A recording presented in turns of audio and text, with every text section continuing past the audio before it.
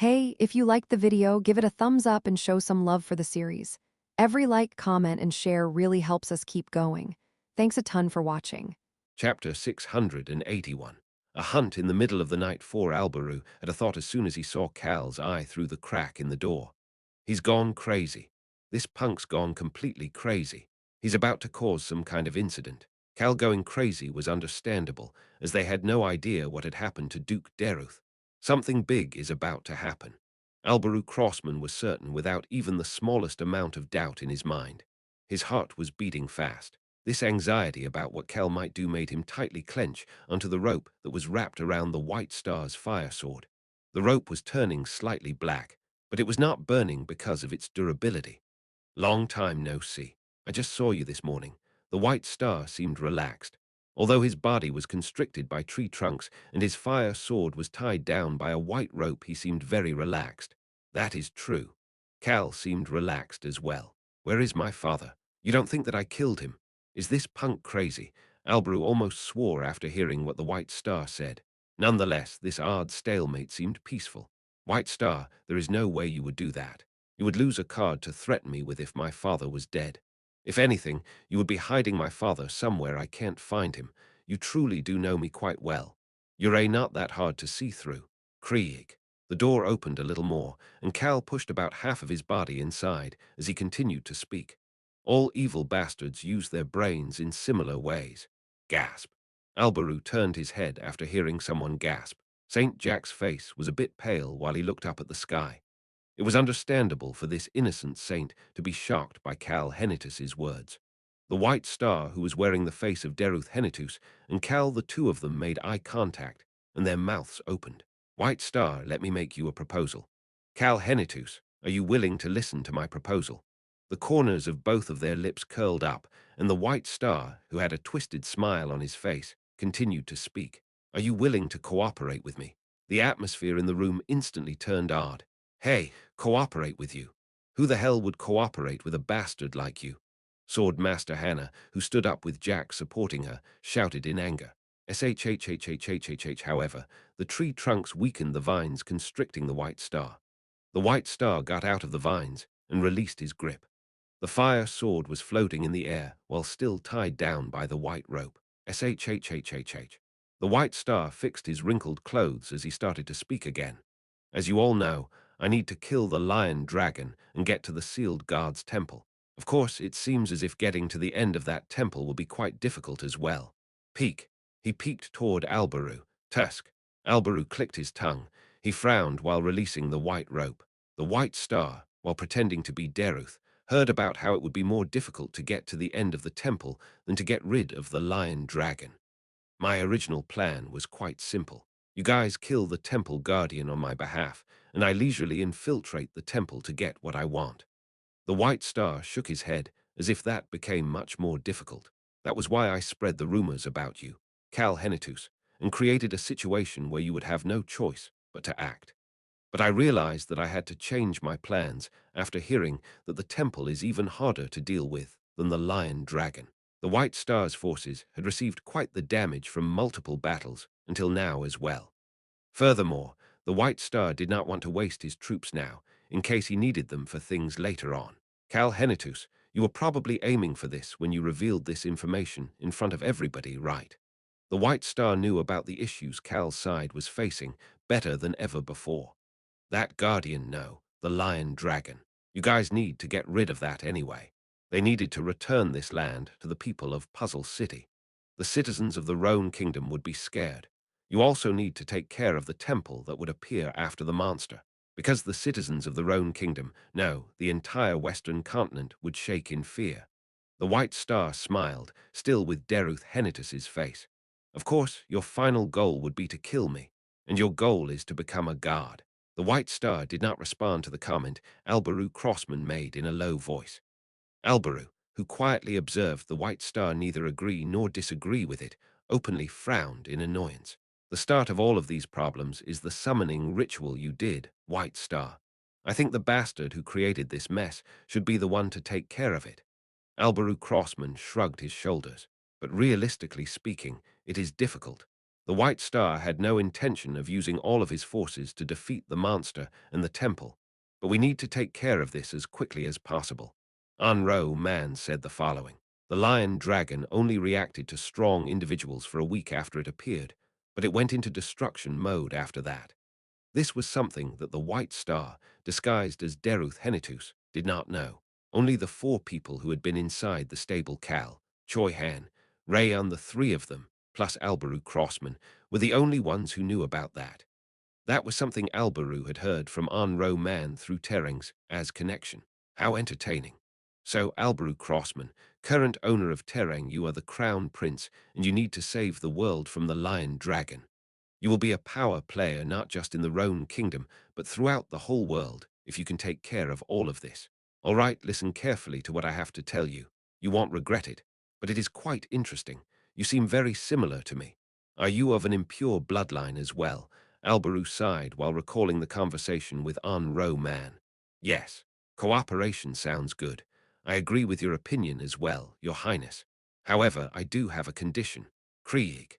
The door opened all the way, and Cal walked into the room alone to stand in front of the White Star. We will put the issue of the temple aside for now, since that is later. The Lion Dragon. I want you to return my father after we cooperate to get rid of that monster. I will not cooperate with you without that condition. The White Star almost sounded as if he was humming before he nodded his head. Fine, that was the plan anyway. Albaru had a thought at that moment. He's still alive. Cal Henitus's father, Duke Deruth Henitus, is still alive. He was also safe. By realizing one thing, he realized something else as well. Then are we cooperating now?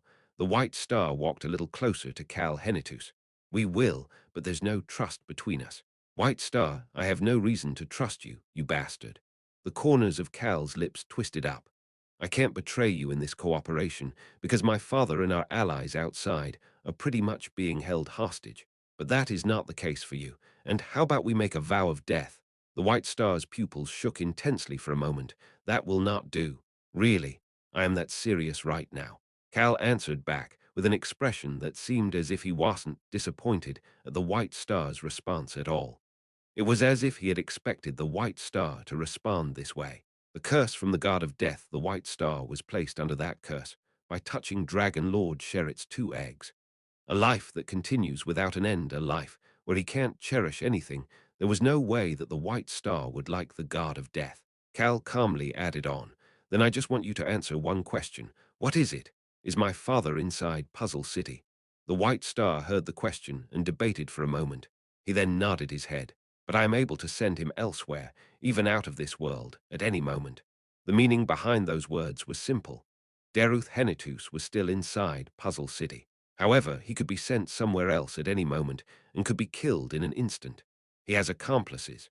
Albaru hypothesized that the White Star had at least one subordinate by his side. No, by where Deruth Henitus was being held captive. The White Star needed to be able to kill Deruth at any moment by giving a command. Albaru looked toward the White Star. He looked calm. I am being honest. Even your dragons would be unable to find him. The White Star did not say anything else. Whether it was the ancient dragon or the black dragon, nobody would be able to find Deruth Henitus. I see. Cal nodded his head and reached his hand out. For the first time and the last time, for just one day, both you and I, neither of us, will point our blades toward each other. The White Star looked toward Cal with an expression that seemed as if he was having a hard time understanding this. I guess your family is really important to you. Dragon Mila just observed the scene with her arms crossed. Saint Jack quietly sighed, while Hannah clenched her eyes closed and released the grip she had on her sword as soon as the White Star mentioned family. Family and allies, those 2 things were enough to understand Cal's actions. The White Star also reached his hand out. This is the first time. This is the first day our blades are not pointed against each other. His hand was slowly heading toward Cal's hand. The White Star was still cautiously observing Cal at that moment. He looked at Cal's sharp gaze and his face that looked calm despite being full of anger. But the moment the 2 of them shook hands, the moment he realized that there was no power or magic in Cal's hand, he was shaking, the White Star smiled. At that instant, it truly is a meaningful day. Cal opened his mouth to speak, and the White Star saw that Cal was smiling just like him. In that moment, the White Star saw it. He saw Cal Henitus's left hand moving, and Cal's right hand, that was shaking his hand, pulled him forward with extreme force. In that short moment of letting his guard down slap, the White Star's head jerked to the left. What the? He could not figure out what was going on for a moment. What is going on? The White Star saw Cal Henitus's foot heading toward his stomach as he had that thought while being pulled forward. Tap! The White Star quickly regained his balance and kicked Cal's foot with his own foot before stepping back. All of it had happened in a few seconds, and it seemed extremely natural. Ha! The White Star couldn't help but scoff. It was blood. He could taste blood in his mouth. He must have unintentionally bitten down on his cheek with his teeth when he was slapped. You hit me! You hit me! His gaze turned back toward Cal. Ah, it's really red. Man, I really am weak. Cal was waving his red palm around while snickering. He then nonchalantly commented after raising his head and making eye contact with the White Star. Doesn't it feel worse to get slapped than to be hit? I slapped you so that you would feel even worse. You son of a beach, he couldn't believe it. The White Star never imagined that he would be slapped in this situation. The Crown Prince, whose pupils were shaking as he had the same thought, was thinking internally. I knew this guy's eyes had gone crazy. I didn't see wrong. Cal nonchalantly commented at the White Star, who was looking back and forth at the blood dripping down his face, and Cal. What's wrong? Is it ducking wrong to slap a terrible bastard? Do you understand the meaning behind your actions?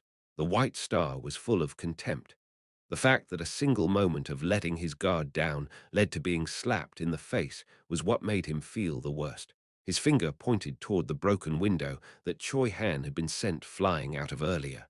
Your allies out there who are willing to put their lives on the line to fight. Duke Deruth, do you want all of them to meet their ends? The moment the White Star releases his powers and Albaru releases his to defend against it, the Lion Dragon would launch an attack toward the Puzzle City Hall. Duke Deruth was hidden away somewhere very secretive. Only the White Star could find him, but Cal dared to do something like this. Ha! PFFFD. Cal chuckled. He nonchalantly commented as if he wasn't worried at all. Who said I wanted all of them to meet their ends? At that moment, Cal pulled a video communication device out of his pocket and dropped it. Clang! The moment the orb shattered, ooong, the City Hall building started shaking. The vibration that seemed to come up from underground quickly spread through the City Hall building and out. The White Star's eyes opened wide. This vibration, he had used something like this once before. The mana disturbance tool. In the desert, the land of death. That is one of the western continent's forbidden regions at the Dubori territory of the Karo Kingdom. The White Star had installed a mana disturbance tool there to make Rayan unable to use his magic as he pleases and to separate Cal and Rayan. That same mana disturbance tool was spreading out from the City Hall building and quickly surrounding all of Puzzle City, following its walls. And inside City Hall, Duchess Violen fixed the 1 or 2 strands of hair that had fallen out and nonchalantly commented, "If the enemies frequently use it, we should make use of it too." It was worth purchasing mass quantities of the ingredients through the Flynn Merchant Guild. And then it is impossible to use teleportation spells in this state of mana disturbance. It would be impossible to teleport Deruth Henitus out of Puzzle City. In addition, they cannot contact each other either. It was impossible for the White Star to order his subordinates to kill Deruth. He would need to personally go over to kill Deruth Henitus. They could not use video communication devices right now. If he personally gave the order, Cal would not miss the subordinates' movements. She looked around at the mages from the territory, activating the tool before turning around. Patriarch Ran. Please call me as usual, madam. I cannot do that. She said that, but still started addressing him informally, as she usually did. She then looked at Ran, who was slightly bowing. The golden top's whip that Cal had asked to give to Ran was in his hand. The wind elementals would let him know. That was what her son had said. Cal had said the following when Choi Han and Rayan had been suspecting Hilsman. Choi Han, inform my father to get it started, and deliver a message to mother. And Rayan, you have my top's whip right. Give it to me. There is someone I need to find. While Choi Han and Rayan were each completing their tasks, Cal, who was left alone, had done something while looking at the video communication devices. It was to give the order to find an extra Hilsman, Deruth, and the Marguru twins. Violen did not know about that, but she asked Ran a question without any hesitation. Thoroughly search and find my husband. How long will it take? Can you bring him here? Can you find him? She didn't ask questions like that. She just wanted an answer with certainty. Ran answered without any hesitation as well. Madam, I made a promise to the young master Nim. I will find him before dawn. Then I guess we just need to maintain the tool until dawn. All video communication had been cut off because of the mana disturbance tool. Actually, there was just one place where it was still possible to use video communication devices. The location of the young dragon, the room Violin had just been in, had a giant magic circle with large quantities of mana roaring inside it. Everywhere other than that room could not use any spells right now. The only thing left in such a situation where they could not contact each other get going was faith that they would each do their part properly. Yes, Mom. The person at the center of that faith, Cal Henitus, was laughing. Ha! On the other hand, the White Star could only scoff in disbelief. Crazy bastard. He changed things up like this. The White Star glared at Cal with a burning gaze. Cal shrugged his shoulders and smiled even bigger. There is an unchanging fact in the world. His voice was calm. Do you know what that is? The unchanging fact. Cal was thinking about the guards, a secret of the world. He shook his head regarding the examples he had just given. It isn't some crap like that. For him, the unchanging fact did not have to do with the crappy guards or some secret of the world. The smile disappeared from Cal's face. His eyes that were burning even stronger than the White Star's eyes flashed. You don't mess with family. You must not mess with my family, with my people. That was an unchanging fact for Cal Henitus. Boom! The ground shook. Back in the plaza, Rosalind, who was with the allies, grabbed her hand that was slightly shaking because of the mana disturbance and subconsciously looked down at the ground. It was not magic. However, it was a power she knew. This power that was shooting up from the ground, she subconsciously opened her mouth. Her shout was full of both joy and realization. Young Master Cal, she raised her voice once more after seeing the location the power was gathering. Back. Everybody, please move back. The space between the allies and the monster, the lion, dragon, the empty area that the allies were just about to charge forward into Krarag, that area started to split. Bararang. The ground shook with a loud noise that sounded like thunder. Huff, duck. Anxious people ducked or grabbed onto their horses and crouched down. They then saw it. That is, they saw rocks shooting up from the cracked ground. Tens, no, hundreds of rocks. People were able to realize who made these rocks shoot up at that moment. Cal Henitus. He was here. He was awake. He would soon stand on this battlefield again. The rocks started to move as they realized that fact. A W wall in the empty area between the allies and the lion, dragon, the rocks and boulders started to pile up. They were creating a giant wall. Tap. Someone landed on top of that wall. Choi Han. Rosalind could see Choi Han look down and smile after hearing her shout. Cal was smiling and saying something to the White Star at that time as well. White Star, it was so much easier to create this barrier with you gathering everyone in one spot. Barrier. A wall created to block against anything trying to get in from the outside. Cal had no intention of giving up on his allies or his father. Now that the sun had set, and night had arrived, a night without magic had started, and a breeze that came in through the window made Cal's red hair flutter, as if it was a fire lighting up the night. Chapter 682. A hunt in the middle of the night. 5. You're out of your damn mind. What is? Cal's voice sounded calm. Sword Master Hannah couldn't help but rub her arm. Her arm was full of goosebumps. I always have this question, but what is the end for this guy? Hannah could see Cal smiling while looking at the barrier being created between the lion dragon and their allies through the window. How many steps in advance was this guy looking at? Where were these thoughts and demeanor coming from despite being just 20 years old? Ha! Hannah looked toward Cal with disbelief. Did you just say, what is? Can you not think straight because of anger? Shara wind slowly gathered around the White Star and wrapped around him. His clothes started to flutter intensely. You're going to take on the lion dragon and me without being able to use any magic. The wind filled the area around them. CHHH, the magic lights had turned off already because of the mana disturbance tool. Now, the candles lighting up the room also went out because of the White Star's breeze. It wasn't completely dark because the sky was still partially orange from the sunset, but darkness was hitting this room quicker than the outside. The White Star laughed as he spoke.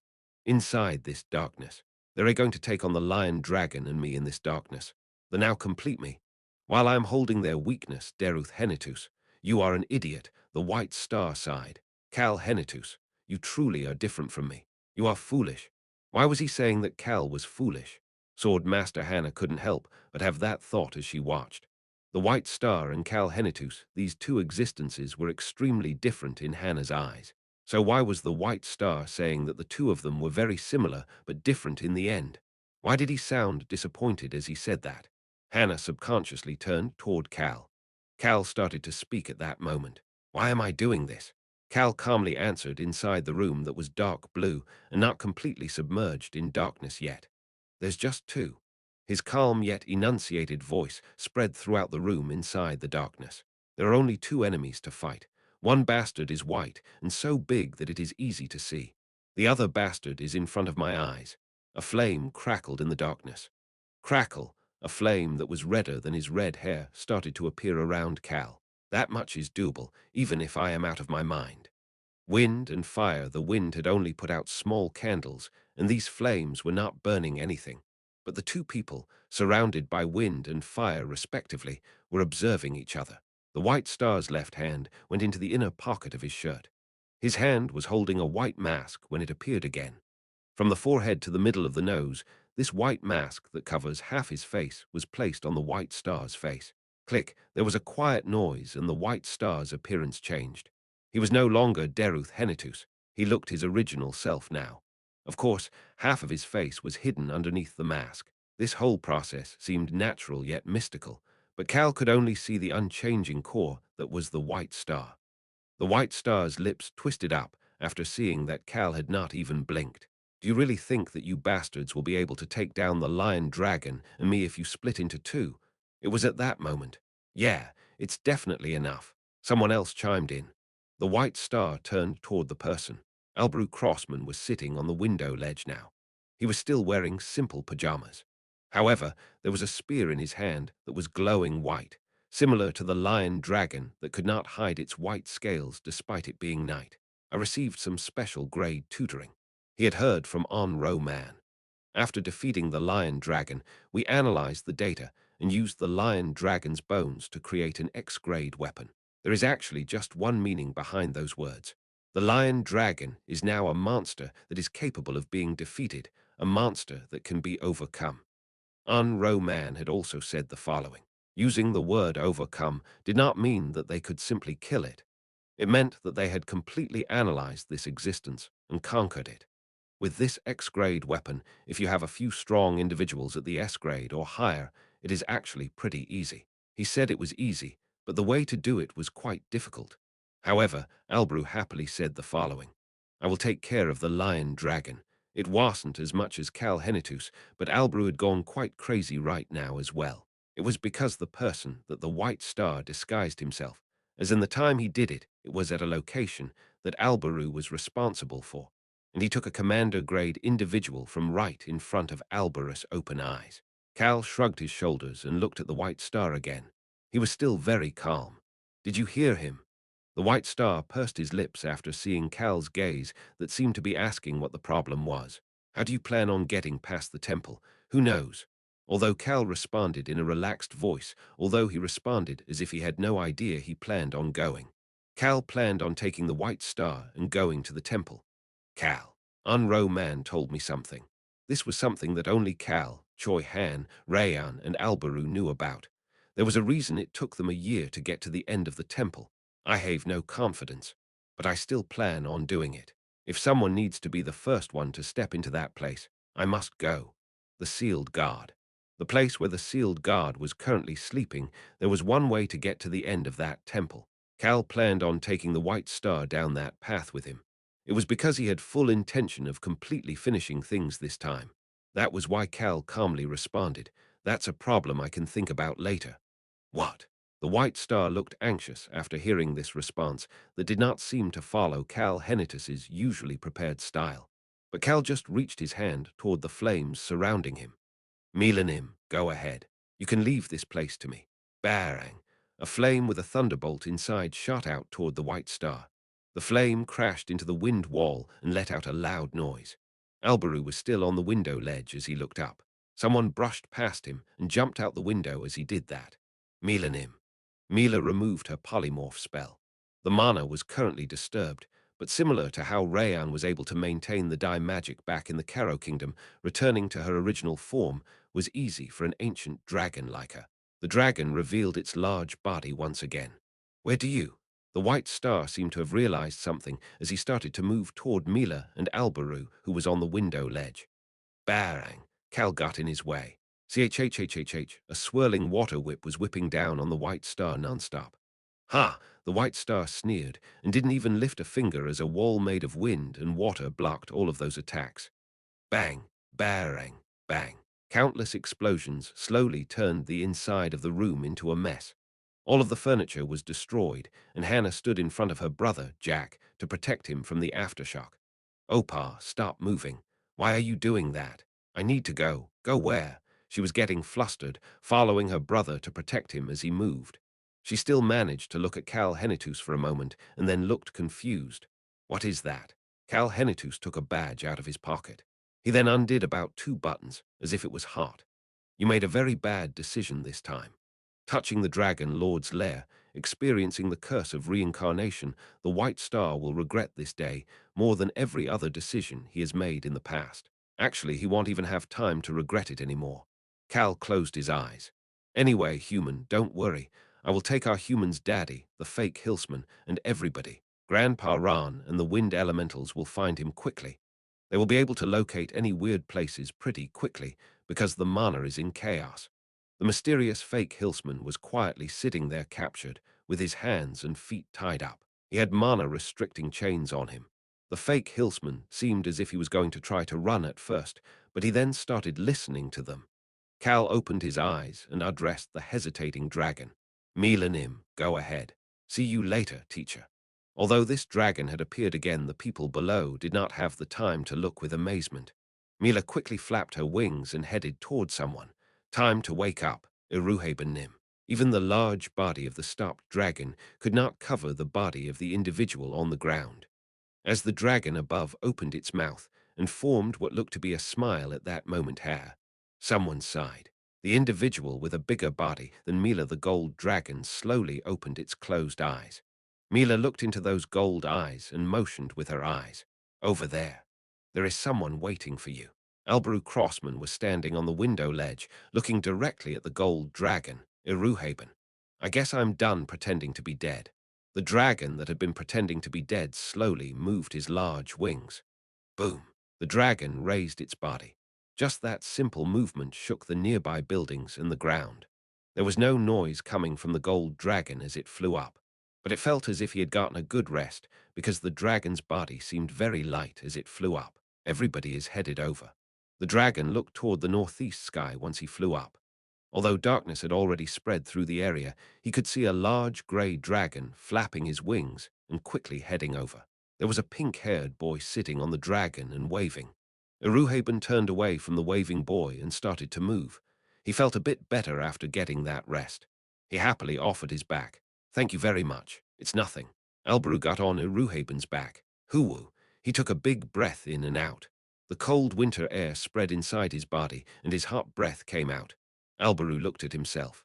He didn't like the fact that he had no shoes and that he was wearing pajamas, but this should be enough. That blonde hair, His Highness, I am sure it is His Highness. Even His Highness is here. For the people who were scared of the magic last night, this should be enough. It should be enough to get rid of their fears. He looked inside the open window before turning away from the red hair swirled in flames. I guess it was waiting for us, Iruhaben Nim. The monster, the lion dragon, that monster was observing Iruhaben, Albaru, and the spear in his hand. Let's go. Iruhaben's body headed toward the monster. His wings flapped as if to slice through the night.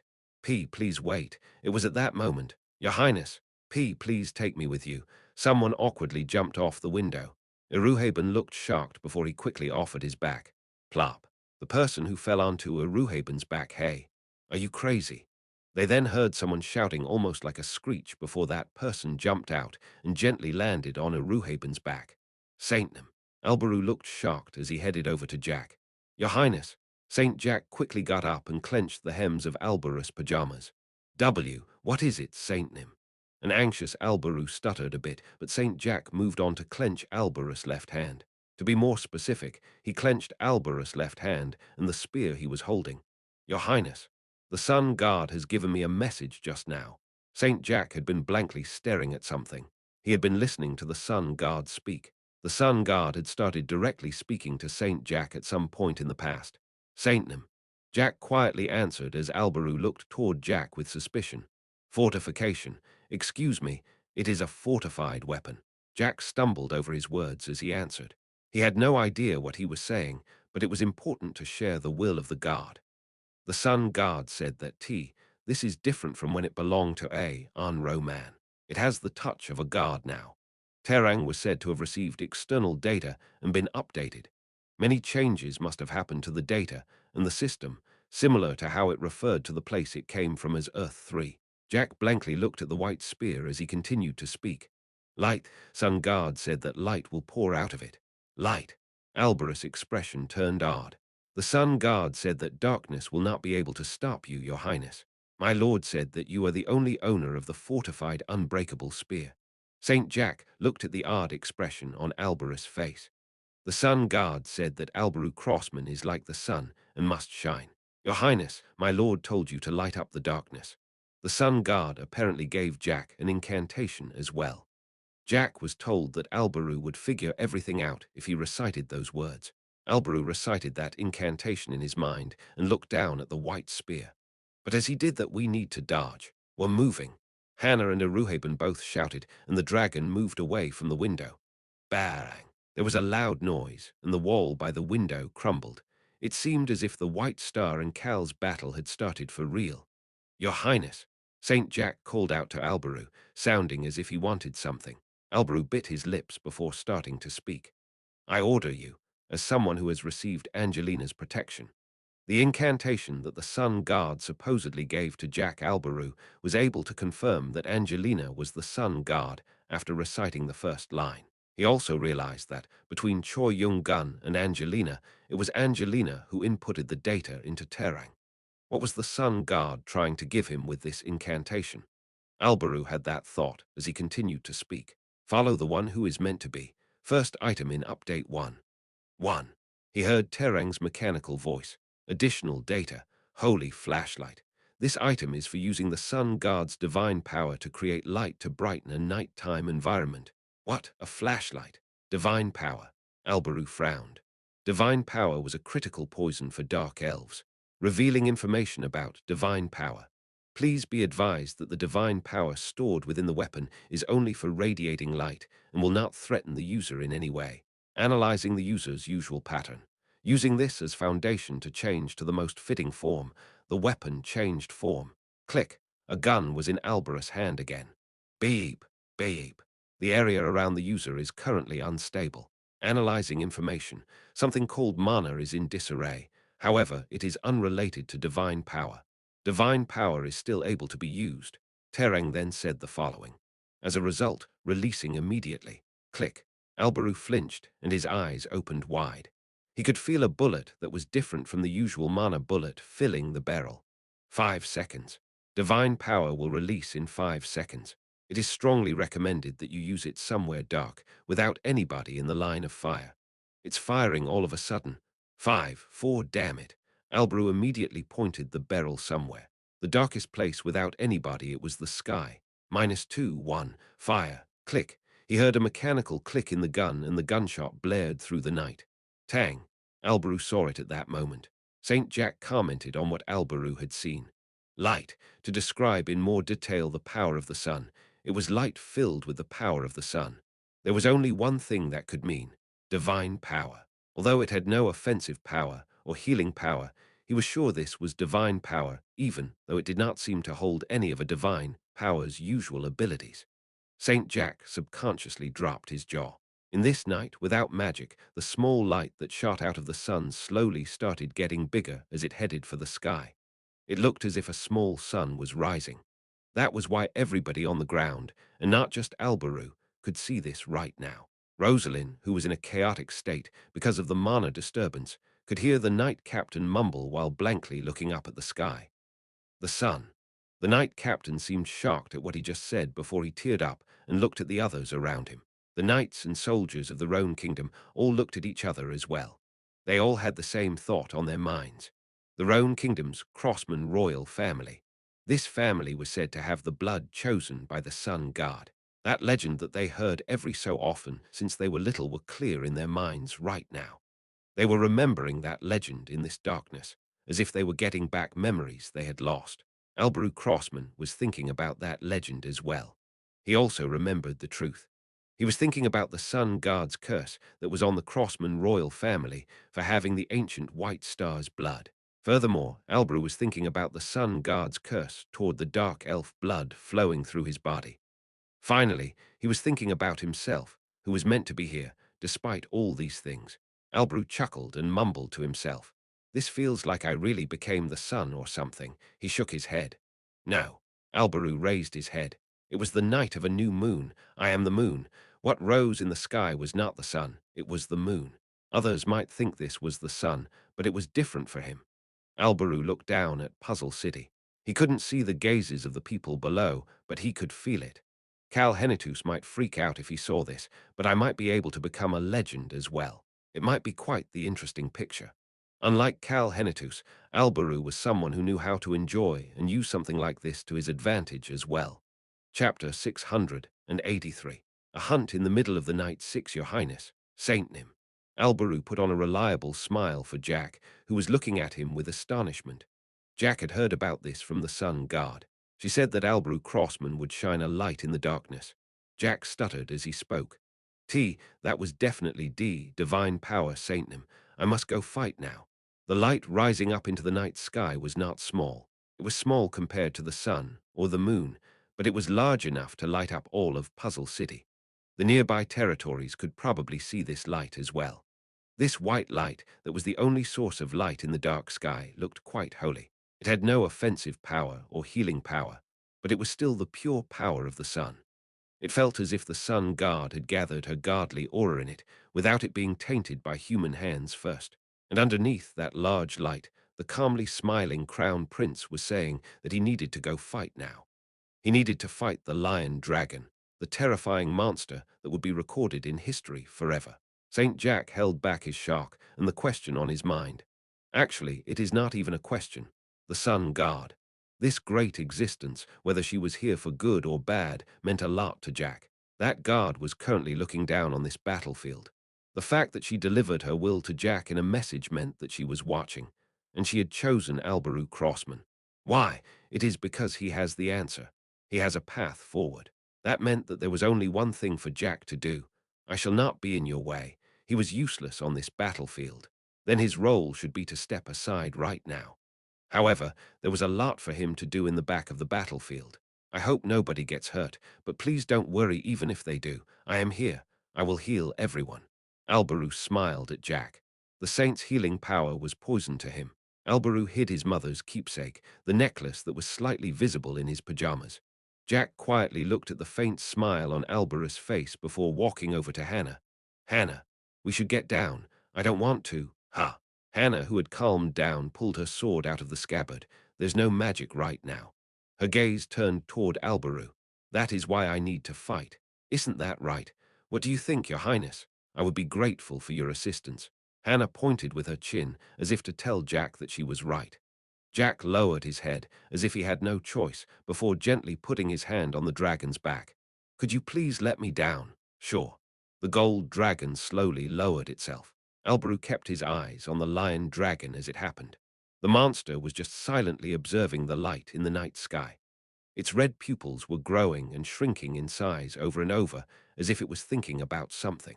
The people underneath scattered, as Iruhaben's body got closer to the ground to move away from the range of the dragon's shadow. Jack looked at Alberu once. Iruhaben was close enough to the ground that even he could safely jump off. I believe I will receive a lot of questions. People would definitely ask Jack a lot of things once he got down. Please just tell them exactly what you saw. Jack could feel it in the Crown Prince's response. This person is not planning on dodging the issue.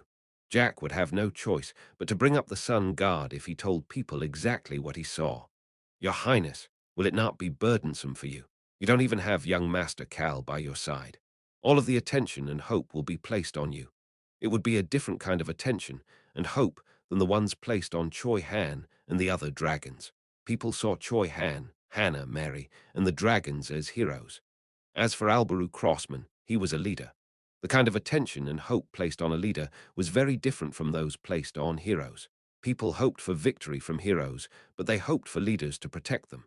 Young Master Cal is both a hero and a leader. In Jack's eyes, Albaru Crossman was someone who personally wanted to be a leader and not a hero. That was why Albaru responded, as Jack had expected, to his question about it being burdensome. This is my job. I see. Jack did not ask any more questions to hold back someone who was heading out to battle. I'll help you. I will come right back. Hannah put Jack over her shoulders and jumped off Iruhaben's back. Albaru watched them for a moment before turning away without any hesitation. The lion dragon was looking at Iruhaben and him. Let's go. Yes, Iruhaben Nim. The crown prince headed back up to their battlefield with the gold dragon, Iruhaben. The people watching them quickly rushed over to Saint Jack once Hannah landed on the ground. Saint Nim, what is going on right now? The first to approach them was Crown Prince Valentino of the Caro Kingdom. His eyes looked quite chaotic as he looked at Puzzle City that was suffering from mana disturbance, and the light in the sky. The light that Albaru shot into the sky was floating there without disappearing. It was like a lamp. Saint Nim, did young Master Cal wake up? I must hear what is going on as well. The ones to ask those questions were Queen Litana of the Jungle and Commander Tunka of the Whipper Kingdom. Saint Jack closed his eyes for a moment. I am leaving. Hannah gave a short goodbye and headed toward Necromancer Mary. Jack, who was left alone with the crowd of people, opened his eyes and started speaking. His firm voice flowed out. The White Star had been disguised as Duke Deruth. Excuse me. What? Silence filled the area at this unexpected proclamation. Great chaos had a tendency to take away words. Then, as someone struggled to say something, Rosalind pushed past the crowd and approached Saint Jack. The knight captain of the Roan Kingdom's royal guards was behind her. Then the White Star must have tricked people to fight against the monster. Is young Master Cal currently fighting against the White Star? Was he the one who activated the mana disturbance tool as well?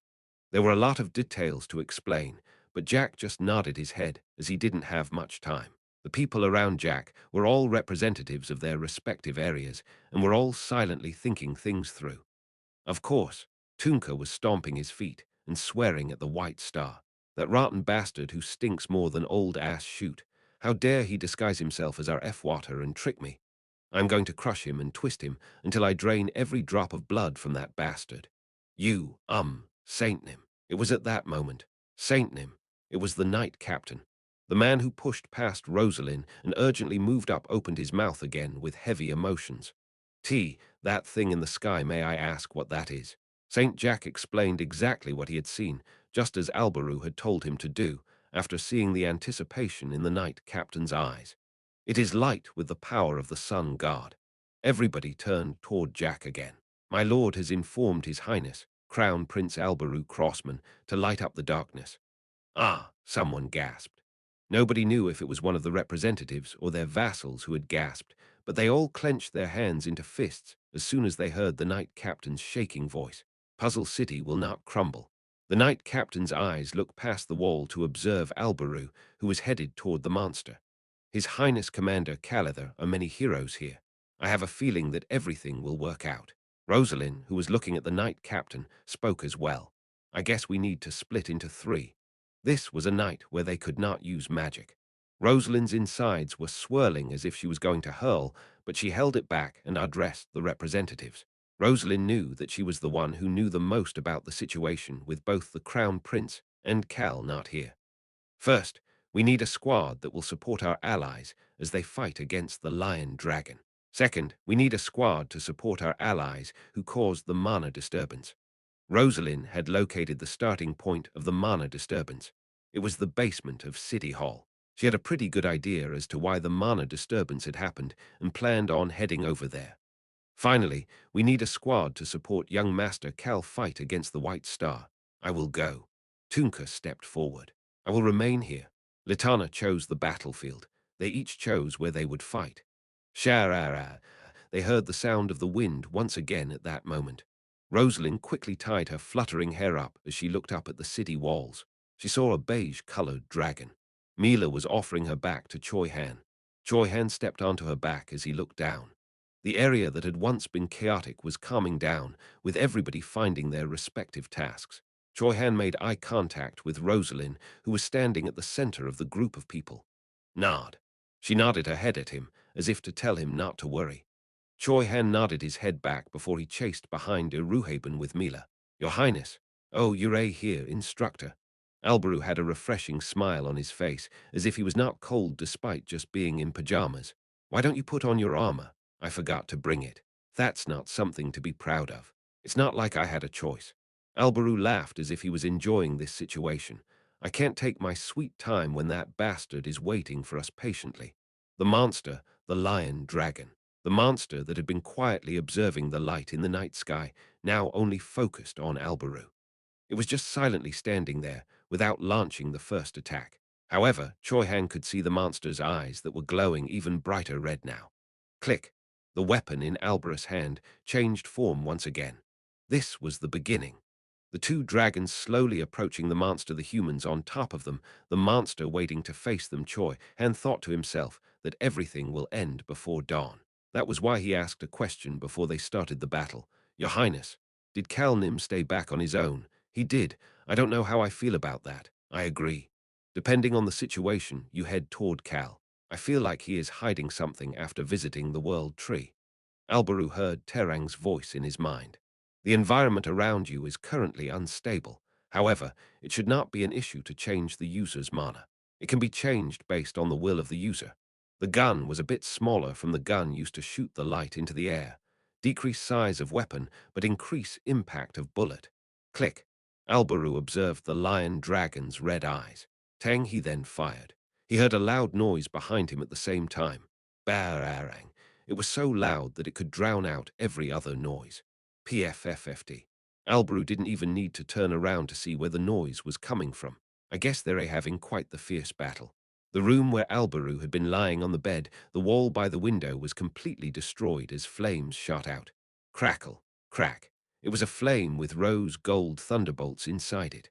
Ha ha ha. The white star laughed in disbelief while looking at the flame. You're charging at me like there is no tomorrow. The white star had to raise his arm as soon as he said that. Bang! His fire sword slammed against a spear. It was a spear with swirling water. Cal swung that spear in his hand toward the white star again. There was no stopping. Bang, barang, whirlwinds gathered at the tips of his feet at the same time. Cal kicked his foot toward the white star's leg as soon as their weapons clashed. Barang, the whirlwind and wind wall crashed into each other and lost their forms. The white star frowned. A war of attrition like this is not good for you. Cal didn't even pretend to listen and moved his left hand. The seeds that Alberu had planted on the door, the seeds grew again, and vines shot out toward the white star once more. Cal then stabbed the spear toward the white star as well. Wood, wind, fire, and water. Cal was changing attributes and attacking the white star without any care in the world. Cal knew that using them at the same time would be burdensome on his body, so he would switch between them very quickly without even thinking about the small injuries he was getting. Barang, as for the white star, he was blocking every attack. These weak attacks cannot hurt or kill me. You should know that as well, Cal Henitus. The white star touched a part of his red cheek that was not covered by the mask and mumbled. Cal stopped attacking for a moment to speak. I have nothing else to say to you. The white star nodded his head as well. That's right. We have no need to chat anymore. One of us will need to meet our demise. Yes, that is all there is to it. The white star slowly raised his head. He looked at the ceiling of the room. Fighting like this is extremely small scale for you and me. We are people who control nature. This room is very small. The white star believed that Cal Henitus planned to keep him tied down here. I suppose my going out would cause chaos in the battle against the lion dragon. However, but you should know already, keeping me in here does not mean that I cannot attack outside. The night sky, they heard some noises in the darkness that was only lit up by the light shining down on Puzzle City. Ruyumble, it was the sound of thunderbolts. This was the white star's sky attribute ancient power. The thunderbolts were much louder than the noises they had heard in the past when he had used this power. The night sky rumbled as if there would be a tsunami. This was the true power of the White Star now that he had achieved balance and did not need to hold himself back. I can easily destroy this playing field if I want the White Star suddenly stop talking. Normally, Cal Henitus would normally charge forward to stop the White Star from using his sky power or cast his shield to protect people. But it was different this time. Cal Henitus had said that there was nothing else to say to the White Star. He took out a badge and was putting it on his clothes. He wasn't even looking at the White Star and seemed to be mumbling to himself. Man, it hasn't even been that long. Cal truly seemed very angry. The real Cal Henitus.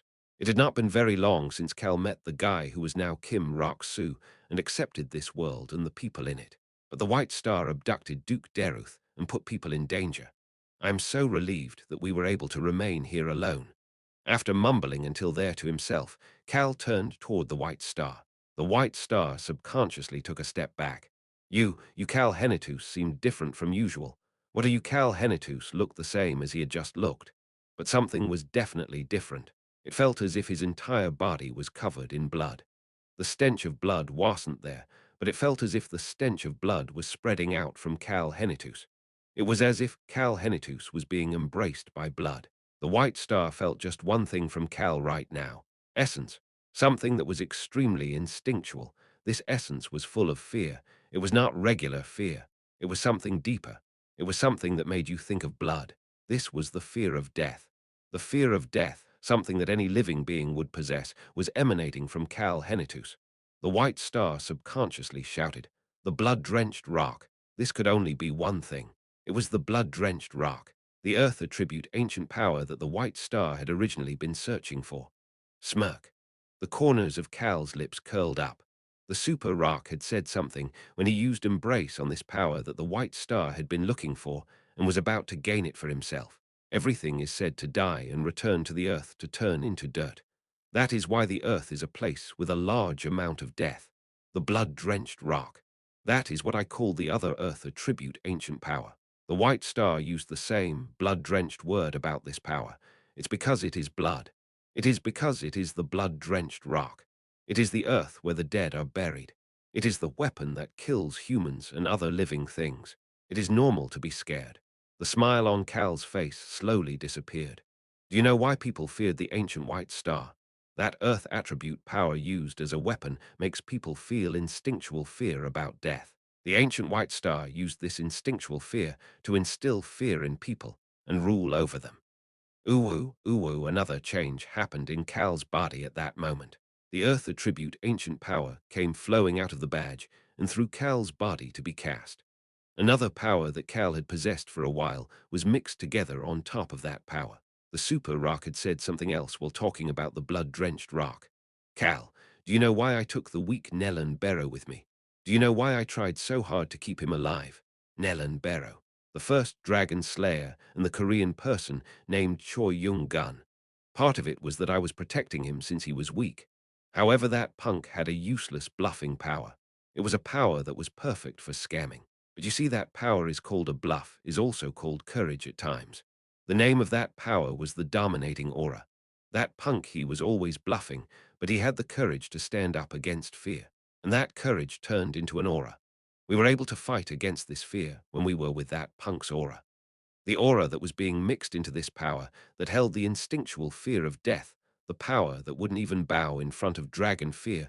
It had the demeanor and features of a ruler. The ancient times. The two powers that were able to stand up against each other knew how each other worked so well that their mixture continued to grow in size. Although the two of them were just a simple aura and an invisible fear, this combination held a power that seemed impossible to fathom its limits. Roo-wumble, they heard the roars of the sky from outside the room. But that sound didn't seem like much in this area. Just one person, only Cal's voice, as he spoke with no emotions visible on his face, dominated this area. Let's get started. Boom. The moment Cal stomped his foot, the room that they were in, the place they were standing, started to get surrounded by red dirt. A domain completely dominated by Cal was being created. Chapter 684. Promise 1. His whole body got the chills, as if a bucket of cold water had been poured all over him. Ancient dragon, Iruhaben looked away from the enemy in front of him and looked elsewhere. It felt as if the darkness we call night absorbed all noise. Everybody suddenly stopped moving after feeling something. They all turned toward one place. Well, what the hell? Albaru Crossman's eyes were observing the room with the bed he had been lying on until not too long ago. The wall that had crumbled from an explosion was being covered by something red. Dirt. The mud covering the rubble was oddly red. It was not red like clay. It looked as if fresh blood was mixing in with dry blood. It was that kind of eerie red in color. Something peculiar was flowing out of that red wall as well. What was this thing? Albaru soon found the answer. Fear, or maybe terror. No, was it dignity? It was not a large amount of mana, a vicious aura, or even an explosive power. But this abstract power was flowing out of the red wall, forcing all of Albarus' senses to focus on it. He couldn't even think about that monster, the lion dragon, for a moment. Drip. A drop of sweat dripped down from his forehead. He was scared of that place. An image popped up in front of his eyes, as if it was an illusion. Mother. When his mother had been about to die now, while she was dying, he recalled the moment he had to face that unavoidable disaster.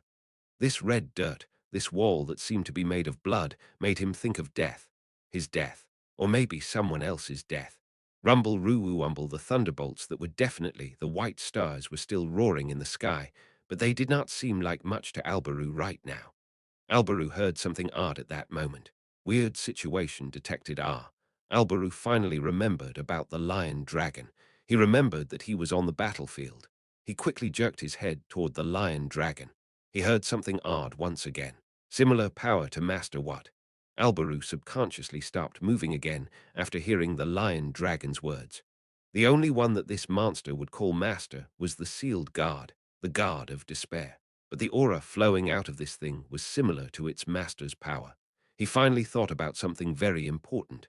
Did something happen to Cal Henitus? The Cal Henitus he knew was not someone who gave off an aura like this or had a power like this. The White Star or the Sealed Guard, this power seemed more suitable for one of those two individuals. No, the White Star. There was no way that this kind of aura would emanate from a crazy bastard like that. This was not simple malice nor madness.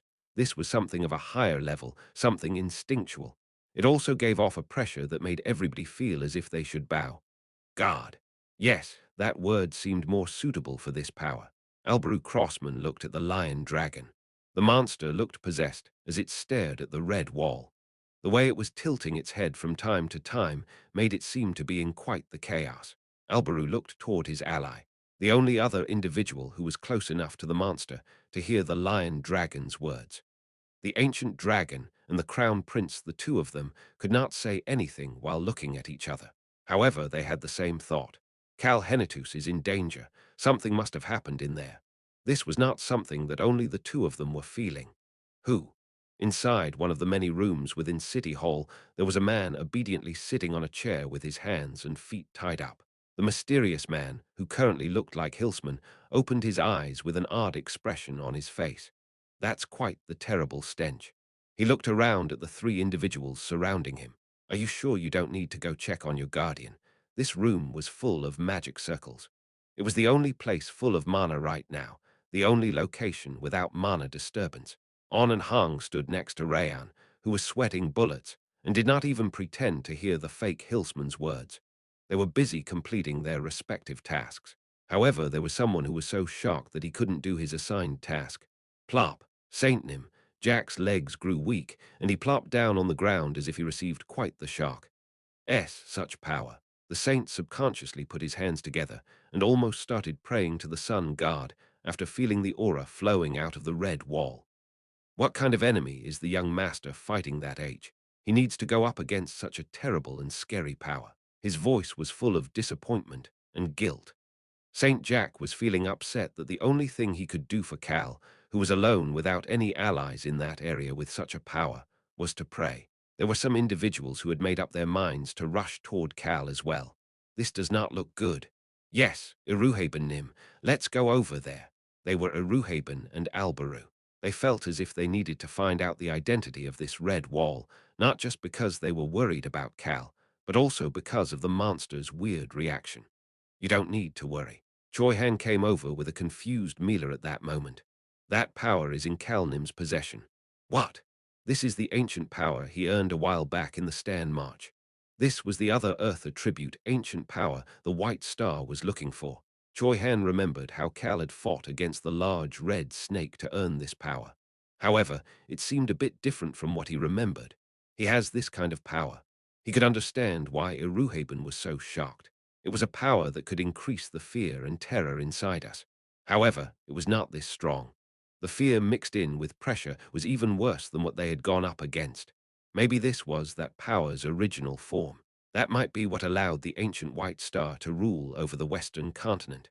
I believe that Kalnim using the power properly revealed its true abilities. They were all silent for a moment. If Cal was the one who used this power, that meant that at least it wasn't the White Star or the Sealed Guard doing this. A power that could cause so much fear like this should help Cal achieve victory. But they were still worried. Can that unlucky bastard control such a power? Mila was thinking about the same thing. Since they had long enough to feel that death was near, they couldn't help but to have that thought. I think everything will be okay. Choi Han's quiet voice echoed through the night sky. His gaze was headed toward the window of the only room that was not affected by the mana disturbance right now. He couldn't see inside because the curtains were shut, but a certain someone inside that room had delivered a message via magic not too long ago. Rayan told me something. As Cal ran off after realizing that the White Star was pretending to be Deruth Henitus, he made a promise to Rayan before he left. He said that he will capture the White Star without getting hurt. Kalnim promised that to Rayan, so I don't think we need to worry. Albrew pointed the barrel of his gun toward the monster after hearing that. Boom! The monster suddenly moved, and tang! A bullet shot out of the gun at the same time. The monster is trying to head over to where our dancing is fighting. Alberu listened to Terang's voice in his mind as he calmly informed the others. The area around the user is currently unstable. However, direct contact with user has significantly reduced the impact of the environment. Confirmed that mana is able to change form. There should be no problem shooting bullets. New data has been analyzed with information from On-Ro Man. The Lion Dragon Raid. Will you utilize version 1? 2. Why don't we easily take down this monster first? Alberu spun the gun in his hand instead of responding. Your actions have been accepted as confirmation. Click, click. The weapon changed. A white spear that was taller than Alberu revealed its magnificent appearance. Choi Han was in front of him with his black yang summoned and slashed his sword toward the lion dragon's supposedly unbreakable shield. Barang, the hunt for the lion dragon started with a loud bang. Choi Han stepped onto the lion dragon's shield and mumbled to himself. I don't feel it anymore. That fearsome pressure that came flowing out of the red wall, he could not feel that aura anymore. The people who were sensitive to auras noticed this and realized something.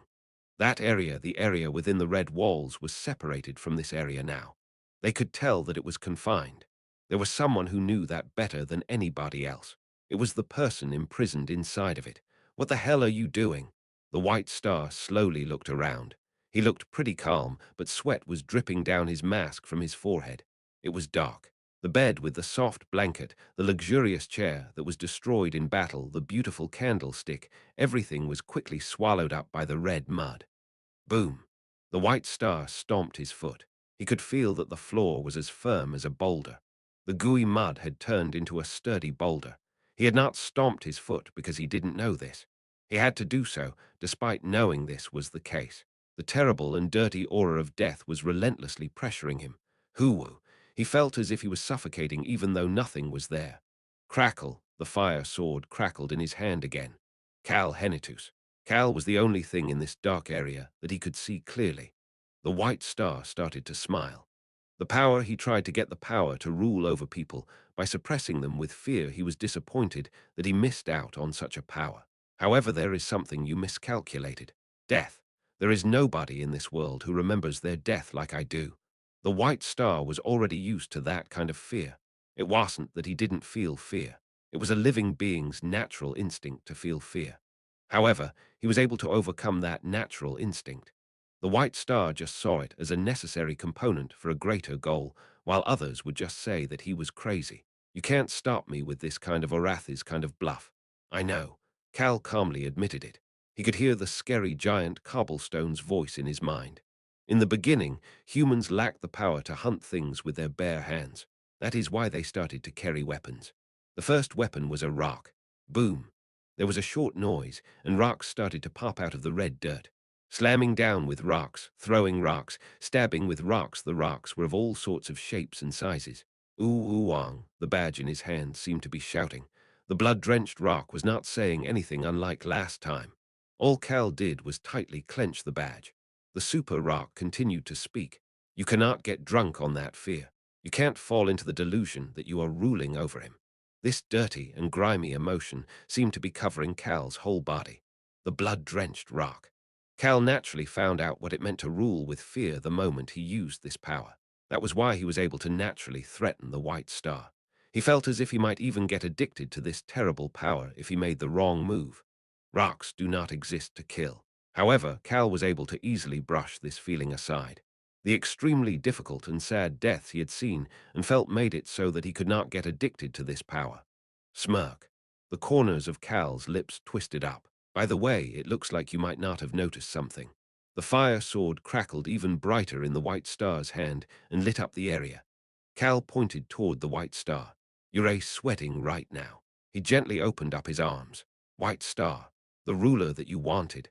Yeah, the person who can release an aura that goes beyond human limits. That person is actually me and not you, it seems. Cal's eyes curled up as if he found this to be quite amusing. All right, feel free to attack me. Who knows? You might be able to get this power if you kill me. Cal then stomped his foot. Boom. The rocks floating in the air all charged toward the White Star. You think these puny rocks? He swung his fire sword as if to melt away the rocks. However, the White Star could see Cal smiling and walking toward him. Swoosh, Cal quickly moved forward with whirlwinds at the tips of his feet. The rocks did not get in Cal's way as they attacked the White Star as if they were hail. The White Star did not succumb to the attacks. I just need to destroy this area. His clothes fluttered as his other powers roared. Wind, fire, water, all sorts of powers mixed together and grew in size. This power felt as if it would send this entire area flying. Cal was still smiling. Yes, try everything you can try. He was thinking about the person who taught him so many things. I have such a big heart that I can embrace anything. Lee Hyuk had said the following about embrace. I'll be honest with you. I gave it the name embrace, but I'm only telling you, okay?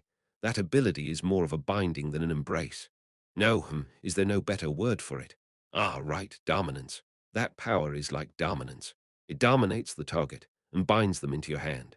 A long time after Cal, as Kim Rok-soo, had heard about how to use Embrace from Lee Hyuk, Kim Rok-soo had asked Lee Hyuk a question about it. Team leader, if Embrace can embrace both tangible items and intangible powers, isn't it pretty much an omnipotent power if you can store anything and everything wherever you want? Rok-soo, Kim Rok-soo.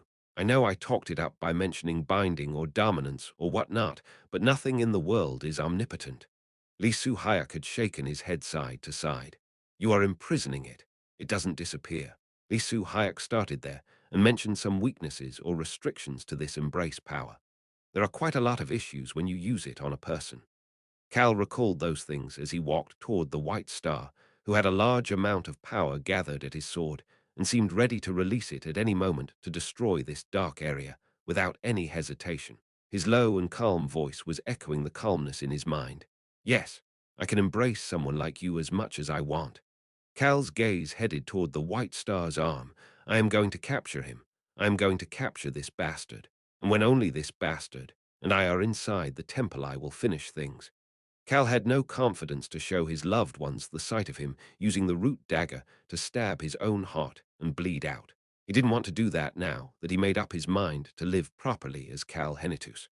That was why, instead of a time like this, where all gazes were focused on him while they were taking care of the temple after defeating the lion dragon, Cal planned to quietly take care of things while he was alone. Cal pulled out whatever he could grab inside his pocket.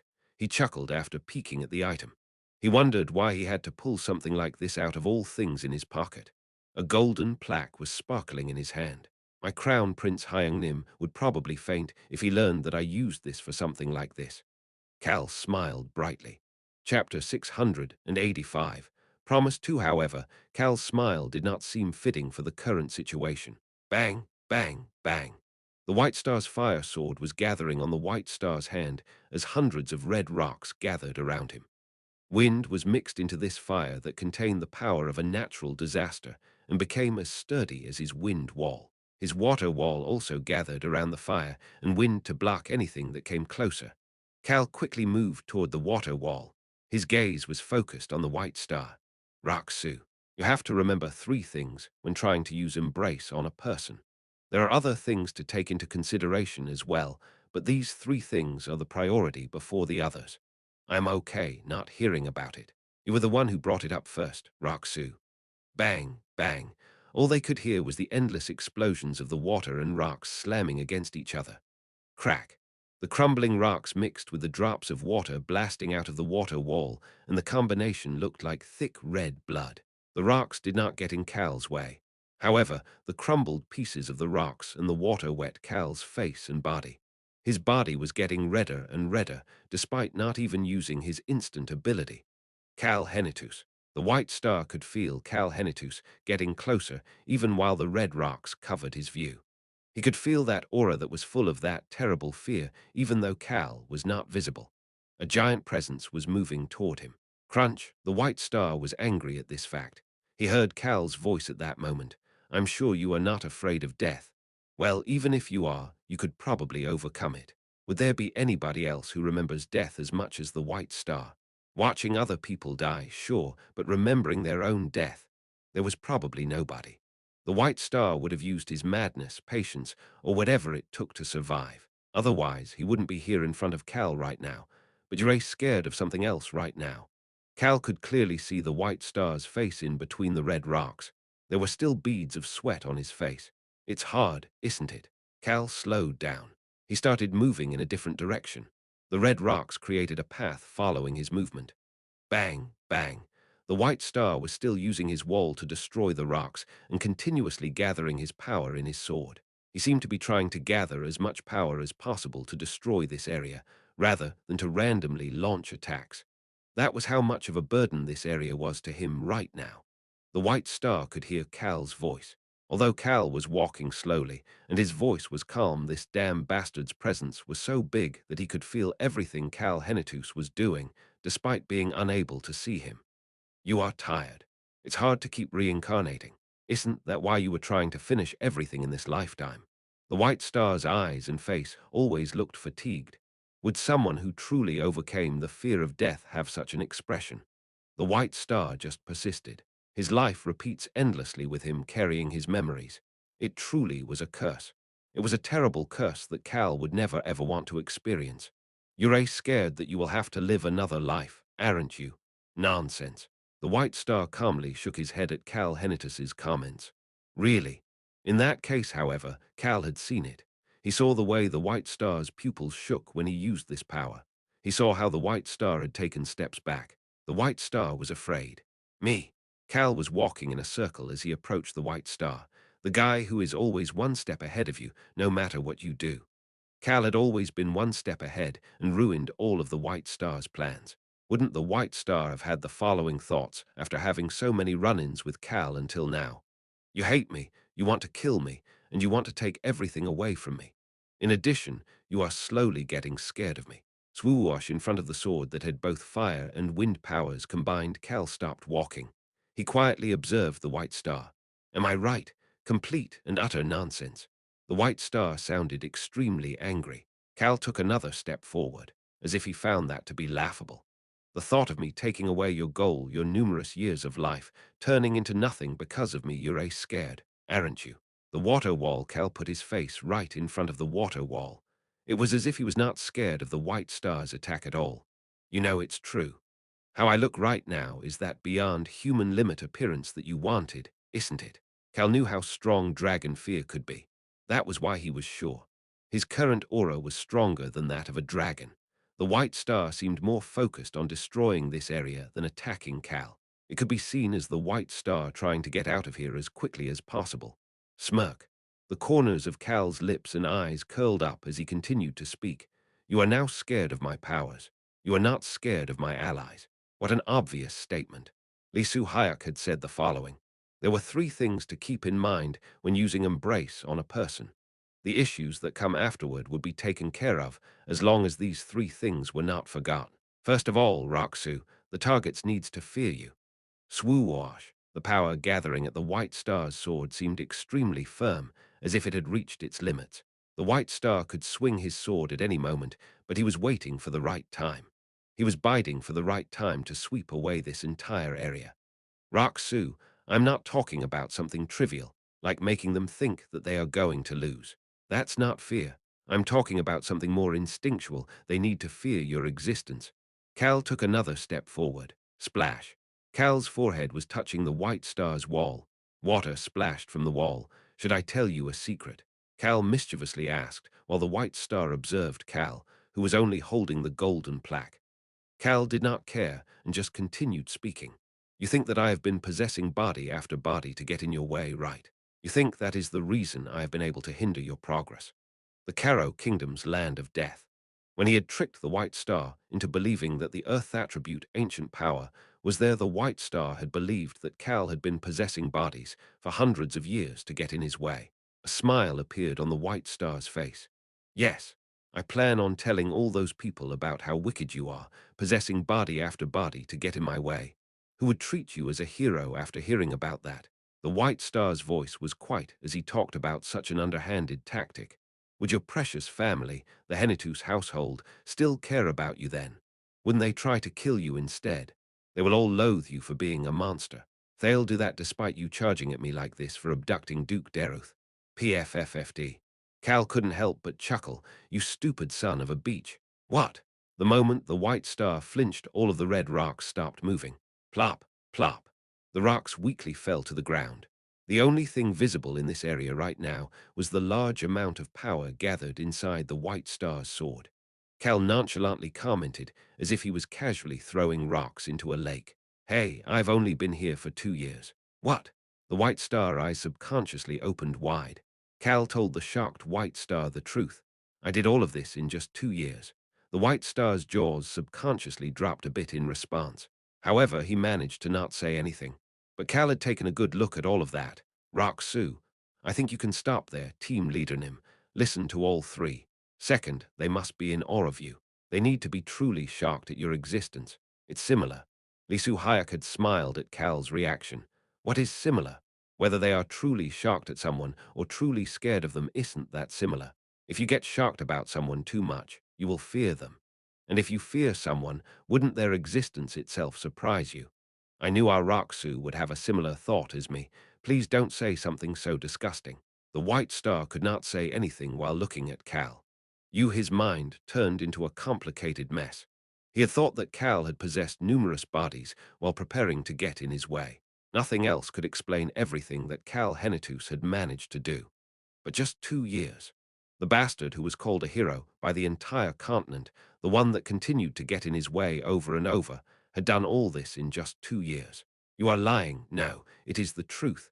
Cal's face was calm and did not show any signs of lying. He just stood there while releasing that chilling aura. It was as if he was an unmatched overlord. Fire swirled in the White Star's eyes. Unbelievable. He became a hero and gained everything after possessing this body for just 2 years. If that was the case, if Cal was telling the truth, wouldn't it be as if the entire world was helping Cal Henitus? Impossible. The White Star shouted with such wrath that it felt as if he would shoot fire. The beads of sweat on his face and his hesitation all disappeared. He was showing quite a lot of power while Cal Henitus was just standing there. The two of them were current in an area dominated by Cal Henitus. Those facts were unbearable for the White Star. He started moving his sword without any hesitation. It was as if he was trying to get rid of Cal and this area immediately. The large amount of power gathered in the sword roared as he moved it. He heard a gentle voice at that moment. You are frightened. The White Star could see Cal Henitus, who was standing there with a gentle smile on his face. Nothing else needed to be said. Chhhhhhhh, the water wall disappeared. The White Star tightened his grip on his sword and swung it toward Cal Henitus. There were only a few steps between them anyway. Cal did not use any of his ancient powers even at that moment. He just focused. Raksu, the last thing, this is the most important. You must remember this. The unique coldness of the golden plaque could be felt in Cal's palm. When the storage location is destroyed and the embraced person is released, or you choose to release that person, Cal slowly closed his eyes before opening them back. He recalled Lee Soo-hyuk's stern expression before it disappeared. Embrace was not omnipotent. If whatever was used to embrace the person or item was destroyed, embrace would be cancelled. There were also times that the caster released the embraced target as well. That was what Cal planned to do with the fake world tree eventually. Lee Soo-hyuk had warned Cal about the moment the caster would release the embraced target. The released enemy will be waiting for you. Cal slowly moved his hand. CHHHHHHHHHHHHH, the sword that was full of natural disasters was not very big. It was just slightly longer than a regular sword. Cal's clothes and hair fluttered from the gust of wind caused by the sword. The tip of that sword was directed right at Cal. The enemy would be waiting for him once Embrace was released. They would have finished all preparations about how to kill you. They would be just waiting for the moment to kill you. Because of that, if you consider your own safety, because Embrace might be released at a moment out of your control, it is better to kill or maim the enemy so that they cannot attack you again than to embrace them. Cal looked forward. Cal Henitus, the White Star, had already swung his sword. The White Star was suspicious about the fact that Cal had not done anything, but it was too late to pull his sword back. Reep. Cal ripped a button from his shirt. Cal's hand met the White Star's sword. However, the White Star did not hear any explosion. This. His sword that was full of so much power, his sword that was a combined force of his vicious wind and fire that had the power of natural disasters in it, his sword that had compressed both powers to the point that they were amplifying each other, that explosive power was being sucked in. It was just silently disappearing.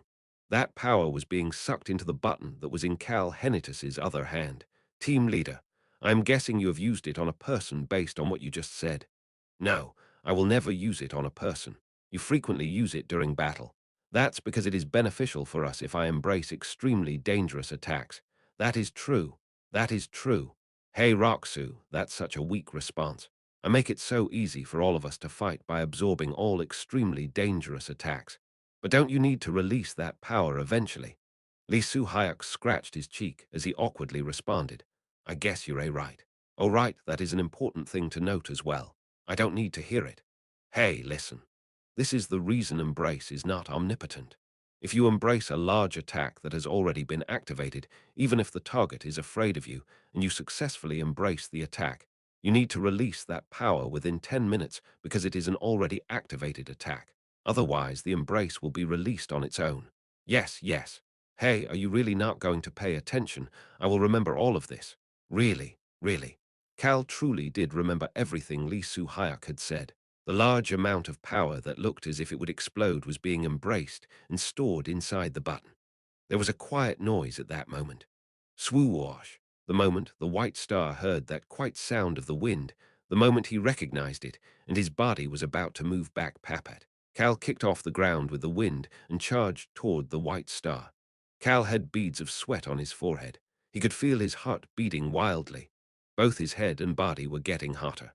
It was probably because he was trying to use Embrace 2 times in a row. Cal's sleeve touched the fire sword and started to burn. However, that fire was all sucked into the button.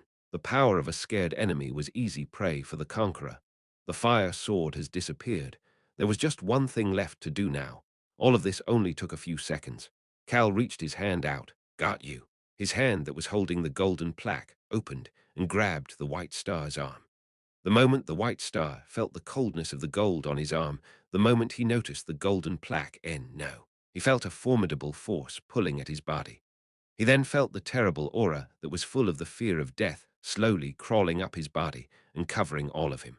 The White Star could see Cal Henitus looking at him and speaking in a gentle voice. Cal Barrow, come with me. Cal addressed the White Star with his name from quite a long time ago. The White Star's arm was being sucked into the golden plaque. Cal smiled gently while looking at the White Star, who looked scared because of Cal's existence. Chapter 686, Promise 3 Duck. The White Star could not stop the power that was pulling him in. How could a power like this exist? It seemed to be some kind of power that stored or sealed something in a designated spot. The White Star was not shocked at the power itself. This is not magic. This power was not a magic spell. It obviously wasn't aura either, but it also wasn't an ancient power. He had never felt a power like this before. After living numerous lives, the White Star was sensing a power like this for the first time. It was as if it didn't exist in this world before. Hold on. It didn't exist in this world. The White Star recalled the scene he saw thanks to Bear King Seru, of a bloodied Cal moving to the sculptures and destroying them as if he had transcended time. That had not seemed like an ancient power either. 2 years. Cal Henitus had said that he had done all of these things in just 2 years. Then who was Cal Henitus before he possessed this body? Where had he come from? The aura with the fear of death was surrounding the White Star's entire body, but he was feeling a different kind of fear. An alarm went off in his mind. The divine world, the demon world. No, Cal Henitus was different from those existences. Then there was only one answer, a different dimension. He looked at Cal Henitus's response to his hypothesis. Over half of the White Star's arm had already been sucked in. Cal walked forward to close the gap. Now that everything up to the White Star's shoulder was being sucked in, raised his hand and whispered, "You finally figured it out." Cal's eyes moved at that moment. The White Star's other arm that had not been sucked in, yet a fire sword appeared in that hand once again. What Cal had stored in the button was the released power of the wind-fire mixture. It was not the White Star's ability itself. The fire sword was swung again immediately. The White Star's gaze was still focused on Cal. Bang! There was another loud explosion. My, Cal quietly spoke. "I can't let you do that." Ah! The White Star lowered his gaze. The fire sword had not aimed for Cal. It had aimed for the White Star's own arm. His arm was being sucked into the golden plaque. The White Star had planned on cutting it off. Oolong, however, a silver shield was surrounding that arm. "Look, there's actually a time where I protect you." Cal had protected the White Star's arm. Duck! The White Star could not hide his raging emotions. Too many things that destroyed his mind were happening all at once. Cal focused on his heart. Boom! Boom! His beating heart pushed forth power into a certain location even stronger. It was his hand that was holding the golden plaque. Ooh-wang. The golden plaque roared, and the White Star had to push off with his leg and pull his body back. Shoot! However, he could not move back. Tap! He felt something cold on his back. The rock wall that was as red as blood was surrounding him. "This is my domain." Cal slowly said that as he reached his hand toward the White Star, whose clothes were drenched with sweat. Tap, tap. He patted the White Star on the shoulder with a hand that was not holding the golden plaque. "I will take you to the temple." "Isn't that what you wanted?" The hand holding the golden plaque then ruthlessly reached toward the White Star. The White Star's body continued to get sucked into the golden plaque. "Cal Henitus."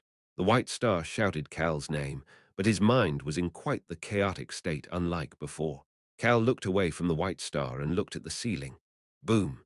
Cal became certain after his heart beat wildly once more. "See you later." Cal grabbed the wrist of his hand that was holding the golden plaque with his other hand. Ah! The White Star screamed, and both of Cal's hands started shaking intensely. Who? Cold sweat instantly appeared on his back and wet his body. Both of his arms started shaking as well. However, Cal did not decrease the amount of strength in the hand holding the golden plaque. Squeeze. He tightened his grip on the golden plaque and focused his gaze on the White Star. Gia-ra-ra-ra-ra. The two of them made eye contact. The White Star and Cal, the two of them observed each other, and that was it. The White Star did not exist there any longer. Ah, tang! Cal subconsciously released his grip. The golden plaque fell to the floor and settled on the ground as if nothing had happened. Cal looked down at the hand that had been holding the golden plaque. This is bad. His palm was cracked all over and was bleeding. It really is different. The fake world tree, the sculptures, the blood-drenched rock embracing the White Star was different from every other time he had used embrace. The fake world tree was alive as well, but it must be different from the White Star as it was embraced easily without any problems. Embracing people really is different. The difference between using embrace on humans versus other beings or things was very clear. "Cal, are you okay?" The scary giant cobblestone that had been quiet cautiously asked. Cal's skin was red as if he had been burnt, and the blood pouring out of the cracks in his skin seemed quite painful. "If this is the only injury I got, then I call this a win." Cal confidently responded before casually continuing to speak. But I think there is a big issue. What? The super rock became anxious after hearing Hal say that there was a big issue. Is it because of your promise to that young dragon? Is it because you hurt your palm? That is a problem too. Cal seemed extremely relaxed and chill for someone who was saying that there was a big issue.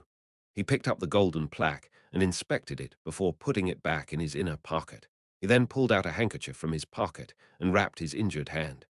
Two of the children, averaging 9 years old, frequently got cookie crumbs on their mouths. This handkerchief was very clean, as it was frequently used on Hong and Rayan. The super rock questioned what the big issue was right now. Then what is the issue? Cal looked at the hand that was not wrapped in a handkerchief. He was looking at the button on top of his palm. It's starting to crack. Crack. Although it was very faint, the button was slowly starting to crack. What is the big issue about that? That means that it is about to blow. There was a moment of silence before the super rock said a single word. Eek. The other ancient powers gasped and could not say anything. The super rock finally managed to say something else. Hurry. Shouldn't you do something before it explodes? The super rock had seen how strong the white star's power had been, as he resides inside Cal. It had been a burning sword that was full of magma and other types of fire-related natural disasters. The white star's wind power had wrapped around it and amplified its destructive nature as well. The wind that resembled a wall had the power to push anything back. This power had been released by the White Star, who could now use his powers as he pleased since his plate was balanced. Crack, the button that was storing that power was breaking. You need to hurry. Cal, let's take care of it quickly. Cal nodded his head. He needed to quickly take care of it as the ancient powers mentioned. I guess I really can't use the embrace ability as well as the team leader did. Team leader Lee Soo-hyuk had been able to embrace a moving power like this for at least 10 minutes. As for Cal, the button was already breaking even though it had not been that long. Still, there was a smirk on Cal's face. It's pretty omnipotent if it can do this. Lee Soo-hyuk had said it was not, but Cal thought that the embrace ability was omnipotent. Of course, there were a few minute warnings to keep in mind, but they were things that he should easily be able to do. Cal observed himself while holding the button in his hand. There were no other injuries other than his palm. He had received small injuries, but they had already been healed by the vitality of the heart that resided within the indestructible shield. Not bad. He confirmed that he looked fine before smiling with satisfaction.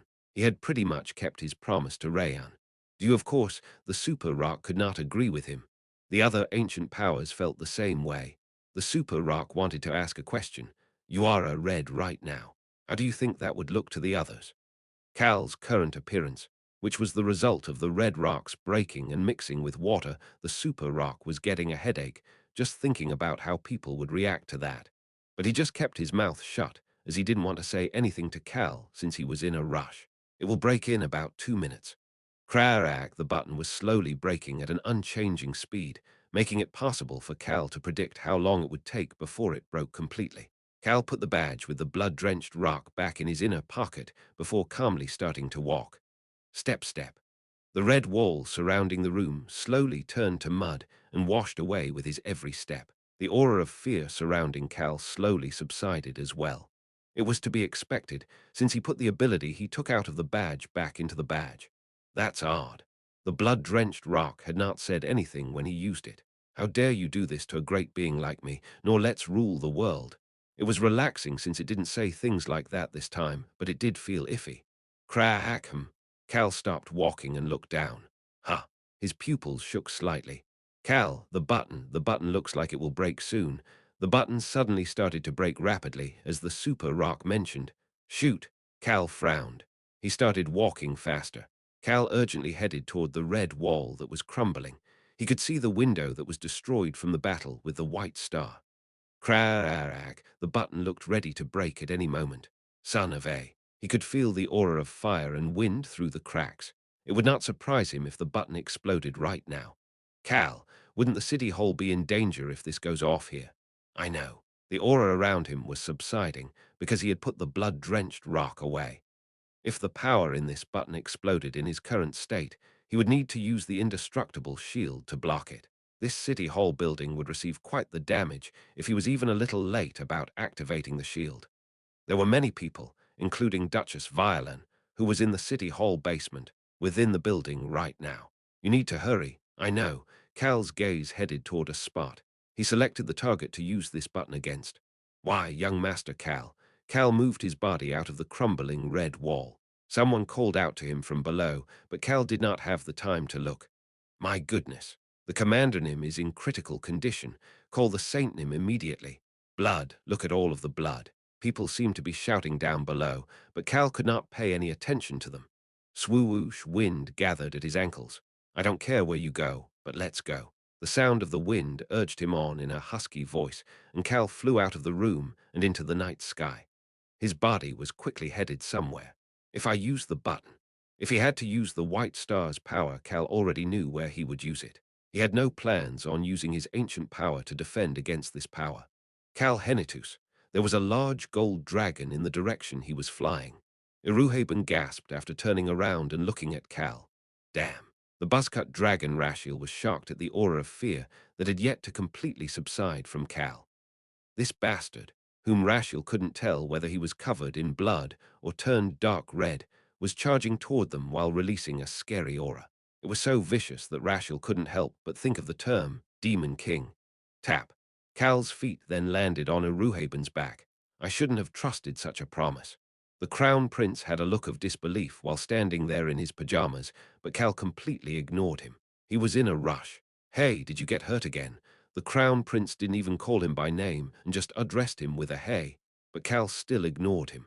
Cal was feeling anxious because of the braking button. What the hell? Albaru anxiously looked at Cal, who suddenly rushed out and completely ignored him before running toward Iruhaben's head. Large amount of power detected. Albaru heard Tereng's voice and finally felt the aura that was left behind once Cal passed by. No, he felt the presence of the fire and wind. Ha! It felt oddly familiar. However, the moment he realized it was from the White Star and not from one of his allies, Cal Nim. Choi Han, move. Everybody move. Cal shouted toward Choi Han, who was approaching him with Mila. Choi Han flinched only for a moment before he and Mila instantly stepped aside for Cal. Cal could finally see the lion dragon properly now. It's my first time seeing it up close. Cal then gathered a whirlwind in his hand. Master's aura, the lion dragon, was mumbling something while looking at him, but that was none of Cal's business. Cal, it's going to blow. I know. Cal used his whirlwind to chuck the button as far as possible. Just what Albaru couldn't finish his question about what was going on. The button that left Cal's hand was pushed forward by the wind to accurately aim for the lion dragon. The intense fire, the fire that seemed like magma and looked as if it would melt everything away, struck the lion dragon along with the wind. A hot gust of wind spread out in all directions. Ah! Albaru subconsciously crouched down at the intensity of the impact. Ancient dragon Iruhaben had retreated the moment Cal said to move away. Albaru could see Cal, who was plopped down on Iruhaben's back as if he had used all of his strength to do that. Wow, that was a pretty decent attack. Cal Henitus was calmly mumbling to himself while his entire body was red. I am going to go crazy. Albaru was flabbergasted. On the other hand, the people watching this down below just blankly stared at the large explosion. The return of their commander had come with an extremely scary explosion. Chapter 687, Promise for Duck. Everybody duck. The explosion in the middle of the night accurately struck the lion dragon. However, the aftershock from it was affecting the surrounding area as well. Flap, flap. The gust of wind that came with the explosion made people's clothes flutter. The soldiers and knights had to flatten themselves and hug the ground. Crack, crack. Watch out. A building that had cracked from the numerous battles until now and looked terrible finally crumbled. That wind that had compressed and compressed some more, the explosion caused by the pressure from the compression held quite the force.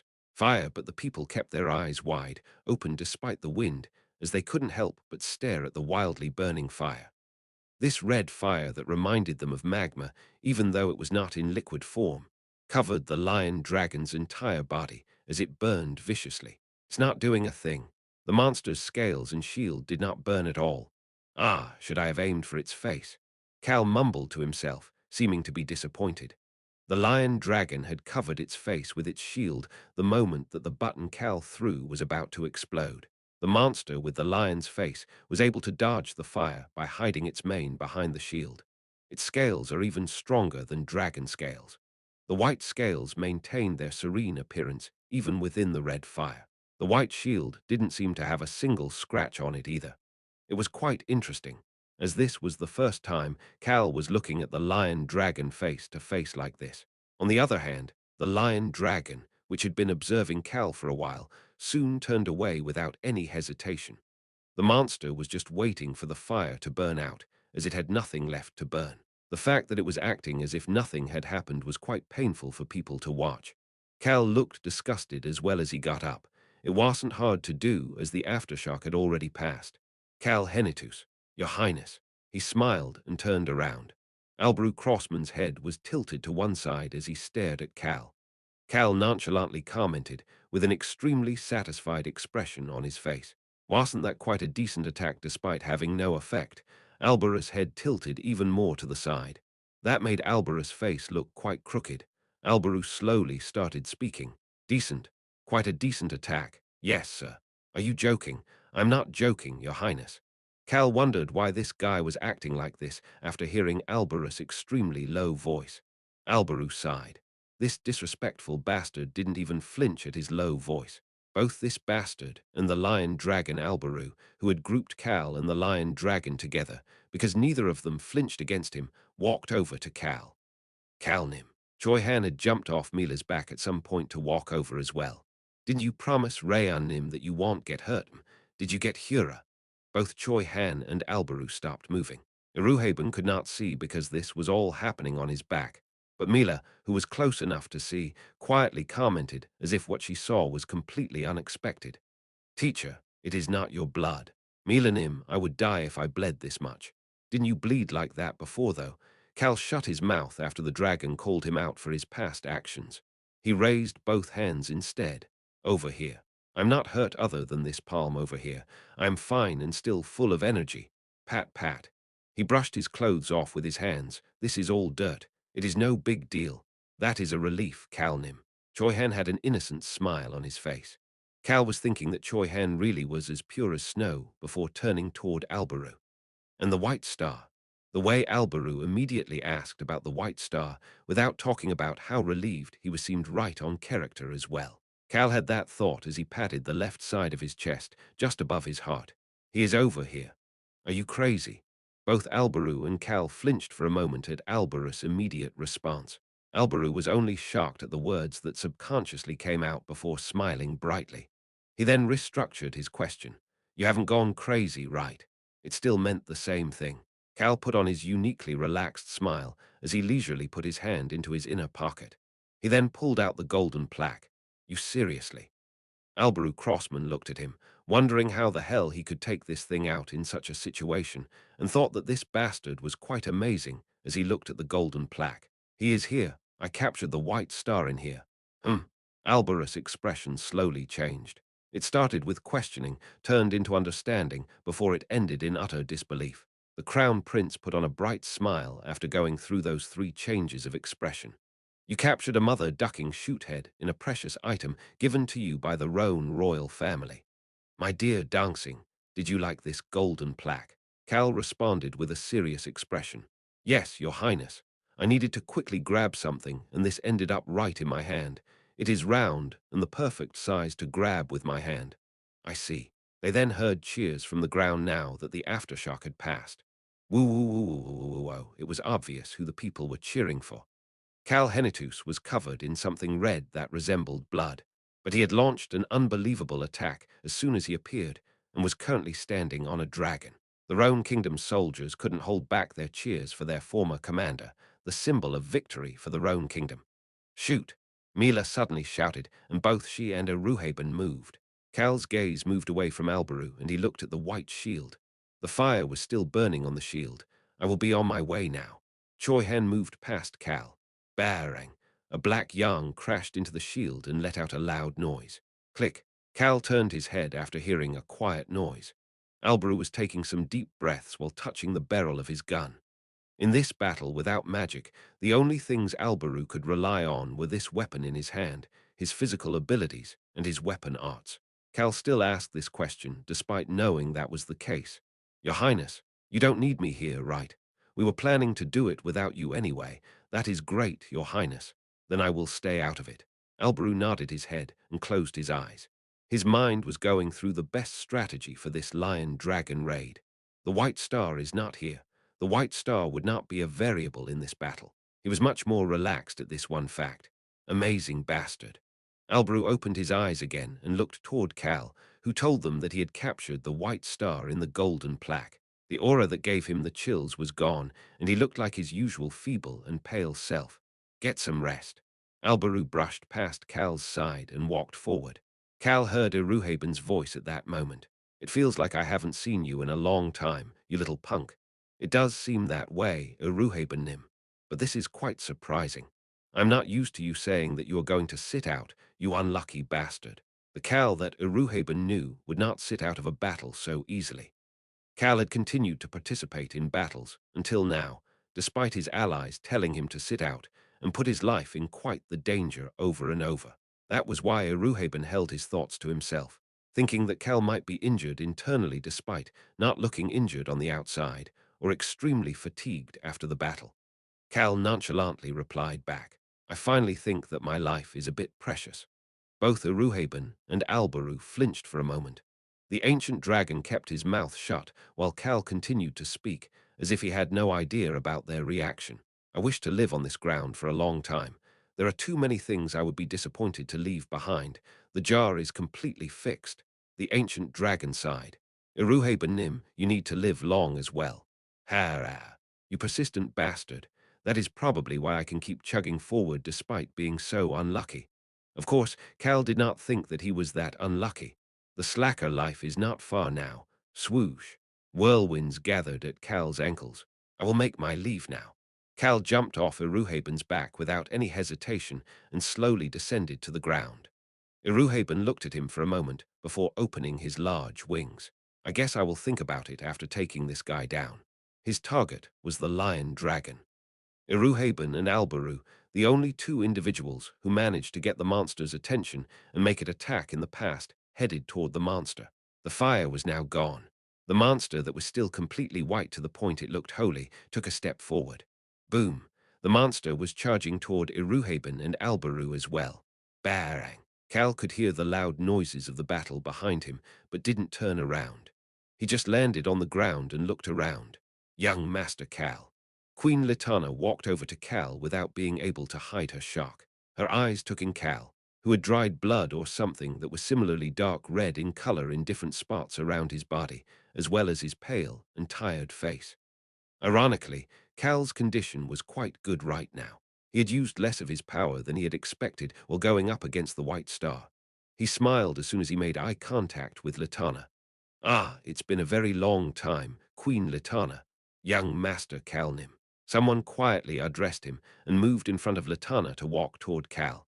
What's up with this son of a beach? It was Guardian Knight Clope Seca. Clope Seca was walking toward him with numerous video recording devices in his arms.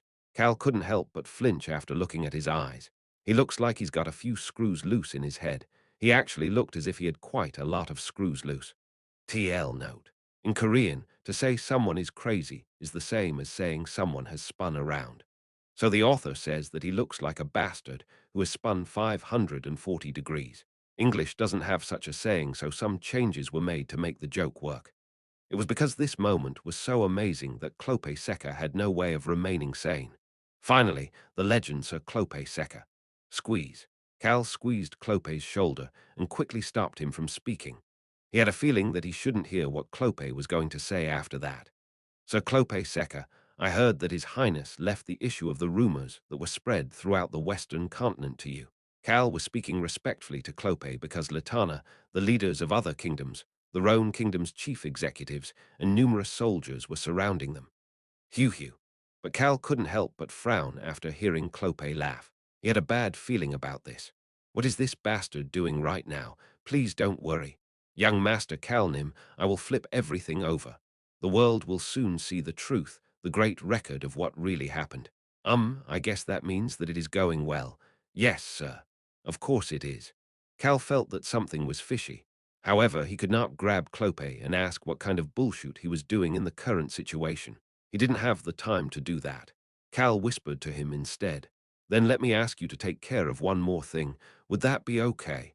Although he was asking like that, Cal's gaze was saying it is possible. That is what you are going to say. It was more of an order than a request. Yes, sir. Of course. Clope Seca was willing to put everything on the line if he could be a part and help out in this great legend, no, this divine myth-like story. He then focused on what Cal would say next. Latana and the others all perked their ears as well. Cal had come here in the middle of fighting against the lion dragon.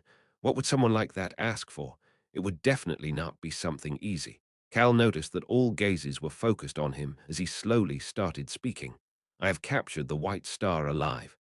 People were so shocked that they gasped in silence. They wondered if they had heard correctly. Latana's hands were shaking, and she subconsciously clasped them together. I remember hearing that young Master Cal was fighting with the White Star, but he captured him alive. It was much harder to capture an enemy alive than dead. Is this why he looks so terrible? The shock was replaced by amazement and gratitude. Cal could feel everybody focusing on him, but feigned ignorance on purpose and only addressed Clope. Please share this fact. Share it all around the Western continent. Who? Clope's eyes clouded over for a moment before returning to normal. Kekek, I understand. Why is he laughing like this? Cal was thinking that bastards like Clope Seca were truly the scary ones. Pat, pat. But Cal just gently patted Clope's shoulder and started walking. Please take care of it. Nobody dared to stop him. However, the different representatives of the other kingdoms who chose to remain on this battlefield approached Cal. Cal spoke to them before they could say anything. I am sure you all have something you have been tasked to do. I leave it in your hands. They stopped walking toward him after hearing that. They had many things they wanted to ask him. Unfortunately, this person, the one who seemed to be the most tired, was not stopping and still moving somewhere. I will thank you all for coming here to help the Roan Kingdom with a smile on my face once this is all over. Litana couldn't help but say something after hearing that. The help we received from you is greater. I agree. Crown Prince Valentino shared the same sentiments. Cal smiled toward them. It was a resolute smile, one that made it seem as if he would never fall down. How could he have such a flawless smile like this despite going through such a difficult time? The people from the other kingdoms were amazed at Cal, while the Roan Kingdom's soldiers, who did not dare to approach Cal, felt completely revitalized. His existence alone made them feel as if they could not lose. Cal truly had a flawless and extremely happy smile on his face. Hee hee. I wonder where they are hiding. Cal's eyes sparkled. There were 3 people who disappeared from the group of people my father hired. If one was the White Star, where are the other 2? At least one of them must be involved in his father, Duke Deruth's abduction. And Searu, I'm sure that bastard is around here as well. The Bear King Searu. That bastard, whom he had not seen since the summoning ritual at the Endable Kingdom, must be hiding somewhere, observing Puzzle City right now. The Bear King might even be where my father has been abducted. Cal was sure that the Bear King would hear about how the White Star had been captured alive soon enough. Cal was organizing his thoughts as he walked without any hesitation. Many people greeted him or sent looks of envy or concern toward him, but Cal just silently walked forward. Drip, drip. The dried, dark red dirt fell to the ground with every step, leaving what looked like a trail of blood. However, Cal's mind was too preoccupied to think about those things. I'm sure that Searu or the White Star's other subordinate would learn of the White Star's absence. Then they will ask for a hostage exchange. They could not cast the White Star away. The White Star was at the center of all of their goals. That was why the enemies would contact Cal to exchange Duke Deruth with the White Star. Whether it was stealthily or openly, they would make their desire known in some way. And at that time, we will capture them all. Cal was thinking about destroying every single person on the White Star's side. Now that they messed with his family, this was Cal's only decision. Click. Cal opened a door and walked in. Human, you're a Herno. It's not your blood. I missed you, Naya. I guess you don't look hurt, Naya. The children, averaging 9 years old, ran over toward Cal, as if they wanted to hug him. Cal gently sidestepped the children, averaging 9 years old, who were stronger than him, and immediately headed for the window. This was the only place magic could be used right now. Cal touched an orb that was on one side of the window. Can you hear me? Hey, Roxu, we can hear you well. The orb that was a Sintamani and also served as a video communication device showed Lee Soo-hyuk, who was looking back and forth at Cal, and the view outside the window with an odd expression on his face. Cal, who was looking at Lee Soo-hyuk's tired face, finally looked away after a while. He saw a man who was tied down to the chair but smiling brightly. He currently looked like Sir Hilsman, but he was someone completely different. I have a pretty good idea about who you are. Do you think that I am right? Who knows? The man smiled mysteriously at Cal's question. However, Cal ignored it and took something out of his pocket. I thought about it for a bit. You are not the White Star, and you don't seem like someone I've met. But you were talking about my father and me in such a familiar way. I also can't think of someone who can disguise themselves so well like this.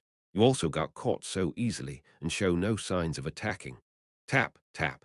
Cal slowly tapped his biological mother, Drew Thames' diary. The smiling man's eyes were staring at the diary with a piercing gaze. His gaze then headed toward Cal. At that moment, tang! A sharp gunshot cut through the night sky, and then the monster's roar covered that noise. In this silent area that was a bit away from the battlefield, Cal started speaking to the man who looked like Hilsman. He needed to ask this one question to confirm something and prevent a variable from getting in his way, despite being in a busy and dire situation. Is your family name Thames? Thames. That was Cal's birth mother's family name. Chapter 688. Promise 5 No. The man looking like Hilsman had an amused smile on his face as he shook his head about whether he was from the Thames family. I think anybody looking at him would be able to tell that he is joking around. The silver Kitnon mumbled with a look of distrust. Cal picked Hung, who was tapping his leg, into his arms. Hung then shouted with shock. Your hand is injured. What? What did you say? On and Rayan's gazes immediately turned toward Cal. Tusk, you are as clumsy as your mother. Swish. On Hung and Rayan. The children, averaging 9 years old, all turned their heads toward the fake Hilsman. Smirk, one corner of Cal's lips twisted up as Cal slowly walked over to the seated Hilsman. All right, sir, you just have to answer one thing for me. TL. Cal is speaking respectfully to this dude, and sir is really the best way to do it in English. Cal stood right in front of the fake Hilsman and lowered his head. Cal could see the mischievous gaze in fake Hilsman's eyes as he sat there and looked up at him. Are you a hunter? His biological mother, Drew Thames, had told him about the hunters who search for single lifers. Why do you ask? What are you going to do if I am a hunter? What an easy question to answer. Cal calmly answered back, I would have to take care of you. The fake Hilsman's lips twisted up. You truly do have the blood of the Thames. His face was now completely serious, and the mischievousness was gone, but he seemed satisfied with Cal's response. Yeah, anybody with the Thames blood should loathe hunters. It'd be a shame if you didn't have the drive to annihilate the hunters. Cal flinched for a moment. Annihilate. Cal was not thinking about annihilation. He just said that he would take care of him. Take care could mean many things. It could be a negotiation to never hunt again or an agreement through conversation. If Cal had to use force on this guy, then there was the option of tying his arms and legs up so that he couldn't ever hunt again. There were many ways to take care of him. It's not like I'm trying to follow the Thames bloodline and get rid of the hunters. Although his body had the blood of the Thames, the soul within was a completely different person. Of course, he had some thoughts about helping the biological mother of this body, Drew Thames, if she had anger or a grudge against the hunters. He felt the same way about the issues of the Thames family. But more importantly, I am worried about Choi Han. The biggest reason that Cal was wary about the hunters was because of Choi Han. Choi Han is a single lifer. Yes, Choi Han is very strong, but they had no way of knowing the size nor strength of these mysterious hunters. As a result, Cal couldn't help but be extremely sensitive about the existence of these hunters. Whether it was Choi Han or Cal himself, they were the two people in the most similar situation since they both left Earth and found a home in a new world. I have a feeling there is a hunter here. 3 of the strong individuals that his father, Duke Daruth, had hired had disappeared. If one of them was the White Star, there were still 2 mysterious individuals. The fake Hilsman was not counted within those 2 people since he came with Duchess Violan from the Hennetus territory.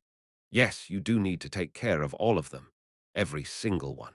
Either way, the fake Hilsman in front of him seemed to have misunderstood Cal's definition of take care as something a bit more vicious. This is kind of scary. Cal got chills on his back seeing the fake Hillsman snickering seriously with the mischievousness completely gone. He felt the same way he felt on that first day when he opened his eyes as Cal Henitus and saw Ron. It feels like something new is starting. It was a terrible feeling for someone who was dreaming of a peaceful future, so Cal just decided to think that he understood it wrong. He subconsciously rubbed the back of his neck as he opened his mouth. I guess I can at least conclude that you are not a hunter. This fake did not seem to be a hunter. In fact, it seemed as if he loathed the hunters quite a bit. He is either someone from the Thames family or someone connected to them. The fake Hillsman slowly nodded his head. Yeah, I am not a hunter. On's ears twitched as she looked at him. This guy looked like Hillsman, but the way he looked so tired reminded her of Cal or even the White Star. He seemed uninterested or bored. He kind of reminds me of Iruhaben Nim too. Yes, he seemed more like Iruhaben than Cal. He reminded her of the old Iruhaben, the one who seemed distant from the events of the world.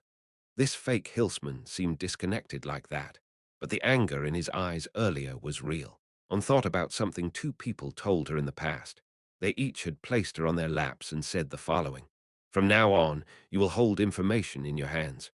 The first thing you need to do for that is to observe people well." She had heard that while on Ran's lap. If you see someone you think has gone completely nuts, just ignore them and go on your way. This one was from Cal while he was petting her. They were both useful suggestions, so On nonchalantly looked away from the fake Hillsman while paying attention to Cal and fake Hillsman's conversation. "I came to see Duke Deruth.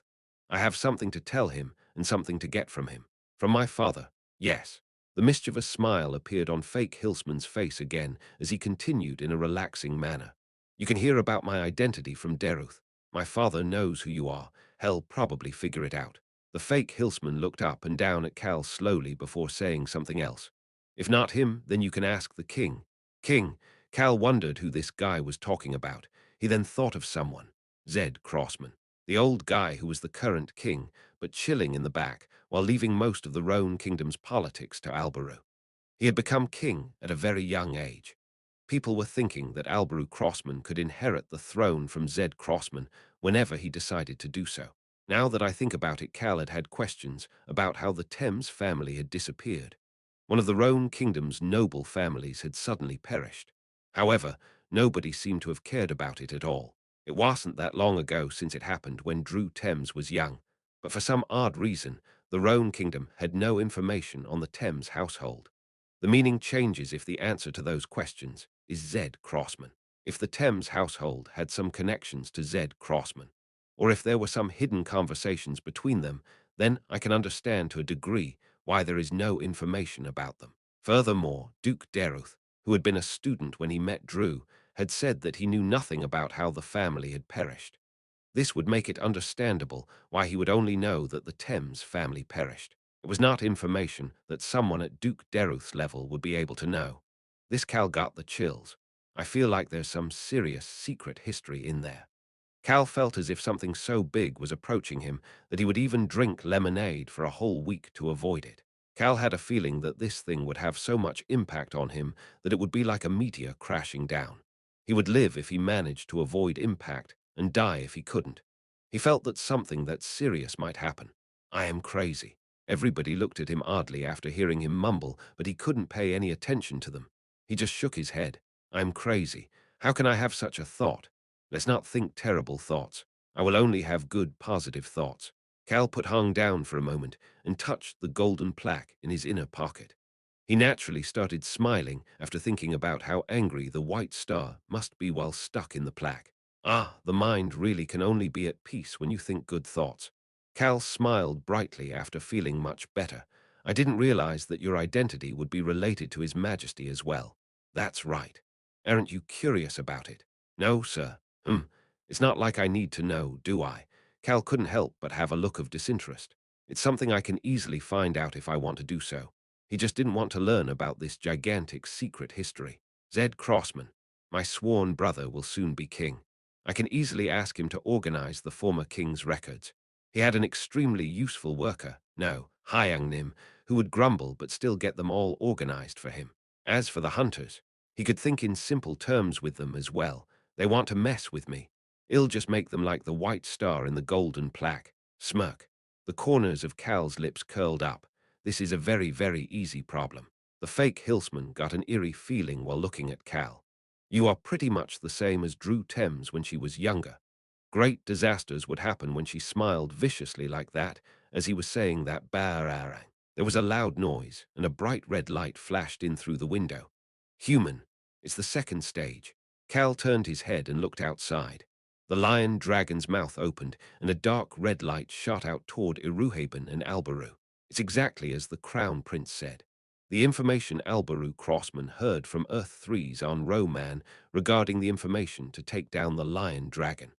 The lion dragon's attack had 5 different stages. The first stage was using just its shield and claws, while the second stage was releasing this dark red light in its mouth toward its enemies. They're dodging so well, Naya. Hang's eyes were sparkling as he headed toward the window. Cal followed behind him and picked up the Sintamani on the ledge. Rak Su.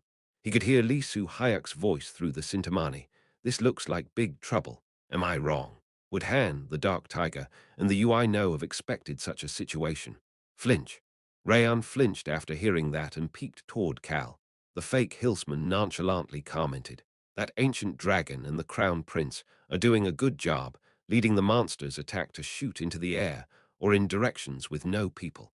But that attack will head toward the people if they make the wrong move." The dark red light was releasing non-stop from the lion dragon. Bearing, bang. Sometimes it shot out into the air, while other times it shot down to the ground where there was nobody standing. The nearby area was crumbling from the attack that was shooting out in all directions. Cal Henitus, there is the barrier that you created, but I feel like that barrier will immediately be destroyed by the monster's powers. The fake Hillsman is annoying. That's right, he's annoying, Naya. Rayan and Hung were peeking at Cal while saying that. They were looking at Cal the same way Rashil was looking at Mila and Albaru. Duck, bang. Dragon Rashil's mind was quite chaotic as he heard the endless explosions. Try to be more like my mom. Shut up. Rashil ignored the pink curly-haired Dodoris comment as he agilely moved his large body. His eyes were focused on the lion dragon, Iruhaben, and Albaru as he did that. Iruhaben's wings were flapping without stopping in order to prevent the lion dragon's attacks from reaching their allies behind Cal's barrier. Tang. Albaru was also releasing bullets without stopping to aim for any openings the lion dragon might have. Roo-hoo-hoo-war. 6 of the lion dragon's 8 wings were already destroyed.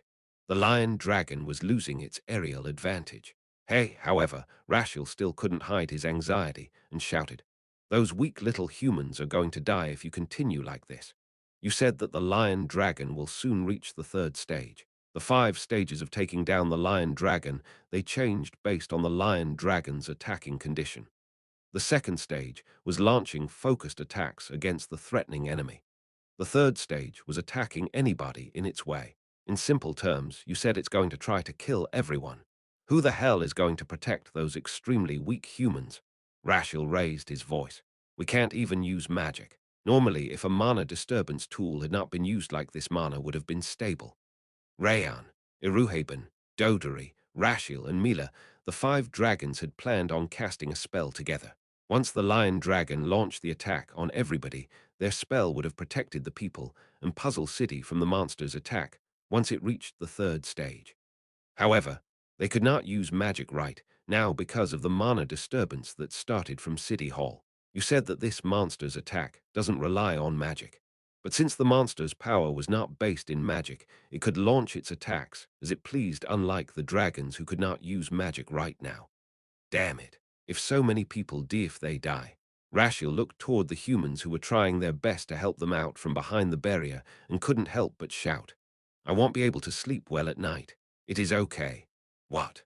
It's okay if they all die. Swish. Rashil's head turned to the side. He was glaring at Choi Han, who was on Mila's back. Tang. They heard another gunshot followed by Albarus' shout. Entering the 3rd stage, the lion dragon's eyes slowly turned black. Dangerous area determined, preparing to launch indiscriminate attack duck. Rashil was about to swear again before someone spoke before he could do so. Dodori Nim. Albaru suddenly called for Dodori, whose eyes opened wide from suddenly hearing his name as he looked at Albaru. But Choi Han was the one who calmly told him something. Dodory-nim, don't look over there. Please look toward the window. Cal reached his hand out at that moment. Krieg. The slightly opened window opened all the way, and he could see Dodory looking at him. Rayan. This was the only place magic could be used right now. Cal asked Rayan to cast a spell. Send a message to Dodory for me. I got it human.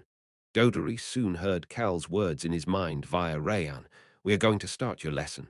This is a power you will soon use as well, Dodory-nim. A lesson. He's starting a lesson all of a sudden. And a power I will use. Dodory's eyes opened wide. The rocks. Dodory subconsciously looked around. He even turned his body to look at all boulders around Puzzle City in every direction. Human, will you be okay? Yeah, this is why I didn't use much of my powers when I was catching the white star. Cal smiled toward the children averaging 9 years old and looked forward. He recalled the moment he first came to Puzzle City. He remembered something Deputy Butler Hans said to him. We don't know why this city was disowned by the guards. However, some of the people in this city started gathering in groups to stack multiple rock towers. Apparently, it was their way of praying. Puzzle City was famous for their ruins that were full of rock towers, but there was something else they were famous for as well. It was also famous for the small rock towers at every home. There were rock towers outside every window of every home, no matter where you went in Puzzle City. They were all small with less than 10 stones, but they existed in every house. Cal had asked Hans if the people's wishes had been granted after stacking those rock towers. Did their wishes get granted? Not at all. A city disowned by the gods.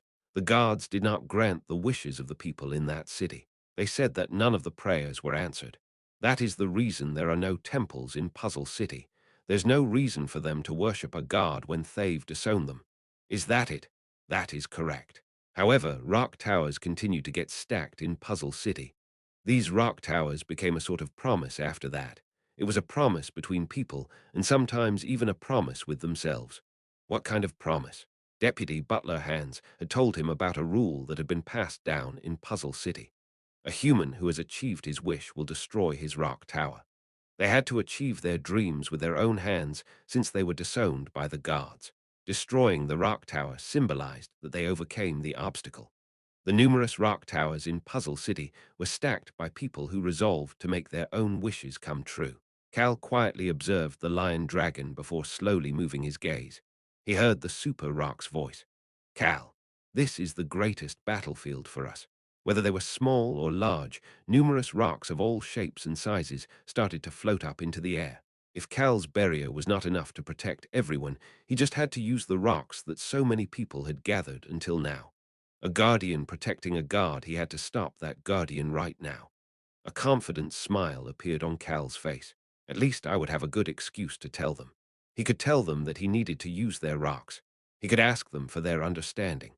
Cal internally thought about the numerous people who would have stacked these rocks with different goals and aspirations on their minds. Chapter 689. Destroyed Rock Towers. One holy shoot, what the hell is this? Dragon Rashiel twisted his body left and right as he looked around.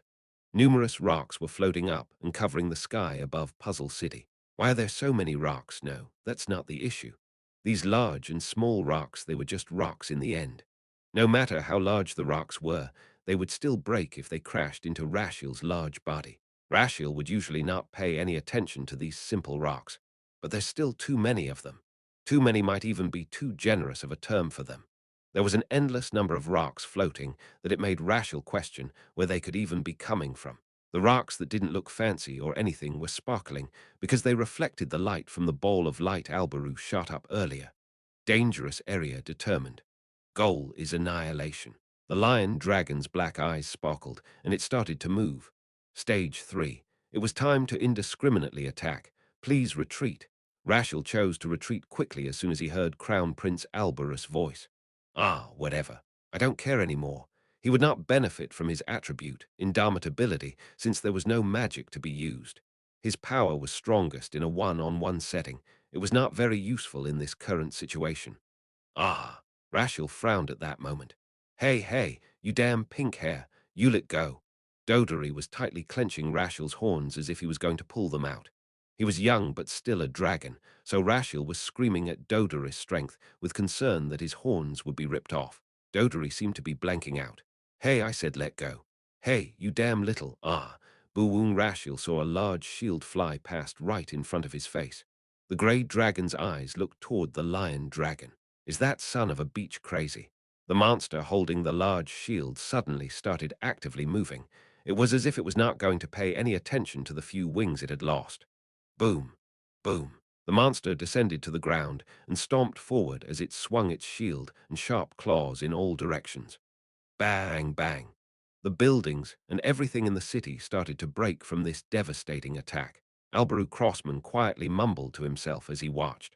The third stage. It uses its physical strength and its two abilities. According to Earth 3's On-Ro Man, once it reaches the third stage, the lion dragon will use its physical strength, its shield, and its two special abilities. The lion dragon only defended against attacks and showed simple movements during the first two stages. That may make it seem easy to take down, however. It changes completely in the third stage.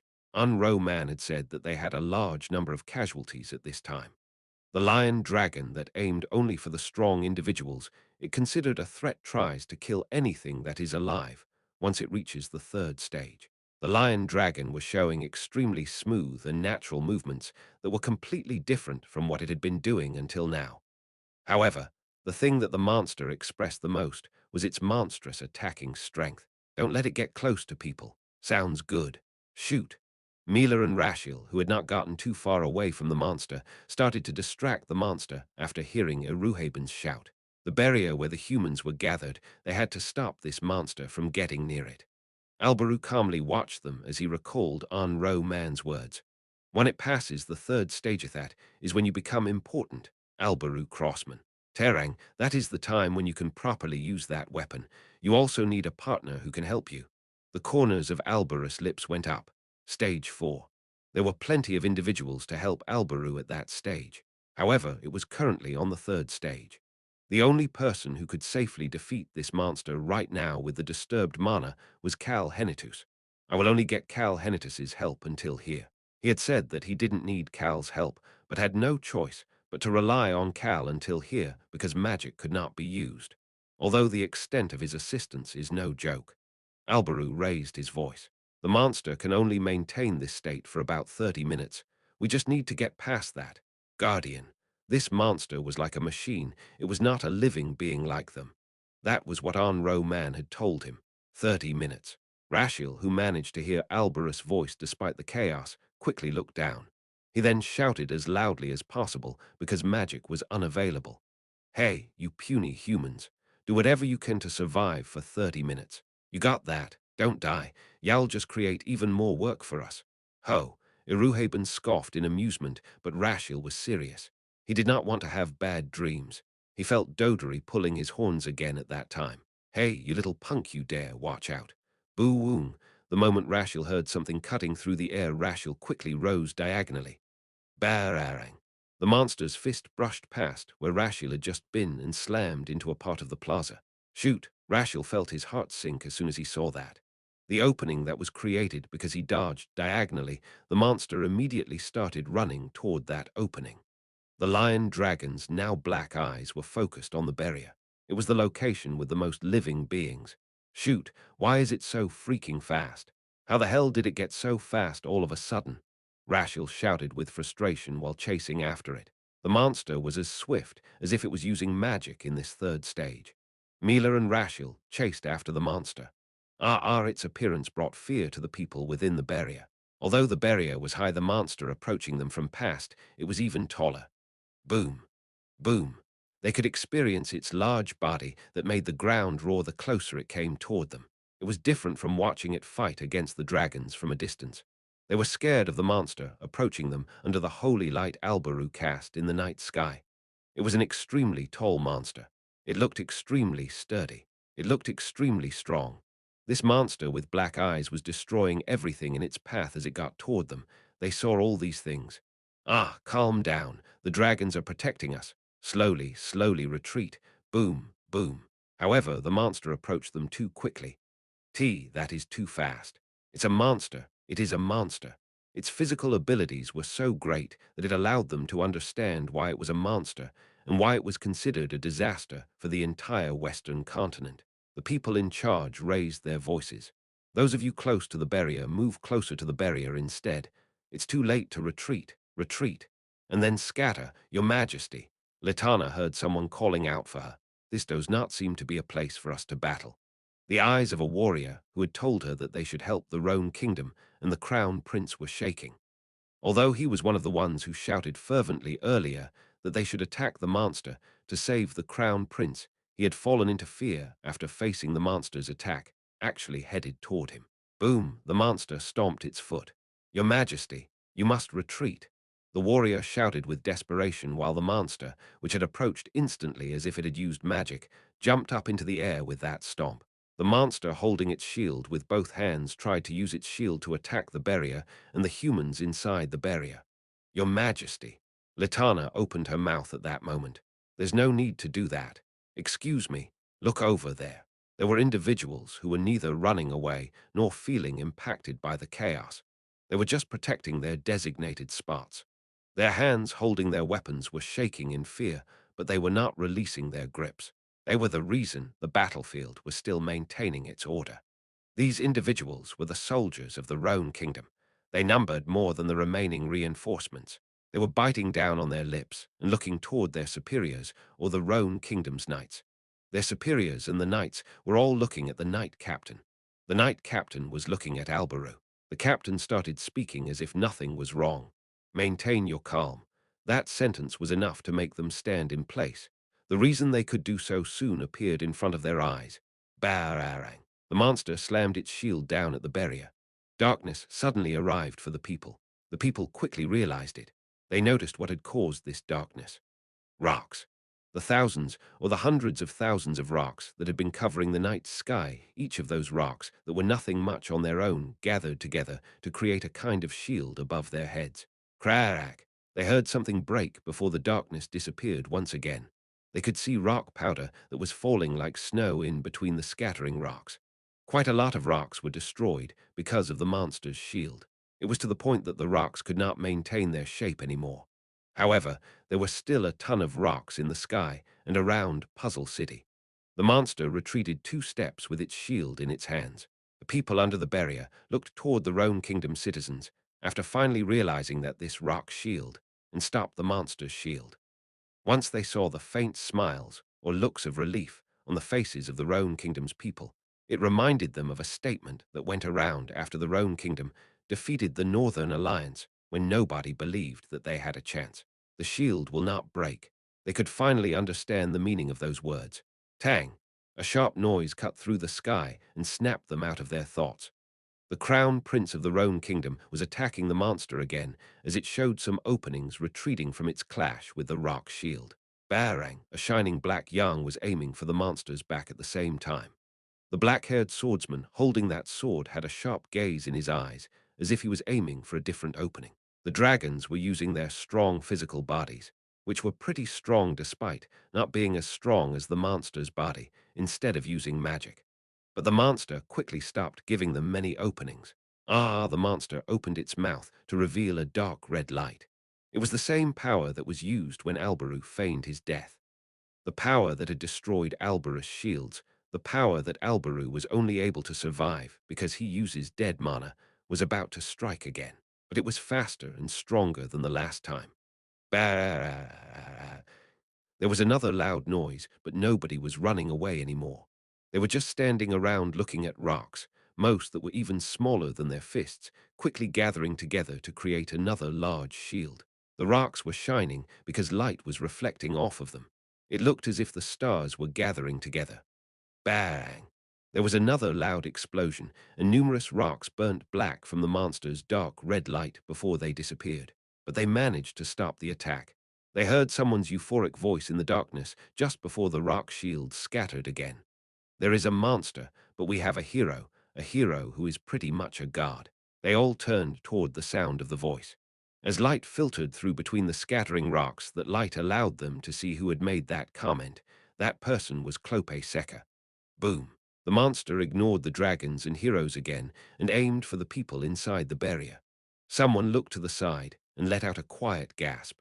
Ah, a rock right next to his foot was floating up. There were still plenty of rocks to protect them in Puzzle City. The people there all subconsciously turned to look somewhere. They were looking at the open window of the many windows on the City Hall building. The red-haired man standing there, the rocks moving, following his hands, the man was smiling. 30 minutes is doable. Cal was standing firm. The rocks breaking from blocking the lion dragon's attack did not burden Cal that much. His body did not receive any impact from them breaking. All Cal was doing was moving the rocks. It did take a lot to handle so many rocks, but there were no dangers to his body. This was the reason Cal chose the scary giant cobblestone over the indestructible shield. Knock, knock, knock. Cal heard someone cautiously knocking on the door. Rayan, I got it, human. Rayan moved over and opened the door. Click. Young Masternim. Wolf Boy Lark was standing there. He looked at Cal's back, which was small as usual, but seemed even bigger than mountains, as he calmly continued to speak. We blocked all exit routes above and underground. It took a bit longer to confirm all underground routes as well. The Wolf Tribe members had not been on the battlefield. They were blocking all physical exit routes out of Puzzle City. Cal was still looking at the lion dragon without turning around to address Lark. Something black approached Cal from outside the window. Caw caw. It was a crow. It was a mysterious power that was similar to magic, but one that could be used even without mana. Incantations. The crow was being moved with incantations as it arrived in front of Cal. It opened its black wings wide and delivered its master, Tiger Gashan's words. Young Masternim, we have discovered the rest of the bear tribe. They were in a forest near Puzzle City. The corners of Cal's lips curled up. Young Masternim. Someone silently appeared behind Lark. We found it. It was Chef Beacrox, son of Ran, the Marlan patriarch. He stabbed his greatsword into the ground and nonchalantly added on. We believe that we located the place where the Duke Nim is likely to be imprisoned. Duke. He was talking about Cal's father, Deruth Henitus. Chapter 690. Destroyed rock towers Tuon, Hang, and Rayan's eyes opened wide. The children, averaging 9 years old, subconsciously looked toward Cal's back. They were receiving some good news in the middle of the battle. Whoa, that was faster than I expected. The fake hillsman also seemed a bit shocked as he looked at Cal's back. They had located Duke Deruth earlier than he had expected. They then heard Cal's voice as he calmly started speaking without turning around. You believe you located it? Beacrox and Lark couldn't help but flinch, even though Cal's tone was not a scolding one. It is not the actual location but a hypothesis. That is right, young Master Nim. Beacrox, whose expression had quickly turned back to normal, gave a short explanation about what had happened. The Marlan household was investigating different parts of Puzzle City when my father suddenly felt an abnormal breeze and moved in that direction. Breeze. The fake hillsman tilted his head, but the children, averaging 9 years old, nodded their heads with sparkles in their eyes. We followed the direction of the breeze and found a house. The breeze did not leave that area. The breeze that brushed around Ran that was created by a wind elemental. Cal was capable of communicating with the wind elementals with his golden tops whip. However, other people could not communicate with the wind elementals even if they held this golden tops whip. But the wind elementals had a way of leading people without using speech. That medium was the wind. The wind elementals had thoroughly searched every nook and corner of Puzzle City. They led Ran, the human holding the top's whip, to the suspicious location as soon as they found it. So, did you find it, Mr. Beacrox? Lark anxiously asked Beacrox. No, we located the house, but we are currently observing it from a distance. Ah, Lark nodded his head as if he understood. It is the right decision to proceed extremely cautiously if Duke Deruthnim is really imprisoned in that house. Beacrox's gaze that had been stuck on Lark for a moment headed toward Cal's back. He could see Cal's hands slowly moving. Bang, bang. Loud explosions rang out every time he moved his hand, and rocks turned into dust. Beacrox quietly observed Cal's back as Cal stood there without saying anything else before he started walking. He walked brusquely until he stopped right next to Cal. I knew it would be like this. Drip. He could see drops of sweat on Cal's forehead dripping down his face. More beads of sweat were forming one by one as well. My job is done in about 15 more minutes. Beacrox frowned after hearing what Cal was saying while looking like this. He then noticed Cal's hand that had a handkerchief wrapped around it like a bandage. The handkerchief was full of dark red, dried blood. Beacrox did not like it, although the injury on Cal's palm seemed to have closed. In some ways, he really is trash. The way he did not listen to the people around him telling him to stop getting hurt and to take better care of himself was the same stubborn kid who acted like trash in the past. I think you can turn the mana disturbance off now, Naya. Rayan added to Hung's comment. That's right. Human, let's turn the mana disturbance tool off, and then I will stop that monster with my magic. I'm not so sure. It was rare to see Cal stall like this without giving a direct response. It will be quite troublesome if the bastards who messed with my father run off. It would be very troublesome. He wanted to save his father and capture all of these abductors, but there's still no reason to push yourself too hard, Naya. Cal looked down after hearing a voice. On, who had walked up to his feet at some point, smiled at him. The silver kitten's gold eyes were calm. Tap, tap. On tapped Cal's leg with her front paw before pointing to the side. It is over here, young Masternim. Beacrox handed the golden top's whip in his hand to Cal. You brought this with you. My father told me to do so. Beacrox repeated Ran's message word for word. I cannot hear the voices of the elementals, so I can only hypothesize that the location the elementals told us about is the right place. I am sending this with my son, as you may hear something else from the elementals, since you can speak to them, young Masternim. The hand wrapped in a handkerchief grabbed the golden top's whip without any hesitation. Cal felt a breeze brush past him at that moment. He then heard multiple voices. Cal Henitus, we found some houses. The wind flows underground through all those houses. Cal, long time no see. Anyway, each house has a door leading underground. Many houses. I thought they took Ran to just one house. He then heard a deep voice. Chaos, despair, deep desire to destroy those abductors. Of the many houses, the house with a gap in the corner of the kitchen leading underground has a teleportation magic circle. Cal's eyes clouded over at that moment. A teleportation magic circle. Is that where you took Ran? Nobody looked at him weird, even though he seemed to be talking to himself. It was only the fake Hillsman who looked at him with curiosity. Hope, love, deep desire to destroy those abductors. That's right. We could sense movement underground in every house with an underground passage. We tried to infiltrate it, but felt as if we would get caught. Why? What could cause the elementals to get caught? Destruction, wrath. There are hostages by the entrance of every underground passage. What? There are other hostages. The others, who had remained quiet as Cal chatted with the elementals, started reacting. Human, what do you mean? Young Masternim, what do you mean by other hostages? Hold on. Cal stopped them. The others could see that one corner of Cal's lips twisted up as he did that, but they could also see the anger in his eyes. The wind elemental shouted in an extremely angry voice. There were dark elves.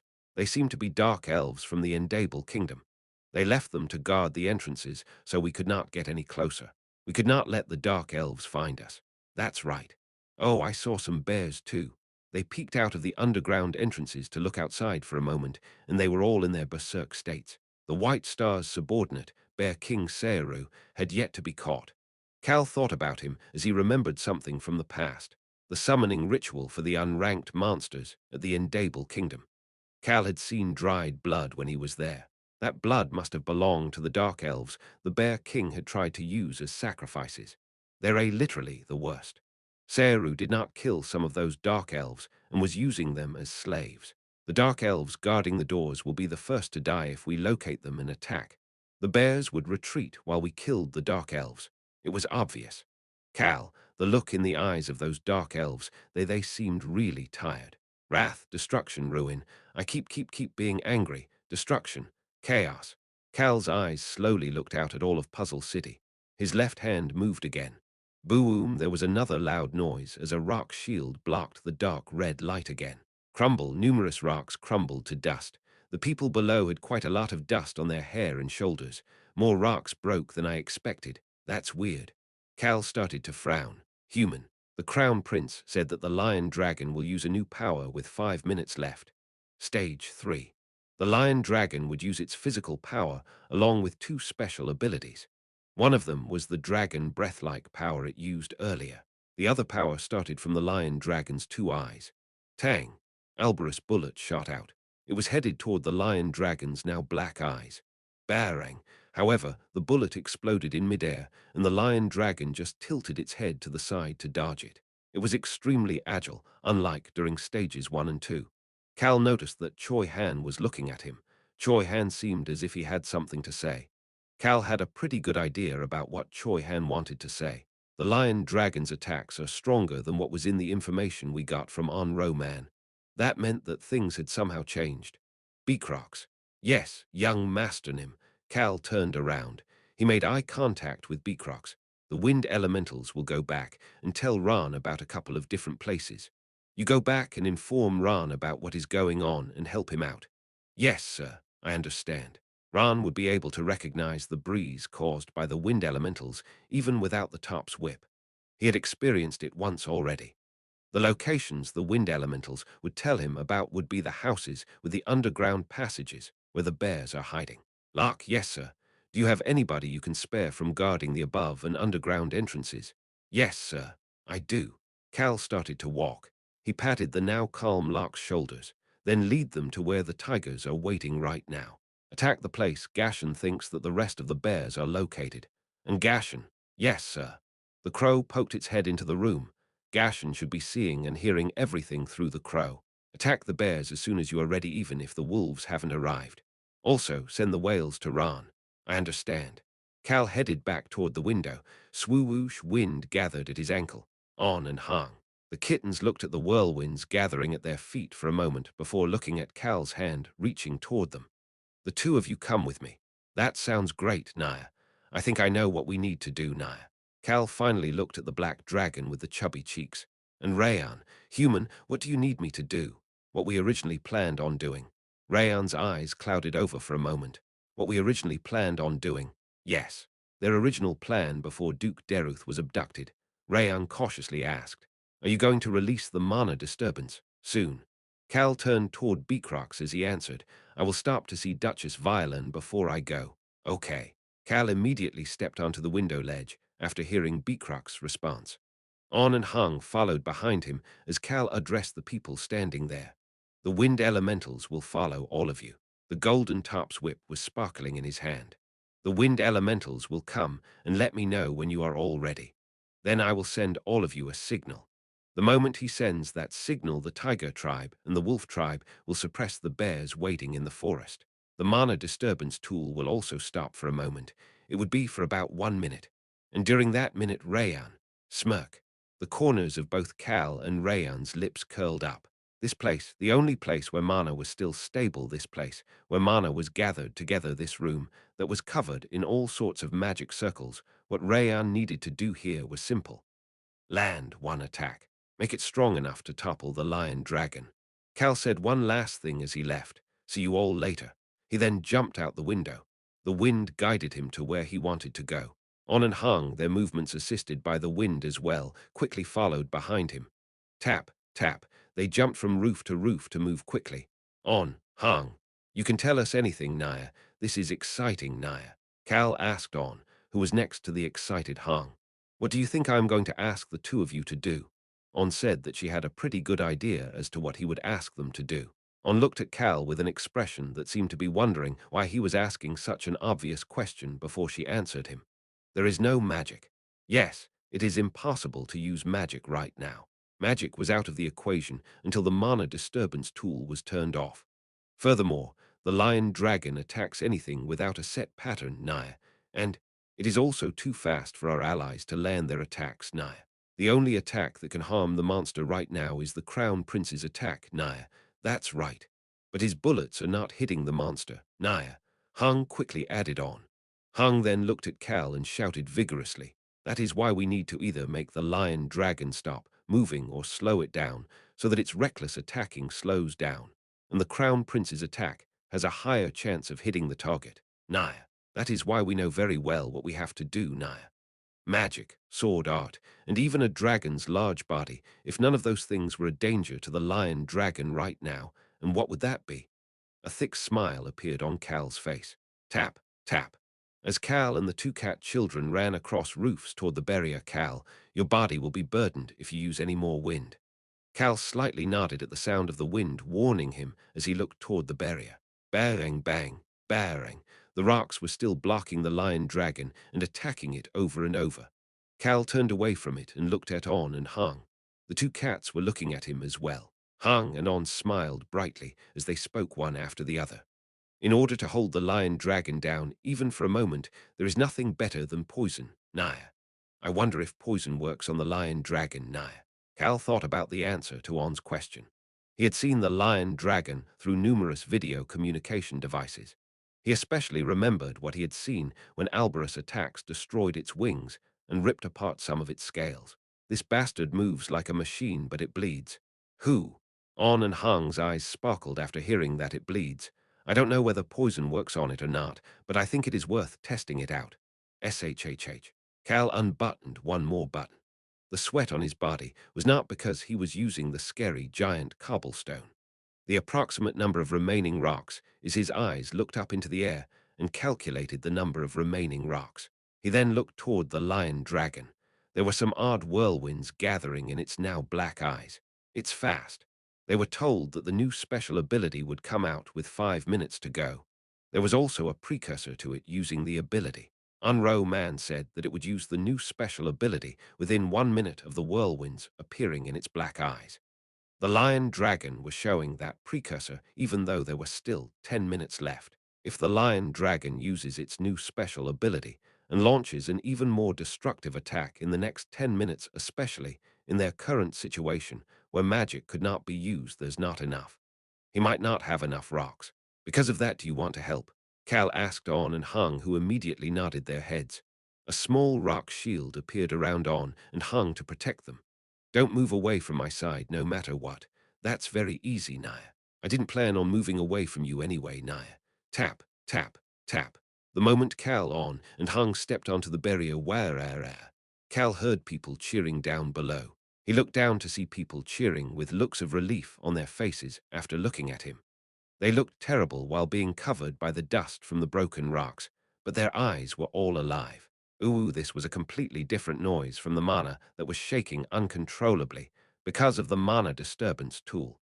It sounded as if a wave was pushing forward from a distant sea. People looked up at the top of the barrier where the noise was coming from. A red fog. Through the area that was chaotic because of the mana disturbance on top of the barrier, the red fog slowly rose like a tsunami. The rocks that were scattered all around the air started approaching from every direction toward the lion dragon at the same time. Chapter 691. Destroyed Rock Towers 3. It was like another wall had been placed on top of the barrier. People all around Puzzle City could see the half-transparent red wall. Those children, Queen Litana gasped internally after recognizing On and Hung. Gia-ra-ra-ra-ra-ra. However, she heard Ten, her friend, no, this Black Panther was pretty much her family, growl. It was a sudden action from Ten, who had quietly been by her side as if to guard her. When Ten growls like this, Ten had senses that were much more sensitive than human senses. Ten only growled like this for one reason. It must be dangerous. Ten had not growled like this for any of the lion dragon's actions until now. She quickly turned toward the lion dragon and noticed something odd. Whirlwinds. There were some odd fluctuations in the lion dragon's eyes that were now black. They looked like whirlwinds that seemed to be getting stronger and stronger. Young Master Cal. She then made eye contact with Cal Henitus, who was looking at her. Cal shook his head side to side before pointing down. It wasn't enough for Litana to figure out a lot of things, but her mind jolted awake after hearing a dragon shout. Everybody duck. Litana shouted right after the grey dragon. Everybody duck. She then heard a weird noise. Weaving, she felt that a sharp line cutting through the air would make a noise like this. She soon discovered the identity of this noise. Oh no, the monster's black eyes, she saw something shooting out of there. The black light that shot out in a straight line was so fast that it was right in front of the barrier before she could even comprehend that it was released. Bararang. And as it had been over and over, the rock shield was there to stop the black line. However, the people below were not covered by darkness like before. The shield was floating in the air, blocking the black line before it could reach the barrier. This is different from before. Litana, who had not been able to duck like her Black Panther 10, saw something different from before and subconsciously clenched her hands. What is that? Crown Prince Valentino shouted without thinking while trying to stop his hands from shaking. The black line that shot straight out. That line was destroying the rocks too easily. The red power used before that was similar to a dragon's breath, was the type that was released one attack at a time. However, this black light was shooting out continuously without stopping. It looks like dead mana. Ah, Valentino realized why his hand was shaking and why he was feeling scared about this black line after hearing Clope Seca's calm voice. It is okay. There is no need to fear. Clope Seca was standing tall while observing everything that was happening. A reverent voice flowed out of his mouth. I have faith. He was showing the elegant holiness of a guardian knight in full display. In my hero, the future legend. Kekek. Clope Seca quietly cackled after that, but it was not loud enough to be heard. The shield is attacking. Behind the lion dragon, another group of rocks had gathered together to attack the monster's back. However, the lion dragon quickly turned around and used its white shield to stop the rocks. Boom, not bad. The corners of Cal's lips twisted up. He addressed On and Hung as if he had been waiting for this moment. Now, On and Hung could see the beads of sweat on Cal's forehead. They looked away from Cal and looked at each other for a moment before nodding their heads. The red fog wall started moving, with the lion dragon having turned around On, and Hung could see the lion dragon's ripped wings and its damaged back. On and Hung recalled something Ran had told them. You must not miss an opening when you see it. That is one of the basics of gathering important information. The two cats were not looking for information right now, but they could tell that this was the most important moment they had ever faced. Distract it. I got it. Just attack its legs. Iruhaben, Rashiel, and Mila, the three dragons seemed to have noticed what On and Hung were trying to do as they were distracting the lion dragon so that it would not turn back around. Bang, bang, bang. Cal's rock shield was still blocking the black light as all of this happened. The crumbling shield gave the dragons small openings to slam into the monster's body or use physical attacks to keep its attention on them. It was fierce, even though it was for less than a minute. Parts of Puzzle City, other than the area around the barrier, were destroyed and crumbling. The rock shield sometimes didn't manage to block all of the black light, and it landed on some buildings. PSSSSSSSSSS, the buildings just turned to black dust and scattered into the air without any explosion. People watching this finally realized that the rocks that were breaking right now were turning into black dust and disappearing, unlike the dust covering their heads and shoulders from before. There's less than 10 minutes left. The lion dragon would soon get past this phase. It was just 10 minutes, but they could feel that the next 10 minutes would be more difficult than anything they had ever faced. At that moment, meow, they heard a cat meow. The red fog reached the lion dragon's back. The red fog started from where the exploded wing was bleeding before it covered the lion dragon's back, and then its entire body. The monster did not pay any attention to the fog. It kept its focus on the rock shield that kept blocking its attacks and the three dragons. However, the red fog slowly gobbled up everything, moving to the lion dragon's head and its feet. It was moving meticulously so that the poisonous fog would not touch their allies. The poisonous fog was creating an extremely thin layer around the lion dragon's body.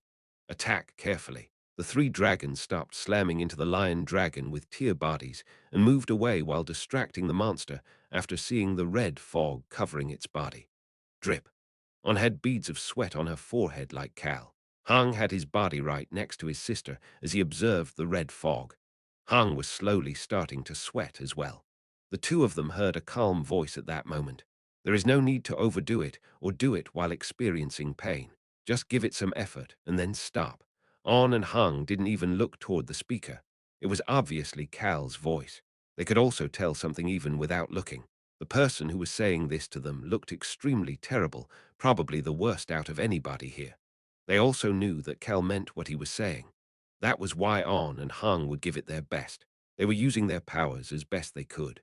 1 second, 2 seconds, 3 seconds time slowly ticked past before On and Hung smiled at the same time. Their smile looked almost identical to Cal's smile, while oddly having Ran's fake benign smile mixed in with it. Cal would probably have gasped in fear if he saw their smiles, because it would have reminded him of Ran. Fortunately, Cal was unable to see their smiles, because he was calculating the number of remaining rocks and dealing with the monster's attack. but he did hear the two cats mumbling. It reached Naya. It works, Naya. Cal then smiled. Hmm, the ones who first noticed the change were the individuals closest to the lion dragon. Did this bastard get slower? Rashiel asked Iruhaben while pointing toward the lion dragon. The ancient dragon just ignored Rashiel and quietly observed the lion dragon. Boom! The monster took a step forward. It was slow. It was slower than before. Iruhaben had sat the young cat children and chatted with them in the past while teaching Rayan. The poisons I can use the most are paralyzing poison and sleeping poison, sir. They are weaker poisons, so I can use a lot, Naya. I can use the fog without any limit, but it is difficult to control it, sir. That is why I only use as much as I can easily control, Naya. Ho ho. Iruhaben quietly laughed. My, who do they take after to be so amazing? Iruhaben slowly started to smile. He looked around. Everybody who was participating in the battle noticed the changes in the lion dragon. Poison worked on the lion dragon. The lion dragon was getting slower. The paralyzing poison entered through the injury on the lion dragon's back and was slowly spreading through its body. This monster would stop moving in a little bit. Good job. On and Hung smiled after hearing Cal's nonchalant voice. However, On responded in a tired voice. I think it will be difficult to make this monster stop moving completely, Naya.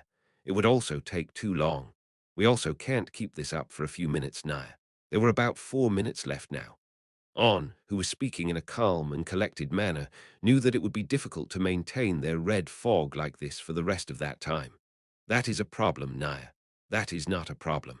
Cal shook his head after hearing On sound a bit upset. This is enough. You did a great job. His eyes sparkled.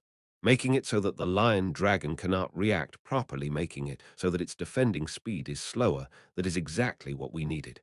On and Hung saw Cal raise the golden tops whip slightly at that moment. Share, they felt a gust of wind. The beads of sweat on and Hung's foreheads were washed away. Cal. Gashan said that he will immediately head to the bears. The whales have started moving as well. Destruction, chaos, ruin. Beacrox informed Duchess Violan that little wolf kid has started moving too. He received information from the wind elementals.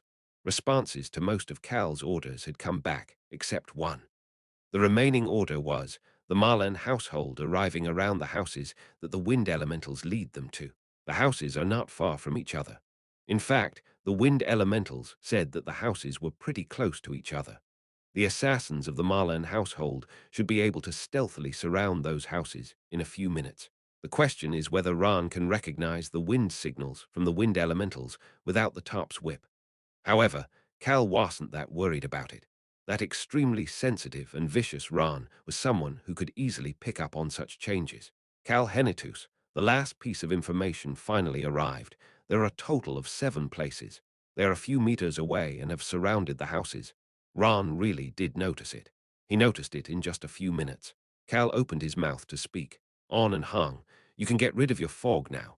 The Lion Dragon Stage 3 had about 3 minutes left. Cal raised his hand toward the sky. Chhhhhhhh. A strand of water flowed out of Cal's palm and shot up toward the orb of light that Albaru released into the sky.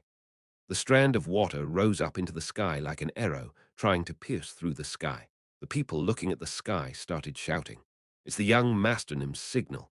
Head to the bear stronghold, Deputy Territory Lord. Violan raised her hand after hearing the person who went to look outside urgently rushing in. Stop your action. The mages started stopping the mana disturbance tool. We will stop it for about 1 minute. Violan reminded them about the plan as she recalled someone who had been with her until just moments ago. I will head out now. Rosalind. She said that there was somewhere she needed to hurry over to as soon as they heard what Cal was planning. Duchess Violan could immediately tell where she was headed. It is probably to where the mana has remained gathered together. It was the place that they had plastered with magic circles to gather mana even before they planned to use the mana disturbance tool. And the young dragon that should be maintaining that space it has stopped, madam. Wang. The mana disturbance tool stopped temporarily as a mage shouted. Violan then started to think about someone. Cal. The only thing left was Cal's part in the plan. Cal looked away from the strand of water and turned around. It's our dancing's turn, Naya, as I expected. On and Hung excitedly looked back as well. Ha! The mana has stabilized. Really. The mana that had been vibrating chaotically in the air because of the mana disturbance tool had calmed down.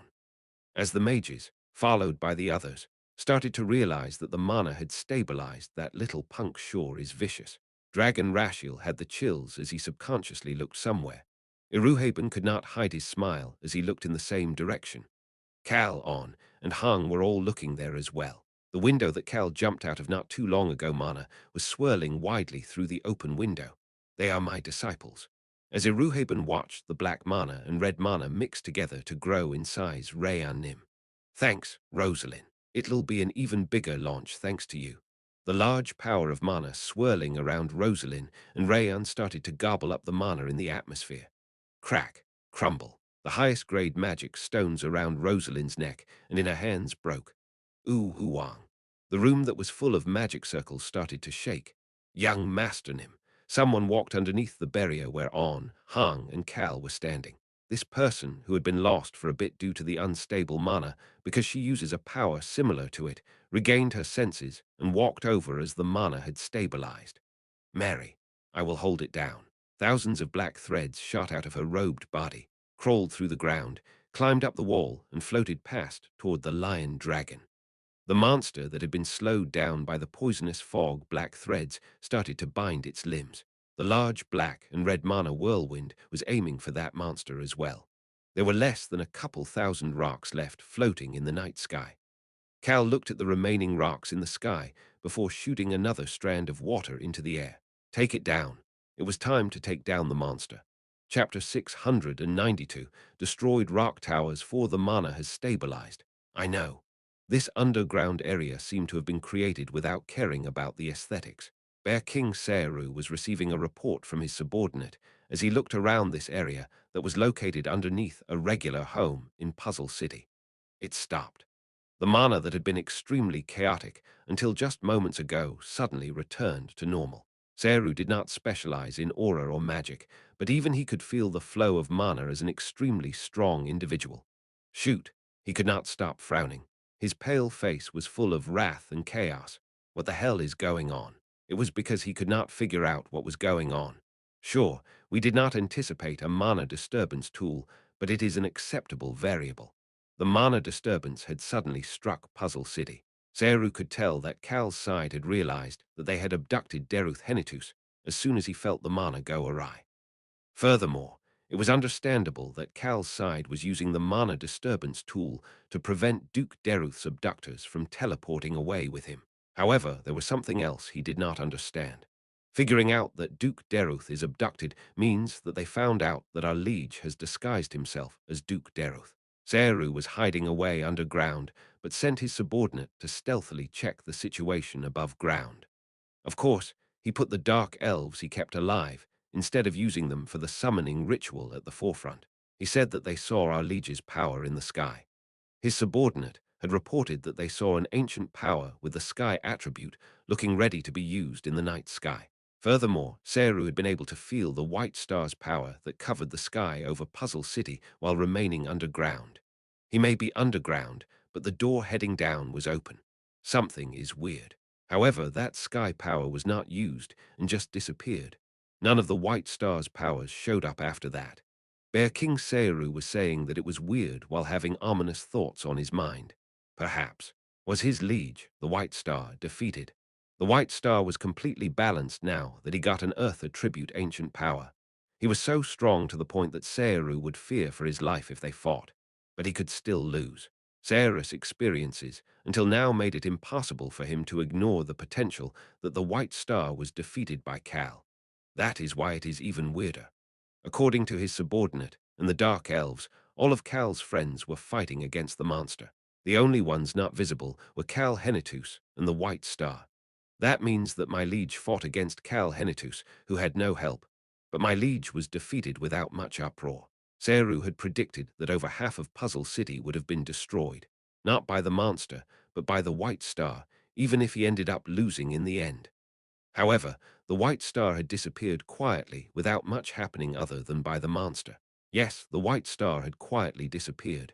He was sure it was because of Cal Henitus. Seru commanded the bears and his subordinates to hide underground as soon as he realized that fact. Hide. He told them to at least thoroughly hide themselves during the mana disturbance. He told them to only leave the dark elves out to stand guard. He himself laid low after giving the order as well. What should we do? The mana was stable once again. Seru looked toward the cautiously asking bear subordinate, as well as the mage and the black mage behind him. The mage and black mage had stiff expressions on their faces as they commented, "We cannot continue staying here like this." I agree. We need to do something with this opportunity.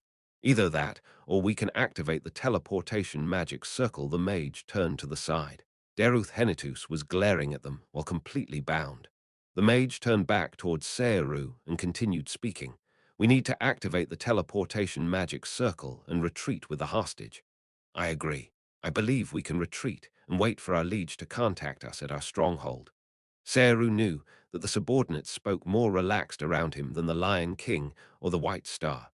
But the mages and black mages were stating their opinions even stronger than usual. I guess the mana disturbance was burdensome on them.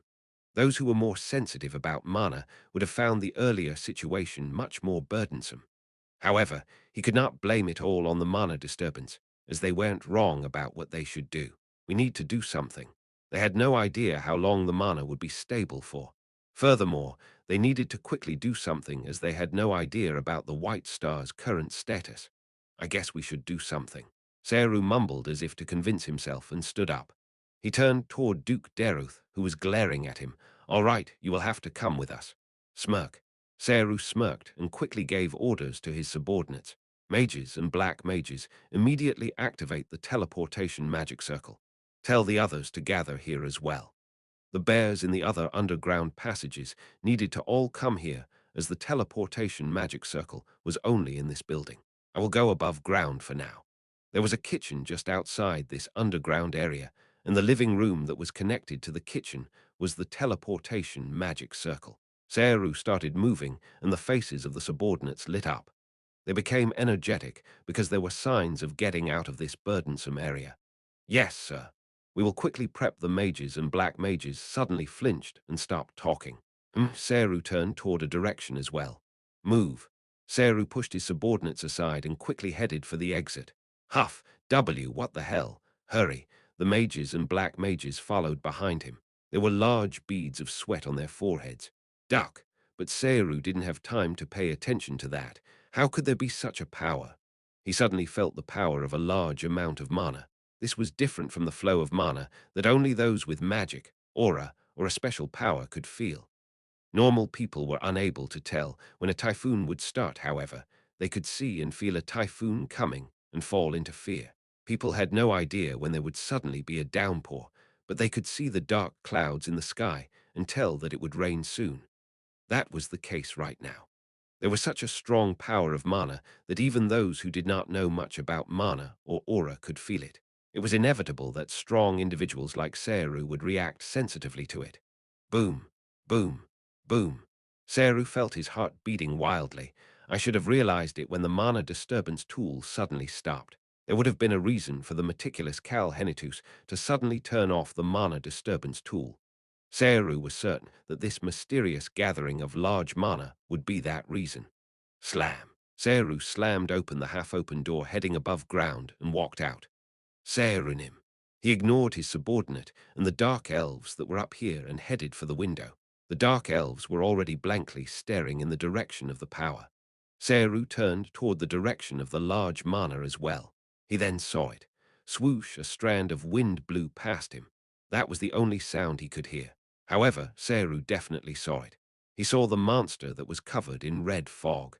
Then down at its waist to its feet, there were what seemed to be an unlimited number of black threads holding it down. Then there was the rock shield that was being destroyed as it blocked the black light shooting out of the monster's eyes. Finally, there was a black and red mana orb that was headed toward the monster with a strand of wind. Cal Henitus shouted toward the individuals who were already retreating. "Watch out."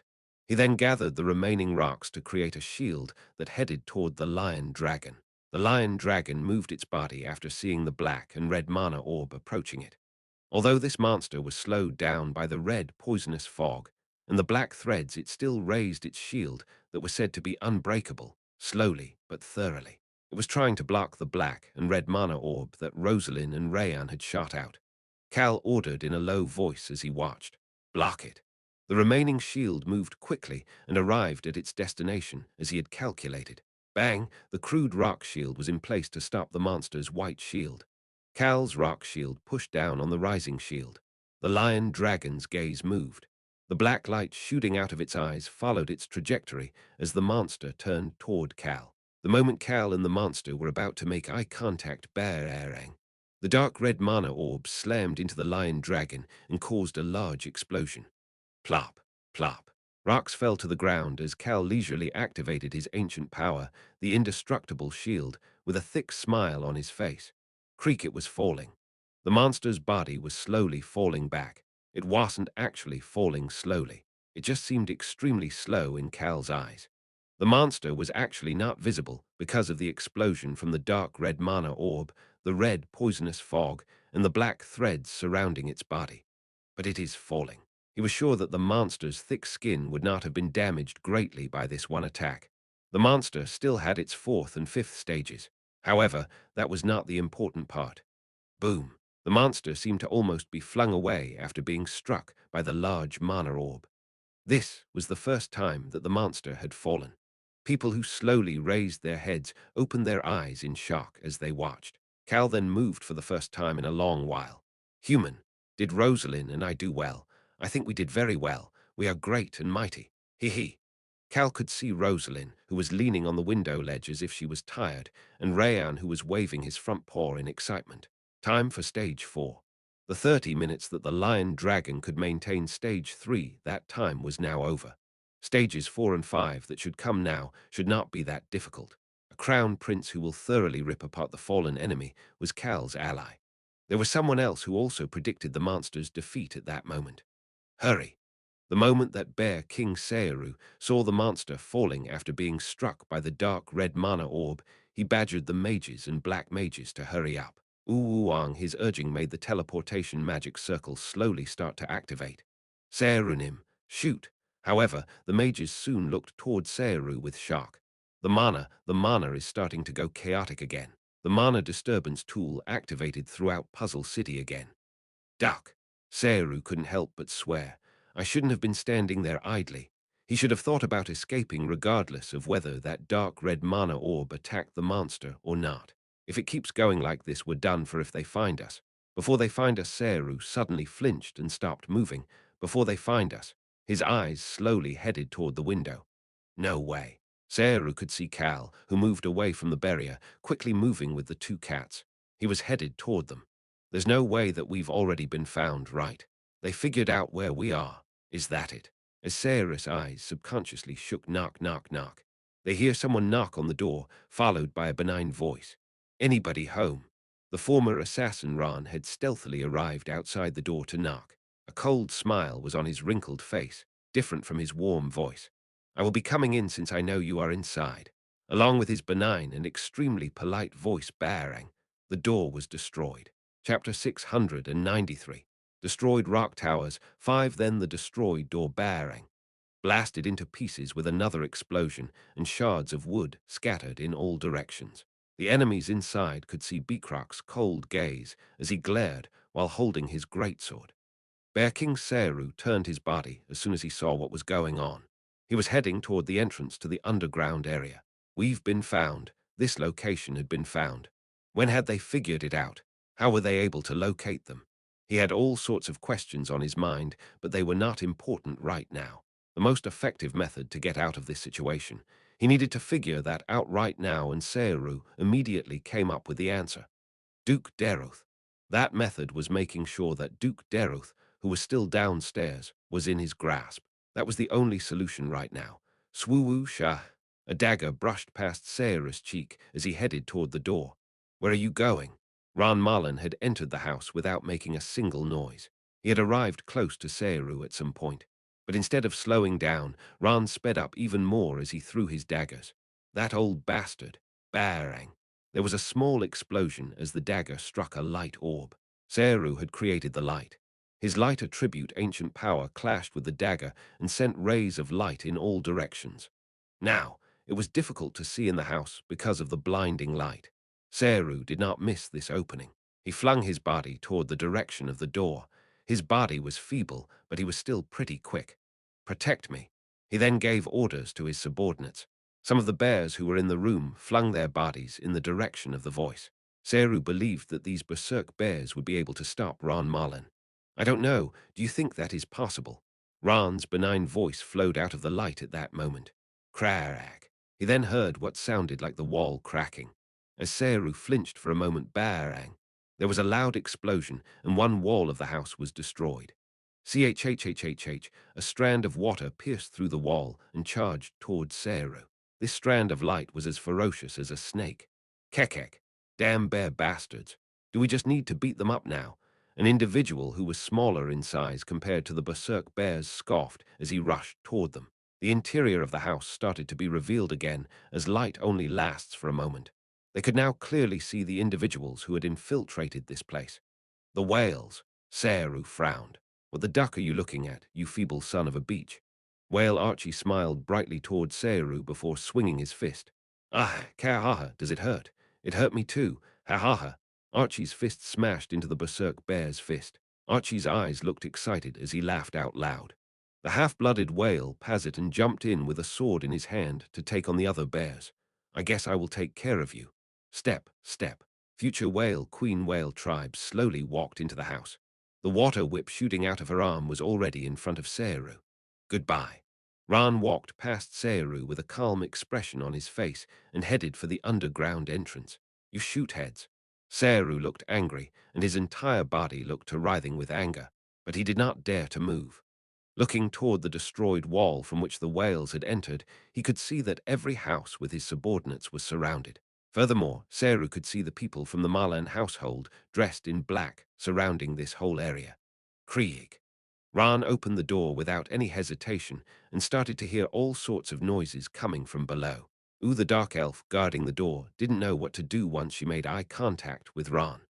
Seru shouted in anger toward the dark elf that was subconsciously shaking in fear. You said that there wasn't a single elemental. Seru's pupils suddenly shook mid-sentence. Is there anywhere in the world without a single elemental? This shaking dark elf, she had seen his friends and family being killed as sacrifices for the summoning ritual. That fear was the reason Seru thought that this dark elf had been listening to his orders. Seru had kept the regular Dark Elves instead of the battle team Dark Elves alive on purpose to use them as guards. He needed ones that would be scared and listen to him. But would she really have listened? No elementals being present should have seemed weird. Shouldn't this Dark Elf have thought that? Drip. A tear rolled down the Dark Elf's eyes and dripped down her cheek. She was shaking as she said what was on her mind. Enemy. The enemy of our race, Seru started to think after seeing this dark elf say that despite being scared, he been had. That was the only thought on his mind. He had had enemies on both the inside and the outside. This is something I had not expected. Ran gently patted the dark elf's shoulder and headed down without getting any resistance. The dark elf did not show any movement as Ran passed by her. Damn it! Stop them! Secure Deruth Henitus! Wang. Light arrows quickly appeared around Seru as he shouted. They were all directed toward Ran. The dark elf heard Ran's voice at that moment. We rescued the remaining dark elves from Mount Nex. They are being protected right now, so you will be able to see them soon. A fire lit up in the dark elf's eyes at that moment. She jumped up and got in the path of Seru's light arrows. Witira charged toward Seru at the same time, but Seru smirked at her. Water loses when it goes against light. I guess it would be fun to burn you to death. Witira's water and Seru's light. It was obvious how that battle would end. Seru watched Witira flinch and determined that he was right, and the light arrow was right by the dark elf. Stop. However, someone stepped in and gave Seru no choice but to stop his light arrows. I guess you don't want to save the white star. Witira had not stopped because she was scared of Seru or his light. It was because Cal had motioned for her to stop. What did you say? The White Star. That name made Seru stop his arrows.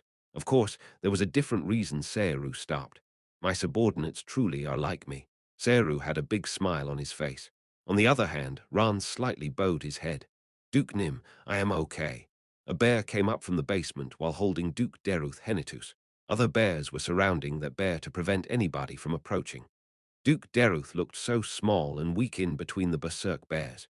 He was quite fit as the patriarch of a martial arts household, but he looked terrible with his limbs chained down and his face a mess. My son. Duke Deruth smiled brightly at Cal, but could not hide his guilt as he felt apologetic to his son. He slowly continued speaking to his son, who just quietly watched him. I'm so pleased, don't say anything useless. Cal cut him off. Cal cut Deruth off from saying that he was sorry and said something. Father, Basin and Lily do not know. Deruth quietly looked at his son for a moment before forcing a smile and nodding his head. I see. They then heard Sarah's joyful voice. What a teary reunion between father and son. Cal turned towards Searu and swore. Are you ducking blind? What? Are my father and I crying? Why the hell would you say that this is a teary reunion? This mother-ducking abductor is saying some annoying shoot. Archie flinched and warily looked at Cal. Archie could tell that Cal was really mad because of his choice of words that did not befit a commander. Cal didn't care and just said what he wanted to say. We're short on time, so just obediently get caught. What? Cal, who looked at Searu as if he was stupid for responding like that, clicked his tongue for the first time in a long while and pointed around him. Hey, can't you see what is going on around you? What is he talking about? Searu could not hide his shock at the fact that Cal was being so calm and acting like a jackass. What did you mean when you mentioned my liege just now? He still maintained his composure and asked Cal about the White Star. Searu believed that he held the power since his side had secured Deruth. Cal would be slower than the bears, killing Duke Deruth no matter what he tried to do. However, Cal still looked relaxed as he shrugged his shoulders and nonchalantly commented, What do I mean? Smirk. Cal started to smile. It means that the White Star is sealed. What? Sealed? Searu questioned his hearing after hearing something completely unexpected. However, he had not felt the White Star's powers at all since earlier. Oh, and by the way, one more thing. The tigers and wolves went to the bears' hideout. What Searu could not get his mind together after hearing Cal say these things as if he was the water flowing down a river. But Cal had not finished speaking yet. Your damn base has been revealed. Oh, and one more thing. We already took care of the World Tree side, so you guys won't be able to do anything there either. And one more thing. Cal pointed at Searu. I guess you can't see very well because of your light arrows right now. Can you even walk? What? Me-yo. He heard a cat's meow. Searu suddenly got the chills. He quickly looked around. Up, left, right, and finally down.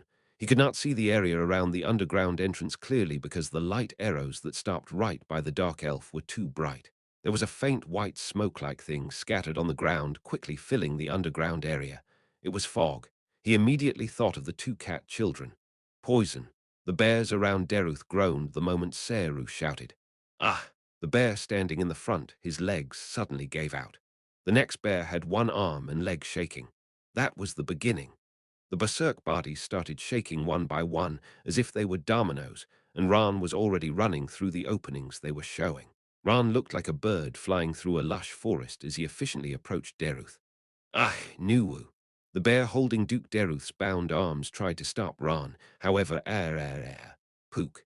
Numerous daggers stabbed into his arms and neck. The bear could not dodge Ran's attacks because his reaction speed had slowed down from the paralyzing poison. Searu chose the last course of action he had left. Kill them all. The light arrows started flying toward the dark elf, Ran, the bears, and Deruth. Kill them all. That was Searu's final option. I will figure out what happened to my liege later. How could he be sealed? Searu could not believe what Cal told him. The White Star was not weak enough to be sealed by Cal. He heard someone's jovial voice at that moment. Ha, you stupid idiot. You still haven't learned. Do you really think that will work? Cal laughed and reached his hand out. A silver shield was already created in front of the dark elf. The light arrows could not pierce through the indestructible shield. Bararang. There was another explosion, and the house started to break down. However, Searu could not take his eyes off of Duke Deruth, who was being supported by Ran to stand up straight on the other side of the silver shield. He had to work so hard to turn around to look at Cal Henitus. Cal had walked up to Searu during that time and smiled. Just stop now. Cal's voice was gentle, as if he was consoling Searu. You guys are done for. Ruyumble, the night sky roared at that moment. Underneath, the bright orb of light, the area where the lion dragon should be started to become dyed black. Cal pointed toward it and gave him some advice.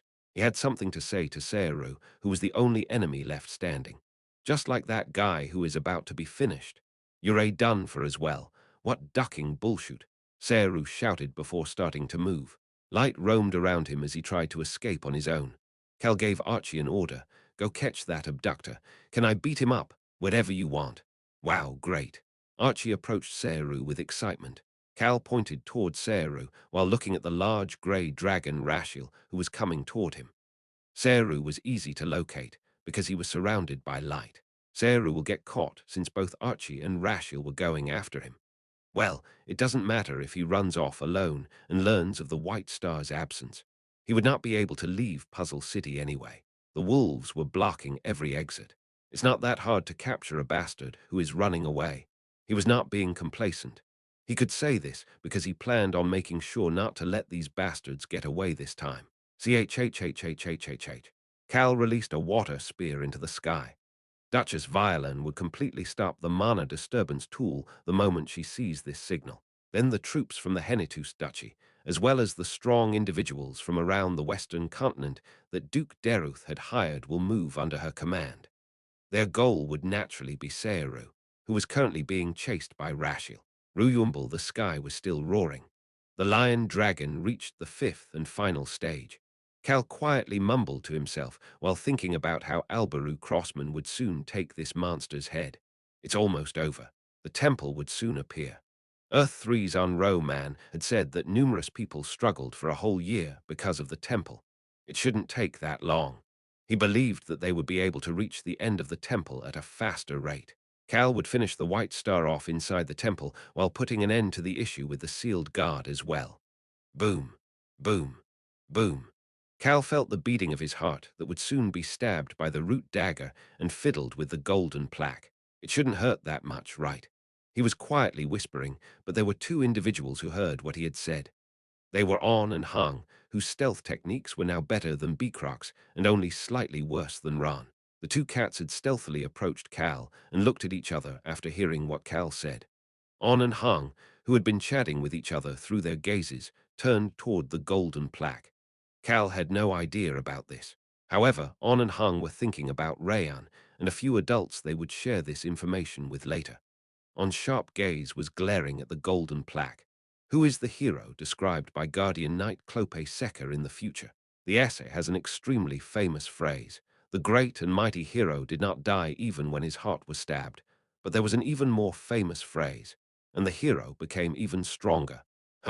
When did you get here? Cal told On and Hung to go to Rayan and headed toward the barrier again. He needed to watch his allies finish the monster off. Young Master Cal, Your Majesty. Cal smiled at Queen Litana.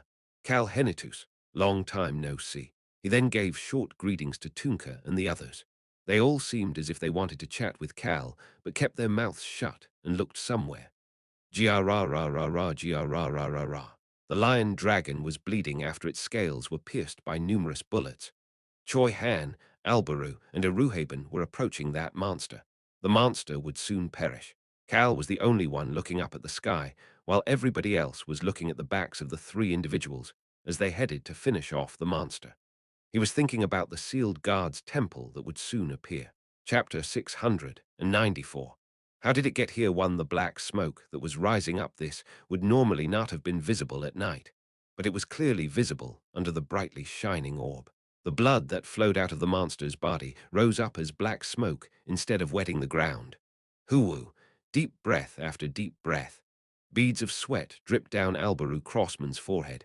The nearby atmospheric conditions have reached stable conditions. The mana disturbance tool had stopped. Albaru realized that Cal had rescued Duke Deruth and captured all of the captives. He also knew that the little punk who was finished with his task would be watching this battlefield as he finished off the monster. I don't need Cal Henitus's help this time. He wanted Cal to just sit back and watch. Danger of mana depletion. User Albaru Crossman's remaining mana is less than 20. Terang's voice endlessly filled his mind. 20. Albaru tightly clenched the hand, holding the unbreakable spear as he thought about his remaining mana. The lion dragon that had black smoke coming out from his body Earth three's on-row man had spoken briefly about this. It means that the monster's end is near. Albaru Crossman, how do you think the lion dragon's final fifth stage would be? What do you think it would feel like to have the monster's final moments approaching? Albaru could finally answer on-row man's question. It's a mess. He looked down at himself. He looked so terrible, especially because he rushed out in his pajamas. Albaru always showed the prime example of a crown prince, so the citizens of the Rhone kingdom would definitely be shocked to see him like this. Do we just need to do it once more then? Albaru heard a tired voice. He looked around. The owner of the back that he was standing on Eruhaben's body was full of small injuries. It was probably because he went up against the lion dragon the most. That wasn't all. Dragon Mila had even more small injuries than Eruhaben, but I was able to fight without worrying about the shield thanks to her. Rashiel was no longer here, as he was chasing after Seru. Mila chose to take on the monster and its unbreakable shield so that Albaru and Eruhaben could aim for openings all around the monster's body. Eruhaben charged toward the monster as soon as he saw an opening, and Albaru shot bullets into those openings to leave injuries all around the monster's body. This was only possible because Rayan, Rosalind, and Mary took down the monster and held it in place. It would have taken a lot more time and effort if they had not done so. Your Highness, Choi Han had supported all of them through it all. Support may sound as if he was fighting in the rear, but Choi Han's support was done by fighting with them. He would thoroughly check Mila and Eruhaben's conditions and jump in without any hesitation whenever an extra attack was needed. My instructor Nim looks terrible too. I think I at least look better than you do, Your Highness. Bullshit. Choi Han looked as bad as, if not worse, than Albaru. Albaru's gaze moved to Choi Han's sword. The aura rising from the sword was weaker than before. Choi Han, the dragons, and Albaru all fought with everything they had. The fruits of their labor were that the monster was reaching its fifth and final stage, and that the end of this battle was not far away. Unro Man had also said the following: "The end of the battle is not beautiful. The end will be disgusting." He said that the fifth stage would be a disgusting fight. It would not be beautiful at all and would not look glorious. Albaru had snorted after hearing that. That's obvious. It was because all fights were like that. A beautiful battle, something like that does not exist. The only thing that mattered was that you survived at the end of the battle. Eruhaben Nim, let's go. Sure. Choi Han jumped from Mila's back to Eruhaben's back and stood next to Albaru as soon as Albaru started talking. Eruhaben, Choi Han, and Albaru headed toward the monster that was bleeding all over its body. The monster will not stop moving until you stab its heart. The lion dragon was kneeling on one knee. The bastard who had fallen down managed to get back up, but could only kneel on one knee. Huff, huff. The monster was breathing heavily, and its damaged scales were bleeding and had black smoke coming out. The gold dragon's large body stopped right in front of it. Won't it be dangerous? Albaru calmly responded to Eruhaben's question. It is still something I need to do. My instructor will be with me as well. Isn't that right? Of course. You're starting to get more disrespectful every day. Either way, I worry that you are tired, Eruhaben Nim. I had the same thoughts. The ancient dragon scoffed quietly before peeking toward Mila. Well, it feels like I will live a long time. The ancient dragon slowly descended. The monster and the gold dragon looked at each other. Eruhaben left one statement for the two who would put the finishing touches. Go. Albaru and Choi Han kicked off Eruhaben's back and dropped down. A loud roar came out of Eruhaben's mouth at the same time. Now that the mana disturbance tool was stopped, with the mana stable once again, gold dust started to scatter through the black smoke. Eruhaben, who was surrounded by large golden dust particles that looked like the Milky Way in the night sky, slammed into the lion dragon. Barang! Another loud explosion echoed through the sky as it had been all night, and the gold dragon's front paw grabbed the monster's shield. The monster was trying to smash the dragon with the shield. The dragon was trying to take the shield away. Another dragon charged toward the monster's arms and legs during that battle of strength. Dragons surrounded in gold and beige mana pressured the monster. As the dragons held onto the monster's body like that, Albaru and Choi Han pushed forward their spear and sword. Albaru recalled Ro Man's comments. Albaru Crossman. The monster has used up all of its abilities by stage 5 and will use the only thing it has left, its physical strength. That is why a chance to finish off the monster will appear. You use terang to make the monster's heart stop. Crack! The spear pierced through the monster's back scales and into its skin. Alberu grabbed the spear to stop himself from falling down. Similarly, Choi Han's sword stabbed into an injury on the monster's back before he too landed on it. Jia ra ra ra ra ra. The lion dragon showed an intense reaction after feeling the pain. This shouldn't have been that painful compared to the other injuries it received until now. However, its reaction was much more exaggerated. It could not be helped. Choi Han. Yes, your highness. Choi Han pulled his sword out of the monster's back and channeled his aura again. Choi Han's hands were shaking. He had used too much aura, and both his body that was holding the sword, as well as the aura he could generate, were reaching their limits. Choi Han happily accepted those limits.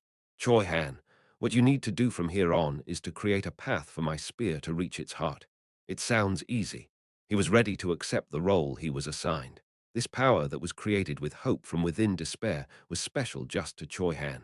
The shining black aura fluctuated like a violent wave and slowly started creating the black yang. Choi Han raised his sword. Hoo-woo. He took one deep breath. He then charged toward the target without any hesitation. I leave it to you. Alberu pulled out his spear that was stabbed into the monster. Choi Han's aura could not pierce through the monster's scales, but it was strong enough to cause a lot of damage to its insides. The black yang was an existence that could get as violent as necessary. Choi Han's body and sword charged toward the whole Alberus spear had made as soon as the shining black aura turned into the black yang. Ooh, the black yang charged through the air and roared. The moment it touched the injury that Alberu had created Ruuua, the monster moved its body intensely to dodge it. Grab it. However, the monster's shield and right side were being held down by Eruhaben and its left side by Mila. They were receiving scratches on their bodies, but the two dragons did not care. Strength against strength. The dragons channeled every ounce of strength they had left.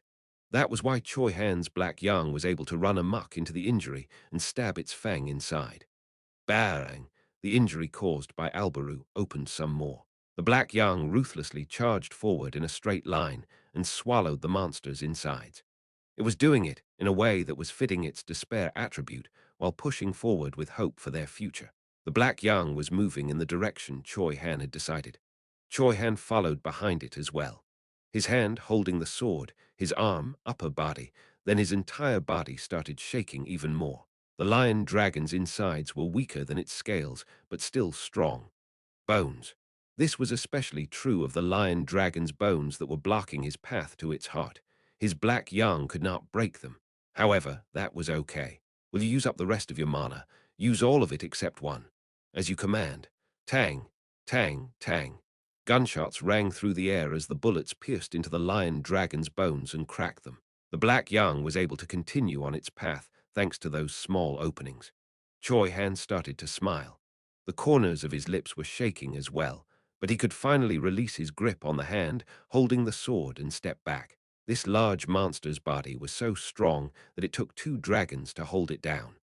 The black aura that had moved in a straight line from the monster's back finally reached its target. It is your time now, your highness. The monster's white heart that had been hidden at the center of its body revealed itself.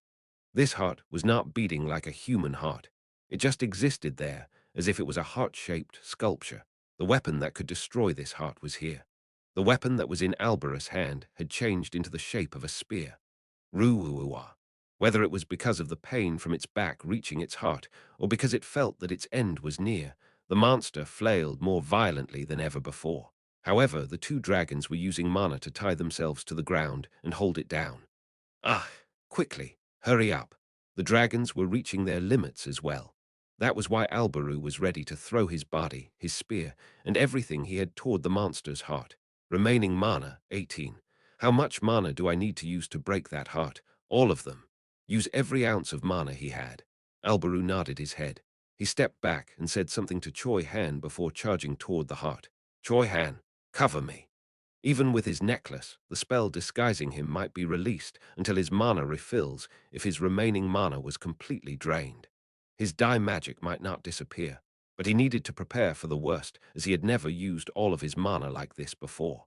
Alberu liked his quarter dark elf self, but he wanted to control when he would reveal that to everybody else. Please don't worry. Choi Han gave a calm response, but his body was shaking. That was why Alberu could trust him completely. He left the rest to Choi Han and charged forward toward the heart. This white heart that does not beat the white star stretching out toward that heart, releasing all mana. Remaining mana 1512, one of his natural powers, the black mana, wrapped around the spear. It was dead mana, minus 5,310. The moment all of Alberus mana gathered at the tip of the white spear with black mana stabbed into the monster's heart. Pook, roo-woo-woo-woo. The monster released a different kind of roar than before. Alberu could see his dead mana slowly turning the monster's white heart black. Crack, crack. Cracks were starting to appear on the heart. Alberu could see his white skin that was holding the white spear turning dark brown. Pad. A black light burst out of the breaking heart at that moment. The light was pitch dark, so that nothing could be seen, however, destruction of target completed. You have taken down the monster, the lion dragon. Alberu smiled while listening to Tereng's voice. I did it. I finally caught this monster. Although he had a smile on his face, Alberu furrowed his brows as his eyes started shaking. At that moment, remaining mana has reached 0, temporarily entering protection mode for the user's safety. Protection mode means that you will faint. Ha! Everything started to go dark for Alberu for a different reason. Faint. I'm going to faint. Right now, Your Highness. He could see Choi Han piercing through the black light bursting out of the heart to get toward him. Your Highness, please wake up. A shocked Choi Han shouted at Alberu while putting his old and ragged robe on Alberu to cover Alberu's skin, but Alberu could not respond. Shoot, now I understand how Cal Henitu's fee he fainted immediately at that point. This was the first time in his life he had fainted. Chapter 695. How did it get here too? There were two colors of light that looked as if they would swallow the openings between the black smoke. One was gold, while the other was beige. When the beautiful glow of the mana generated by the two dragons covered the area so that the black smoke was no longer visible, a black light burst out of the lion dragon. The light was pure black in color without anything else mixed in. The people watching subconsciously flinched or curled up after seeing the sudden black light. Is the monster launching another attack? They were certain that the monster was responsible for this black light. However, the individuals who were closer to the battlefield slowly started to recognize the identity of this black light. Ah, Queen Litana gasped. Her eyes were observing a dragon that was slowly moving away from the monster. She could not see it clearly because of the black light, but it didn't look as if the dragon was retreating out of fear. That must mean there was only one other reason for the dragon to retreat. We won. The chief executives of the different kingdoms heard Cal Henitus's voice at that moment. The black light bursting out of the monster slowly disappeared, and the monster's knees buckled. Boom! This noise could have been considered to be loud, but it was quiet compared to the explosions they had heard during the battle. However, this noise sounded louder than anything else to the individuals watching. The monster's knees buckled. The monster's body slowly crumbled down until the monster's upper body leaned forward and it fell flat. Boom! Silence filled the area once they heard that noise. People were looking at the monster's back that was a mess, as well as the monster's eyes that had lost their light as it lay there without any movement. We won. One of the Roan Kingdom's soldiers raised his hand and plopped to the ground. Tang! The weapon in his hand fell to the ground. However, nobody was scolding the soldier for dropping his weapon. The soldiers who had swallowed their fear and maintained their positions released all the pent emotions inside them after seeing the fallen monster. Ah, it was not a cheer. It was a shout of relief that this monster was finally dead. That relief started to spread all around. People plopped down, raised their hands, and released their pent-up emotions. It was getting rowdy all around. This is the chief executives of the kingdoms that had sent reinforcements, and even the Roan Kingdom's chief executives couldn't help but have awkward expressions on their faces. They had pretty much not done anything in this battle. That was why they could not be happy. They felt sorry that they were unable to do anything despite coming to help. They especially felt this way after looking at Cal, who was quite the mess. We barely did anything. Caro Kingdom's Crown Prince Valentino looked down at the ground and mumbled apologetically with embarrassment. Why are you saying that you didn't do much? They looked up after hearing a voice. Cal was fixing his messy shirt while speaking in a nonchalant voice. It is amazing enough that you all came here knowing that you may die. Cal meant what he said. The guardian protecting the sealed guard's temple, a monster that was stronger than dragons. These people had all come here to help them take down the monster while knowing the danger they would face. This was especially true for people like Crown Prince Valentino, Tunka, Latana, and the others who represented or would represent their respective kingdoms in the future. They could have chosen to send reinforcements and not personally show up, but they had all come with their minds made up to join the battle. That alone was amazing. Of course, Cal added on a statement as he had that thought, but I am concerned. I don't know how long it will take to restore Puzzle City and the area around it. We still have so much to do, but we will have to take care of restoring the city once everything is done. Oh my. The chief executives advising the representatives of the reinforcements flinched after hearing his statement. But Commander Tunka, the representative of the Whipper Kingdom, responded immediately. Don't worry. The Roan Kingdom is our friend, just like how you are my close friend. We will help you out until the end. Ah ha ha ha ha. We don't have money, but we have plenty of muscles. Ha ha ha ha. The chief executives who came to advise Tunka started calculating something after seeing the bright smile on Tunka's face. The chief executives of the other kingdoms started calculating what to provide as support for the Roan Kingdom's puzzle city restoration after seeing the expression on their respective representatives' faces. This is good. Cal watched with satisfaction. I'm sure that His Highness will be happy with this as well. The news about their allies providing support to restore Puzzle City would be a great gift for Albaru, who has spent so much time fighting against this monster. The Roan Kingdom is actually the most affluent of all these kingdoms. The Roan Kingdom had enough money to restore Puzzle City on its own without any assistance, but the Crown Prince would be very happy to get support. The Roan Kingdom would be able to more handsomely reward the residents of Puzzle City and the people who participated in the war if they had support from foreign nations. Plus, it's not like we only saved the Roan Kingdom. We saved the entire Western continent. We should gain something for all of our hard work. Getting at least a small reward for working so hard to maintain peace on the continent would make it worth putting in the effort. Cal had that thought as he slowly started walking. I guess I should go greet them. The representatives of the different kingdoms nodded their heads and followed behind Cal. Young Master Cal. Rosalind walked over to Cal's side at that moment. Human, I'm here too. Human, your mom is keeping an eye on the fake hillsman, so you don't have to worry. Rayan was with her while remaining invisible. Yo. On and Hung slowly stood next to Cal as well. They all wanted to go greet their allies, who had just finished an arduous battle. Cal did not say anything as he headed past the barrier. Boo-boo-boom, the barrier that had separated the monster from the people, slowly created a path as Cal approached it. Cal took a step out of the path created within the barrier. Rustle, debris scattered as he stepped on them. Cal didn't pay any attention to it as he only looked forward. He saw the fallen monster. He then saw the beige-colored dragon Mila, who was leaning on something probably because she was tired, as well as the pink curly-haired Dodori next to her. Finally, Iruhabenham. Cal's eyes opened wide as he looked at Iruhaben. Iruhaben quickly polymorphed and turned into a human before running toward the fallen lion dragon. Mila and Dodori responded with shock as well. Over there, Choi, Han, and Albaru were by the fallen lion dragon. The two of them had gotten the closest, getting all the way into the monster's insides to fight.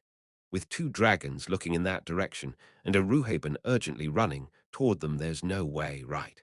Rosalind's voice was slightly shaking, and Cal's steps quickened. The people behind them stiffened up while Tunka subconsciously frowned and shouted. Did the two of them get hurt? Quiet. Cal's low and cold voice made Tunka flinch and shut up. Tunka could only see Cal's back, but the mood around him felt quite foreign. The others must have felt the same way as they all shut up and did not dare to say anything. Ah! Rosalind covered her mouth with both hands at that moment. Her eyes were looking at Choi Han, as well as something slumped over in Choi Han's arms while covered in Choi Han's cape. Choi Han's clothes were ripped and dirty. He looked like a mess from head to toe. Iruhaben, who had now reached them, urgently opened his mouth. The crown prince that something slumped over in Choi Han's cape, he was sure it was the crown prince. Iruhaben grabbed the edge of the cape instead of saying anything else. He needed to quickly check Albarus' condition. You cannot do that. What? You cannot do that right now, Iruhaben Nim. Choi Han's gaze moved past Uruhaben's shoulder. The ancient dragon looked in that direction as well and saw Cal and the others behind him. Cal reached his hand out after getting a little closer. Please wait. He stopped the chief executives from getting any closer. The people behind him had to stop walking after seeing Cal's gaze once he turned around. Please wait right here. They did not dare to get any closer to Choi Han after hearing Cal's respectful yet firm voice that clearly set the boundaries. Cal confirmed this before slightly nodding his head at them and heading toward Choi Han again. Rosalind, On, Hung, and Rayan followed behind him. Calnim. Choi Han, who had looked calm this whole time, finally frowned a bit. Everything okay? Choi Han slightly bowed his head at Cal's nonchalant question. I checked that His Highness does not have any large external injuries. I believe that he has fainted. What about you? Excuse me. Are you okay? Choi Han was at a loss for words for a moment before biting down on his lips at what Cal said next. You look terrible too. I am okay. Okay. Good job. Cal gently patted Choi Han's shoulder. Choi Han was thinking that Cal never changes. Cal had no idea what Choi Han was thinking as he slightly lifted the cape in a way that the others would not be able to see. As expected, Alberu was there with his eyes closed in his quarter-dark elf form as the spell was released. Human. The Crown Prince's spell was released. Cal nodded his head instead of responding. He lowered the slightly lifted cape and tightly bundled the Crown Prince again. Is the Crown Prince okay? Mio. Mio. Rayan's concerned voice as well as On and Hang's worried gazes were directed at Cal. Rosalind and Aruhaben looked tense as well. It looks like His Highness has fainted, but let us escort him inside to check his condition. Cal looked at the cape and shook his head. He shouldn't have pushed himself so hard to fight. Why the hell would he faint on? And Hang stared right at Cal after seeing that Cal's voice was not as cold as before. Why are you looking at me like that? I have nothing to say, Naya. He's right, Naya. Human. How can you never reflect on your actions? Human, you should take note as well. What are they talking about? Cal didn't have the time to decipher the gazes of the children. Alberu seemed okay, but they still needed to quickly check his condition. There is a healer over here. Crown Prince Valentino raised his hand and shouted from a bit away. One of the people who came with him to advise him was a healer. He is our dedicated royal healer and extremely skilled. He can get started on the Crown Prince's treatment right away. Valentino sounded excited as he spoke with good intentions. Choi Han looked toward Cal to see what he would do. Cal gave a short response. Thank you for the offer, Your Highness, but this dragon nymph has agreed to take a look. He looked toward Iruhaben, who slowly raised his hand. I can do it. That is what he is saying. Valentino awkwardly lowered his hand. Haha, then that is a relief. At that moment, Your Highness, the Royal Knight Captain walked over completely pale. His face was full of panic. How did you end up like this, Your Highness? He looked as if he wanted to lift the cape off Alberu at any moment to take a look. Why have you covered him up like this? A lot. Was he hurt a lot? Was he in critical condition? The Knight Captain wanted to ask, but could not get himself to do so. He looked back and forth at Choi Han and Cal with desperation in his eyes. He then took step after step toward Choi Han and Alberu. Choi Han's pupils started shaking, and he started speaking with a face that seemed firmed with resolve. His Highness, his, ragged. Rosalind and the children averaging 9 years old couldn't help but frown. Cal got in between Choi Han and the Knight Captain at that moment. Choi Han. His Highness did not want to show his ragged appearance to other people. Yes, Calnim. Choi Han only said those 2 words, Captain Nim. I believe that His Highness, that my Hyang Nim did not wish to show a weak side to the citizens of the Rhone Kingdom. He probably only wants to show a positive appearance to his people. Ah, the Knight Captain furrowed his brows and clenched his fists. I see. Such big picture thinking. Hyang Nim is someone who is great enough to have such large-scale thoughts on his mind. He always wants to remain the son of the Rhone Kingdom. That is right. His Highness is that kind of person. He nodded his head and shouted toward the knights behind him. We must escort His Highness inside. The knights quickly lined up in 2 lines. However, Cal stopped them. I do think we need to hurry, so it is okay. Cal looked toward Aruhaben, who cast flight magic on Choi Han and Alberu. We will head in first. Please check everybody's conditions. Okay. Aruhaben flinched at the term, everybody, for a moment before looking at Choi Han and himself and nodding his head. The three of them quickly flew over to the Puzzle City Hall. Cal looked to confirm that they were safely inside before looking at the people remaining here. Their joy only lasted for a moment, and they were now looking at the evidence of the fierce battle with concern and worry. Cal simply said one sentence. "It is now opening." Ah, someone gasped after understanding what he meant by that. They all started to look up at the sky one by one. Oh, over there, without any noise, the black smoke has disappeared. As if it had been there the whole time that building is. The black smoke had disappeared, and a building was slowly appearing in the sky. Rosalind quietly mumbled, "That is the temple of the sealed god." It was an extremely luxurious and holy-looking temple made of white marble that could not be compared to anything on this continent. The temple shone even more beautifully under the light of the orb, with divine power that Alberu had shot up into the air. Nobody would ever think that the god of despair would be sealed in such a place. This temple floating in the sky stairs started to appear one by one from the temple that was glowing from the holy light instead of the moonlight. More steps started appearing and heading down. The staircase finally reached the ground. "Ha!" Cal scoffed in disbelief. "Is this being done on purpose?" The staircase ended right in front of Cal. Cal touched the golden plaque he took out of his pocket as he recalled Ro Man's words. If thousands of lives were sacrificed during the 7 nights and 8 days to kill the lion dragon, tens of thousands of lives were sacrificed in the year it took to reach the end of the temple. 1 year, tens of thousands of lives sacrificed. Those words were not included in the plan inside Cal's mind. Chapter 696. How did it get here? 3. The monster has fallen. That short phrase spread throughout the Western continent quicker than the people at Puzzle City had expected. The reason for it was because of the video communication devices that had been down for a few hours. What? Magic cannot be used in Puzzle City because of mana disturbance. His Highness is there right now. The future of the Caro Kingdom is there. Contact the Roan royal family right away. Do whatever you can to gather related information. The fate of the Western continent is in Puzzle City right now. The people of the Western continent were quite sensitive about the battle at Puzzle City because of the rumor that the White Star had spread. It was everybody from the commoners to the chief executives. They wanted to know the situation on the battlefield with fear and concern in their hearts. This was especially true for the kingdoms that had sent reinforcements to the Roan kingdom. It was because the people who had volunteered to go as the representatives of the reinforcements were all people who were central figures of their kingdoms or would be central figures in the future. However, the communication that had been continuous suddenly stopped as night arrived. These people had been anxiously waiting and contacted Puzzle City as soon as magic was able to be used again, which was how the results of the battle were quickly spread everywhere. "We have won, really?" "Yes, sir. The monster has fallen. Oh my goodness. Is Her Majesty safe?" Ah, that the mages responsible for communicating with the reinforcements from their respective kingdoms couldn't help but hesitate while reporting back. The video communication mage from the jungle couldn't help but have a bitter expression on his face at his superior's question. "Ha! Did something happen? Did Her Majesty get injured? Her Majesty and all of our troops are safe. However, why are you hesitating so much? Hurry up and say it. You can say that the Roan Kingdom pretty much did everything." The Roan Kingdom's troops and the individuals cooperating with them have defeated the monster.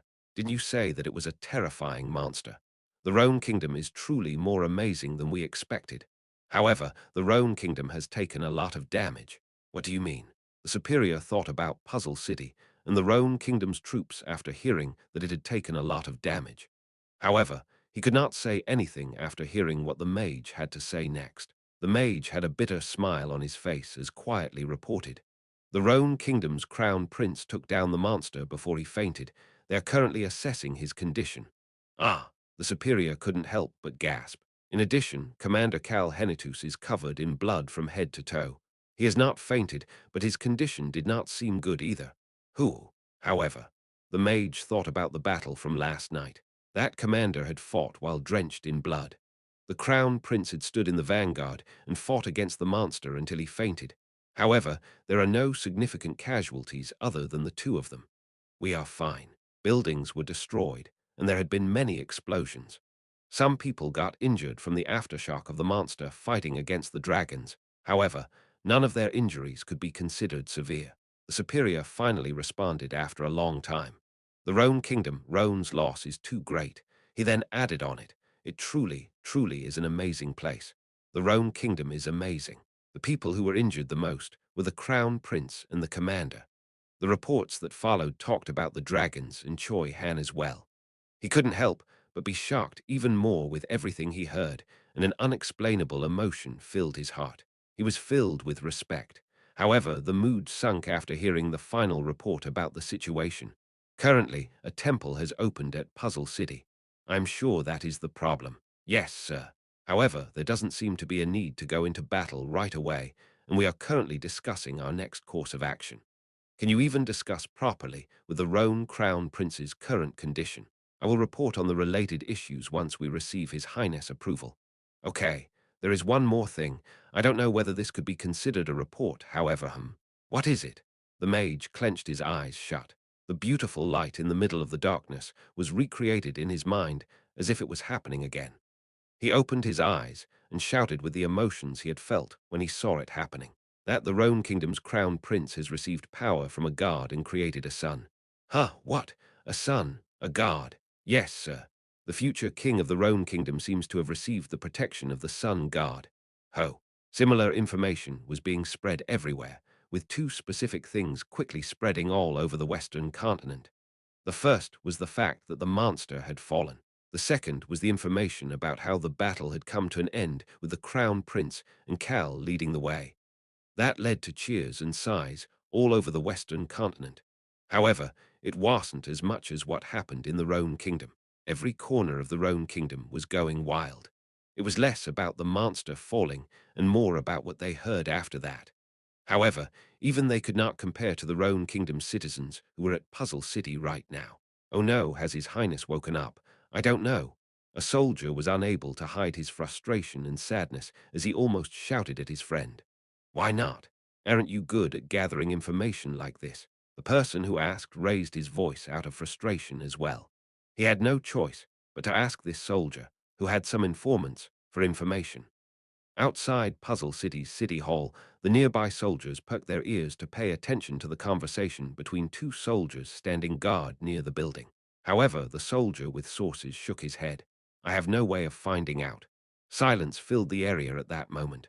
The soldier with the informants lowered his head and held back his bitterness as if he understood the silence. Information would have spread throughout City Hall if Albaru Crossman's condition was okay. However, the fact that nothing had been said yet must mean that he was in serious condition and potentially on the verge of death. His Highness M must wake up soon. If he falls like this, that will not happen. The soldier turned his head in shock after hearing a voice. He then realized the real reason everybody had gone silent. See, Commander Nim. Commander Cal Henitus. He was walking past where the soldier was standing. There was someone with a greatsword and a mage with red hair behind him. The soldier who had received Beecrock's and Rosalind's gazes curled up his shoulders and lowered his head, but he raised his head right back up after hearing Cal's voice again. There is nothing to worry about, so focus on your tasks. Cal's voice may have sounded cold, however make sure to eat every meal. There was a small amount of warmness in it as well. The soldier subconsciously opened his mouth. Thank you very much. The other soldiers bowed toward Cal's group as they passed by. Of course, Cal had no idea why the soldier was thanking him. Beecrocks. Does the Roan royal family not feed them properly?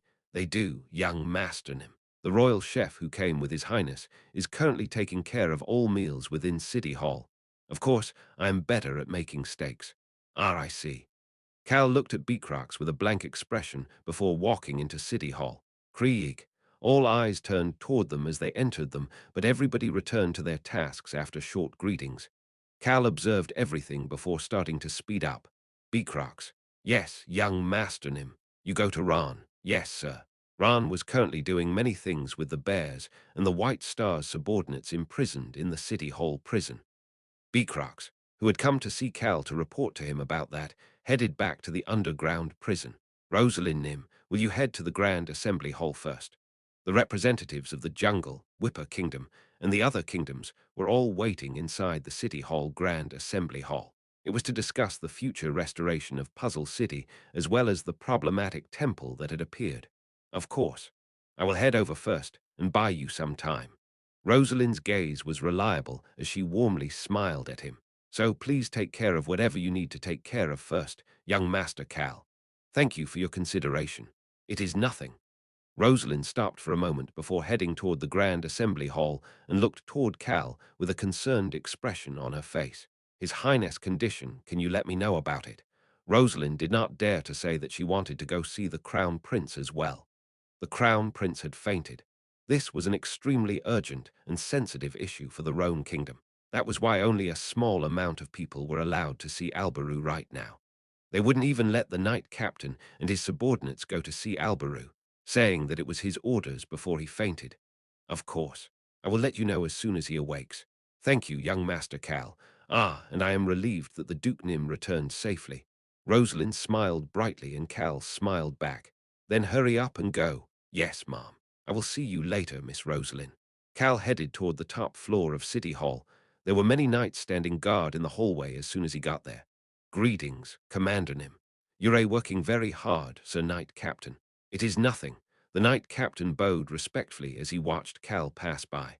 Cal was headed toward a door at the end of the hallway where nobody was present. Alberu was inside there. Cal was planning on seeing Alberu for a moment before heading over to Duke Deruth. Hoo-woo. The knight captain let out a quiet sigh while looking at Cal. The blood that had turned Cal's whole body red was now dry and created spots on his black clothes. Although his face was pretty clean thanks to wiping it off with a cloth, his pale complexion was even more visible. Truly, the knight captain had a lot of things he wanted to say, but just stood up straight again without being able to say anything. As the knight captain, protecting the crown prince, that was his job. Thank you very much.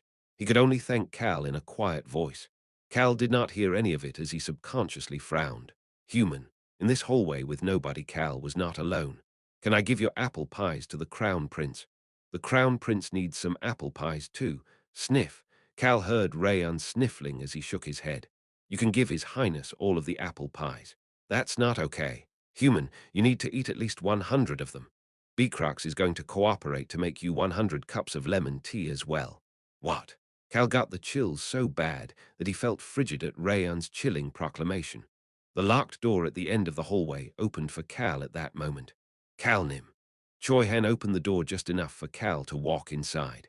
Please come in. The room was pretty empty when Cal entered. There was a bed, a table, and some chairs that they managed to quickly bring over from somewhere. How is His Highness' condition? Alberu was lying on the bed with his eyes closed. He was still in his shabby pajamas, and his skin and hair were the colors of his quarter-dark elf self. Iruhaben was looking at Alberu with an odd look in his eyes before he responded to Cal. There are some small external injuries, as he was not wearing armor, but none that will leave a scar. He has no internal injuries either. He seems to have fainted for a moment because he used up all of his mana. I see. Crown Prince. Rayan released his spell and landed on the bed next to the Crown Prince. Rayan took an apple pie out of his spatial dimension and put it right next to the Crown Prince. On and Hung were not here because they went to get Lark, but the area around the Crown Prince would be decorated with cookies as well if they were here. Hey, Crown Prince, you can't start fainting like a human.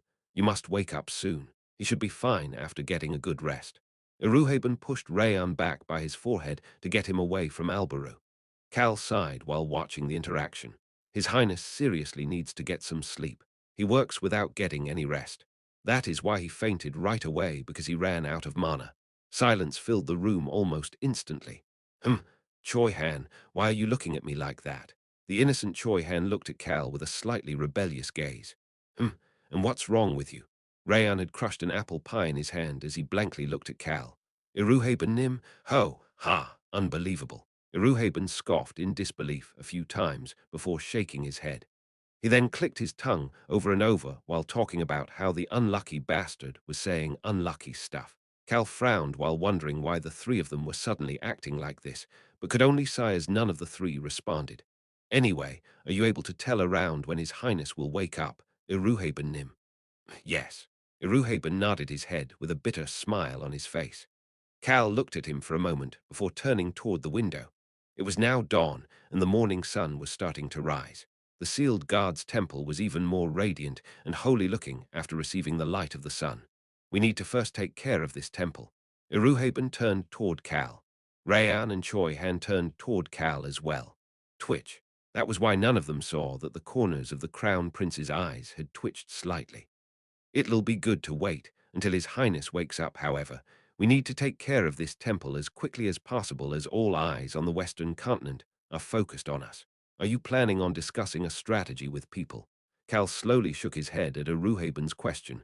We already have a strategy. You already have a strategy to take down the temple? Yes, sir. How?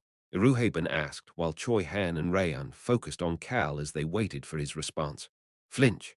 Alberus' finger moved a bit. Cal slowly turned from the window toward his allies. He then calmly answered, I will go into the temple alone.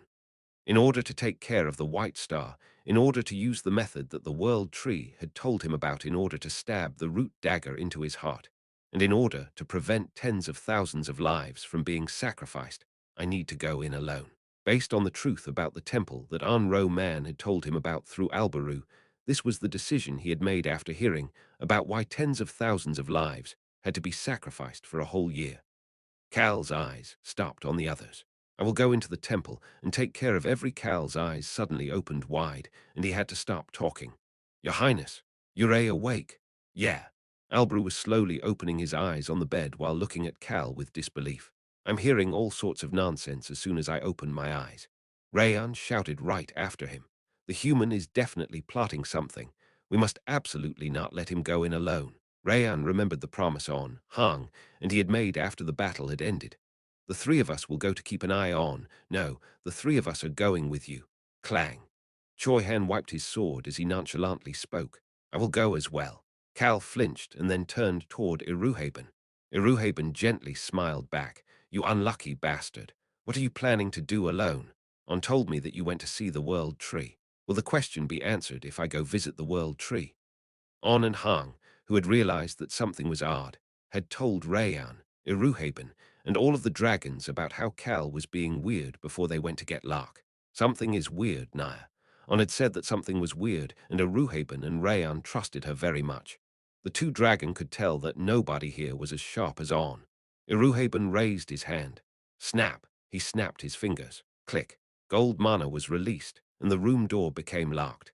Iruhaben had a gentle but vicious smile unique to dragons as he slowly addressed Cal. Now then, time to tell us what you are plotting. Cal heard the Super Rock's voice in his mind. His voice sounded oddly amused and relieved. This is bad. Looks like you have to spill the beans. This is an extremely difficult obstacle. Cal got the chills. Chapter 697. How did it get here for? How did it get here for? Silence descended in the room for a moment. Cal looked around at everybody, starting with Rayan, during that moment of silence. He then realized it. I forgot for a moment. He forgot how vicious these four individuals around him were. They were asking him what Cal was plotting to do after going into the temple alone. No, it's not just these four. Cal got the chills. These four, as well as On and Hung, noticed something. No, if On and Hung know, it is highly likely that Ran and Beacrox know as well. And if Ran and Beacrox know, Cal's mind started crumbling as the extent of his thoughts expanded further and further. Keek, the sound of the wind, chuckled. Cal didn't care as he had a thought on his mind.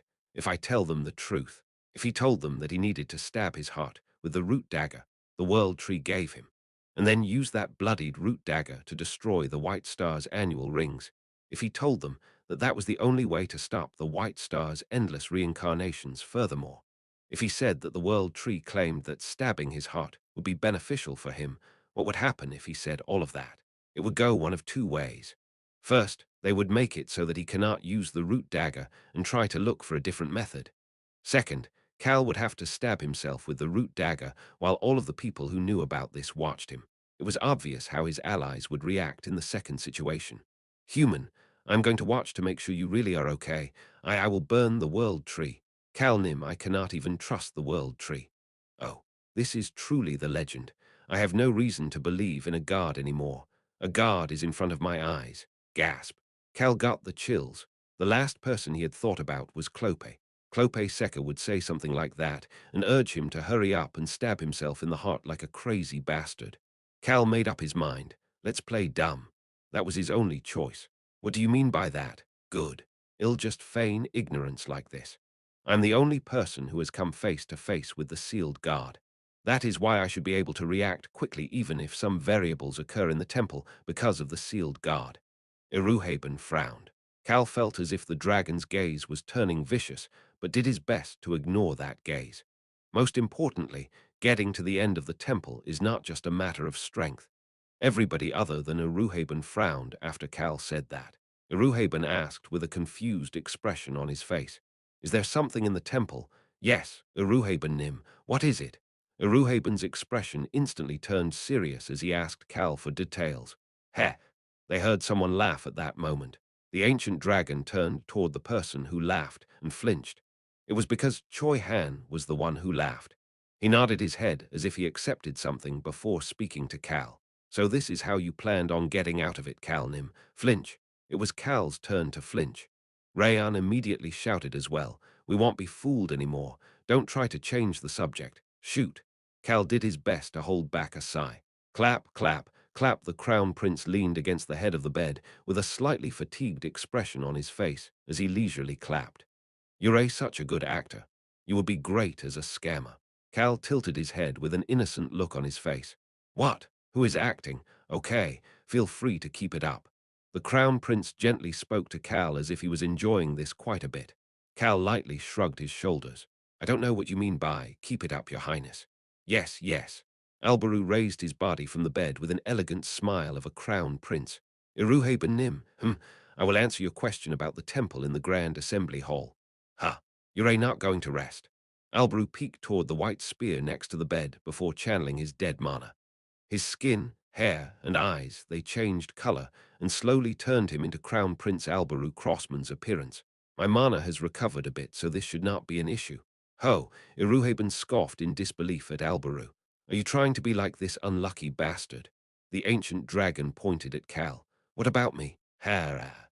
Cal, responding as if he had no idea what Iruhaben was talking about, made him shake his head before looking at Albaru. "Get some rest. You don't have any major external or internal injuries, but you still need some time to recover.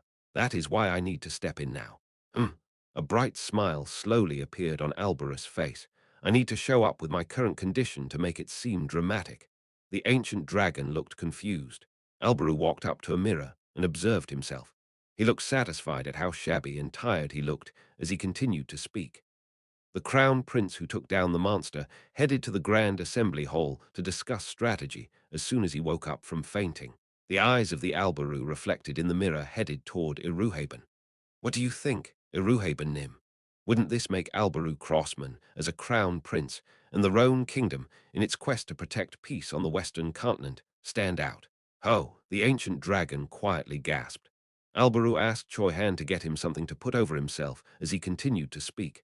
"I can't miss an opportunity like this." His gaze headed toward Cal, who spoke without any hesitation. "I have mentioned the topic of getting support from the representatives of the different kingdoms for the restoration project." "Support? We don't need it. The Roan kingdom was fully capable of financing the restoration of Puzzle City. In fact, Albaru was thinking about returning Puzzle City with a new look in a grand vision about maintenance of the city. From Puzzle City to the capital, Huis City, the roads are pretty good. Puzzle City can be considered the center of transportation in the northeast region. It'll be good to make some changes to this place with this opportunity." He did not want to get help from foreign nations for that. However, his eyes were sparkling as he looked at Cal. "We don't need the support, but we can properly erase any debts." "Of course." "Okay, that's how we will do it." For the Roan kingdom and for the western continent, Albaru had stepped forward without any selfishness, but they should take any benefits they could get for the Roan kingdom. He organized his thoughts and then spoke to Cal. "Then you can go." "Excuse me," a confused look was on Cal's face this time. "Am I not going with you?" "No, Choi Han, Iruhe Nim, and I are enough." Albaru put on an extremely radiant smile. "You should go to the Duke. Isn't family first? Leave the other problem to us." How cold. That was the thought that immediately came to Cal's mind. The person who had just asked him what the hell he was planning to do after going into the temple alone was trying to keep Cal out of the meeting. Something's odd. There was definitely something there, but it wasn't as if Cal didn't have any cards up his sleeves. Of course. He thought of the golden top's whip in his inner pocket. He just needed to ask the wind elementals later about what happened in the meeting. Cal had no intention of letting the others see him stab his heart with the root dagger and destroying the White Star's annual rings. Then I will head over to see my father. Yes, yes. Goodbye. Rayon flew over and landed next to Cal. The black dragon waved at the others while he walked out of the room with Cal. Crown Prince, I left some apple pies next to you. Eat some before you work. Take care of yourself. I'm heading out with the human. Your father has fallen asleep. Cal was looking at the sleeping Duke Deruth's haggard face before turning toward Duchess Violin. She still looked flawless, but there was some fatigue visible in her eyes. Please get some rest. I am fine. Inside a small room compared to the rooms at the duchy, this place was very quiet compared to the complicated and loud outside. This was probably the quietest place after the room where the crown prince had been. Cal. Yes, mother. A cold light roamed within Duchess Violin's eyes. Even I have not heard the details regarding your father's abduction yet. Ron had returned the rescued Deruth Henitus to Duchess Violin's side. Deruth, who had remained firm during the whole time he had been abducted, fell asleep from fatigue after relaxing a bit after seeing the Duchess. He tried to stay up while saying that he needed to tell you about what had happened, but he had no energy and fell asleep. Cal quietly observed the veins visible in Violin's hand as she clutched the armrest of the chair. She continued speaking in a calm voice. I do not think that the conditions behind how he was abducted are important now. However, I do not have the confidence to forgive the bastards who messed with my family. Cal and Violin looked at each other. If there are things you must get from the abductors, hand those bastards over to me once you get what you need. Mother, of course, the royal family may try to take those bastards. However, shouldn't our family finish the issues that involve our family? The pressure coming from Violin right now, as she mentioned, finishing the issues would give any knight a run for their money. Cal did not say anything, and Violin did not push for him to answer. Just think about it. Yes, Mom. Then I will be back later. Sure. The black dragon, who had been warily rolling his round eyes around at the heavy mood, slowly raised his two chubby front paws.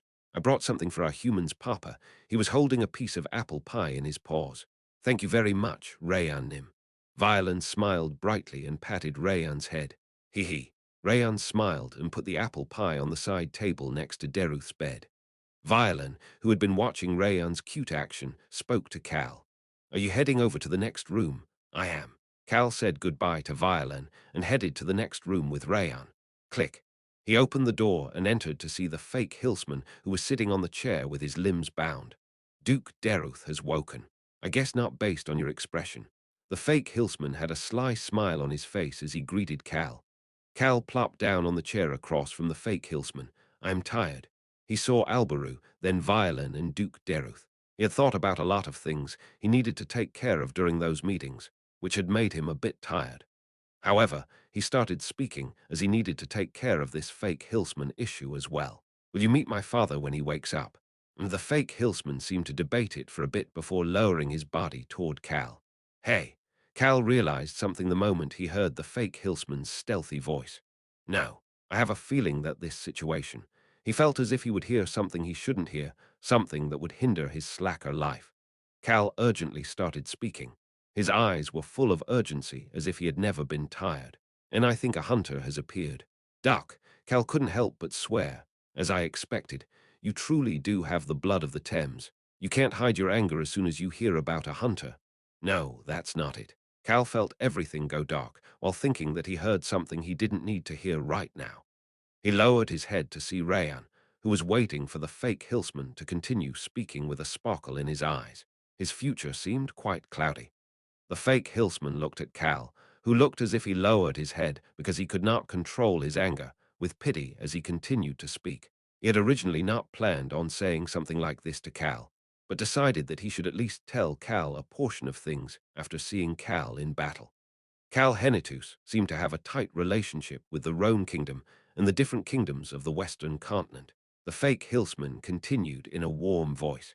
The damn hunter bastards who appeared seemed to have a sponsor. The hunters who hunt single lifers, they were back, and there was someone sponsoring them. I followed the flow of their funds to the Rhone Kingdom. The sponsor for those hunters was in the Rhone Kingdom. Do you know of the Flynn Merchant Guild? I do. Rayan raised his paw. Billows, the guy who looks like a piggy bank, is a part of the Flynn Merchant Guild. Billows Flynn.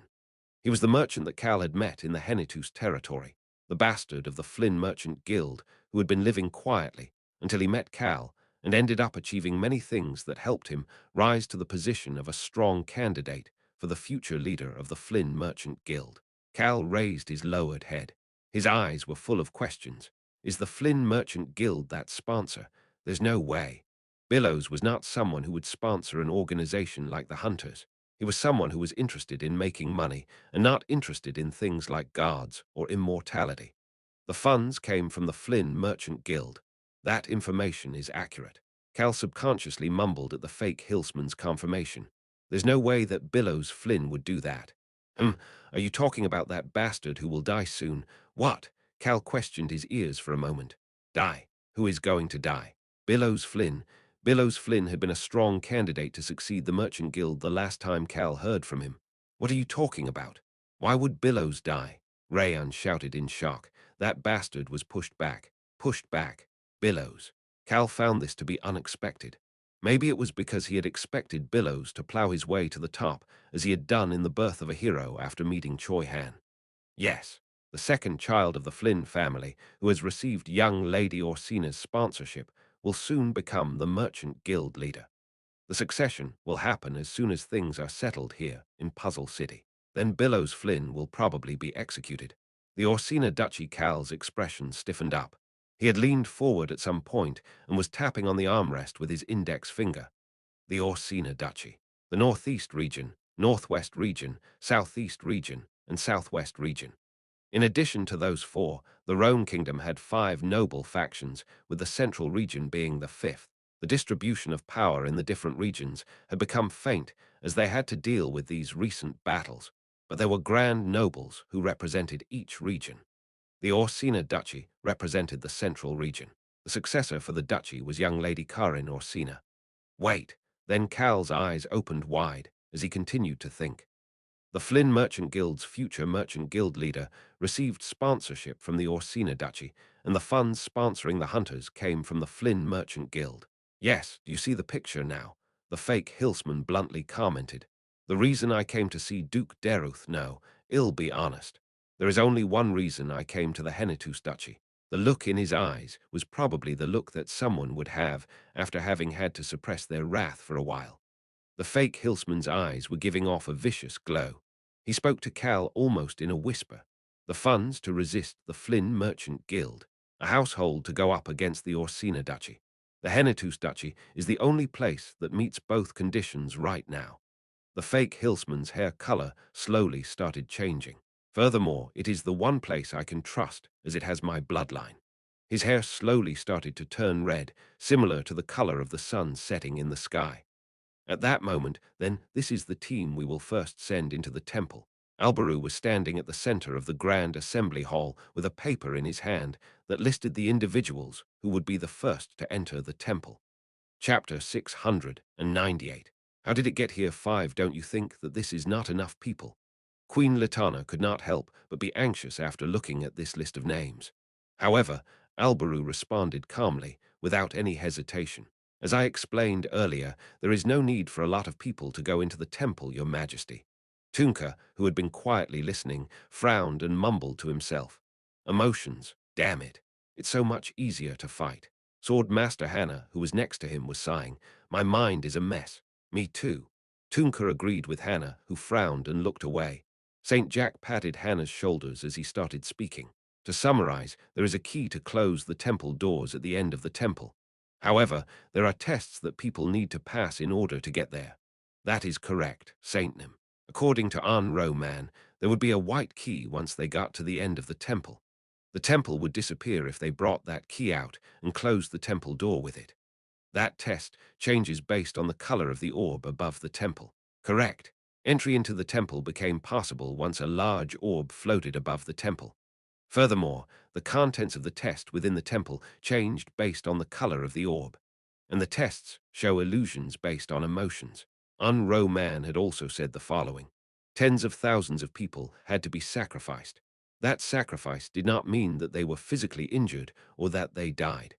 A lot of people suffered mentally after coming back from there. In some aspects, the aftershock of this test was even greater than from the battle with the lion dragon. People who enter the temple are individually shown different illusions. These illusions are so realistic that they are frightening. Illusions based on emotions. Caro Kingdom's crown Prince Valentino looked down at his notes and read them off one by one. Sadness when the orb is blue, sloth when it is yellow, failure when it is green, indignity when it is purple, wrath when it is black. Unro Man said that they figured out the orb has 5 different colors after 1 year of studying it. Once a group enters the temple, others are not allowed to enter for 24 hours, and the orb changes colors 5 times during that time. That means that those who enter will have to see illusions related to all 5 emotions. It is not easy. Dragon Mila was the one who responded. She shook her head. If these illusions are almost the same as reality, these tests will be extremely difficult unless a person has an extremely strong will. We need to be even more careful as this is the test of a god. Albaru nodded his head. That is right. That is why I must say this. This test it is possible to give up. It is also possible to challenge it multiple times. Unro Man had also said the following. If you feel like you can't handle the test in the temple, you must give up right away. You get thrown out of the temple if you shout that you are giving up. We didn't know that at first his voice sounded bitter. Many people died at first. They died by their own hands. A lot of people had killed themselves after being unable to handle the illusions inside the temple. Others were so submerged in the illusions that they would kill other people after giving up and being cast out of the temple. This test was so similar to reality that it shook people's hearts. Will the illusions change when someone attempts it again? No, they do not. They will apparently see the same illusion from the first time. Saint Jack quietly commented on Albarus' response. It truly seems like the test of a god. It is not there to destroy those who intrude into the temple. It is as if those who pass his test are given the key as a reward. That seems to be the case to me. Albaru was silent for a moment before he opened his mouth again. Anyway, those who have been chosen to enter should not overdo it. That is right. Everybody turned toward the person who had spoken up in shock. Choi Han, who had been quiet until now, was standing behind the crown prince as he spoke. Little by little, if we face the tests that are shaking our hearts and persist, we will reach the end. There is no need to hurry. Someone who usually does not speaking calmly like this made it seem like a fact. Hannah scoffed before nodding her head. Yes, let's do it. Hannah, you're not part of the team going in. Ah, you're right. Hannah turned toward the dispatched team, and one of those people caught her attention. Why is that bastard? Clope Seca was quietly sitting there with a holy-looking smile on his face. His will does not seem firm. She could not understand it. However, Clope had volunteered, and the crown prince had thought about it for a bit before nodding his head after Clope whispered something in his ear. Clope was mumbling to himself right now. His quiet mumbling could only be heard by the crown prince and Choi Han with absolute faith. I will follow the path of someone who is even greater than the gods.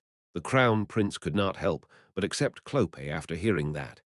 This bastard would easily kick apart a god's test with his faith in Cal, his hero. He has the best chances. Clope Seca might be the one who could deal with this test better than anybody else. Even the gods could not do anything about crazy bastards. Anyway, don't we have the option to not send anybody in there? Valentino asked with a resolute expression on his face. Apparently, it randomly drags people in if a party is not sent in at certain intervals, so we must avoid that at all costs. Albaru had asked this question during his chat with On-Ro Man. There are no monsters coming out of the temple, and the temple does not attack. Wouldn't things have slowly progressed if you waited and observed? You wouldn't have had to send tens of thousands of people into the temple. That doesn't work. A maximum of 3 days. The temple randomly summons about 100 people inside if you don't send at least one person inside within that time. It can summon people from anywhere in the world you are in. Albaru had decided that they needed to prevent that random summoning at all costs. It is not easy. They needed to be careful, and even more careful as it was a test that messed with a person's emotions and their mind. That was why Albaru was planning on having Saint Jack, mages, and healers at the ready. Albaru reinforced the thing he had emphasized from the beginning. During the first entry, within 5 minutes we will shout that we give up and come back out. Anything longer than that is not possible. Slowly, slowly, one by one.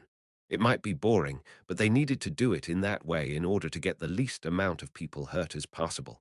Alberu was making up his mind to engage in a long battle. He touched his necklace out of habit, the first party to be dispatched. One of the members was Alberu Crossman, who had forced his way into it despite everybody else being against it. He would go in as well. Ha, that is. He heard the sounds of chairs being pushed back as multiple people pointed out the window. It's here. Alberu also looked out the window toward the temple. A round sphere was ripping through the sky and appearing above the temple. His eyes opened wide. Ha! He sounded confused. On the other hand, Cal was staring at the man in front of him without knowing that the first party to be dispatched had been decided. You really were someone from the Thames family. Cal's eyes were slowly observing the other person. But why did you only change your hair color? The fake Hillsman's face remained the same while his hair had turned red. I can't reveal my full appearance. The fake Hillsman shook his now red hair to push it back. I already told you. It's a bit complicated for me to reveal myself. That is why you can ask Deruth Henitus about my identity later. Rayan looked back and forth between Cal and the fake Hillsman's red hair before clapping his front paws together. Your hair colors are the same. They truly were exactly the same color. The fake Hillsman smiled with joy. The Thames family hair used to be famous for its redness, and that famous Thames family perished. No, it completely disappeared from the world without a trace. Cal observed fake Hillsman's smile getting thicker as he leaned on the chair again. The Thames family had perished. The Thames family had completely disappeared with Drew Thames' death. That was what everybody believed to be true until now. However, the truth was it looks like the Thames are alive somewhere. Cal pointed toward the fake Hillsman. And it is not just you, but a lot more people. He was certain that there were other Thames survivors aside from this man. Why do you think that? Why make things complicated? The information you have is not something you can find out on your own. You must have people working with you. That could be the Thames people or it could be others. It's nice that he's smart. The fake Hillsman mumbled and nodded his head. He then heard another comment. You also do not look like someone who has lived alone. Hmm. The fake Hillsman looked at Cal, wondering what he meant by that. He then flinched. A pair of eyes that seemed unfathomably deep were looking right at him.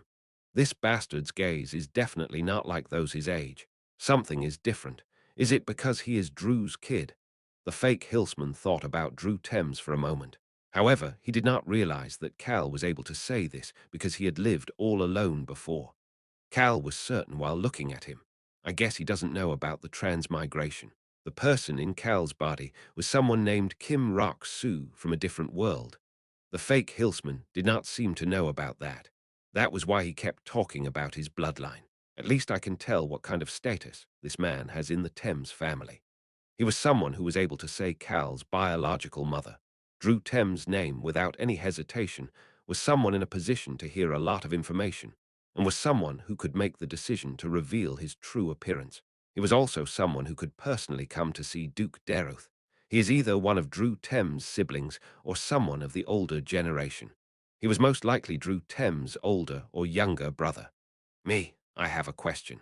The black dragon burst in between the two people. Hey, fake Hillsman, what is going to happen to Chubby Billows?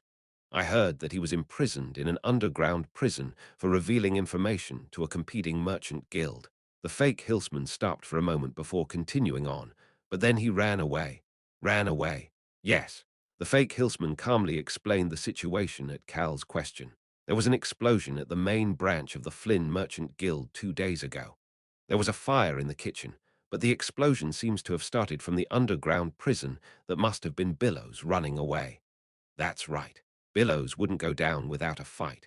His current whereabouts are unknown. The Flynn Merchant Guild is going crazy trying to find him, while the kingdom's attention is focused on Puzzle City. Where would Billows Flynn have run away to? Cal frowned. For some reason, Cal and Rayan made eye contact. Rayan gulped and kept his mouth shut. He seemed to have the same thought as Cal. I feel like he is going to come find me. If the Orsina Duchy and the Flynn Merchant Guild had some kind of relationship, as the fake Hillsman mentioned, the Henitus Duchy was a place that could shield him from them, especially since Cal and Billows had a close relationship. Ah, it's coming, Cal could tell. A big incident is headed my way. He clenched his eyes shut. The fake hillsman watched curiously before speaking. I guess you know Billows Flynn pretty well. He helped me quite a bit when I was getting a lot of things started.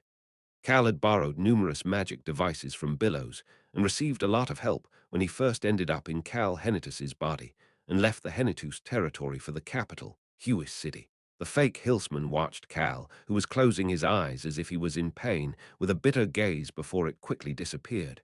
He then asked in a slightly more gentle voice, "Will you help him?" Of course, this was obvious. Cal scowled at the fake hillsman for asking such an obvious question. Ha, ha, ha, the fake hillsman suddenly burst into laughter and shook his head side to side. Cal wondered why he was laughing like this, and an expression that Alberu would call extremely disrespectful if he saw it was slowly appearing on his face. Hillsman didn't care as he continued to laugh. A portion of the Thames bloodline receives one of three kinds of responsibilities each generation. This is what we call those three kinds of people. First, someone who researches time. Second, someone who guards the family. Third, someone who hunts the hunters. The fake hillsman said those three and then slyly asked, "Which of the three do you think I am?" Aren't you curious?" Cal calmly responded, "I just have to ask my father." Didn't you say that my father would know who you are? I just need to ask him. Why should I rack my brain for no reason? Isn't that right, sir?" "That is true." "Yes, sir. So please quietly wait here and go see my father later." "Wait, you really aren't curious, knock, knock, knock." They heard someone urgently knock on the door. Cal got up and moved as soon as he heard the noise. The fake hillsman looked at him with confusion. "Why are you headed to the window instead of the door?" Cal was heading toward the window after hearing the knock. "Young masternim, Mio, Mio." He heard Lock On and Hung's voices outside the door, but Cal focused his gaze out the window. The fake hillsman gasped after also looking in that direction. "Ho, what is that?" On top of the temple of the sealed guard they could see a red orb. Red wasn't one of the colors. Unro Man did not mention a red orb. Cal suddenly flinched. "It's looking at me." He knew that wasn't possible, but Cal felt as if there was something inside the red orb above the temple that was moving. It looked almost like a pupil. The moment Cal felt as if he made eye contact with that red thing, I have Sauron moment, flash. The red orb flashed. It was then replaced by a blue orb. Unlike the something that Cal had seen inside the red orb, the blue orb was so beautifully blue and transparent like the ocean. The first test was blue. It was sadness. Chapter 699. Different from intended one, the white steps were creating a path to the sky. It was wide enough for 4 to 5 people to walk up side by side. We will proceed with the first dispatch. Everybody turned toward Alberu after hearing his voice. He turned toward the steps and took a step. The members should walk up the steps now. The path to the temple. Alberu Crossman took the first step toward it. The small number of people on this team started to climb after him. Cal quietly observed him from the side. "Isn't this a great team?" Cal turned his head to see Rosalind observing the people climbing the stairs as well. "Young Master Cal." "Yes, Miss Rosalind. They all volunteered, so don't think too much about it." "Pat." She patted Cal's shoulder and moved forward. Rosalind was one of the people climbing the steps as well. Cal raised his head and looked at the top of the temple. A blue orb was shining brightly. Sadness. The temple would first show the people who enter illusions based on sadness. Cal was looking at the people who were climbing the steps, despite knowing that was the case. Litana walked up next to him with a stiff expression on her face. "Don't push yourself too hard. I want time for me to go as well." The last person to put a foot on the steps was Cal Henitus. Nobody else climbed the steps behind him. The chief executives nearby the steps and the numerous eyes focusing on this area were watching the people climbing the steps. The people on the steps did not look back. They only looked forward. They only focused on the temple. Of course, Cal was an exception. He quickened his pace. "Young Master Cal, why are you in such a rush? I need to speak with His Highness about something." Cal walked past Rosalind, who was in front of him. Rosalind. She had volunteered to be a part of this first dispatch team. The reason was simple. I am the human who is most skilled in magic. That means that I am also skilled in dealing with any unexpected situations. Furthermore, I have not walked an easy path. Erwil must be firm after throwing away her position as the crown princess of the Breck Kingdom to walk down her own path. The representative from the Breck Kingdom had originally objected to her involvement. However, he had to shut up after a single comment from Rosalind. Don't you know my personality? Rosalind was someone who liked challenges, but she was not rash. In fact, she was extremely rational and collected as someone who researches magic. That was the reason she joined the first dispatch team. Oh, my close friend. Kahaha. At least your face looks decent today. He ran into Tunka once he walked past Rosalind. He was the only representative from the other kingdoms who forced his way onto the team despite all others trying to deter him. The Whipper Kingdom's executives at the bottom of the steps were unable to hide their anxiety. Tunka nonchalantly commented to Cal as he walked past. Do you think that I won't be able to do this either? How would I know? He heard a brusque voice back. In some aspects, they really looked like close friends. Cal felt that way as well and turned around. Tunka looked into Cal's emotionless gaze that was directed at him. Cal said something else at that moment. You would know about yourself. Smirk. The corners of Tunka's lips curled up before he started laughing out loud. Kahaha, that's right, that's right. As expected, you know. Everybody who goes into this temple will see illusions that will push at their mind and their emotions. It was going to be difficult and dangerous because they need to get past their respective illusions on their own. Tunka knew why everybody had been against him going with this team, because he is dumb, because he is emotional. He may be put in danger or mess up the test because of those reasons. However, Tunka believed that he needed to step up for those same reasons. He wouldn't think hard about things because he is dumb. He was honest because he was emotional. He thought that he might not receive as much emotional damage in such a test. He was also one of the few people here with a lot of battle experience. Battles were not simple fights. Wars were not just about fighting. There were whirlwinds of emotions, especially with misfortunes. Tunka was someone who had persisted past those whirlwinds. Would I not know you? Cal said that sentence before continuing to walk. Tunka laughed even louder behind him, but Cal did not turn around. Instead, he was walking past someone else at a brisk pace. Young Master Calnim. He heard Clope Seca's voice behind him, but he pretended not to hear as he urgently moved past. Why are we bringing this bastard along? That was the first question he had after looking at the list of members. Clope Seca. Isn't this guy wrong for this kind of thing? No. Will the fact that he is crazy be a variable that helps him? I still don't think this is right. Cal tilted his head in confusion, but managed to not turn around. That was why he had not seen it. He had not seen the sparkle in Clope Seca's eyes. I will record it all and spread it throughout the world. Tunka, who managed to hear him, closed his mouth and shook his head side to side. Even the guards cannot defeat crazy bastards. Cal, who had no idea what was going on behind him, met with approximately 10 people as he walked past. Young Masternim. Hello, Saintnim. There were healers and mages with grim looks on their faces walking with Saint Jack at the center. They were not going to enter the temple. They would wait outside the temple entrance for any dangerous situations.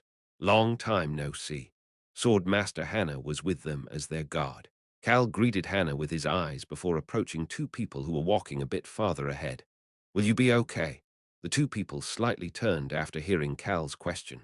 The first to speak was Mary, who was wearing a black robe. He couldn't see her face, but Cal had heard that she was the first to volunteer to go. Yes, sir. I will be fine. Her voice was GPS-like but full of certainty. I'm a strong and cool person. Cal would have frowned instantly if Clope or Albaru had said something like this. But he could not do so for Mary. It was because Mary was a strong person who had overcome numerous obstacles since she was young. She had a lot of pride for everything she had overcome and was just saying things as they were. Maybe Cal believed that the two people in front of him might do better on this temple's test than himself. Choi Han, will you be okay too? Cal Nim, you know my attribute. Choi Han's aura's attribute was despair. It was also hope. The young boy who had spent countless time in the forest of darkness had despair in his sword, but he was able to get hope through that despair in the end. That was the reason his black aura was violent and black, but also shining and bright. Cal Henitus. The better question is whether you will be okay. The person standing in the front Albaru crossman slightly turned his head and asked Cal. Cal walked next to Albaru and asked quietly instead of responding. Did you see the red light earlier, Your Highness? The orb was currently bright blue in color, but it had been red for a moment at first. It seems odd, doesn't it? Albaru looked stoic, but concerned. It sure does. Cal had the same expression on his face. But it's not like we can just not go in there. It was better to take a few people to take a look rather than having 100 people or so go in. First day is within 5 minutes no matter what. We must all come out by that point. Do you understand? The original plan was to use the entire 5 minutes, but the direction had changed after seeing the red orb. Whether it is 1 minute, 10 seconds, or even 1 second, they could give up at any point, but no later than 5 minutes. Of course I did, Your Highness. You must keep that in mind. Got it? Yes, sir. I will keep that in mind. Albrew looked up at the air and resumed speaking after hearing Cal's not serious at all response. Rayan Nim. Cal's shoulders flinched. He heard Rayan's voice, although he couldn't see him. I am watching everything. Cal had promised the children averaging 9 years old prior to coming to the temple steps. He promised to give up after 5 minutes today. Rayan, you cannot go inside. I will not go in. However, I will be keeping an eye on my watch. I will wait for 5 minutes. I am going to destroy the temple from the outside if you don't come out. Unro Man told them that no attacks seemed to work on the temple. A dragon had already thrown a giant boulder at the temple to confirm whether that was true. That boulder had instantly turned to dust and did not manage to even leave a scratch on the temple. How vicious. However, he felt as if Rayan would be able to destroy the temple. Okay, I will be back within 5 minutes. Human, promise me, I promise. Albaru looked at him suspiciously, but Cal was being serious. I will be out within 5 minutes. He meant it. He really would be out within 5 minutes today. He needed to confirm whether it really was not possible to re-enter the temple for 24 hours after going in once. That would allow him to move on his own. He would come out within 5 minutes to confirm whether it was true, and then I won't come tomorrow. Cal made up his mind, but still debated what he would say to the children averaging 9 years old. However, he had no thoughts of changing the plan. He could not let the children see him bleed. We're here. Cal stopped walking after seeing Albaru stop. A holy temple made of white marble. The entrance was a white door that was firmly shut. I leave it to you. Albaru was left out of the first expedition. It was because there was nobody better than Albaru to control and lead over numerous different situations that may arise. It was especially true because it was the first expedition. Please don't worry. Choi Han answered as the representative while Cal headed toward the temple door. Choi Han, Mary, Rosalind, Clope, and Tunka followed behind him. Rosalind started to speak. Everybody has their video recording devices and watches. Yes. We don't know why, but apparently everything other than teleportation and video communication were allowed. Your attacks will launch if you attack, but they will not break the illusions. According to Anro Man, if, for example, a spell was cast to destroy the thing scaring you, the spell will launch and hit the target, but it will not harm the temple at all nor affect the illusion. The illusion could only be taken down with mental strength. Screech, the temple door opened on its own once the 6 people stood in front of it. It was dark inside the temple. There was no source of light, and they could not make out any objects. I will go in first. Choi Han was the first to step inside. I am going as well. Mary followed behind him, and the others started entering one by one. Cal turned his head for a moment. He could see the gold dragon and the grey dragon flying around the temple as if to keep an eye on it. They left the dragons out for the second round. Human. Cal waved toward the general direction of Rayan's voice and walked into the darkness inside the temple. I will be back within 5 minutes. The temple door slowly started closing once he said that. Screech, boom. Once Cal heard the door close behind him pat, he saw a blue light attacking him in the darkness. Once the blue light disappeared, how normal. Cal was standing in the middle of a normal village. He put his hand in his inner shirt pocket to look for something. Click. The pocket watch was working well. Things that work without any external power sources worked fine in the temple as well. Tick-tock. The seconds and minutes hands were moving properly. However, Cal suddenly felt that something was off. Ha! He realized what this sadness was trying to show him. Cal headed toward a fountain nearby. He then lowered his head. He looked at the water inside the fountain. He could not see anything. He then looked down at his body. There was no shadow. Cal's gaze moved. He looked up at the tall stone wall to the north of the village. He observed the forest past it as well. This was Harris village. In addition, Choi Han, little Han, you're here. Madam, I brought the medicinal herbs. This Choi Han was a bit more introverted and innocent than the Choi Han Cal knew. Choi Han seemed to be full of affection as he happily chatted with the village people. Choi Han walked into the village with some herbs in his hands. Choi Han, I heard the chief is teaching you how to read.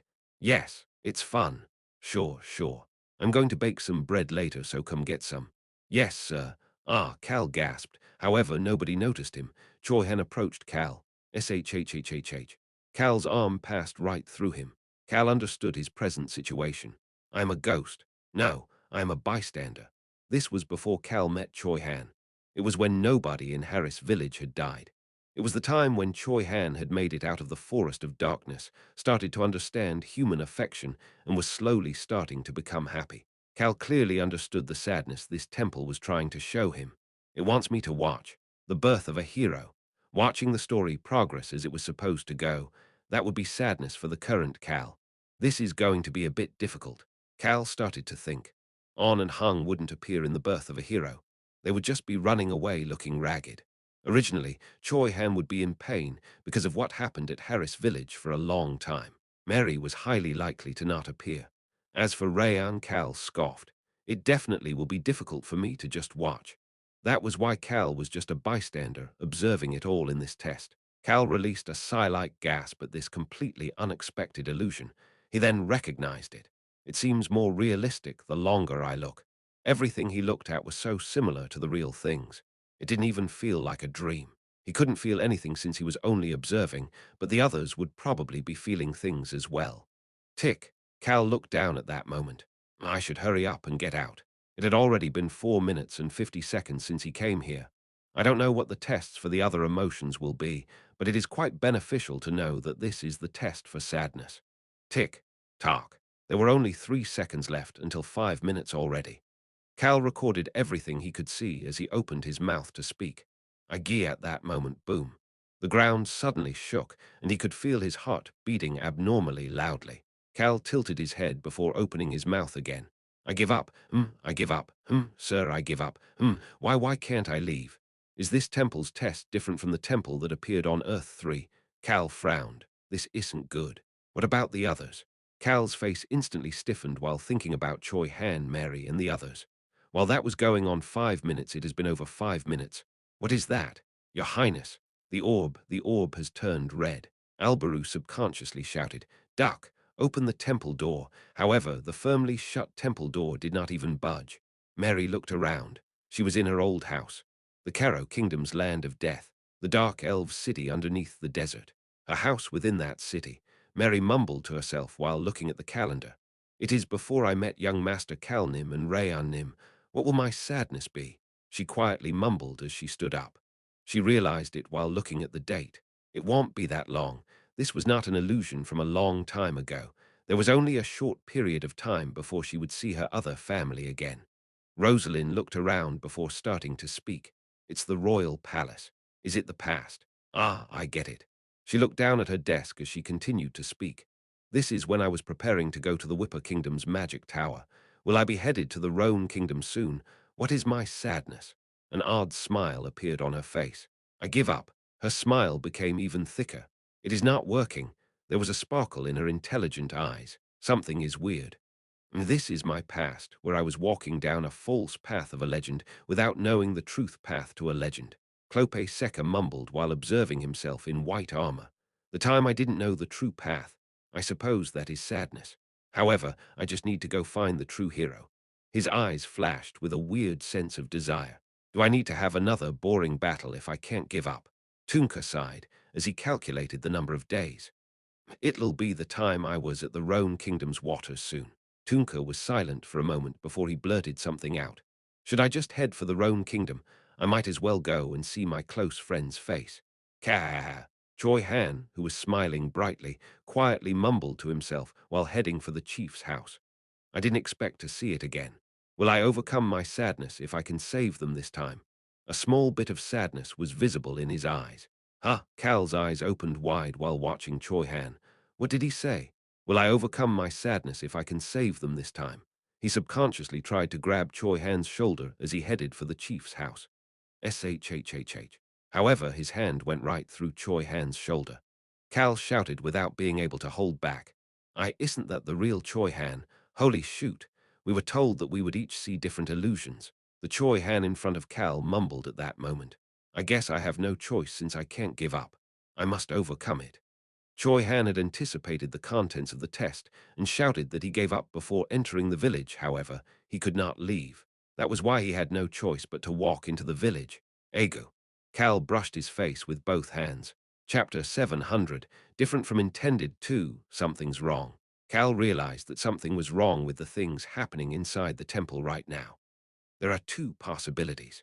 One was that Anro Man gave them wrong information, while the other was that the temple and test that Earth 3 went through was different from the test used by the temple in this world.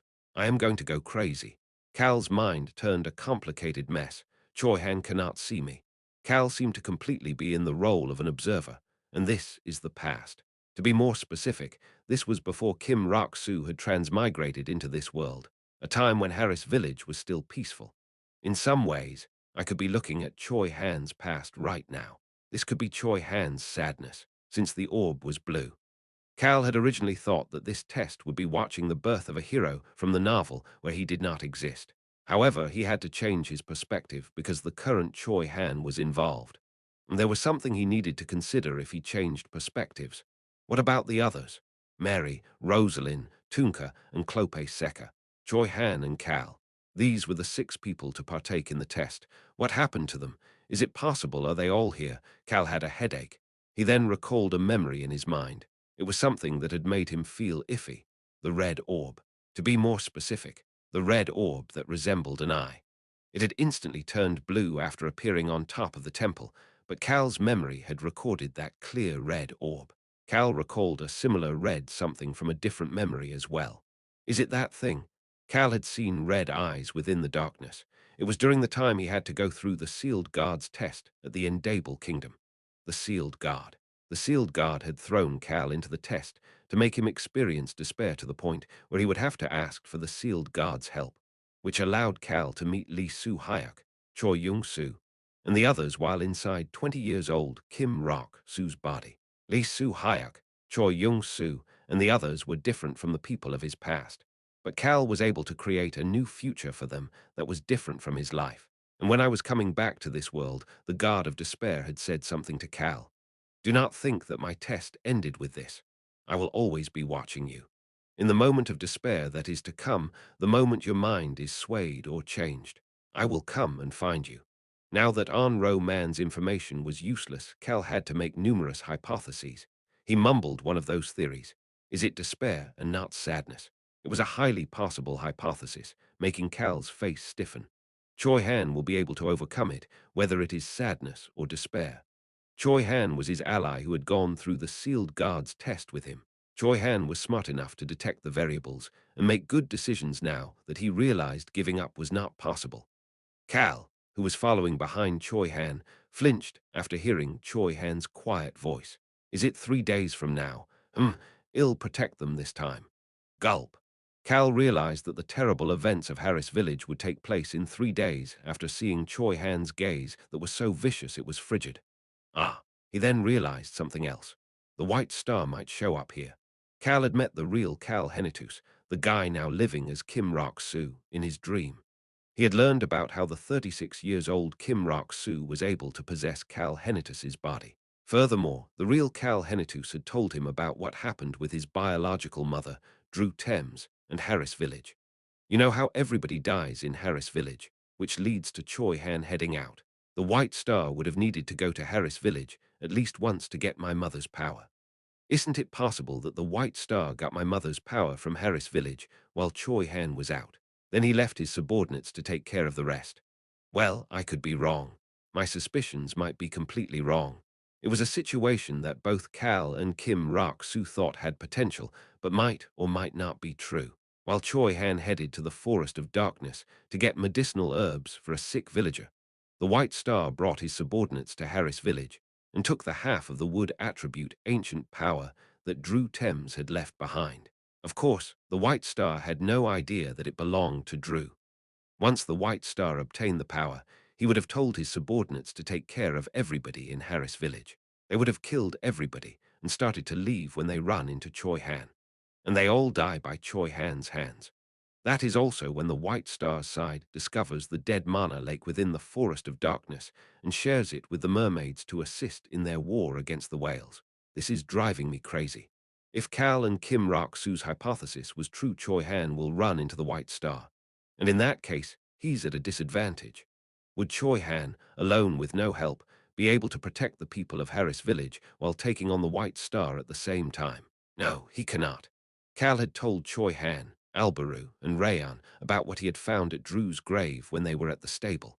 He had told them everything he heard from the World Tree as well, leaving only the information about the root dagger out. However, Cal had never told anybody about the discussion he had with the real Cal Henitus. That meant I have never mentioned anything about Harris Village. He thought it was something he could tell Choi Han separately once everything was over. He didn't dare to say something that may or may not be true, but it's Choi Han. Cal's gaze changed. He had learned a lot of things while watching Choi Han until now. I told them everything other than the fact that I need to stab my heart with the root dagger. That meant one thing. Choi Han knows the contents of the diary. Cal had not gone into details, but he did give them a summary. He had shortened those contents, but still had told them about it. Choi Han is smart enough to make the same hypothesis. They were too busy fighting against the lion dragon to think deeply about it then, but it was different now. Saving Harris Village. Choi Han probably thinks that saving the village is the way to overcome this illusion, which would make him think about everything he knows about the village. He might arrive at the same conclusion. Plop. Choi Han dropped the medicinal herbs in his hand to the ground. He gasped, and his face stiffened. He must have thought of it now. Cal's face stiffened as well as Choi Han's mouth slowly opened. I am certain Cal Nim said that the White Star took half of the power his biological mother had left him, and that he got it from Harris Village. Choi Han then crouched down and picked up the fallen medicinal herbs. Choi Han, what are you doing? Oh, I dropped the medicinal herbs. The villagers patted Choi Han's back as he calmly responded and told him to keep up the good work as they walked away. Cal saw the look on Choi Han's face once he stood back up. Ha, ha, ha, he was quietly laughing. There were times Cal had felt the length of the long life that Choi Han had lived, and this was one of those moments. I don't see why not. Choi Han's eyes had sunk low, but his gaze was burning wildly. 3 days. Choi Han was given only 3 days. He quietly mumbled again. It's worth trying. What do you mean it's worth trying? Cal shook his head from side to side. I need to train. Choi Han looked down at his hands and the wooden sword around his waist. Cal frowned even more. Did he really get younger? Choi Han looked slightly younger than the Choi Han Cal knew. There weren't too many visible differences, as Choi Han's lifespan was extremely long. But Cal could make out those somewhat minute details, as he had recorded all of his team's appearances. Choi Han had returned to the Choi Han from 2 years ago. That was why Choi Han was saying he needed to train. The Choi Han of the present and Choi Han from 2 years ago were only slightly different from each other in length of time. But there had been quite a lot of changes, and Choi Han had gotten much stronger. Choi Han quietly mumbled again. My condition is the same as 2 years ago. His mind seemed quite complicated. He was walking toward the chief's house as he looked around. This is no regular illusion, but it doesn't feel like another parallel world. I knew it. Choi Han was comparing the current test with the information on Ro Man had given them, and looking past it to the memories of the sealed guard's test to figure out everything that was going on. I'm sure I'll find a way as I work to overcome my sadness. Choi Han made up his mind, but Cal started to think. What can I do? Based on what Cal had figured out while following behind Choi Han, he could not touch anything that existed in this world. Furthermore, it didn't seem as if anybody in this world was capable of hearing him. Knock, knock, knock. Chief, is that you, Choi Han? Come on in. Choi Han opened the door and walked inside the chief's house. Cal saw the door closing but continued to walk forward. SHHHHH. His body went through the door without any issues. This might actually be useful. Cal then started talking. Super Rock. There was no response.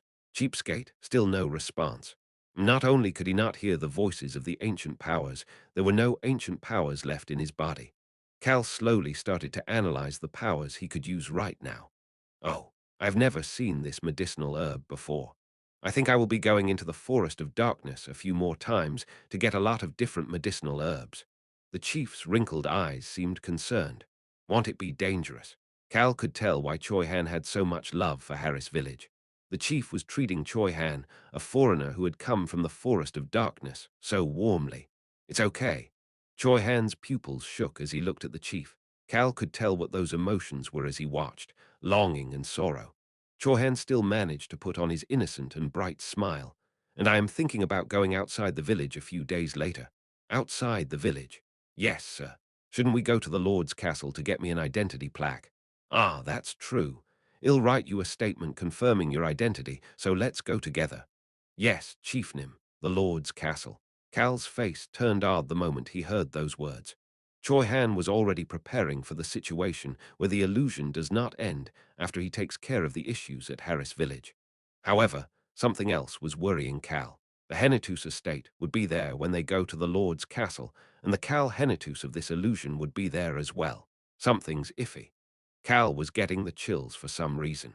Choi Han, who had no idea about that, finished his conversation with the chief and headed back toward the door. Cal followed behind him. The sun was in the middle of the sky, but it was only slightly warm since it was March. Choi Han, are you going somewhere? I plan on going into the forest for a bit. Aya, will you be okay? Choi Han just smiled at the villager and headed toward the stone wall on one side of Harris Village at a practical pace. The forest of darkness was beyond this wall. Hoo! Choi Han took a few deep breaths in front of the stone wall. He then confirmed that nobody was around him and tightly clenched his wooden sword. It should be possible, right? Ha! Cal also sighed. Yes, there's no way you wouldn't know. Choi Han had said that it was worth trying. He also knew that the current situation was quite disadvantageous for him.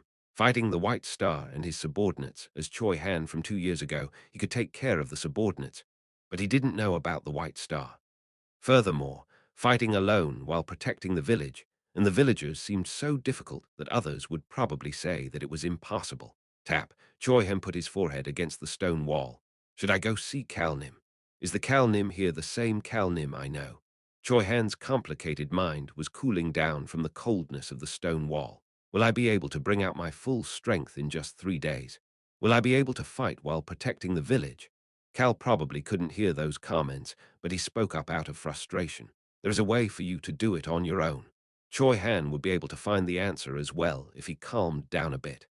Cal was so frustrated that he continued to speak without realizing it. Inside the forest of darkness it was at that moment. Choi Han subconsciously turned around and frowned. This aura is some people were gathered at the village entrance. Ha! Cal started moving without being able to hide the shock in his face. He started walking toward the village entrance. Choi Han was doing the same. No, Choi Han was running.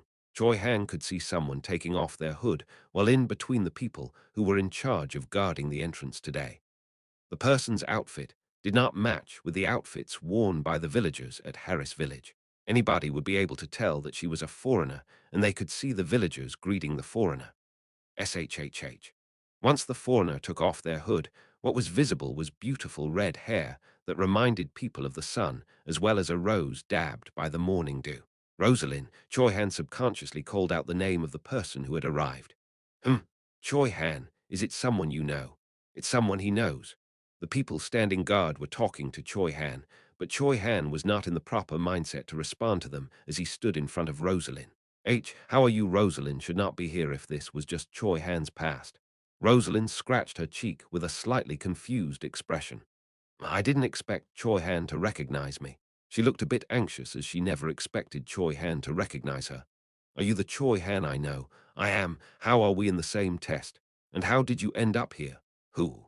Rosalind nodded her head as if she figured something out and smiled after hearing Choi Han's response. I think I get it now.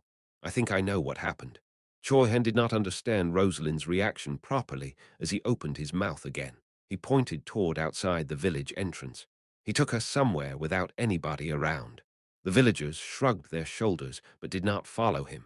Anybody would be able to tell that the two of them knew each other. Choi Han immediately started talking as soon as they were alone. Rosalind, then you came here despite thinking that I wouldn't recognize you. Yes. I thought that this was my past, and if it really is, then you should not be able to recognize me, Choi Han. Then why did you come here? Rosalind shrugged her shoulders, as if wondering why Choi Han was asking such an obvious question. How could I ignore it? Choi Han blanked out for a moment. Ha! A smile slowly appeared on Cal's face as he watched. Rosalind continued to speak.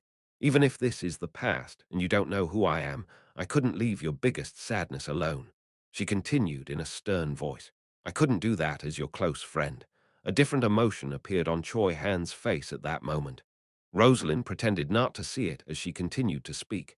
This test is weird. She closed her eyes for a moment, as if to think about something before opening them again. Anyway, we need to chat about the current situation. If you and I are in the same place, it is highly likely that the others are here as well. The other people. Choi Han opened his mouth. Then maybe Cal Nim too.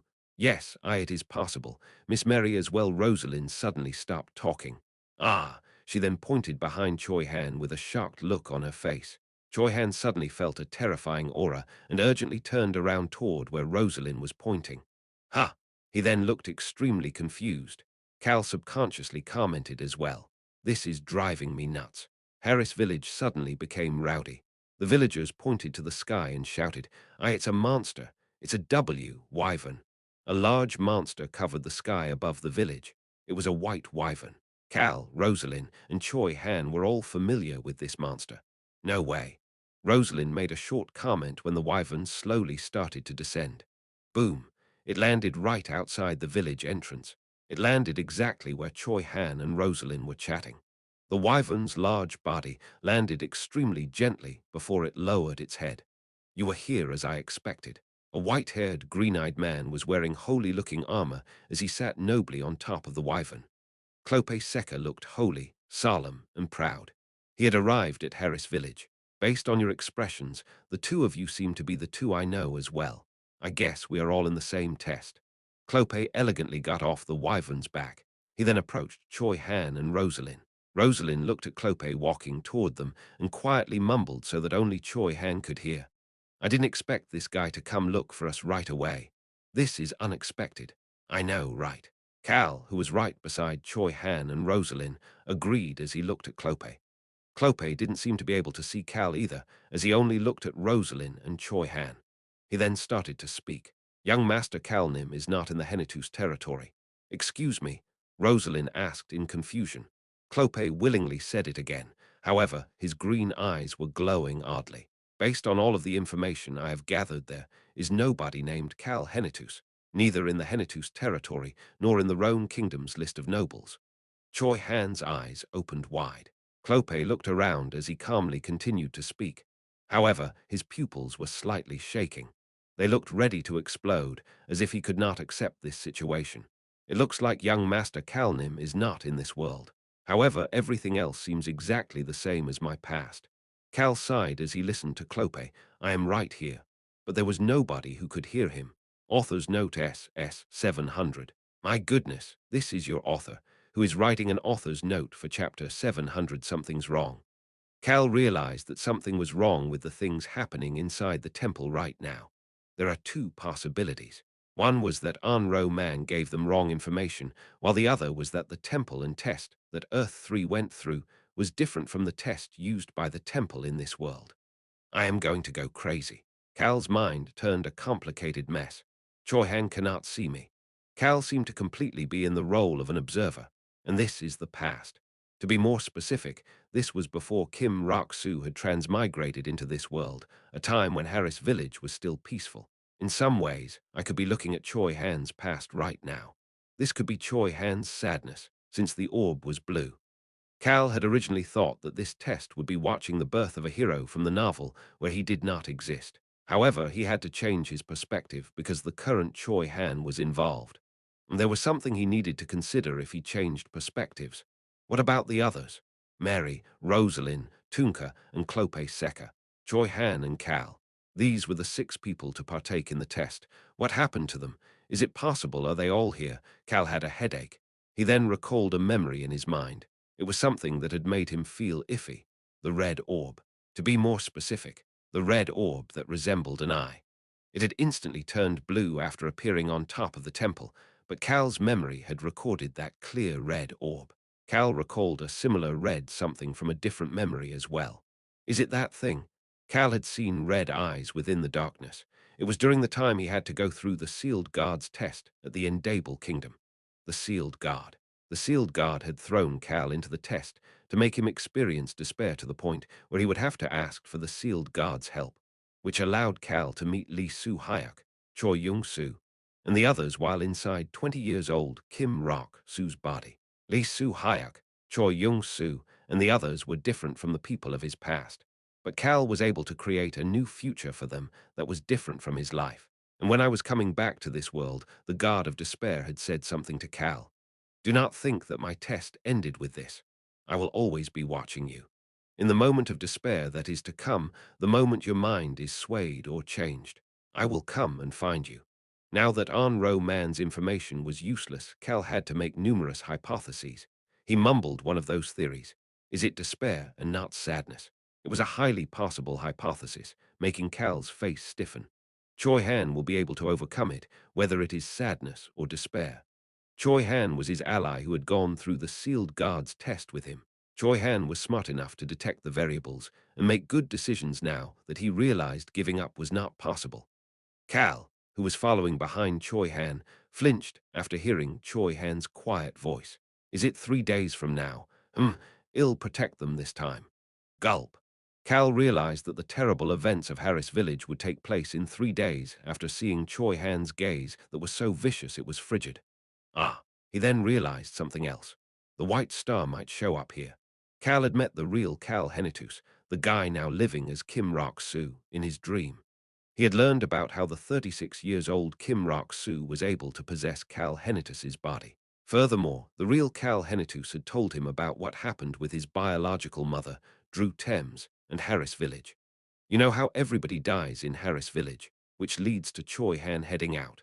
The White Star would have needed to go to Harris Village at least once to get my mother's power. Isn't it possible that the White Star got my mother's power from Harris Village while Choi Han was out? Then he left his subordinates to take care of the rest. Well, I could be wrong. My suspicions might be completely wrong.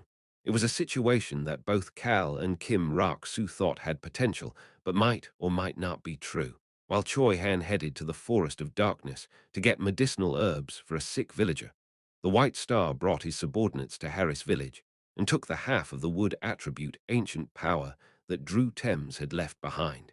Of course, the White Star had no idea that it belonged to Drew. Once the White Star obtained the power, he would have told his subordinates to take care of everybody in Harris Village. They would have killed everybody and started to leave when they run into Choi Han. And they all die by Choi Han's hands. That is also when the White Star's side discovers the dead mana lake within the Forest of Darkness and shares it with the mermaids to assist in their war against the whales. This is driving me crazy. If Cal and Kim Rok-soo's hypothesis was true, Choi Han will run into the White Star. And in that case, he's at a disadvantage. Would Choi Han, alone with no help, be able to protect the people of Harris Village while taking on the White Star at the same time? No, he cannot. Cal had told Choi Han, Albaru, and Rayan about what he had found at Drew's grave when they were at the stable. He had told them everything he heard from the World Tree as well, leaving only the information about the root dagger out. However, Cal had never told anybody about the discussion he had with the real Cal Henitus. That meant I have never mentioned anything about Harris Village. He thought it was something he could tell Choi Han separately once everything was over. He didn't dare to say something that may or may not be true, but it's Choi Han. Cal's gaze changed. He had learned a lot of things while watching Choi Han until now. I told them everything other than the fact that I need to stab my heart with the root dagger. That meant one thing. Choi Han knows the contents of the diary. Cal had not gone into details, but he did give them a summary. He had shortened those contents, but still had told them about it. Choi Han is smart enough to make the same hypothesis. They were too busy fighting against the lion dragon to think deeply about it then, but it was different now. Saving Harris Village.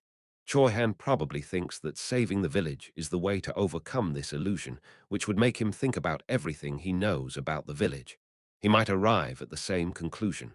Plop. Choi Han dropped the medicinal herbs in his hand to the ground. He gasped, and his face stiffened. He must have thought of it now. Cal's face stiffened as well as Choi Han's mouth slowly opened. I am certain Cal Nim said that the White Star took half of the power his biological mother had left him. and that he got it from Harris village. Choi Han then crouched down and picked up the fallen medicinal herbs. Choi Han, what are you doing? Oh, I dropped the medicinal herbs. The villagers patted Choi Han's back as he calmly responded and told him to keep up the good work as they walked away. Cal saw the look on Choi Han's face once he stood back up. Ha, ha, ha, he was quietly laughing.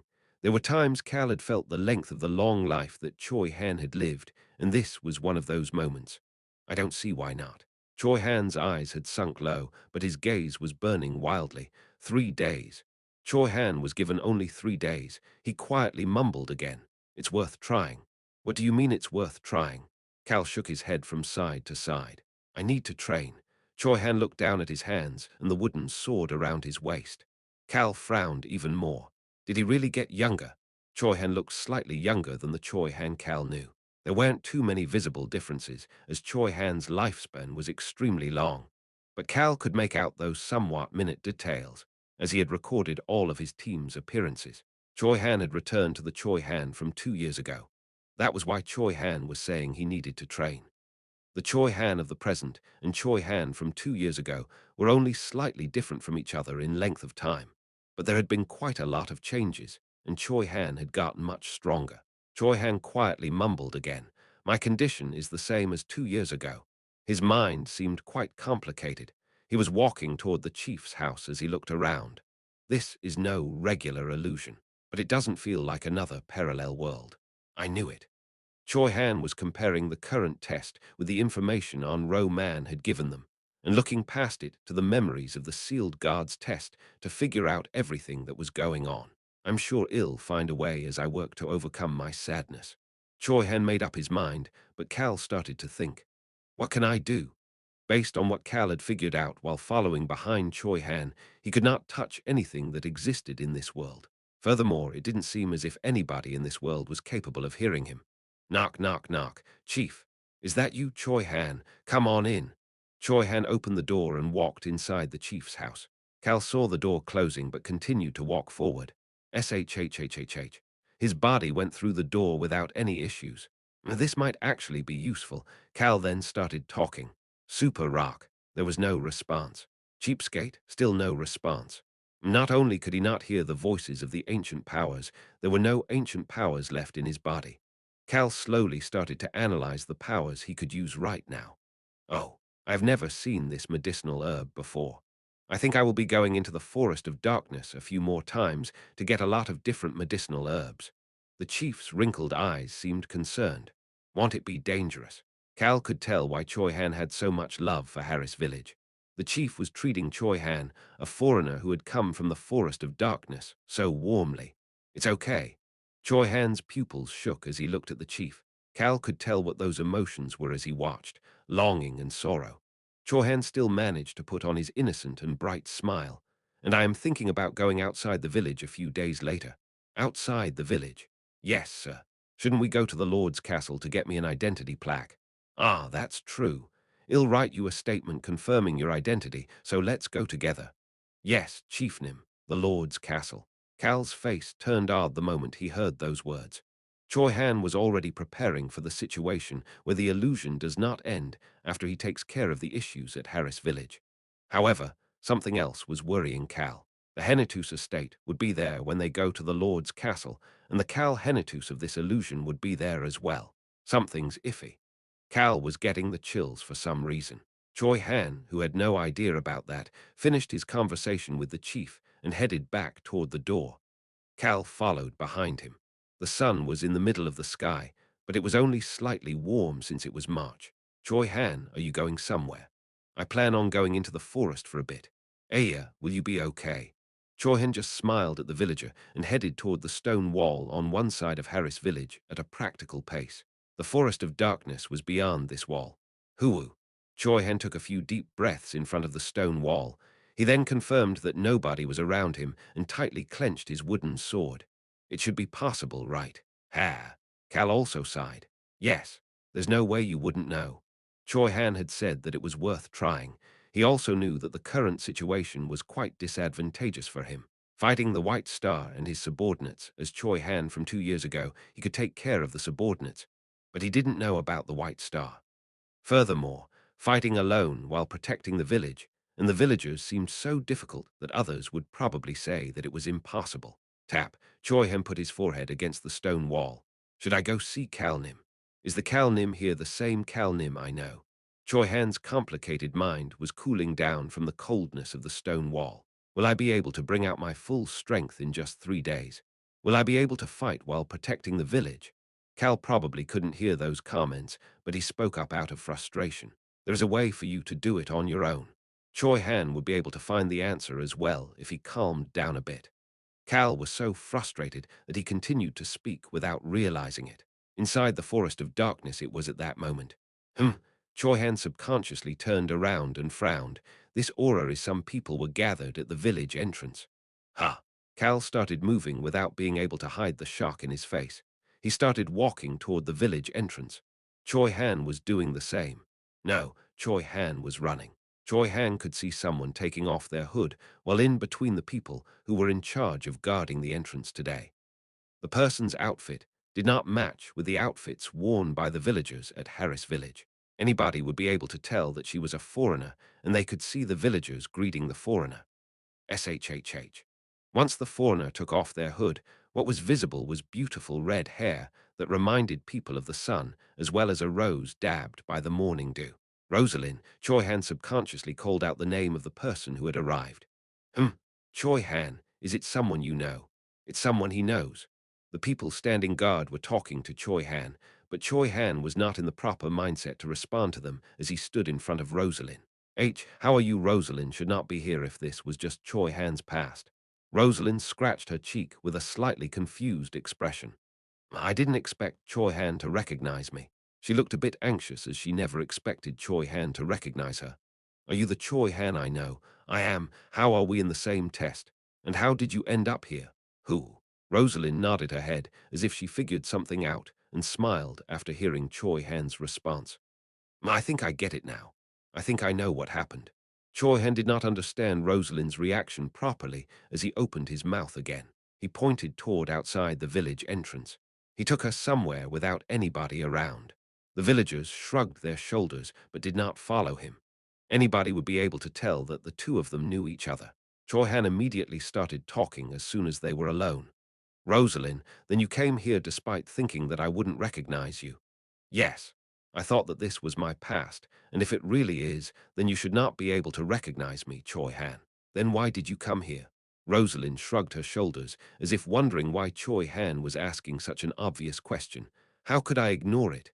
Choi Han blanked out for a moment. Ha! A smile slowly appeared on Cal's face as he watched. Rosalind continued to speak. Even if this is the past, and you don't know who I am, I couldn't leave your biggest sadness alone. She continued in a stern voice. I couldn't do that as your close friend. A different emotion appeared on Choi Han's face at that moment. Rosalind pretended not to see it as she continued to speak. This test is weird. She closed her eyes for a moment, as if to think about something before opening them again. Anyway, we need to chat about the current situation. If you and I are in the same place, it is highly likely that the others are here as well. The other people. Choi Han opened his mouth. Then maybe Cal Nim too. Yes, it is possible. Miss Mary as well. Rosalind suddenly stopped talking. She then pointed behind Choi Han with a shocked look on her face. Choi Han suddenly felt a terrifying aura and urgently turned around toward where Rosalind was pointing. Ha! He then looked extremely confused. Cal subconsciously commented as well. This is driving me nuts. Harris Village suddenly became rowdy. The villagers pointed to the sky and shouted, it's a monster. It's a wyvern. A large monster covered the sky above the village. It was a white wyvern. Cal, Rosalind, and Choi Han were all familiar with this monster. No way. Rosalind made a short comment when the wyvern slowly started to descend. Boom. It landed right outside the village entrance. It landed exactly where Choi Han and Rosalind were chatting. The wyvern's large body landed extremely gently before it lowered its head. You were here as I expected. A white-haired, green-eyed man was wearing holy-looking armor as he sat nobly on top of the wyvern. Clope Seca looked holy, solemn, and proud. He had arrived at Harris Village. Based on your expressions, the two of you seem to be the two I know as well. I guess we are all in the same test. Clope elegantly got off the wyvern's back. He then approached Choi Han and Rosalind. Rosalind looked at Clope walking toward them and quietly mumbled so that only Choi Han could hear. I didn't expect this guy to come look for us right away. This is unexpected. I know, right? Cal, who was right beside Choi Han and Rosalind, agreed as he looked at Clope. Clope didn't seem to be able to see Cal either, as he only looked at Rosalind and Choi Han. He then started to speak. Young Master Calnim is not in the Henitu's territory. Excuse me, Rosalind asked in confusion. Clope willingly said it again. However, his green eyes were glowing oddly. Based on all of the information I have gathered, there is nobody named Cal Henitus, neither in the Henitu's territory nor in the Roan Kingdom's list of nobles. Choi Han's eyes opened wide. Clope looked around as he calmly continued to speak. However, his pupils were slightly shaking. They looked ready to explode, as if he could not accept this situation. It looks like young Master Kalnim is not in this world. However, everything else seems exactly the same as my past. Cal sighed as he listened to Clope. I'm right here. But there was nobody who could hear him. Chapter 701. Different from intended 3. I didn't expect this. Rosalind had planned on meeting Choi Han to take care of the issue at Harris Village before starting with the nearest areas and going to find Cal, On, Hang, Rayan, and Lak. She didn't know what this test was aiming for, but she wanted to help out her friends who had been with her while she completed her goals until now. Young Master Cal is not here. The orb was blue when they had entered. The test should be about sadness. Young Master Cal was the center of all of our connections, but if that Cal was not there, is that sadness? Clope started to speak at that moment. It is nothing like sadness. Choi Han and Rosalind looked toward him. Sharara, Clope's white hair became messy because of the wind. His green eyes flashed. This is despair. Clope Seca started to organize the thoughts and information he knew. I heard that young Master Kalnim faced despair in the sealed guards test. Clope's mind was working very well. This test that the first dispatch team is experiencing is different from the information His Highness has learned. That is why we cannot say that the contents are the same sadness as we heard. Choi Han and Cal had said that the information Albaru had brought was reliable, but honestly speaking, the path that his great hero had trekked upon was more trustworthy. Clope's green eyes were glowing oddly. A world without young Master Calnim, a world without a hero is only despair. Crazy bastard. Cal slowly scowled as he watched. Man, he did seem smart from time to time. Cal pitied Clope a bit, wondering how he had ended up like this. Choi Han nodded his head as if things finally made sense. It is the same. Choi Han, you experienced young Master Cal's test with him, right? Yeah. The environment was different, but the situation was similar. It was going back to the past and overcoming the despair within it. Choi Han was organizing his thoughts while quietly sighing at the epiphany he had while looking at Clope. His eyes seemed extremely sharp. By the way, why did you come to Harris Village right away? Clope brushed aside the sharp gaze as if it was nothing. I cannot accept a world without my hero. I came to see if the young Masternim was here, since I need to hurry up and take down this test. Honestly speaking, he had come here to see if Choi Han was also not here since Cal was not here. Clope did not say that part out loud.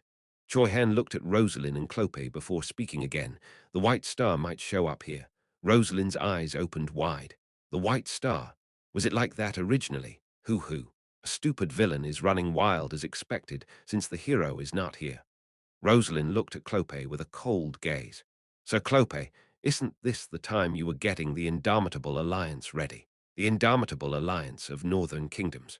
The war that bears and dwarves were involved in as well. The first place the Indomitable Alliance attacked was the Roan Kingdom's Henitus territory. Clope's eyes moved from the others toward the sky. I'm not sure.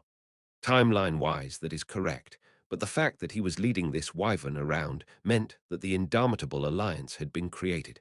Rosalind quietly observed Clope with a suspicious gaze. I can't tell whether you didn't check properly or if you ignored it on purpose. Finding my hero was my first priority. Clope spoke confidently. Rosalind wanted to tell him to stop with the hero stuff, but held herself back while Choi Han wasn't even looking at Clope. However, Clope calmly mumbled, I do have the thoughts of flipping everything over. Flinch. Rosalind subconsciously flinched and looked at Clope. You're going to nullify the Indomitable Alliance. Clope put on an odd smile instead of responding. The smile made it seem as if he was going to cause a big incident. This might lead to a whole different kind of chaos. Rosalind thought about the people who were here and got a headache for a different reason. Although he wasn't as bad as Clope, Commander Tunka was in this world as well. Tunka was someone who might do something completely unexpected, even more so than Clope. There's nobody to control him if young Master Cal isn't here. Rosalind's expression became serious. Clope didn't notice and asked Choi Han, "Why is the White Star coming here? That bastard will attack Harris Village in 3 days. The reason is to get an ancient power." Ancient power. Yes. Choi Han gave a short explanation of the necessary details. The White Star is suspected of coming to Harris Village to get an ancient power. Of course, he did not explain what that ancient power is or anything about Cal's biological mother, the single lifers, and other things like that. Part of it was because he didn't dare to reveal such information without Cal here, but it was also because he could not trust Clope. Huo. He had a goal. Rosalind nodded her head as if it made sense now while Clope looked around. Then the White Star's side might be observing this area right now. There ain't not. Choi Han had looked around the nearby forest area on his way to the village. Not right now, but they might soon. Clope motioned to the wyvern. He blew on his flute, and the wyvern shot up into the sky. I will give the wyvern an order. It will look for any reconnaissance teams. Rosalind thought to herself as she observed Clope quickly taking action. He's surprisingly helpful. Clope was acting more normally and rationally than she had expected, efficiently finding things he needed to do and doing them. Hoo-hoo. The path of the hero's legend, of course. She ignored what he had to say. Rosalind counted her fingers as she spoke. We have some leeway if it is in 3 days, but we still need to move quickly. They needed to protect the Harris Village villagers, take care of Arm, and face the White Star. They had no time to rest. This me is weaker than the current me. Rosalind from 2 years ago was lacking in many ways. Choi Han started to speak at that moment. There is somewhere I need to teleport to first. You need to go somewhere. Yes, 3 days of time. The fact that he needed to fight alone. Choi Han had pushed something back for those reasons, as well as the fact that he could not use magic. However, it would be a different story with Rosalind here. We need to go get on, Hang and Rayan. Ah, Rosalind gasped as if she didn't need any more explanations. On and Hang would be in the slums worrying about their next meal. Rayan would be being tortured, loathing humans and living a difficult life. He didn't know about the others, but he needed to get the children. Rosalind immediately reorganized her plan. Let's go get the children tonight. Then we can prepare for the battle against the White Star. Going to get them at night would make it easier to avoid being seen. We will go to Rayan Nim first, and then go to get On and Hang. What do you think? They could go find On and Hang on their way back from getting Rayan. It might take them a while to find On and Hang as they didn't know exactly where in the Henitus territory they would be in, but they could thoroughly search the Henitus territory to find them if they could not be located tonight. Choi Han smiled brightly. Sounds good. However, Clope tilted his head in confusion. Is there a need to go at night? Excuse me. Clope looked at Rosalind and Choi Han before touching his sword and commenting, aren't we strong enough to go break things down? Is there a need to rack our brains for the fight? We need to hide our identity. Can't the future magic tower master even use dye magic? Rosalind became at a loss for words and nodded her head. I guess we can go right now. We sure can. Rosalind looked at the responding Clope with an odd gaze. He's quite aggressive.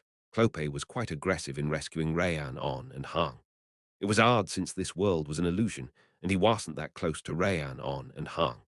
It makes sense that Choi Han and I don't want to see Rayan, On, and Hang like that even in an illusion, but rationally speaking, leaving the children like that was despair or sadness, so they needed to be saved in order to clear the test. Rosalind looked at Clope with a shocked gaze, while Clope had a concerned smile.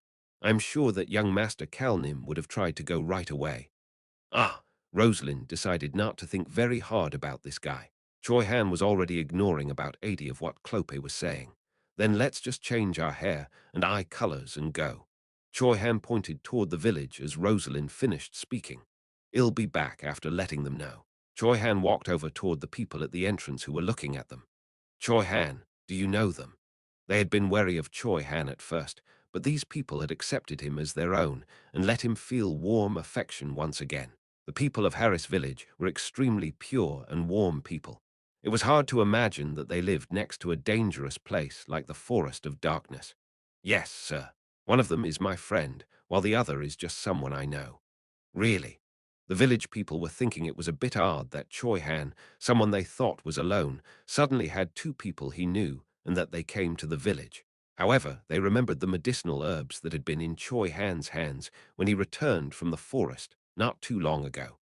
This young man was going into the dangerous forest to find medicinal herbs for them. Choi Han was doing that for their benefit. Then tell them to come inside. We need to report to the chief and they should say hello. And can we come back in an hour? Why? We need to go somewhere for about an hour. Another villager who watched Choi Han smiling innocently at them walked over to him and quietly asked, everything is okay, right? He was looking at Rosalind and Clope suspiciously while inspecting Choi Han's expression. Yes, sir. Please don't worry. Choi Han debated for a moment before adding on, I'm going to go get my siblings. Siblings, blood-related. They are not blood-related, but I consider them as if they are my blood-related siblings. Ha! Cal let out a deep sigh while watching Choi Han. It was because Choi Han's face was so full of conviction. Choi Han discussed a few things with the villagers before heading back to Clope and Rosalind. We can head over now. Okay. Rosalind moved farther away from the village to a spot where they could not be seen. She confirmed that nobody was near them before extending her hands out. Ooh-wong, the mana in the air vibrated, and a magic circle started to appear underneath their feet. Choi Han, do you remember the location of that mountain? 1 second. Clope took a paper out of his pocket. Here is a map. It's a map of the Roan Kingdom. We needed to have at least this much prepared for the Indomitable Alliance to invade. Wow. Rosalind shook her head while confirming the location of the mountain Choi Han pointed at on Clope's map. Then we will head there right away. Ooh-wong, the teleportation magic circle shined even brighter as the rumbling continued. Rosalind suddenly flinched. What is it? It's nothing. She soon fixed her expression and activated the magic circle. The teleportation for the three of them started, and she watched the scenery change around her as she recalled the reason she had flinched just now. This is weird. Mana had become twisted on one part of the magic circle the moment she activated it. However, that twist in Mana had soon disappeared, making Rosalind ignore it for now. Pad. There was a strand of light, and Choi Han, Rosalind, and Clope disappeared. Cal had an odd smile on his face after being left alone. This is weird. Cal had stood on top of Rosalind's teleportation magic circle a moment ago. It was to check something. Will magic work? Cal was currently like a ghost. That was why material objects and human bodies could not be touched.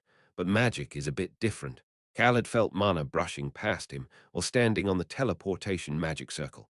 Rosalind must have created the teleportation magic circle for only the three of them, as the spell didn't include Cal. But there was definitely some kind of twist in Mana. That was why Cal had quickly gotten out of the teleportation magic circle, worried that the spell would fail. He then watched the three of them leave. There may be a way. He felt as if he just learned the smallest of clues that would allow him to communicate with the others. But it is disappointing.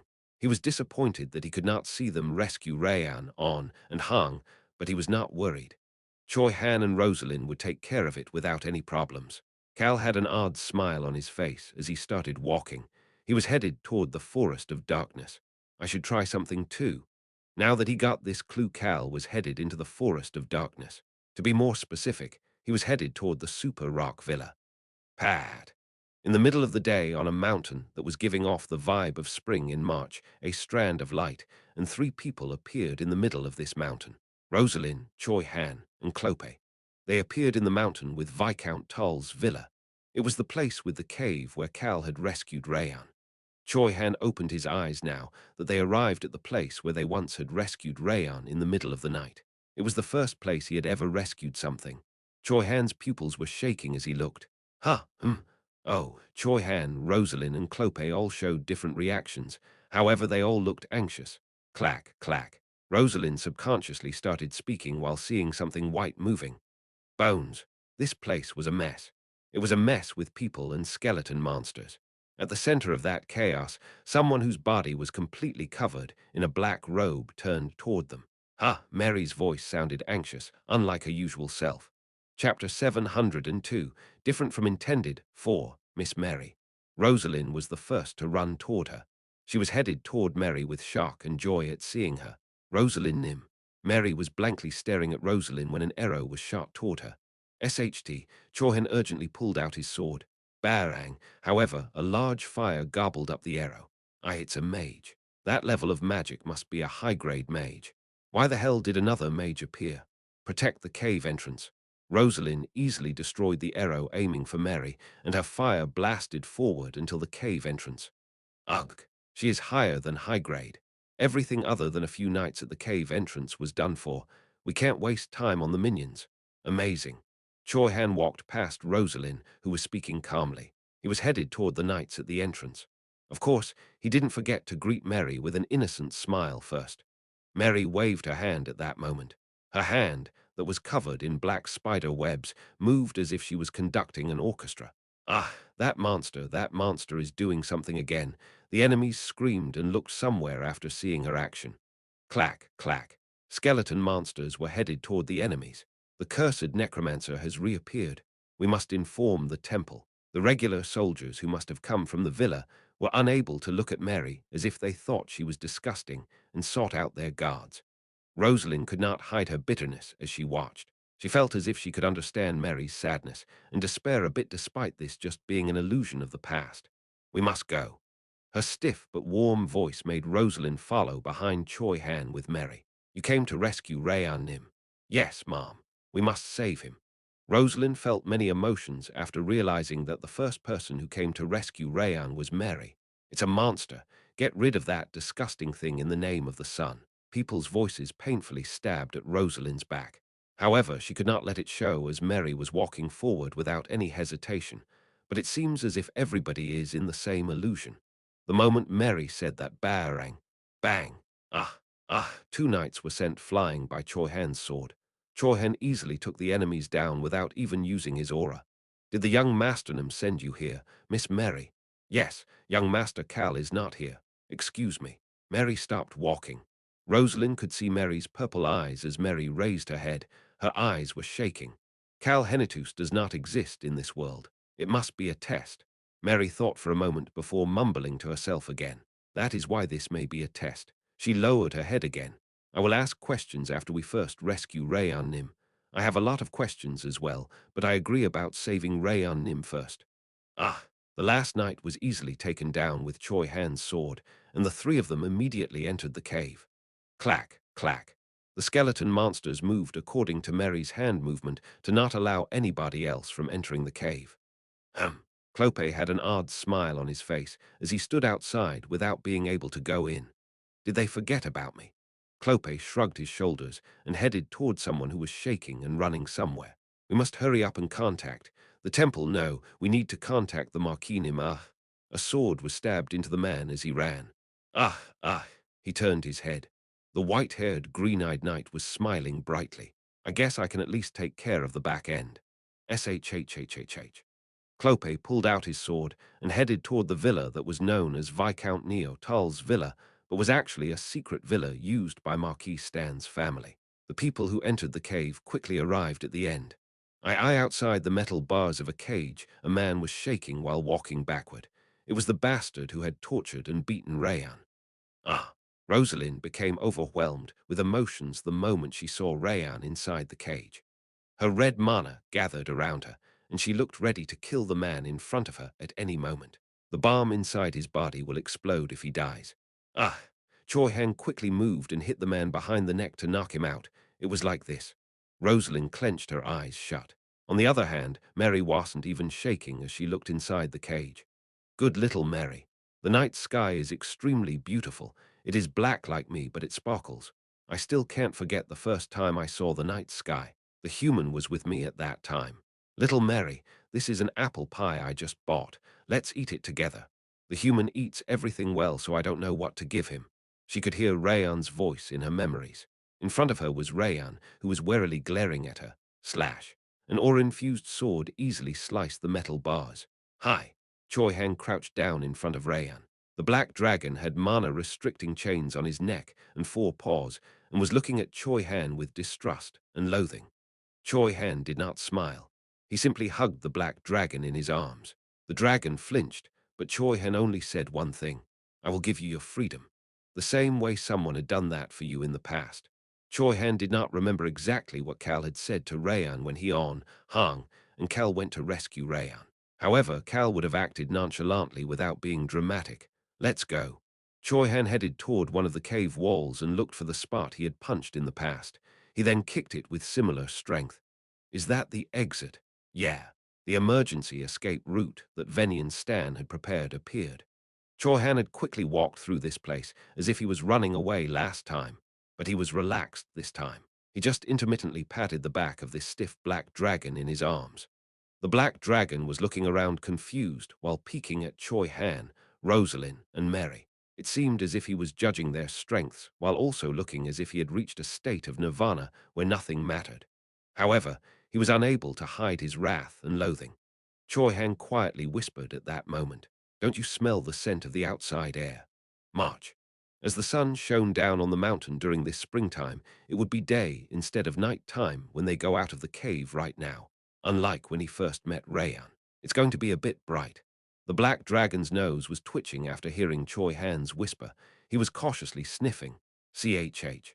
A robe in Rosalind's hand was gently placed on the black dragon. We're outside. They made it through the secret passage and arrived outside.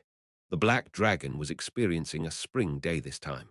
Choi Han kept the robe on Rayan as he put him down on top of the grass. The black dragon moved around a bit before looking up. He seemed to be slowly adjusting to the light. Of course, he seemed to be quickly adjusting to the environmental change, as he was a dragon. The black dragon silently looked at the scenery, the sky, and finally, the three people. Choi Han, Rosalind, and Mary. Mary crouched down and made eye contact with Rayan as he looked at her. You can now do whatever you want. Rosalind suddenly flinched. She was naturally thinking about taking Rayan with them. Yes, if it was Kalnim. Rosalind chose to quietly observe after hearing Choi Han's mumbling in response to Mary's comment. Yes, young Master Cal wouldn't try to take Rayan Nim with him right now. 3 days later, Rosalind, Choi Han, and the others had to fight against the White Star's side. They had no idea how fierce the battle would be, and they didn't know how much more they would need to fight to reach the end of this test. We will need to rethink taking on and Hung with us as well. If it was young Master Cal, if he was here knowing the future, he would try to fight on his own without dragging on Hang and Rayan, and even all of them into it. Yes, let's leave the children out. Mary quietly continued speaking. However, if you don't really know what to do, you can always ask us any questions, observe us, or even follow us. Rayan was someone who had taught Mary about the outside world and been with her. He had shared with her everything he had seen without her having to ask, and Mary had been able to do things with him as she watched. He was also someone who had told Mary that she could come to him whenever she wanted. Mary was doing things exactly as she had learned. Russell, the black dragon, grabbed the robe with his front paws. One moment, please. Rosalind grabbed the black dragon's front paws at that moment. Rayan flinched, and fear appeared on his face. Warm red mana surrounded the young dragon's body. The warmth was more like the rays of the sun than the sun itself. The dragon quietly observed Rosalind while feeling the warmth flowing out of the woman in front of him. Click, click. Everything binding the dragon was destroyed by the red mana. Please eat this if you get hungry. Rosalind placed a basket of apple pies in front of Rayan. There were potions and many other things inside the basket as well. Let's go. Choi Han turned around and was the first to leave. Mary and Rosalind followed behind him. The black dragon watched them leave before clenching the basket and the robe. Rosalind whispered quietly so that only Choi Han and Mary could hear when she could no longer see Rayan. He's following us. Choi Han, Mary, and Rosalind, the three of them could feel the inexperienced flow of mana behind them despite being unable to see him. Ha, ha, ha, Choi Han couldn't help but laugh. Although Kalnim was not here and they were in an illusion where everything had to be started again, it's not bad. It was bearable. They had the strength to push forward in this place. Ah, Rosalind suddenly stopped walking. Sir Clope, he'll find his way to us. You have a point. He will be able to take care of things properly no matter where he is left right now. Oh, but Miss Mary. Yes, Mary looked toward Rosalind and Choi Han. Are you curious as to how I got here? The two of them nodded their heads. Mary was in a different situation from Clope. She was currently living in the underground city located in the Forbidden region in Caro Kingdom, the land of death. It would have been extremely difficult for her to get to the Roan Kingdom and to Viscount Tal's territory. It would have been even more difficult for Mary, since there were a lot of negative feelings toward necromancers and dark elves right now. I arrived at the Roan Kingdom 1 week ago. Please wait a minute. Did you say 1 week ago? Yes, 1 week ago. Rosalind sounded shocked at Mary's response. I got here last night. I only got here a few hours ago. What? She couldn't finish her sentence after hearing Choi Han's comment and turned to him in shock. It was at that moment. Something is odd. Mary spoke as if something didn't make sense. I've not seen Tunkanim yet, but if everybody else is in this world, shouldn't young Master Kalnim be somewhere here as well? I believe that the chances of us being unable to find him despite being in the same test are greater than him taking a different test on his own. This is especially true if we take into consideration that we all arrived at around the same time frame. She then added on, I also believe that many things will go differently from what we expect. Many things have already changed. Cal had arrived at the Forest of Darkness and mumbled to himself while entering the cave with the super rock villa. Now that I think about it, something is odd. He stopped walking. There were badges in his hand. Cal could feel the powers residing within the badges, the blood-drenched rock. He could feel that ancient power. He could feel the unranked monsters. He could even feel the existence of the fake world tree. Finally, he could feel the white star imprisoned in the golden plaque. Of course, feeling those powers meant that Embrace was working properly to imprison them, and not that he could tell their conditions. I'm unable to be seen here, but I exist here. In that case, the White Star also came in here with me, albeit sealed. Did that mean that they needed to include the White Star in their dispatched team? Was he not considered a person as he is currently sealed? No, that's weird. Cal started having questions that made him feel extremely iffy. I can't be seen and I don't exist here, but the White Star does, especially the White Star from 2 years ago. Of course, it wouldn't be difficult to create a fake White Star from 2 years ago if all of this was an illusion. The White Star was properly embraced inside the golden plaque. That bastard was imprisoned here. He could not come out. He could not come out without Cal's authorization. Choi Han should be able to take on the White Star from 2 years ago. Why do I have such an iffy feeling? Cal stopped walking. He turned around and looked out the cave. This test should not be going so easily. He finally realized the foundational reason for this iffy feeling he was having. The sealed guard. That existence was one that would not give up until he experienced a moment of despair. That was why Cal had to take care of some variables while going through the sealed guard's test and dealing with the unranked monsters. The monsters had been stronger than the records he remembered. And when does it end? The sealed guard's test from before was over once Cal took down the first unranked monster. It was something that Cal could come up with a plausible end point. But this current situation, if simply watching them was his despair and sadness, how long would he have to do it for? Was there no basis for it? That wouldn't be the case. A test by a guard always had a basis. In that case, what needed to be done to overcome this test? He came up with an answer. A basis that Cal could accept was formed. He was not sad or in despair because his allies could not see him. He simply could not step in to protect his allies. So he just hated the fact that they needed to experience the terrible things they had faced in the past. Even if it was just an illusion, Cal didn't think that he would overcome the test simply because his allies realized he was by their sides. Not unless I destroy this illusion first. Cal did not like this situation at all. He needed to get rid of this situation for that reason. In order to do that, the bastard who created this illusion and is the foundational problem for us. This damn temple that cast this damn illusion as a test. That bastard who existed at the end of this temple and created this test. Unless we take care of that bastard, this situation will not be resolved. The problem was that the bastard was a god. Cal quietly mumbled to himself. There is guaranteed to be a method to finish this test, and if my goal is a god, smirk. Cal's eyes were looking up at the air with a burning gaze as he smiled. It was as if he was looking for someone. It was at that moment. P-E-I, P-E-I, a sharp noise reached his ear. Ah, he quickly took a black pouch out of his pocket. He opened the pouch to reveal an orb. Cal noticed a shadow the moment he grabbed the orb. The shadow that started from the orb. Roxu, are we able to chat now? Lee Su Hayek smiled brightly as if he was happy to see Cal. Wow, SHT, this is it. Cal held the orb in his hand as he urgently ran out of the cave. He then headed over to a nearby water and raised the orb. It's visible. Cal was not visible in the water. However, the Sintamani was floating in the air. This is visible. Ah ha ha, he seems to have gone crazy. Hey Jin T, we should probably be quiet. Ha ha ha, the god of death must have planned for this. Ha ha ha, the god of death never claimed to have created it, but the Sintamani was most likely sent by the god of death. The god of death had said the following to Cal.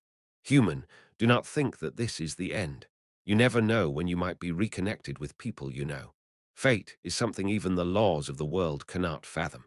Now that some time had passed since then, Cal could tell that the god of death had been talking about the Sintamani. It was the only item currently in Cal's possession that could be seen by others. The item belonging to the god of death, an unsealed guard, was bound to be stronger than the sealed guard. I can destroy everything with this. This is scary. Did he really go crazy?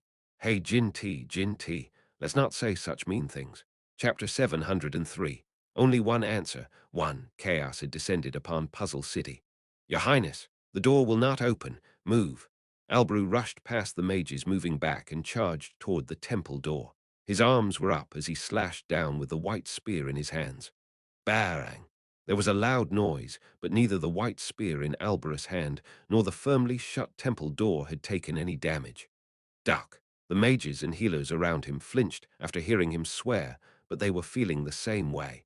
The blue orb above the temple had turned red. The first party to be dispatched had not come out even after 5 minutes. At this point, it symbolized that they were unable to come out even if they wanted to do so. It's useless. Alberu raised his head.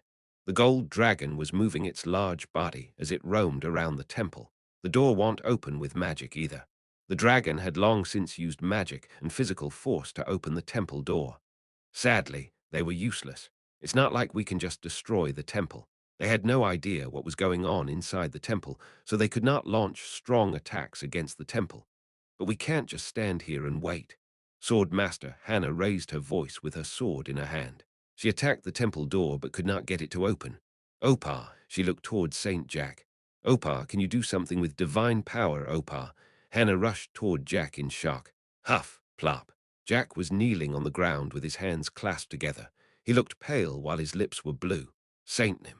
Albrew walked up and knelt down on one knee as he made eye contact with Jack. The mysterious change to the temple and Saint Jack's sudden action, they all seemed weird. Saint Nim, are you not feeling well? The moment Alberu asked Saint Jack, Your Highness, someone called for Alberu. Alberu was familiar with that voice, but it was a voice he should not be able to hear from here. Alberu turned his head. Please go down. It is currently dangerous here. Only those with permission may come up. At the end of the steps leading up to the temple, there were mages stopping people trying to approach the temple. That person was on their tiptoes while looking past the mages and waving. Wait, please. Let me get by, Your Highness. It's me, Your Highness. You are Alberu urgently headed toward the steps.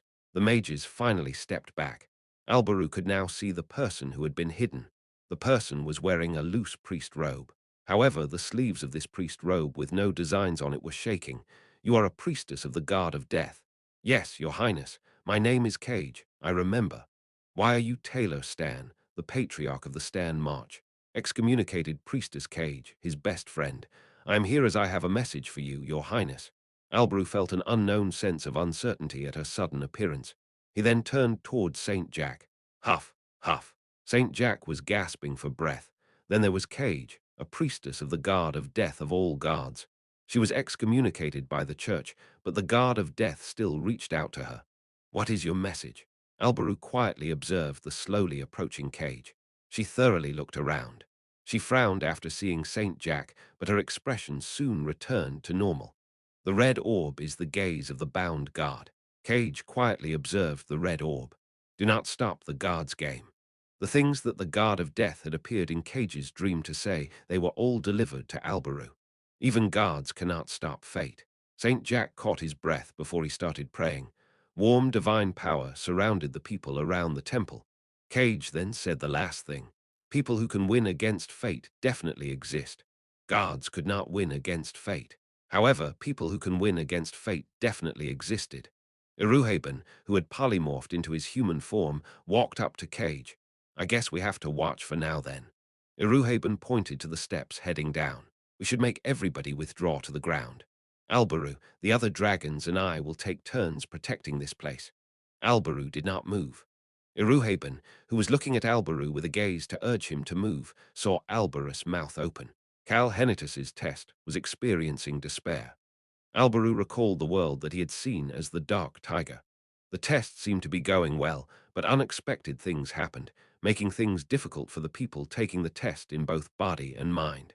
He said one last thing before he started walking to make people withdraw to the bottom of the steps. I am concerned. Iruhaben felt the same way. However, he was not only worried about the people inside the temple. His gaze was headed somewhere that seemed like nothing was there. He couldn't see because Rayan was invisible, but he could feel Rayan's mana. I will not let you off. The quietly mumbling black dragon's dark blue eyes were not looking at the temple. The red orb. They were quietly observing the red orb. Boom, boom, boom. Rayan's heart was beating oddly. It stopped. Time seemed to be stopped for this red orb, as if time itself did not exist for it. Rayan's gaze became sharp as he observed the red orb without stopping. As for Albaru, he had turned around and started walking while looking at the white spear in his hand. Terang. Yes, Albarunim. Contact the AS representative immediately. On man. The information from that bastard had been completely wrong. Something's off. Albaru needed to find all information to deal with this situation. He closed his eyes for a moment. Everything turned dark. So you are currently taking a test in an illusion, but you are a ghost. That's right. Cal nodded his head while the 20-years-old Kim Rock-Soo scowled. Why are you always taking tests? My thoughts exactly. The Kim Rock-Soo inside the Sintamani tapped on the table with his index finger. Park Jin-T, who was a bit away from him, peeked at Kim Rock-Soo and Cal inside the Sintamani before commenting. Basically, you want us to relay your words to Choi Han on your behalf. That's right. Park Jin-T looked at the calmly responding Cal with an odd gaze. The Lion Dragon, an unranked monster, and the Temple Guardian. Lee Soo-hyuk, Kim Rock-Soo, Choi Young-Soo, and Park Jin-T had seen everything during that battle. It allowed them to get a good idea about Cal's status and how things worked in this other world. You act the same whether you are here or there. HMPH. Park Jin-T was scoffing and grumbling, but he was scowling, making his face have a lot of wrinkles. Are you worried about me? Who would be worried about you? Who would do something so useless? Park Jin-T suddenly raised his voice before turning around to avoid Kim Rock-Soo's gaze. That Dark Tiger, that bastard looks like he needs to relearn how to use a gun. He needs lessons from a national representative. He said some more things, but Kim Rock-Soo ignored him and addressed Cal. Anyway, I get what you are saying. I will let Soo-hyuk and Choi Young-Soo know about it as well. Lee Soo-hyuk had left as there was a sudden emergency rescue situation. Kim Rock-Soo, who had come to inform him about the emergency, had taken his place here. Thanks. No big issues over there. Yeah, it's the same as usual. There was no way for there to be any big issues. The 20-years-old Kim Rock-Soo inside the Sintamani smiled bitterly. How can anything happen when I have seen your memories? He shrugged his shoulders. Of course, we still have a long way to go. It sure is long. By the way, where are you going? He could hear the scowling Park Jin-T's voice. He had walked up and sat down next to Kim Rock-Soo at some point. Why is there a villa inside a cave? Cal ignored Park Jin-T as he walked toward the luxurious Super Rock villa. It reminded him of when he first came here in the past. The Super Rock had stored weapons and other goods inside this villa. They were quite useful. However, Cal did not look at those places again. There was something here that was more important than anything else. Tap, tap. His steps quickened, and Cal stopped once he arrived at his destination on the 5th floor. What's with the rock? Cal quietly looked at the cobblestone. Eating this cobblestone would allow him to gain the scary giant cobblestone ancient power. As expected, the ancient powers are in their original locations as I am not here. Cal reached toward the cobblestone just in case. SHHH. Ha, you really are a ghost. Cal's hand couldn't touch it and moved right past it. I need to eat this to get the power. Cal thought about it before lowering his head. Hey, what are you doing? He heard Park Jin-T's shocked shout and Kim Rock-Soo's groan, but Cal didn't care. His mouth headed toward the cobblestone instead. His mouth moved right through it as expected. I can't eat it. You're going to eat that? How disappointing. Ho! Park Jin-T looked at Cal in disbelief, but Cal didn't care. Should I use embrace? He debated swiping the super rock's power that way if he had to do so. It would be quite burdensome for Cal to fight without his original ancient powers. First, he activated embrace with a thought on his mind. Boom, boom. His heart was beating fast. An unknown power flowed through his body and into his hand. Cal's hand headed toward the cobblestone. There was a gold coin he had taken out from his pocket in his hand.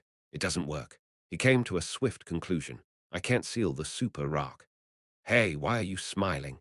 Cal was indeed smiling. It's an illusion. This world really was an illusion. If I embraced this cobblestone, this power would return to our world sealed in this coin when I go back. It was similar to how the white star and the other embraced things came with him when he entered this illusion. The fact that it could not be embraced meant that it was a power that could not be taken back to reality. It meant that it was an illusion. It is an illusion that seems real. Basically, this world was fake. This was not a different world or the past. How entertaining. Cal moved the hand that was holding the Sintamani. But I can't leave the super rock here like this. His body and powers could not touch anything other than himself or affect anything. But hey, what are you doing? Rolling a rock. Cal used the Sintamani to push the cobblestone off the altar. Shhhhhh. Tap. The cobblestone fell off the altar, and Cal pushed it with the Sintamani to cleverly hide it underneath a window curtain. You're going to use us like this. To be more specific, he used the Sintamani to roll a rock, not us. He heard Park Jin-T's voice, and then Kim Rok-Su's voice. However, Cal didn't pay any attention as he walked over to the window and looked out. He could see the inside of the cave where the Super Rock Villa was located. I feel like someone has been here. The ancient power was still here and nothing had changed, but he had that feeling for some reason. Was it Choi Han? Choi Han could have done that. He could have had the same thought as Cal. Is he also thinking about evacuating the villagers here? Cal was planning on bringing the people from Harris Village here before the battle against the White Star. Rosalind, Choi Han, and this Sintamani. It was possible with these two people and one item. Heh. I have a bad feeling about this. Cal ignored Park Jin-T and made eye contact with Kim Rok-Su instead. Kim Rok-Su had a bitter smile on his face as he started speaking. I thought you might get to rest, but bang, the door burst open and someone rushed in. What the hell? A shocked Park Jin-T looked at the person who briskly walked toward the Sintamani. It was Choi Young-Soo, who was even more fit now. Choi Young-Soo was holding his sword and unable to hide his bewilderment. That Choi Young-Soo hesitated as if he didn't know what to say before making eye contact with Cal and finished speaking. The Dark Tiger has regained consciousness. Albaru had left the Dark Tiger and returned to his world before Cal finished the sealed guard's test and returned. The Dark Tiger had lived normally since then, but that Dark Tiger had changed again. No, the Dark Tiger had been conscious this whole time. But you know what I'm talking about, the Crown Prince. The Crown Prince is here. The Crown Prince seems shocked too as he's out of it. This was quite shocking for Cal. It's a beautiful place. It was the place the legend started. Clope Seca was smiling while looking at the Henitus Lord's castle and the nearby area. However, Choi Han was looking at Clope with a sharp gaze. Where did you go off on your own, taking care of the back end? Choi Han shut up at that response. Blood was still dripping from Clope's sword. Huwo. Long-distance teleportation is a bit difficult with my current abilities. Rosalind wiped her hands while smiling at Choi Han, Clope, and Mary. Of course, she felt the mana fluctuation from the black dragon that followed them. The abilities of this body were from 2 years ago, but her experiences and senses were those of Magic Tower Master Rosalind. Are we looking for On and Hung now? Choi Han nodded his head at Mary's question and made eye contact with everyone. I think we should head to the slums first. He had heard a condensed version of how Cal had met On and Hung in the past. Cal Nim said that he got to know On and Hung by giving them medicinal herbs and food while he was in the slums. He took them home and made them a part of his family because it was raining. As expected, the start of the legend. That is very like young Master Cal Nim. Choi Han nodded his head at them as if what they said was normal before looking down. They could not teleport multiple people into a crowded city. They had teleported to the highest spot in the slums instead. It was a place with nobody right now. Nobody came here in the past because the man-eating tree was here. Of course, many people started coming here to pray once a new holy white tree appeared in its place. There are talks about Kalnim doing that too. There were rumors around the territory that Cal had changed the tree. Choi Han took it as the truth and not just a rumor. Hmm, Choi Han's gaze stopped at one spot. What is it? Rosalind noticed Choi Han's stiff expression and looked where he was looking. Oh, I guess this tree was white at this point already. Rosalind knew about the white tree as she had frequently come to the Hennetus territory since then. Of course, she did not know the details about the story behind it. It wasn't something for her to pay that much attention to. Why is this? Choi Han started walking. The man-eating tree was white and holy as Choi Han knew about. Kal Nim is not in this world. It was at that moment. He heard some rustling. Two children who were hiding behind the fence of the white tree flinched and curled up. They were on and hung. Choi Han subconsciously asked them a question. Did someone come by here? Should he greet them first, or how should he approach them? Choi Han had debated about how to approach the children before coming here, but his mind was blank right now, and he could not think about anything else. The red-haired child Hung peeked at Choi Han before speaking. A masked man was here, sir. On tried to stop Hung before she flinched and hugged Hung. Choi Han could not think about anything else. A masked man, the White Star. Why was he here? Chapter 704. Only one answer, too. Can I ask you what kind of mask it was? Rosalind crouched and made eye contact with On and Hung. That no. Hung was about to say something, but On moved in front of him and stopped him. Rosalind realized her mistake and moved away from On and Hung. What she saw embedded in On's eyes was wariness toward people who suddenly appeared from a sister who had to protect her younger brother on her own. It feels a bit upsetting. Rosalind knew that this was an illusion, but it was so realistic that this place seemed like the past. That was why she was thinking that On's wary eyes looked smart and thus was proud of On, but also felt a bit upset that she was the target of such wariness. Something is weird. Rosalind heard Choi Han's voice at that moment. This tree was originally black. On and Hung flinched and looked at Choi Han. It turned white one day. That was after Kal Nim visited this tree. What? Rosalind's eyes opened wide. Clope's eyes clouded over. Mary, who was hidden under her robe, started speaking. The young Master Nim has a wood attribute ancient power. His allies were aware of that power more than any other power. Shield. The silver shield was pretty much Cal's symbol. Rosalind subconsciously raised her voice. Choi Han, did young Master Cal ever say that he got the power from this tree? I didn't hear anything, but it is easy to come to a conclusion. The man-eating tree suddenly changed. Cal was somehow connected to it, and it stopped eating people after that.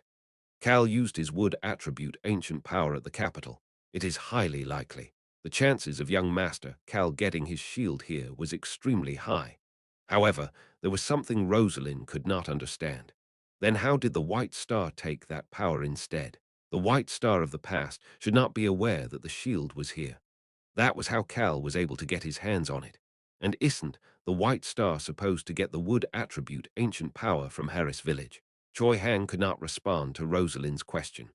Originally, the White Star should come to Harris Village with his subordinates and massacre the villagers. Furthermore, he would take the wood attribute ancient power that is located somewhere in Harris Village. That ancient power would allow the White Star to see the annual rings and know things like if time is twisted for someone. The shield is not a power the White Star needs. The White Star was a reincarnator. The power he needed was the power located in Harris Village. But the White Star took the shield instead of that power. Why? How? They heard an angry voice at that moment. Dare he? All of them turned toward the voice. Clope Seca. His fists were clenched and his whole body was shaking. He looked like someone who was so angry he didn't know how to release his anger. Clang. Clope took out his sword. Nuna. Hung and On flinched while Rosalind and Mary moved in front of them. On was watching them with an odd gaze. Clope didn't care and started stomping forward. He dares. He was still swept up in anger, and Choi Han subconsciously reached out after seeing the direction he was walking. Stop, however. Clope's physical strength now that they were back in the past was quite strong, even if it wasn't as strong as Choi Han. Barang! There was a loud noise as Clope's aura smashed into the white tree. Rosalind looked at Clope's sudden action in disbelief, but her face stiffened after hearing Clope's voice again. He dares to try to take away the path of the hero. Clope couldn't hold in his anger. This might be an illusion, but this situation was destroying the future that that person had created. That, sir, is the only one who will become a legend. He dares to steal that. His green eyes that had been calm now looked crazed, as if tsunamis were roaring inside them. I will not accept this. He looked ready to swing his sword and destroy everything right now. However, they were within the Henitus territory, the true place where the hero, Commander Henitus's achievements had started. That was why Clope was barely holding in the roaring desire for destruction inside him. Choi Han, Mary, and Rosalind looked at each other. Rosalind did not hide the fact that she seemed to have realized something as she started speaking. Yeah, the past and the illusion are different. This was an illusion and not the real past. It was an illusion created to throw them into sadness and toward despair. That was why everything would be difficult. Is the reason young Master Cal is not here because the White Star takes away his things? Will we need to fight against the White Star who has young Master Cal's powers? Ha! Rosalind let out a sigh.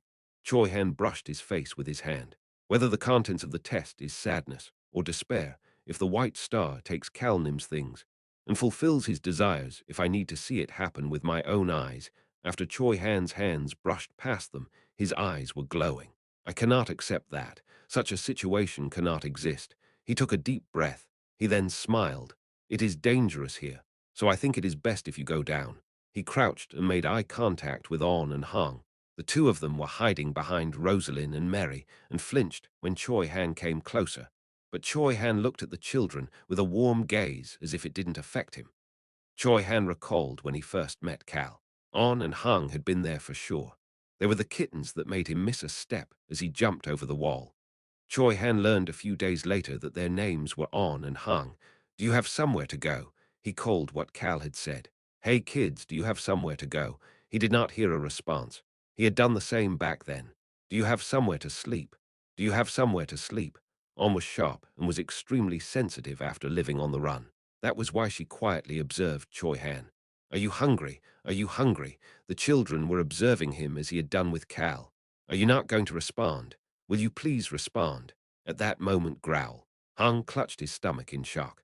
Hung's ears turned as red as his hair.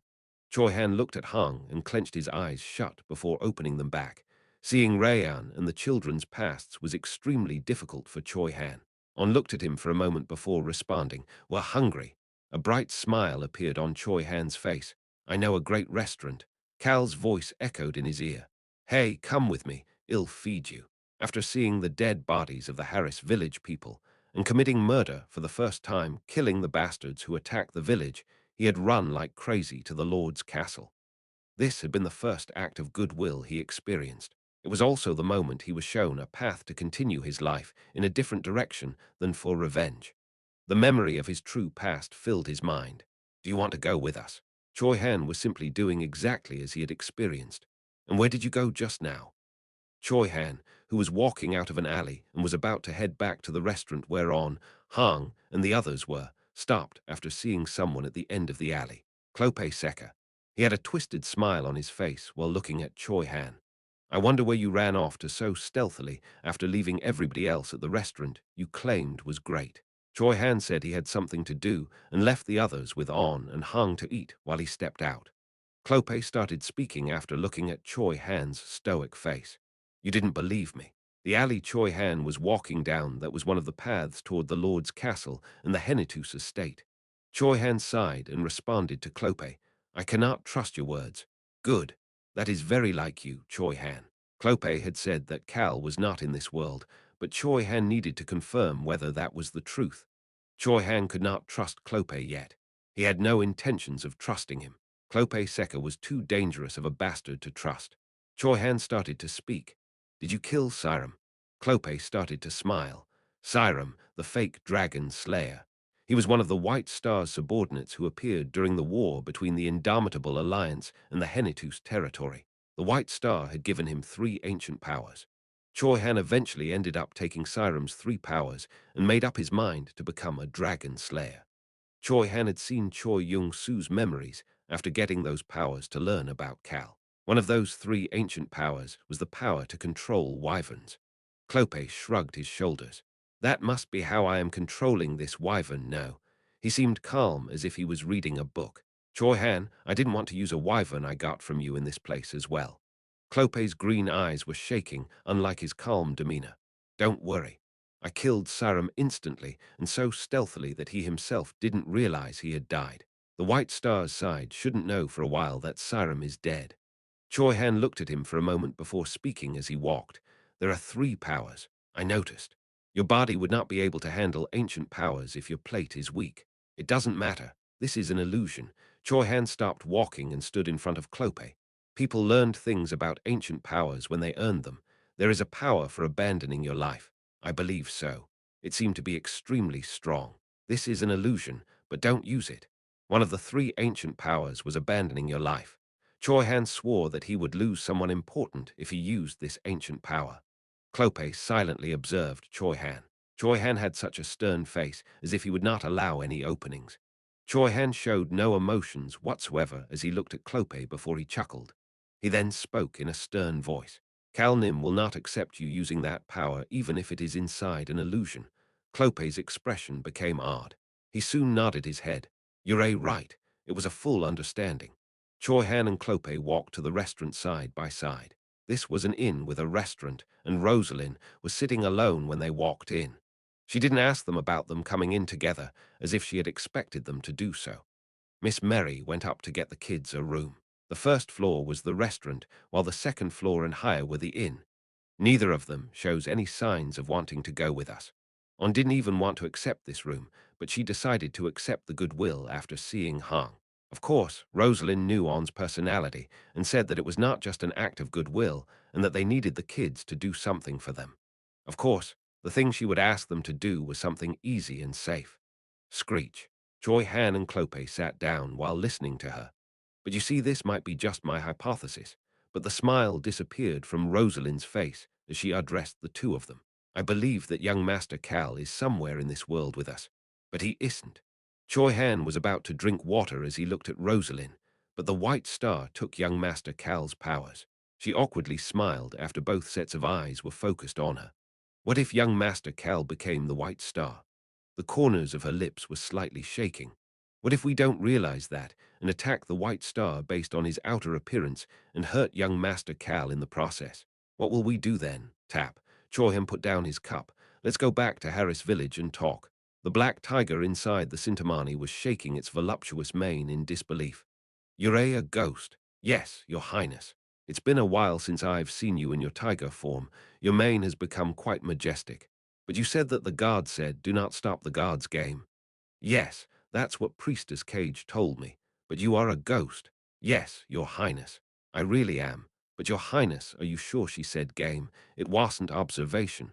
I already told you that. But what are you going to do if you are a ghost? Hara game. Cal Henitus didn't even look at the dark tiger in the Sintamani, pounding his chest in frustration as he scoffed. Game. Having fun and messing around. A word to describe something playful. Cal looked down at the golden plaque. The White Star existed inside here, sealed through embrace. That meant that the White Star was also participating in this illusion test, but could only stay inside the golden plaque because of embrace. The White Star could not leave there unless Cal released him. That meant that there should be gaps in this world for him and the White Star. That was why if this world of 2 years in the past had a White Star, it must be an illusion. But he had an iffy feeling about that. Cal finally realized why he had been feeling that way. If there is a White Star roaming around this world, and that White Star acts differently from the White Star, I now know the identity of that person. Although it was still just a hypothesis, the God of Death would not say things for no reason. There was a reason for everything that was said. Who is it? A god who is playing a game, or that god's puppet? God. He was almost certain that would be the case. And the reasoning for your hypothesis, explain it to me. Cal happily shared his hypothesis and the reasoning behind it to Albaru. Krieg. A wooden door opened, and they saw a small place with a few furniture that still looked warm and welcoming. It's here. Choi Han nodded his head at Rosalind. The chief let me use this place. Mary stayed behind, saying that she would look after On, and hung while Choi Han returned to Harris Village with Rosalind and Clope. Of course, the black dragon seemed to follow them while invisible as well. They had purposely discussed the coordinates of Harris Village in front of the dragon before teleporting because they thought it would be difficult for Mary to take care of Rayan, On, and Hang. Everybody list him. Choi Han flinched and then quickly walked in. His eyes stopped on a small table. Rosalind's eyes opened wide while looking at the table. A video communication device. She soon shook her head. It's not. It looks similar, but I don't feel any magic in it. Choi Han stopped in front of the table and looked at the round orb on it. Why is this here? It's been a while, little Han. It really is the Sintamani. Lee Su Hyuk was waving inside the Sintamani. By the way, Rock, no, Cal is next to you. Excuse me. Cal is saying that he is currently a ghost. Excuse me. Little Han, Cal said to tell you to calm down. Choi Han responded. Excuse me. That was the only thing that came to mind right now. Chapter 705. Only one answer. 3. Rosalind's mind became as complicated as knotted threads. Choi Han, who is this person? No, what does he mean by that? Unfortunately, Choi Han was in no state to answer Rosalind's question. Is this an illusion as well? Team leader Lee Soo-hyuk. Why would this person suddenly appear here? Was this not an illusion based on my past from 2 years ago? And what else did he say? Cal Nim is a ghost and is here. He's standing right next to me. Lee Soo-hyuk seemed worn out as he had a tired smile on his face. He looked at Choi Han and the two people he did not recognize as if he was in an awkward position. Of course, he could see Cal, who was fine but was a ghost for everybody else, relaxedly sitting on a chair with his legs crossed. Cal started speaking and Lee Soo-hyuk soon followed. Cal says he expected this reaction.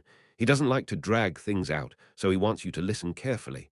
Rosalind suddenly had a thought. That sounds like young Master Cal. Lee Soo-hyuk spoke slowly, but in a low voice that made it hard to miss anything he said.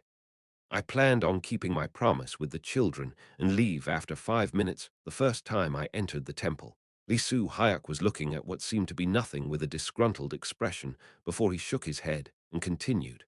However, I planned on not telling anybody and going to the end on my own to take care of everything after that. I am in here because I couldn't leave the temple for some reason. Hoo-woo, he sighed and continued speaking. Is what he wants me to tell you.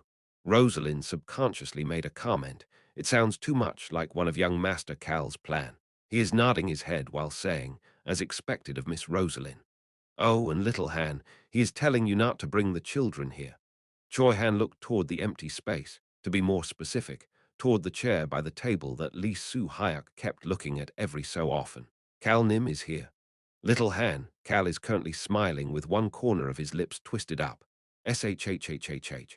An oddly shaking pair of green eyes shoved themselves in front of the Sintamani at that moment. Who are you? Clope, move away, is what he wants me to tell you. Ha, Lee Soo-hyuk sighed. I shouldn't have agreed to do this. Cal, this is quite the hassle. Then, who are you? Rosalind asked Lee Soo-hyuk, but Choi Han answered. He made eye contact with Lee Soo-hyuk before he responded, and Lee Soo-hyuk had slightly nodded his head. You know that the test Cal Nim took was about despair, right? That test was going into a terrible situation in another world and overcoming that despair. Lee Soo-hyuk observed Choi Han with an odd gaze. Cal was looking at Choi Han as well. This person is one of the people we met from that world. Choi Han gestured with his hand toward Lee Soo-hyuk before pointing to the Sintamani. This orb is a Sintamani that we got after defeating one of the unranked monsters, the electric eel. It allows us to communicate with them. Rosalind immediately had questions, but did not ask anything after seeing the look on Choi Han's face. They had a mountain of other more pressing issues right now. Lee Soo-hyuk suddenly started to speak. For your information, this Sintamani was brought here by Cal himself. It is the only thing that has not been ghost-feed. What did you say, Cal? Lee Soo-hyuk seemed to be listening for a moment. Ah. He continued to speak with quite the awkward expression, as if he now understood it. He wants me to tell you that it was given by the mother ducking god of death, which he believes is the reason it was able to overcome the illusion created by the even greater mother ducker, the sealed god. Rosalind said her thoughts once again. That's definitely young Master Cal. This word choice was definitely Cal's. There were a few people around her who would call guards mother duckers, but this was definitely the tone frequently used by young Master Cal. She then asked something that suddenly came to her mind. Then was it really the White Star who took the shield power? Ah, that the moment Lee Soo-hyuk looked at Rosalind and was about to speak Wee, an alarm went off inside the Sintamani. Lee Soo-hyuk immediately stood up. They could then see the view inside the Sintamani. The Sintamani screen had been covered by Lee Soo-hyuk's body such that they had not been able to see anything else. Choi Han rubbed his eyes with his hand. The dark tiger. The dark tiger was wagging its tail while looking at the Sintamani. The moment Choi Han thought he made eye contact with the tiger started to smile. That smile, those actions, the way he is waving his front paw around, no way. The tiger shook his head to tell Choi Han not to say anything else. Choi Han could not say anything. He shouted internally instead. Is that His Highness? Choi Han had seen both the regular dark tiger and the Albaru-possessed dark tiger, that he was about 90% certain that this was Albaru right now. Little Han, why are you suddenly clutching your head? Do you have a headache? Lee Soo-hyuk warmly asked, but Choi Han had not heard him. At that moment, click. They heard a door open and someone else walked in. It looks like we need to make a tag. Lee Soo-hyuk headed toward the door with a happy look on his face. I leave the rest to you. It's time for me to go. He waved toward the Sintamani. Little Han, it was nice seeing you again after so long.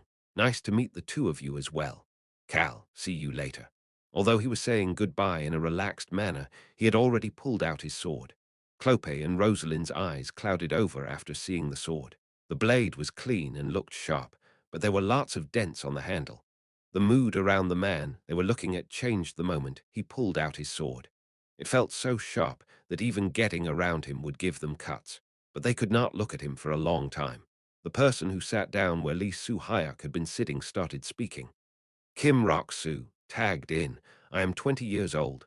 I will continue delivering Cal Henitus's messages. He then slightly nodded his head to Choi Han to greet him. Rosalind looked at Kim Rok-soo and thought that this person had an extremely similar yet oddly different vibe from young Master Cal. Kim Rok-soo suddenly laughed. Please excuse me. Cal Henitus keeps laughing, so I ended up laughing as well. Boom, boom. The black tiger with a lion's mane stomped on the ground a few times with his front paw. They could feel that he did not like this situation without him saying anything. However, all of them were too focused on something else to pay him any attention. Everybody other than Cal, who was looking at Albaru, who had a high-quality gun on his side that Park Jin-tae brought over after claiming that he picked it up on his way with a disrespectful gaze. I will deliver Cal Henitus's words if you explain the situation over there. Choi Han thought for a moment and responded to Kim Rok-soo. We went to rescue the children one by one when we noticed that the man-eating tree was white. He reported things one by one to the ghost-feed Cal, who should be listening to them. He talked about how the person who turned the tree white was someone who was wearing a mask, that they believed it was the White Star, how he took the shield power, but they didn't know why, etc. Choi Han explained everything they had experienced and everything he had thought about. And once he was done sharing everything, Choi Han, who was looking into the empty air, could hear Kim Rok-soo's voice. The real White Star is currently sealed and imprisoned by Cal Henitus. What did you say? Clope and Rosalind's eyes opened wide at this new information. They knew that Cal had fought against and defeated the White Star, but they had not known about where and how he had been imprisoned. Are you saying that young Master Cal has sealed the White Star and is carrying him around right now? He says yes. Kim Rok-soo continued speaking in a business-like tone. Cal Henitus says that he is also able to communicate with Crown Prince Albaru Crossman, who is outside the temple right now. How was that possible? Choi Han wanted to ask that, but Kim Rok-soo continued speaking so quickly that he had no time to do so. According to the Crown Prince, the God of Death's priestess shared with him the message, do not stop the God's game. Miss Cage, game. The group showed different reactions. However, they all stared into the Sintamani after hearing what came next. Cal Henitus believes that the God or the God's puppet is currently acting as the White Star. They subconsciously turned toward the empty chair. It was where Cal was supposedly sitting right now. Kim Rok-soo chuckled after seeing something and continued in a serious tone.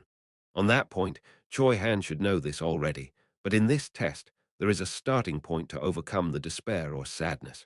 I guess you can call it the goal.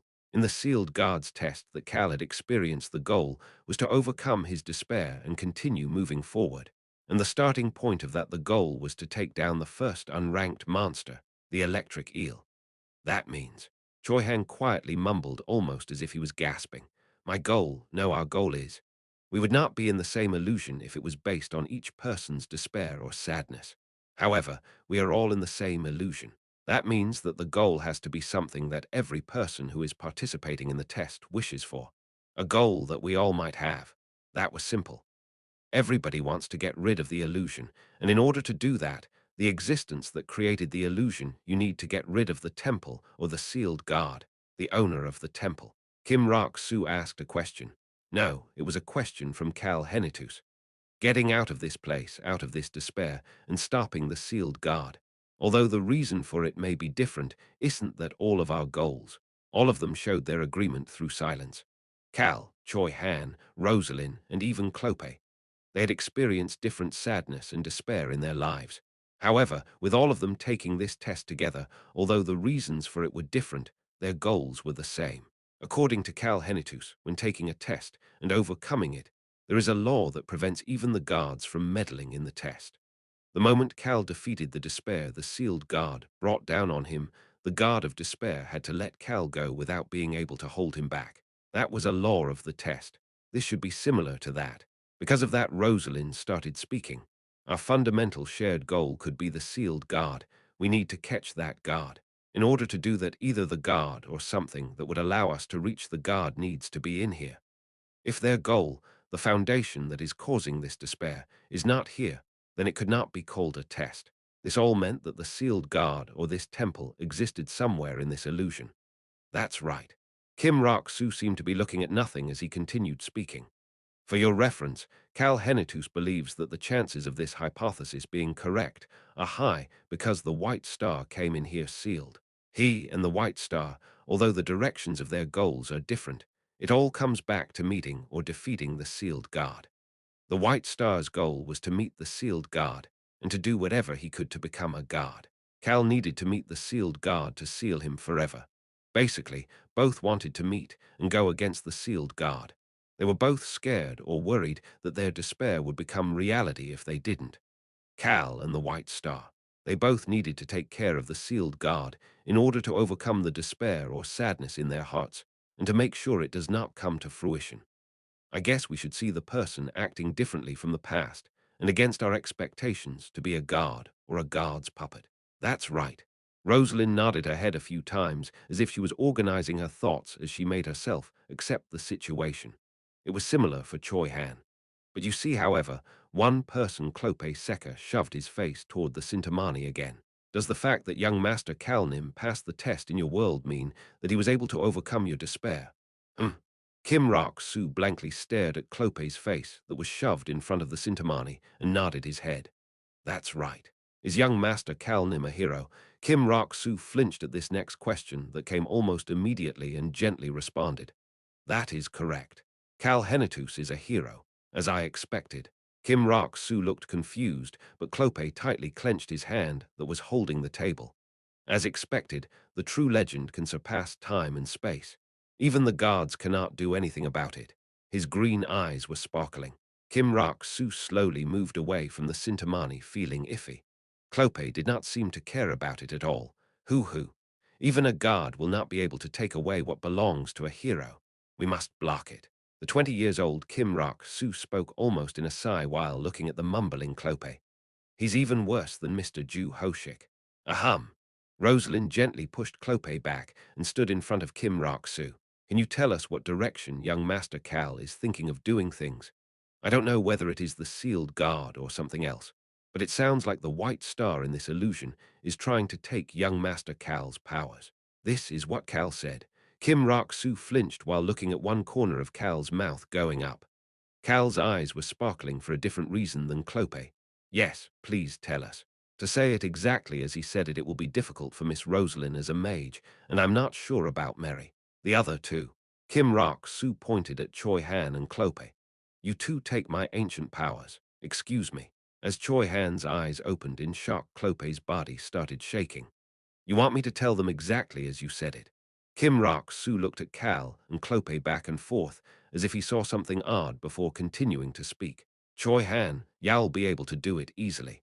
Kim Rak-Soo caught his breath before continuing to speak with an expression that looked very similar to Cal's. Clope, y'all get to create a legend with your own hands. Doesn't that sound great? I will allow it. Take the hero's powers and create a path to become a legend, at least in this illusion. What do you think? Do you like it? Keek. Clope's body was shaking. I knew it, I knew it. It was a great idea to come along. Clope quickly calmed down before a calm, yet concerned smile appeared on his face as he responded. He talked toward the chair where he couldn't see anyone, but knew that Cal was sitting there. I will make sure to create a legend in this place. Kekek. He then moved back and laughed like a crazy bastard by himself. Rosalind finally realized that Clope was a crazy person. Ah, also, share it nicely with Tunka. You need to maintain balance, is what he said. Ah, Kim Rak-Soo flinched once more before sighing and continuing. He repeated Cal's words word for word to the others. These are your tasks from here. The expressions on the faces of the others changed. Starting with the fake white star, find him and destroy him. Simple, right? Kim Rak-Soo continued in a stoic expression. That is what he said. The dark tiger in the back was wagging his tail and laughing. Kim Rak-Soo was silent for a moment before sharing his thoughts. Are you sure this is a test? It sounds more like a hunt for the sealed guard.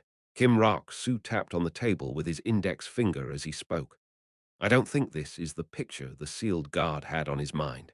I guess the chances of it going as the sealed guard planned were high if this Sintamani did not exist. You would not have been able to chat with each other. Kim Rak-Soo thought of a few terrible situations. The sealed guard could have pretended to be Cal Henitus, who ended up in the White Star's body. Or he could have pretended to be Cal Henitus himself. The mood started to get tense. Then all of you would not have been able to fight properly, and Cal Henitus would have had to watch everything as a ghost. There would have been a lot of dangerous situations. Everybody became silent. They must have all been thinking about something as they were frowning without showing any signs of letting up. Kim Rak-Soo hesitated for a moment before starting to speak again. Well, who the hell cares? He then added on. Is what Cal Henitus said. Kim Rak-Soo shrugged his shoulders. Ah, he also asks if you've located Tunka. Kim Rak-Soo then scratched his cheek. He says that guy is the biggest problem. Hee. I've finally arrived. A lion's mane-like hair fluttered in the wind. The leader of the non-mage faction that has yet to show itself in the world stealthily infiltrates the Rhone Kingdom and says that he has arrived. A man with blonde hair and blue eyes smiled brightly, but his eyes were cold. He was hiding a sharp smile as he tilted his head. I'm not sure how to analyze that comment. The wind that blew through the prison window fluttered Tunka's messy hair. Tunka laughed out loud. Stealthily. I moved openly and proudly. Ka-ha-ha. He thinks climbing the northeast walls in the middle of the night is moving openly and proudly. And I arrived nicely. I didn't kill anybody and only destroyed a few things, so I did as best I could for my close friend. Ha-ha-ha. The blonde-haired man's eyes clouded over. Close friend. Yes, my close friend Cal. Ka-ha-ha. I've become much nicer. It's nice to see you like this, Crown Prince. What is up with this crazy bastard? Albaru Crossman, the Rhone Kingdom's Crown Prince, barely held himself from saying that out loud. He then thought to himself again. Cal, who is that guy? Who is he that the leader of the non-mage faction would sneak into the Rhone Kingdom to see him? Is something going on in the Rhone Kingdom that I do not know about? Albaru Crossman, who had taken a long time to figure out Tunka's identity after capturing him, frowned, causing wrinkles on his forehead. Your Highness. Albaru Crossman heard a voice outside the prison door coming from someone hiding in the shadows. It was the voice of a thankful person who usually did not speak, but always advised Albaru in the right direction. I have something urgent to tell you, so ask a mage to help.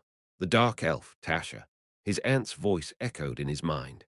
I need to leave urgently to find someone. It is a child I care a lot about. She sounded extremely concerned.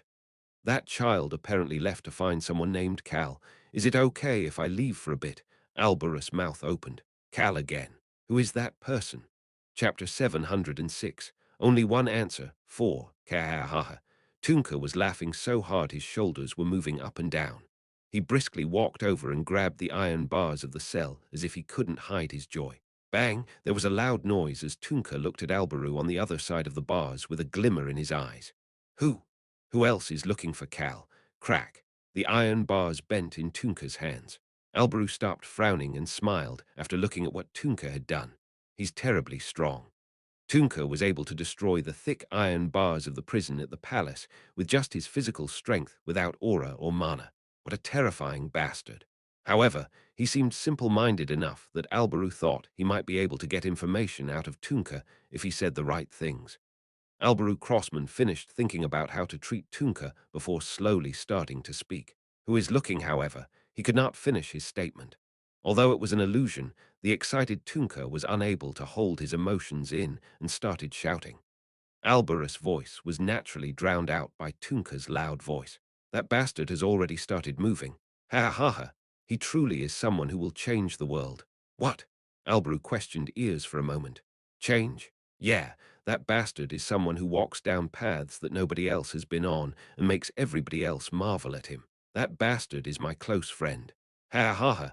Alberus' face stiffened completely. He looked toward the dark corner of the prison. Dark Elf Tasha was stealthily hiding there waiting for Alberu to speak. I guess we need to have a conversation. It seemed as if he needed to chat with his Aunt Tasha. Once their conversation ended, Alberu started thinking once he returned to his office. His aunt's voice echoed in his mind.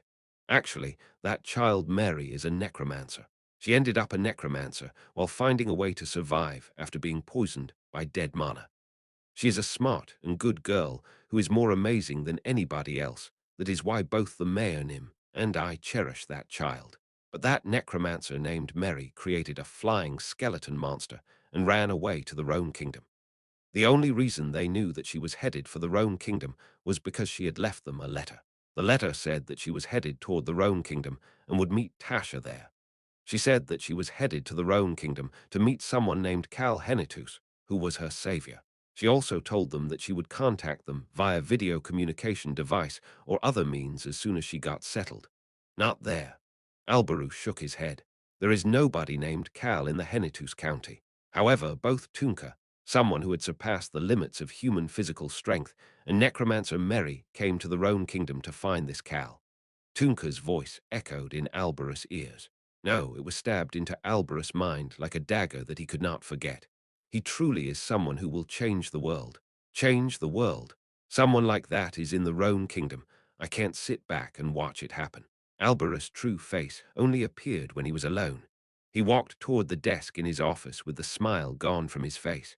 There were multiple bookshelves filling up one side of the wall. Alberu touched one of them that made the bookshelf move and reveal the wall behind it. There were many things written all over the wall in code that only he could decipher. How to firmly hold onto the crown prince position. How to protect and hide himself. How to protect and develop the Rhone Kingdom as the Western continent slowly becomes chaotic. Alberu Crossman chose the upcoming king's birthday as the time to reveal himself and start spreading his will. He planned on gathering the children of the nobles the day before the birthday, along with many other things to firm his influence and power. But there was suddenly a variable. Cal. He recalled the other things Tunka said before he left the prison area not too long ago. Cal Henitus. The things Tunka said about that man was things that Alberu could not believe and did not want to believe. He's a hero. He is the person that I, Tunka, has accepted as the greatest warrior, a never to be seen in the world again type of warrior. If this Cal was someone that the greatest warrior of the Whipper Kingdom has accepted as a warrior, then he was likely to have immense physical strength or sword art. His conviction cannot be swayed by anything in the world. I've never seen anybody with such firm conviction. That is why I have accepted him as my close friend. Ha ha ha. Tunka truly believed that this Cal person had a firm conviction. He's a punk who only sacrifices himself. I can't help but help him out. In addition, that Cal person always stood in the front and sacrificed himself to the point that it made someone like Tunka want to stand in front of him to help. Ha, Alberu scoffed. One corner of Alberus' lips twisted up. It's not even funny. Someone with a firm conviction is a great warrior and does not hesitate to sacrifice himself. Also someone who can change the world and has strong individuals who follow him. Someone like that was in the Rhone Kingdom. Alberus' eyes clouded over. Either that bastard Tunka is crazy, or there's something there. No matter what the answer was, it's dangerous. It was quite dangerous. He couldn't help but feel that way. The overwhelming praise that Tunka had for this Cal person Tunka was known to be outspoken and cruel.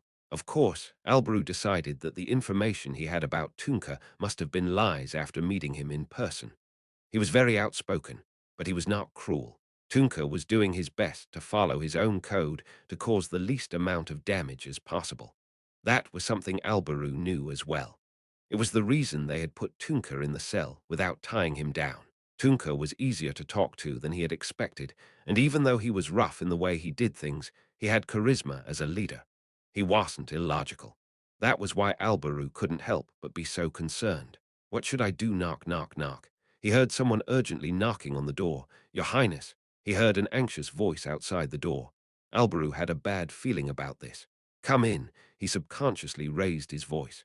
However, his expression almost instantly changed to that of the gentle crown prince.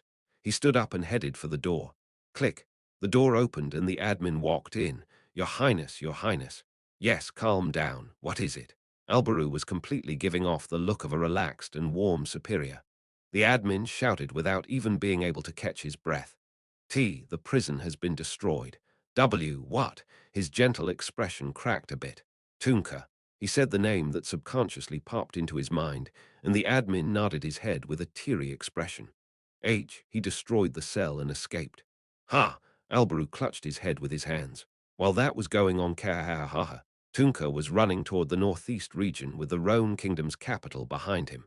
He had a happy smile on his face as he felt the cool breeze. It's great, it's great.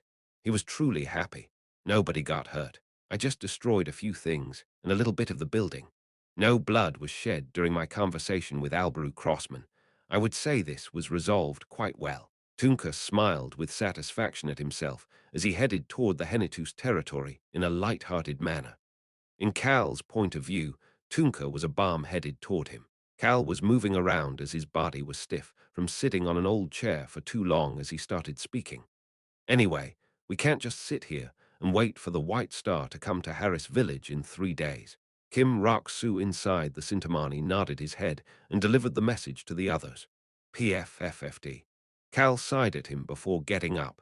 His steps did not make any noise.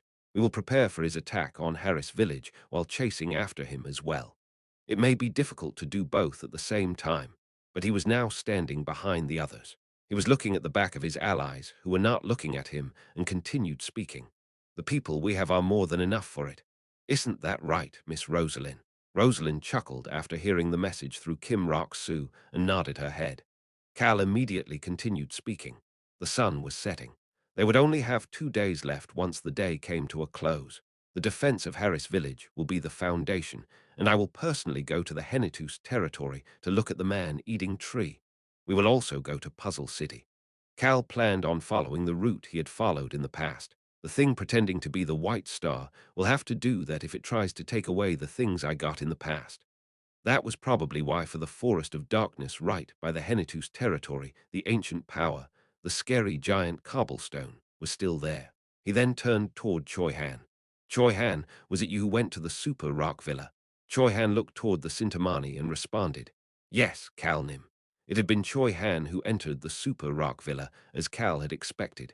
There was no reason for Choi Han to not visit the villa while going into the Forest of Darkness. If we can't capture the White Star in Puzzle City, we will go visit the Blue Wolf tribe and then head for the capital. The Blue Wolf tribe village was somewhere that Cal had not gone in the past, but he needed to save the wolves. The capital will be our final destination. We must capture the White Star before that. It was obvious that they would battle the White Star, so they couldn't let others be harmed by the aftershock. That was the reason it would be best to capture the White Star in Puzzle City and finish him off before he got the other ancient powers. Clope started speaking after hearing Cal's words through Kim Rock-Soo's mouth. Are we capturing him and ducking him up? Cal gave a short response. Yes. Kim Rock-Soo stoically delivered the message. He said yes. Choi Han, who had been quietly listening, started to speak. Then what about Commander Tunka? You're right. Even I can't fathom what he is going to do. This was one issue he did not have an immediate response for. Cal motioned to Kim Rock-Soo with his eyes. We will deal with that based on the situation. He says, let's deal with that based on the situation. Cal nodded his head and Kim Rock-Soo continued. It looks like we are finished organizing the basic plan. They knew what they had to do. They just had to do it now. Cal formulated a plan to protect Harris Village and find an escape route for the villagers late into the night. Early the next morning, Cal stepped onto the teleportation magic circle. Cal, Clope, and Rosalind. The three of them let the teleportation magic circle take control of their bodies, while Choi Han remained for the measures to protect Harris Village. Young Master Cal really is here. Rosalind felt the mana warp and saw that the teleportation magic circle recognized three people were on it as she activated the spell. Pad. There was a bright light, and their bodies appeared elsewhere. It was the back alley close to the inn where Mary, On, and Hung were staying. It was so early that only the three of them should have been there, as it was a place that only a few people went through on a normal basis. That was how it should have been. However, reality was different. Miss Mary. Rosalind's eyes opened wide. At the end of this dead end, Allie Mary was standing alone without the kids with her back against the wall. There were individuals in black robes surrounding her. All of them, including Mary, turned to look at Rosalind. Mary. Rosalind heard a familiar voice coming from one of the people whose face could not be seen because of their robe. Is one of them that Cal person? Ah, Mary let out a short sigh. The robed individual somehow understood that as they turned toward Rosalind and started speaking. Who is the one called Cal Henitus? Who is the one impersonating a person from the Henitus County? It is a grave sin to impersonate a noble. Step, step. The robed individual moved forward with light steps. Cal couldn't see the individual's face, but he immediately figured out who it was. They really did come to find me. The dark elf, Tasha. He was sure this was her. Excuse me, are one of you the one called Cal, or is he not here? Tasha's voice was soft, but her vibe was quickly getting cold. A dry and stoic voice flowed out of her mouth. I think I need to take that Cal person to the palace. Rosalind groaned. Tasha must have interpreted that groan negatively as she continued in a more casual voice. You will need to cooperate with me if you do not wish to be on the run forever. Cal scratched his cheek with his finger. I can go to the palace, but I am a ghost right now. Well, I can physically go, I guess. Cal looked at Rosalind, who had an awkward smile on her face, as he debated what to do. He could not step forward as he was a ghost right now, and he could not show them the Sintamani. The person standing behind Cal took a step forward. That's her. Cal got chills on the back of his neck after hearing Clope's voice. Clope did not hide his white hair and green eyes as he moved forward with a relaxed expression on his face. That sir cannot be seen right now. Tasha tilted her head to one side as she responded. When you say that, sir, are you taking about that Cal person? Clope continued to say what he wanted to say without answering Tasha's question. However, that sir is always watching us. Wait, that's not wrong, but Cal reached his hand toward Clope. However, his hand went through Clope's body. That sir is here right now, but people at our level are unable to see him. Wait, that's not wrong, but Cal could hear Rosalind quietly mumbling. That the way he is saying it, isn't it a bit problematic? I agree it sounds like he is talking about a god. Cal felt the back of his neck feel so cold that it felt frozen. Chapter 707. Only one answer. 5. Early at dawn silence descended upon this remote alley. Nobody dared to say anything.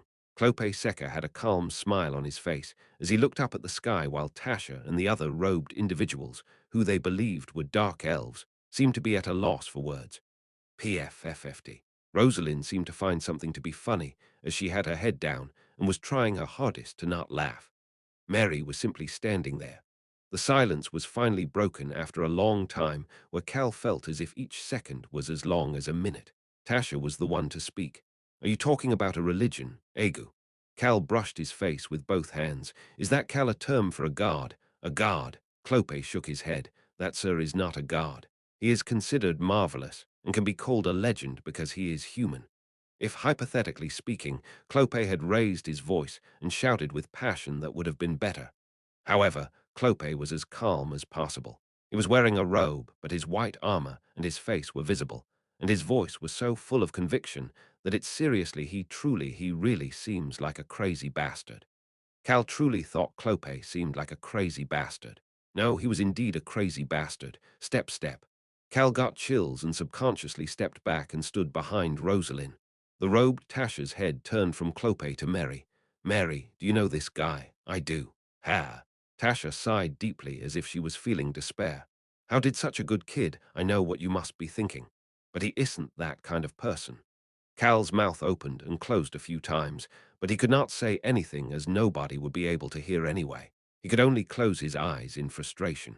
On the other hand, Rosalind was smiling oddly without stepping into the conversation. She looked toward where she expected Cal to be standing and mumbled to herself, "He's not wrong." What? Cal's eyes opened wide as he looked at her in disbelief, but Rosalind continued to say what was on her mind. "It looks like the palace is already watching us." She then turned toward Tasha. Her finger pointed toward Tasha's upper body. To be more specific, she was pointing to an open area of the robe. "Isn't that a video communication device?" "Ha!" Tasha let out a short laugh before slightly lifting her robe. A video communication device was there, although it seemed to be off. It was not connected now, but Rosalind was sure that she had felt the flow of mana. This video communication device had been on until moments ago. A person was observing them while stealthily covered by the robe. It was obvious who would have done that. Albaru Crossman. It must have been the Crown Prince. Rosalind thought not about the present Albaru, but the Albaru of the past as she continued speaking. 2 days later, we will go see His Highness. Tasha's head tilted to the side. "Why should I trust you? Don't trust me. Trust your superior." Tasha held back a groan at Rosalind's stern response. "I only said that the palace was looking for them." However, the woman in front of her seemed to know who she worked for. Rosalind seemed to have read Tasha's thoughts as she calmly continued speaking. "The future of the Roan Kingdom will take my words as a promise." Tasha barely held herself back from sighing. How did this woman know that she was connected to the Crown Prince? Did Mary tell her? That's not it. Mary doesn't know about the relationship between the Crown Prince and the Dark Elves yet. She only knew that the Dark Elves left every so often to work in the Roan Kingdom. Rosalind pointed to the now lit-up video communication device. "Your superior seems to have already figured out who I am. He will know that I will not be lying about this." Cal now had his arms crossed as he looked at Rosalind with an odd gaze. Yes, this is Rosalind. She was the bold yet rational mage. There was no better way to describe Rosalind. Even if it was an illusion, Rosalind was able to treat Tasha as if they were strangers without having any issues. Rosalind said one more thing to Tasha, who seemed to be thinking about a lot of things. "I am not stupid enough to put the Breck Kingdom in danger. Why is she suddenly mentioning the Breck Kingdom?" Tasha found it odd that the mage in front of her mentioned the Breck Kingdom. She then suddenly recalled the list of important figures on the Western continent that she had memorized to help Albaru. A red-haired woman. There was one person. She could only remember one person who fit that description. She had never seen that woman in person, but that person was extremely closely related to the Breck Kingdom. "No way," the moment Tasha's shaky voice flowed out of her mouth also. "Please trust Miss Mary." Rosalind mentioned Mary. Tasha's chaotic mind instantly calmed down, and her eyes clouded over. Rosalind was looking past Tasha's shoulder at Mary. Her gaze had warmth behind them, completely different from the coldness that Tasha had seen until now. "We do not leave our friends alone to fend for themselves. Miss Mary is going back to her family right now, but we will go to see her again." "Isn't that right, Miss Mary?" Mary slowly nodded her head. "See you in 2 days. Sounds great. See you later." Mary walked up to Tasha after saying goodbye to Rosalind. Tasha could see Mary lift her head slightly to look at her. Mary's clear eyes looked into Tasha's eyes. Her eyes did not look like the eyes of someone being forced to do things. In fact, her eyes seemed livelier than they had ever been while in the underground city. Bubbly. Mary looks bubbly. Mary had always seemed somewhat depressed, but now she could see signs of life in the strong but always tired child's face. This was something probably only someone like Tasha could tell. Ha! Tasha got a headache trying to figure out what to do about this situation. "I can't force them to go with us." After using the mage's red hair to hypothesize who she might be, she then noticed the white-haired, green-eyed knight. If that mage is that woman from the Breck Kingdom, this guy the North, he might be a certain person representing that area. Information quickly flew across Tasha's mind to identify the knight in front of her. If these two really were the people Tasha believed them to be, they are major figures. They were dangerous individuals that she did not dare to mess with as a dark elf who needed to remain in hiding. None of them could have their identities revealed for both the Crown Prince and the Dark Elves. What do you think? Wouldn't it be better to see us in 2 days? Tasha looked at Clope again after hearing Rosalind's question. I don't know if that knight is planning to do the same. Clope responded without any hesitation. I only follow the will of the hero. That sir has not said anything, so we can proceed as discussed. Ah, I am going to go crazy. Cal wanted to smack Clope on the back of the head. No, he wanted to stuff his mouth so that he could not say anything else. Unfortunately, the die had already been cast. Tasha observed these unfamiliar people in front of her as she debated what to do. Do I withdraw? Or do I grab them? It was at that moment. P.E.I. P.E.I. They heard a small alarm go off. The dark elves all turned toward Tasha, who raised her hand immediately. The dark elves quickly moved. The noise coming from the video communication device right now, it was a signal from Albaru telling them to withdraw. It meant that he had finished thinking things through and gave an order based on his decision. 2 days later. See you then. Oolong, the magic circle cast by the Dark Elves, surrounded Mary, Tasha, and the rest of the Dark Elves. Mary slightly lowered her head toward the others as the teleportation magic circle activated. Pad. There was a bright light, and the individuals who had been filling up the alley disappeared. This is driving me crazy. Tap. Albrew Crossman tapped on the armrest of the chair with his palm over and over. He could not hold in his frustration while sitting alone in his office. Tunka, the Breck Kingdom's successor and the Guardian Knight of the North. He had confirmed the foreigners' faces through the video communication device Tasha had been hiding. That was the issue. Yes, I could have ignored it if it was just Tunka. The Whipper Kingdom would soon have a civil war between the mage faction and the non-mage faction. Tunka would have to go back for that, so he would not have much time to cause any issues in the Roan Kingdom. But the other two are a different story. Rosalind was the first successor for the Breck Kingdom, and Albaru had no idea that she was even here. Where was the Breck Kingdom? It was a kingdom next to the Roan Kingdom. The successor of such a place had stealthily infiltrated the Roan Kingdom. This is definitely something I cannot ignore. Thud. Albaru stood up as he could not hold in his frustration. He paced around his office. Clope Seca. The places that the Roan Kingdom know, that Albaru was currently focusing the most on right now, were the three northern kingdoms. The Perun Kingdom was located farthest north of the three. The people there always desired a place with warm weather, land that would not freeze. That was why Albaru was extremely wary of the Margaru Empire at the center of the continent, as well as the north. A mediocre nation like the Roan Kingdom, a place without anything exceptional, was easy prey for them. But such people were stealthily inside the Roan Kingdom right now. They were here to find someone called Cal. I informed Count Deruth Henitus to come to the capital, so he had ordered Count Deruth to stealthily enter the palace as the crown prince was looking for him. The Count was someone who did not show himself much and probably wouldn't know much as he focused only on increasing his wealth. But Albaru still needed to chat with him. This Cal person was said to be a Henitus. It is extremely likely that he is impersonating a noble, but it is best to be thorough. Albaru walked to the window. Chhhhhhhhh. The sun was rising as he opened the curtains. This isn't good. He was just about to start doing things in the kingdom. However, this Cal person suddenly appeared to throw everything into chaos. PFFFD. He scoffed. He is someone who cannot be found, someone who cannot be seen. Clope Seca. He did not like seeing this aloof guy revering someone. Most importantly, that guy is not a god. It must be a person, since Tunka said they were close friends. Ha! Albaru could not hide his disbelief. His gaze gave off a cold light despite burning up with rage. What the hell is going on in this land that I don't know about? Why are the strong individuals around the western continent headed for the Roan Kingdom? Why here of all places? A bitter smile appeared on Albarus' face. This isn't something I can handle on my level. The crown prince, who had neither reliable maternal relatives to support him nor military strength to back him up, could not handle this on his own. I am far too weak to handle this. He clenched his eyes shut before opening them back.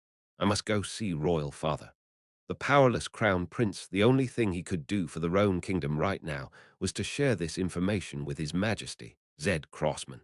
Chapter 708. Only one answer, 6. Albaru got a headache thinking about how to explain this situation to the king, who did not look kindly on him right now.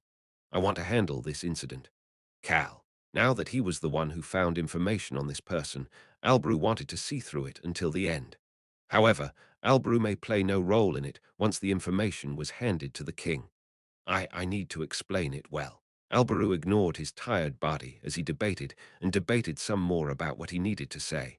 His door was slowly heading toward the door. At that moment, knock, knock, knock. He suddenly heard knocking even though it was dawn. The attendant outside the door cautiously spoke, but was unable to hide his anxiety. Your Highness, the eldest son of the House of Stan has come to seek an audience. Alberu looked confused. The House of Stan. That household was pretty much Alberus' political enemy. No, most nobles were supporting the other princes to be the future king and not Alberu, so Alberu had to be wary of most nobles. Furthermore, the eldest son of Marquis Stan was Taylor Stan, the trashed eldest son. He was certain that Taylor Stan was someone whose lower body was paralyzed and was pushed out of the successor position. Why would he? And why at such an early hour? Alberu heard the attendant's voice again as he mumbled. He says that he must meet with you, your highness. Ah, Alberus' eyes clouded over for a moment. Maybe he thought about the single-use ancient power that his mother had left him. The healing star. Is he here because he wants that power? Only a few people should know that I have it. Did someone sell my information? Alberus' expression quickly turned cold. Click. Alberu quickly erased his emotionless face and opened the door with a gentle expression. Naturally, only the attendant was outside the door. Taylor Stan would not have been able to enter the palace at such hour and would have had to request to see Alberu from outside. Did he come alone? No, sir. The knight said that he is with a priestess of the god of death and a healer. There are 3 of them in total. Really? Yes, sir. One person is wearing a mask, a priestess of the god of death and a healer. It felt like an odd combination.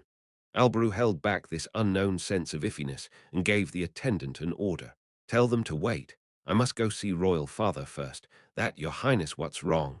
The attendant responded with an awkward expression. Young Master Taylor asked me to say something if you ordered him to wait. Which is, that the attendant hesitated before answering. Don't I have the qualifications to make a deal since I caught Tunka? What?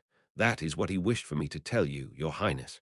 Alberus' face almost stiffened up. Alberu had been put in an awkward position because people were talking about how he had not handled the incident well because of Tunka's escape. Numerous nobles were just waiting to pounce on him that Tunka's escape and the damage to the prison were great excuses for them. Alberu wanted to quickly meet Taylor, still tell him to wait. However, he needed to report the current situation to the king. That was the #1 priority for the Roan kingdom. However, Alberu said something else to show his sincerity. I will go as quickly as possible, so give them some tea and treat them well. As you command, your highness. Alberu quickly started moving toward the king's palace. A deal. I'm curious to know what and how he plans on making a deal with me. His eyes looked curious, but also looked extremely cold, as if he would not accept any sort of mischief from them. That was how another day was starting.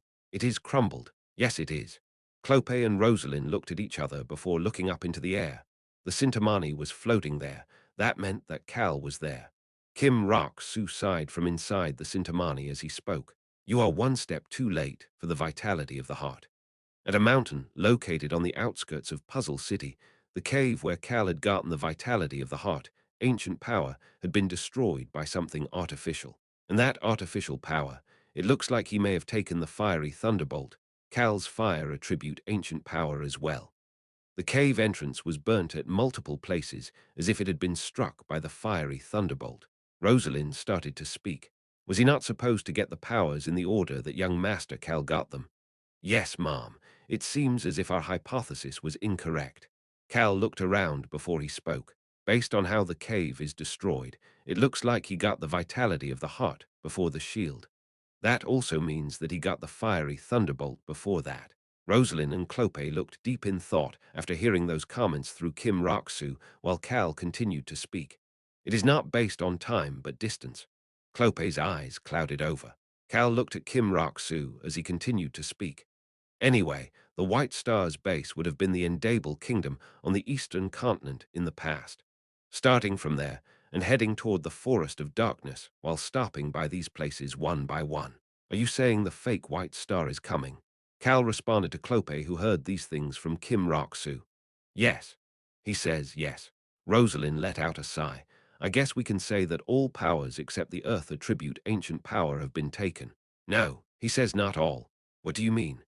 According to Cal, the ancient powers from everywhere other than the Forest of Darkness have been taken, but the ones inside the Forest of Darkness are still there. Cal recalled the remaining ancient powers in the Forest of Darkness. Drew Thames would attribute ancient power. The scary giant cobblestone. Finally, the dominating aura. These three powers were still there. Then why has the White Star not come toward the Forest of Darkness yet? He would have all of Cal Nim's ancient powers if he stops there. Kim Rock, Sue looked into the air as he responded. Because we are currently in the Forest of Darkness. Us? Yes, the White Star seems to be avoiding us to make sure he doesn't run into us. He shrugged his shoulders. That is what Cal says. A reason he can't run into us. Rosalind repeated those words. She was thinking about why the White Star, who seemed to be the sealed guard or his subordinate, was avoiding the Forest of Darkness. On the other hand, she and the others were putting Harris Village as their number one priority while waiting for the moment to fight. No way, a thought suddenly flew across her mind. Is it possible that the White Star is trying to tie us down in Harris Village? Cal nodded his head. Rosalind couldn't see him, but she could hear what he had to say through Kim Rock-Soo. Looking back at it now, Harris Village was used as bait. That bastard realized that we would set it as our first target and tied us down there. With Cal and Choi Han tied down in Harris Village, he is probably plotting something in secret. I am sure of it, in order to give them an even greater despair. This guard had turned Cal into a ghost to make him unable to speak to his friends. The others would spend even more time waiting for the White Star at Harris Village, if that had been the case. They were thankfully able to communicate with each other because of the Sintamani from the Guard of Death. If he is plotting something, Rosalind's expression stiffened up. The best way for the White Star to get involved and land the strongest blow against Cal's group, there was only one way to create a terrible situation to fill them with despair. The Roan Kingdom. That would be to aim for the Roan Kingdom itself. That would influence Harris Village, the Henitus territory, and Cal's group the most. Rosalind was from the Brek Kingdom, Clope the North, and Tunka the Whipper Kingdom, but everything they had done had centered around the Roan Kingdom until now. Even now, Puzzle City was at the center of everything outside of this illusion. If the White Star aims for the Roan Kingdom before it is ready, if he takes Cal's powers and leads his subordinates to attack, it'll crumble. Rosalind suddenly thought of someone. The Crown Prince. Young Master Cal, we must quickly meet with His Highness. Kim Rock-Soo frowned and looked at Cal after seeing Rosalind looking anxious. Cal, isn't time of the essence? Cal quietly looked up at the sky after hearing Kim Rock-Soo's question before finally responding. This isn't good. We should move right away. Rosalind's expression lit up a bit, and she nodded after the message was relayed. Okay, let's quickly go see His Highness. Cal shook his head. No. He says no. Then who? Both Rosalind and Clope looked confused when Cal said a name. Iruheben Nim. Ah, Rosalind gasped. If this was based on the past, the strongest existence right now was the oldest dragon on the eastern and western continents combined. There was only one individual. Let's go see a dragon. They would go see an extremely strong dragon who had the years of experience necessary to understand Cal's existence. Cal nodded his head as if he was satisfied with his decision. Yes, it would be terrible if Aruheben Nim and the White Star ended up on the same side. Rosalind started speaking. Will it be okay putting the Crown Prince off until later? Cal lightly nodded his head. As for His Highness right now, he had no power at all. Ha ha ha.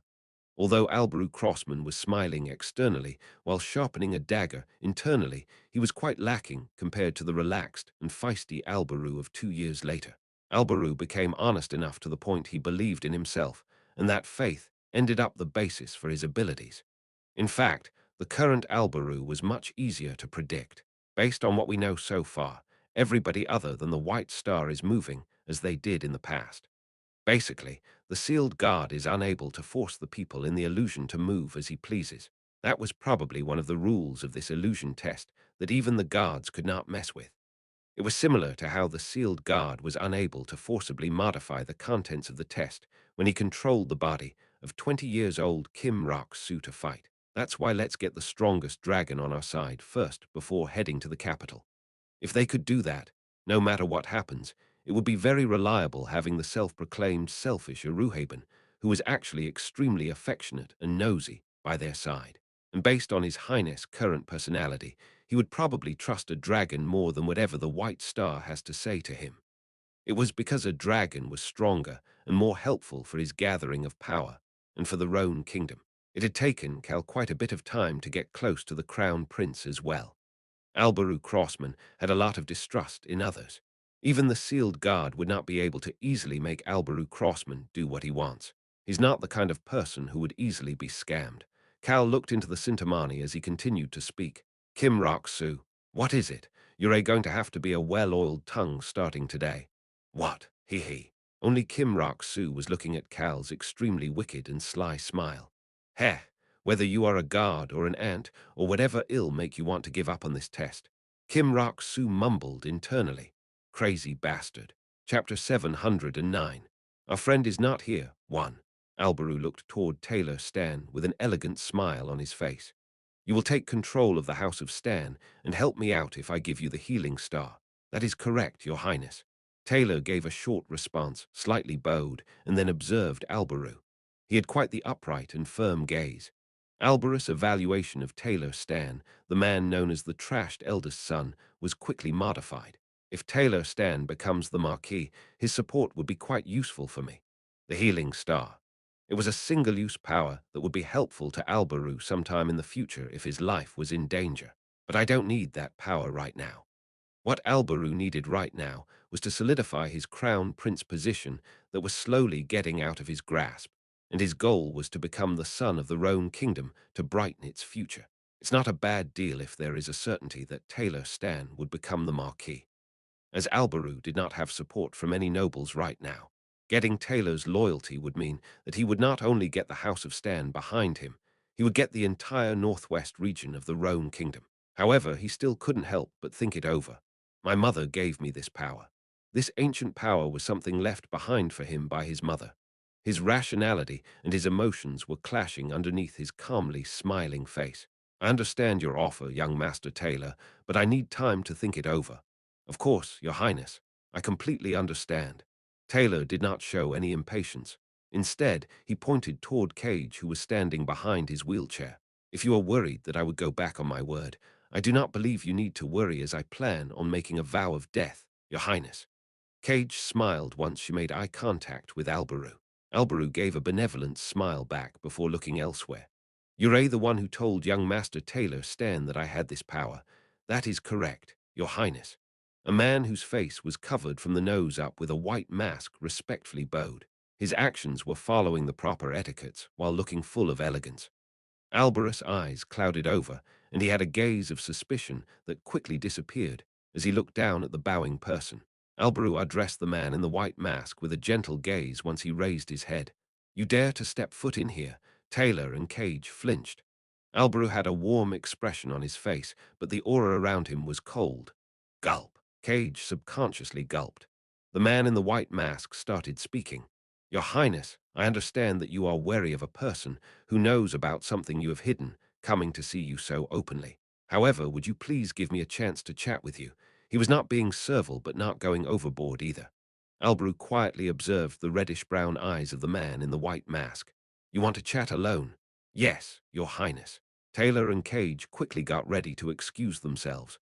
Albaru called his attendants standing outside. Escort young Master Taylor and the priestess. Yes, Your Highness. The attendant responded, but hesitated after seeing the man in the white mask. He was concerned that leaving Albaru alone with this mysterious person would land Albaru in a dangerous situation. It's fine. The attendant bowed after hearing Albarus' gentle voice. There are knights stationed outside the reception room, so it should be okay. The attendant trusted the Crown Prince's judgment, as Albaru was quite thorough about things like this, and headed out. Taylor and Cage followed behind him. Click. The people leaving exited the room, and only Albaru and the man in the white mask were left in the reception room. Albaru smiled as he spoke. Take the mask off. His voice was gentle but stern. I do not wish to chat with someone who has covered their face, especially since you have my information, but I don't know who you are. The eyes of the man in the white mask curled up. He raised his hand and slowly removed the mask. He had red hair that reminded Albaru of blood and reddish-brown eyes. Albaru slightly nodded his head after the man's face was completely revealed. Introduce yourself. I am the White Star, Your Highness. One of Albarus' eyebrows slightly rose. And your name? I do not have a name, Your Highness, I see. What else? He casually asked and got a casual response. I will give you power. What? However, Albarus' gaze changed at the casual response. The man who introduced himself as the White Star calmly accepted Albarus' reaction and continued speaking. I am sure you are aware of the situation in the Whipper Kingdom, Your Highness. Albaru barely managed to hide a reaction. The Whipper Kingdom was about to go into a fight for power between the mage faction and the non-mage faction. Albaru had been wary about Tunka appearing in the kingdom because he knew the current situation. Furthermore, there was another reason he was paying close attention to the Whipper Kingdom's situation. It was because of the mages. Albaru wanted to be the one to make magic the Roan Kingdom's new power. There are people among the Whipper Kingdom's mages who are reclusive or rebelling against the magic tower. Some of them wish to escape to foreign kingdoms. They are currently looking for a kingdom that would be willing to take them in. Smirk. The White Star, who had put his mask back on, smirked. I came here for them. Is the Roan Kingdom one of the candidates to take them in? No, Your Highness. It is the only candidate. The White Star emphasized the word only. Albarus' gaze seemed quite odd. He chose to remain silent, and the White Star continued to speak. He was not done yet. Furthermore, the non-mainstream faction of the Margaru Empire's alchemists Bell Tower wishes to leave the Empire and go elsewhere. Is that the truth? Albaru couldn't hide his shock this time. The alchemists are trying to leave the Empire. What was the Margaru Empire's current power? It was the alchemists' Bell Tower. Albaru couldn't help but think of someone. It was someone who, unlike him, had completed a thorough path toward succeeding the throne and was revered by all within the Empire. Imperial Crown Prince Adden. Will he let the alchemists go? Absolutely not. Albarus' gaze turned sharp as he glared at the White Star. Why are they trying to leave? They are being alienated as they are not part of the main faction and wish to find somewhere that will treat them as they deserve to be treated. They also have a goal of creating a new alchemist's bell tower. And the proof? The White Star pulled out a video communication device and placed it on the table in between them. You should be able to contact the leader of the non-mainstream faction of alchemy with this video communication device, Your Highness. You will be able to confirm it as the leader's face is known. And most importantly, you should be able to trust it because the coordinates to contact are within the alchemist's bell tower.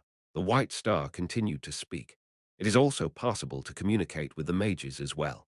You will probably not know their faces as none of them have key positions in the magic tower, but they are all gathered in a secret base within the Whipper Kingdom right now. You will be able to verify the coordinates as well as test their abilities, Your Highness. The Crown Prince had a gentle expression on his face again as he calmly asked, why the Roan Kingdom of all places? The Roan Kingdom was one of the weakest kingdoms on the Western continent. Why would they pick such a place? Furthermore, why had the White Star come to see him instead of the king? The White Star answered Albarus' question as if it was simple. Because you need us. Ha! Albaru let out a snort. Need them, that wasn't wrong. In fact, it was too accurate. Both the mages and alchemists wish to quickly move and get settled in. However, I know that it is not simple and that you need to be sure that you can trust them. That is why, if you would allow it, we would like to transport a few of them to meet with you, Your Highness. Albaru picked up his teacup. His hot tea was now warm, however, it wasn't cold. Albaru had to think about too many things in that short period of time for the tea to turn cold. White Star. Yes, Your Highness. Do you think that all of this makes sense? Yes, Your Highness. The White Star slightly leaned toward the Crown Prince. There will soon be a celebration for His Majesty's birthday, isn't that right? Albaru realized the hidden meaning behind that statement, but answered as if he didn't notice it. It happens every year. Your Highness, if you show off the people who will become the new power for the Roan Kingdom at that celebration smirk. The White Star smiled as he whispered, wouldn't that be enough? Wouldn't what be enough? The answer was obvious. A crown prince with power. Beyond that, becoming the future king. It would be enough for all of that. The masked man in front of him was saying this was what he needed for power. Hoo-hoo. A quiet laugh came out of Albarus' mouth. Yes, that's not a bad idea. He put a bright smile on and added on, but you will have to wait a bit as well. Whenever. I will wait until you have thoroughly thought things over, Your Highness. The White Star stood up and bowed to the Crown Prince. The conversation had ended. Alberu informed his attendant, who had returned to escort the White Star out, and the White Star bowed farewell while saying one more thing as he left. I hope that today's meeting turns into joy for both of us, Your Highness. The door slowly closed, and Alberu quietly observed the confident eyes that looked at him until the very end. Click. The attendant closed the door and addressed the White Star. Please follow me. The White Star followed without any complaints. An odd smile was on his face. He then quietly mumbled so that even the attendant could not hear. Joy always turns into despair. While that was going on, Alberu, who had been observing the closed reception room door, was now alone while sitting on his chair. How suspicious. A cold gaze was visible on his now smileless face, pulling the powers of the Whipper Kingdom and the Empire to Roan. Ha! Alberu sighed almost like a laugh. It's too perfect. This so-called White Star person showed up at just the right time, as if he knew everything about Alberu. There was some logic in what he said, and Alberu could confirm to a degree if what he said was true, which was why it seemed trustworthy. But I can understand the Whipper Kingdom, but the Empire is weird. Imperial Crown, Prince Adin wasn't someone who would let power go. It would make more sense for him to send alchemists to the Roan Kingdom to steal information, or to plot a way to take over the kingdom. Of course, what the White Star said might all be true. If it was, Alberu would not only become the crown prince with reliable powers behind him, these powers could help the Roan Kingdom become a powerful nation on the Western continent in the future. However, he did not trust that possibility very much. Alberu recalled what the White Star said as he left. I hope that today's meeting turns into joy for both of us, Your Highness. Alberu had an elegant smile on his face. Joy. The smile soon disappeared. Joy does not exist in what we do. It'd be happy if I don't get stabbed in the back. Alberu knew what was most important. That was how he was able to persist in the extremely bleak and dreary palace without any backing. Staying alive. That was the most important thing. Alberu had no plans to make a rash decision because he was drunk on potential or power. He was quietly looking at the door that the White Star left through with a cold gaze. An elegant smile soon appeared on his face again. But I should at least use him. Joy. Alberu had long since stopped wishing for something like that. How did things end up like this? Cal's back was full of sweat despite being a ghost. That bastard was suspicious as well, but it is exactly as he said. An elf with white gold hair. Ancient dragon Eruhaben looked the same as he had looked the first time Cal met him, as golden dust sparkled and swirled around him. He was channeling his cold rage toward Choi Han, Rosalind, and Clope as he continued to speak. Young dragon, and across from Eruhaben HMPH. I am not young. Both you and I are dragons. Choi Han, Rosalind, and Clope. A black dragon was in front of them with his short wings spread open and his chin up as he glared at Eruhaben. Bang, bang, barang. Black mana gathered around Rayan and caused a lot of explosions.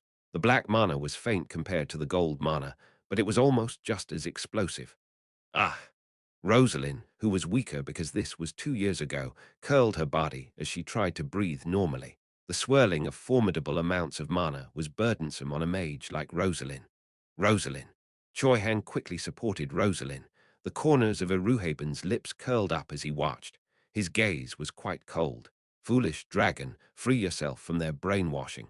Eruhaben looked at Rayan with pity. Brainwashing? What kind of nonsense are you spewing, you old dragon? You sure are a disrespectful little guy. Black mana and gold mana, the two manas swirled, as if they would crash and try to overtake one another at any moment. Cal's back was full of sweat, and he crouched down on the ground while that was going on. This isn't what I expected.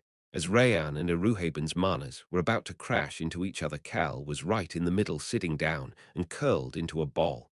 It was at that moment. Eruhaben's expression stiffened up. In the spot where the two manas were about to slam into each other, although Eruhaben couldn't see or smell anything, or even feel any sort of body heat, he realized that there was something there warping space. It was as if a person or a living being was curled up there. What is this? What is this odd warp in space? It was extremely faint, but Eruhaben could recognize the warp in space because mana had been around him as if it was air for a very long time. Unlike how Rosalind only realized it when she was activating the teleportation spell, he was able to notice it simply by expanding the domain of his mana. Is it a person? A person shouldn't be able to do this. If not, then what kind of existence is it? It is definitely not someone inferior to me. Eruhaben had organized his thoughts before he spoke in an extremely cold voice. His voice was also full of wariness. Who the hell is hiding like a damn rat? Egu. Cal was wondering how things had ended up like this as he let out a deep sigh. Chapter 710. Our friend is not here. 2. The details of the incident were simple. After meeting with Tasha, Cal's group returned to Harris Village before heading to Eruhaben's lair with Choi Han. Naturally, they installed some defensive spells around Harris Village before they left. Eruhaben walked out of his lair as soon as they arrived outside of it, as if he had been waiting for them, before channeling his mana right away. Then Rayan suddenly appeared, and we ended up in this mess. Huwu, Cal let out a sigh. The reason for all of this was obvious. Eruhaben Nim must have met the White Star first. The answer was clear after what Eruhaben had said just now. Ha! That bastard was suspicious as well, but it is exactly as he said. Foolish dragon, free yourself from their brainwashing. That bastard was probably referring to the White Star, and Eruhaben probably believed that they had brainwashed Rayan to have him travel with them. Eruhaben's cold gaze landed exactly where Cal was crouching. Although Eruhaben could not see him, he used his mana to accurately detect Cal's location. Are words not enough? The dragon, who looked as if he had a halo around him, had a twisted smile on his face. If words don't work, I guess I can take you on with these. Ooh-wang. Golden dust gathered in Eruhaben's hand and created a wild whirlwind. Cal quickly looked for the Sintamani in his pocket. Cal had originally planned on having Kim Rock-Soo act as the glib tongue. You have no talent for it. I'm more surprised that you do. Unfortunately, the 20-years-old Kim Rock-Soo had no talent for it whatsoever. Cal had then thought about Lee Soo-hyuk, but he was too busy. They were currently starting with the Siamian, Busan's shelter at the center, while creating precincts all around to stabilize the area. Lee Soo-hyuk had to be dispatched quite frequently because of that. Choi Young-soo was with him and focusing on his training that Cal couldn't even see his face. Absolutely not Park Jin-tae. He didn't even consider Park Jin-tae. That left only one individual. It might actually be the best decision. Cal pulled the Sintamani out of his pocket. Eruhaben's eyes opened a bit wider after seeing the orb suddenly appear in the air. There is no magic used for this at all. The mana in the air did not fluctuate at all. However, this orb suddenly appeared in the air. Is it a new power that is not magic? This was neither aura nor dead mana. Eruhaben frowned. He recalled the man in the white mask who visited him not too long ago. So if it is as you say, there are bastards who have abducted a young dragon, brainwashed him, and are causing issues all around the Western continent. Yes, sir. And the alchemists Bell Tower and some mages have created a secret organization to chase them. Yes, sir. Eruhaben Nim, I thought it was best to inform you, the longest living dragon, about this because it involves a young dragon. So what? The man in the white mask sternly responded. Please be careful of them. You must not be tricked by them. Please pay special attention if they tell you to believe something that exists but does not exist at the same time, as that is a lie. The man in the white mask had told Eruhaben not to believe something that exists but does not exist at the same time. That was why this presence he could not see, smell, or sense any body heat from. He couldn't help but be wary of this presence that he could only sense with his mana. It's different. However, the situation had turned differently from what that man in the white mask had said because of this orb that had suddenly appeared. Eruhaben could see someone appear on the orb. He subconsciously groaned. It could not be helped. What he saw in the orb was something he had never seen before. The individual inside the orb silently looked at Eruhaben. Cal started smiling while watching all of this. The individual inside the orb was someone who was an expert at figuring out a situation and someone who had a glib tongue that was well-oiled more than anybody else. He's the OG, the father of smooth talking, if you would. The black tiger with a lion's mane inside the Sintamani had his eyes focused on Eruhaben. Yes, a tiger, especially a black tiger with a lion's mane, seems more out there than a person. It was a mysterious creature on appearance alone. Even a 1,000-years-old dragon would never have seen a tiger like this. The dark tiger, the OG glib tongue. Alberu Crossman finally started speaking. Why would you think that a great and mighty dragon would get brainwashed? Eruhaben's pupils shook for a moment. That's right. I did not get brainwashed. Rayan added on right on cue. The dark tiger ignored him and continued speaking. Although a dragon may lose their physical freedom, they would never submit themselves. Who? The corners of Cal's lips twisted up. He's speaking informally to a Ruhaben Nim. He's made up his mind to play the part of a mysterious creature. Cal proudly looked at Alberu, who was acting well without having to be told anything. Alberu almost frowned after seeing the expression on Cal's face, but he barely managed to contain himself and shook his head. His lush black mane gently fluttered. "Do you think that I am wrong? Oh, he's enjoying this." Cal noticed the ever so slight curve on Alberus' lips. However, everybody other than Cal and Clope could not hide their anxiety at this sudden development. Rosalind was hiding her anxiety because she did not know about the dark tiger. Choi Han was anxious because Alberu had suddenly appeared and was acting disrespectfully to a Ruhaben in the same way that he always said that Cal was acting toward him. Clope was just calm. This. Finally, Eruhaben couldn't help but speak in shock. What the hell is going on? This was an obvious reaction for him. He had seen all sorts of monsters and animals in his close to 0 years of life, however. He had never seen a tiger like this. It's also speaking the human language. Most importantly, those eyes, the dark tiger's eyes, were clear, allowing Eruhaben to feel the wisdom behind them.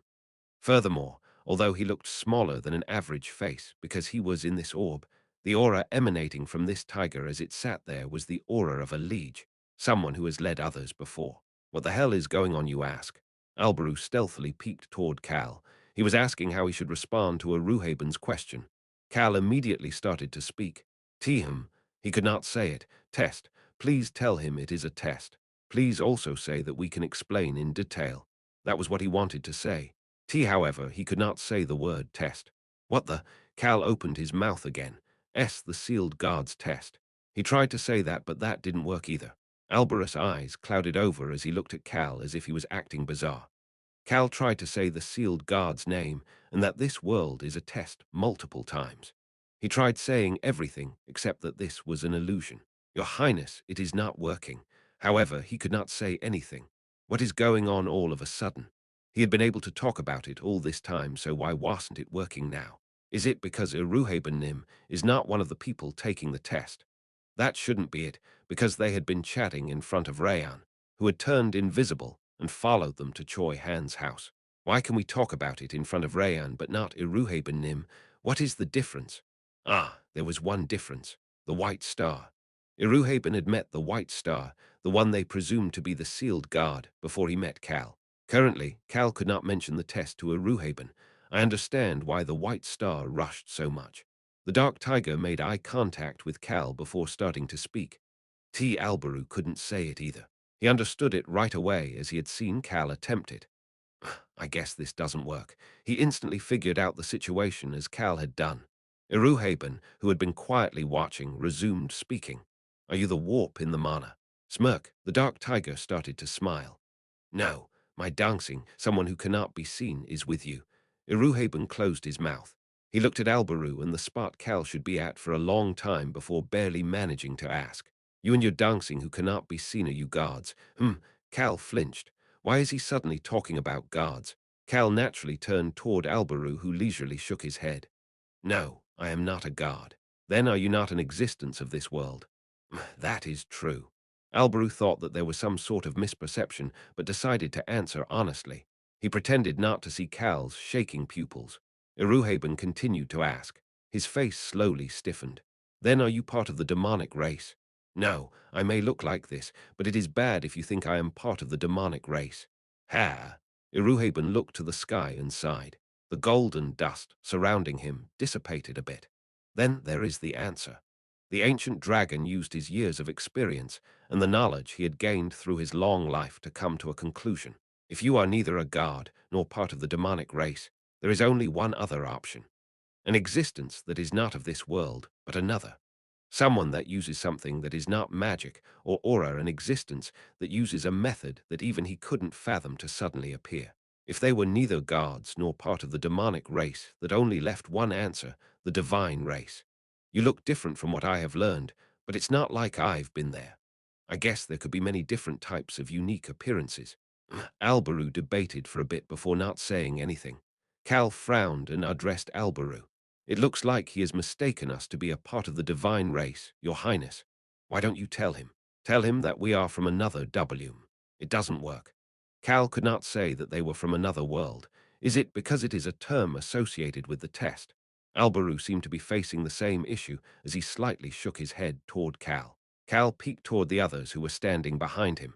Rosalind was looking toward them with her pupils shaking. There seems to be a problem. That was what her gaze was saying. Iruhaben didn't care, as he seemed to be in a different world by himself, as he asked Albaru a question with a serious expression on his face. Then who is that bastard that came to see me? I cannot say it. Based on what I have observed, there seem to be some parts you are unable to say even if you want to say them. That's right. Yes, there needs to be at least some kind of restriction like that. There must be some restrictions for members of the divine race, like them, to get involved in the affairs of another world. Iruhaben was convincing himself of what was going on.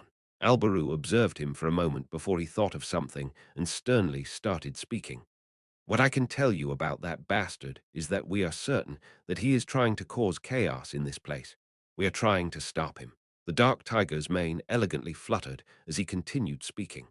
Can we talk more about it inside your lair? Iruhaben's gaze stopped somewhere at that moment. A human giving off an odd sensation was standing there. The person who received his gaze stepped forward. I have the power of the dragon slayer, as well as the power to control wyverns. Clope Seca's white hair fluttered in the wind. However, his green eyes were not shaking. I gained these powers by killing the fake dragon slayer, Siram, who has actually harmed dragons. I'm able to show you as much evidence as you wish regarding this matter. Anybody would say that Clope looked serene and holy right now. The corners of Cal's lips curled up. He's taking the initiative.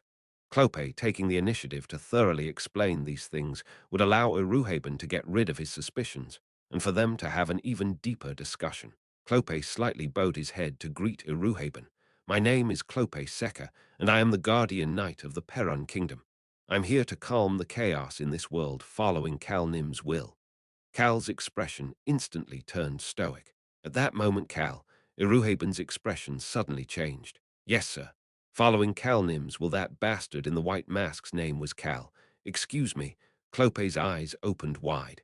Iruhaben looked toward Albaru inside the Sintamani, the man in the white mask that I met. Yes, that White Star bastard said that his real name was Cal.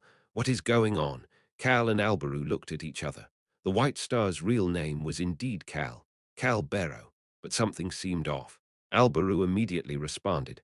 Did you see his face as well? Of course, I can't trust someone whose face I don't even know. What did he look like? No, wait a minute. Albaru suddenly moved back and pulled someone who had been covered by his large body forward. Did he look similar to this guy? A confused 20 years old Kim Raksu was awkwardly standing there. No, he looked different. Iruhaben tilted his head a bit at this weird mood as he continued to speak. Should I phrase it as he looked a bit fancy? Albaru slowly turned his head. He looked at Cal as he started speaking. Dancing, I think he has your face. Knock, knock, knock. Necromancer Mary headed toward the door after hearing the knocks. Mary, she heard Tasha's voice. Click.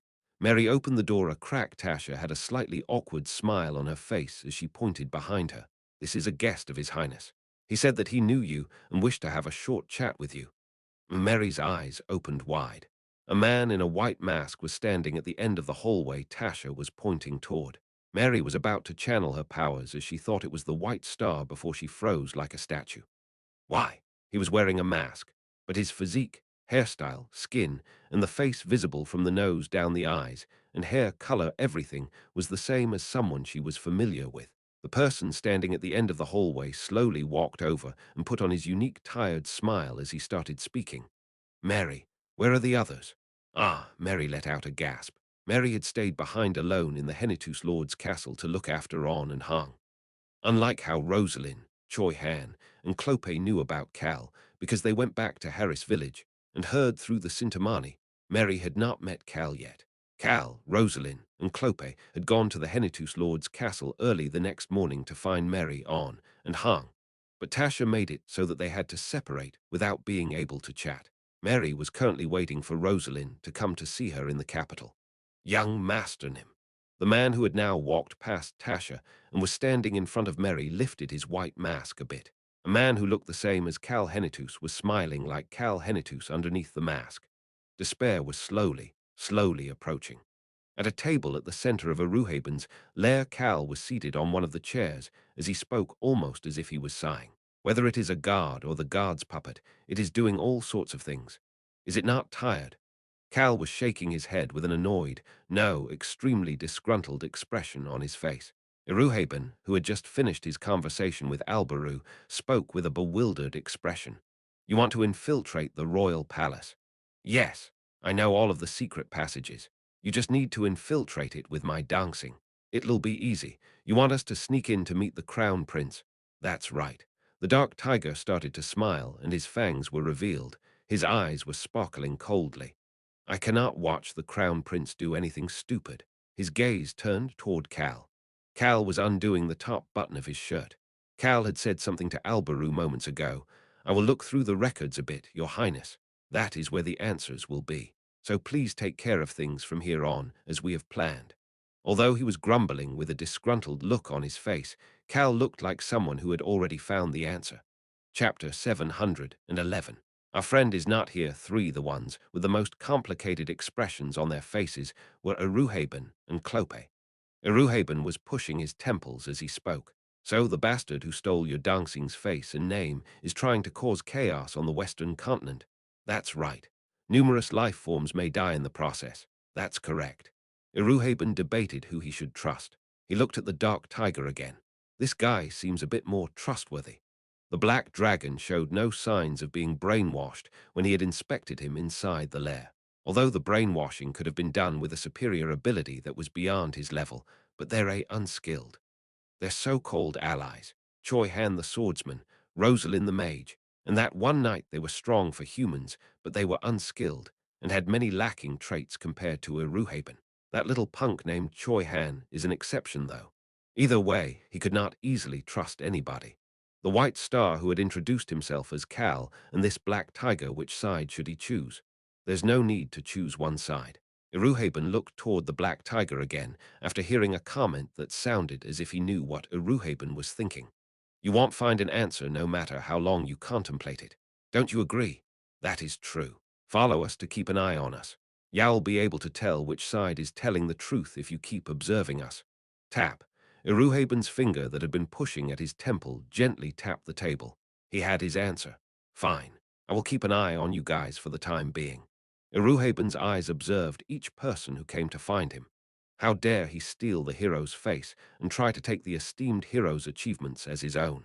Iruhaben flinched a bit while looking at Clope before looking at an empty chair. Cal was sitting there. Cal motioned to Albaru with his eyes. Let's go, Your Highness. Yes.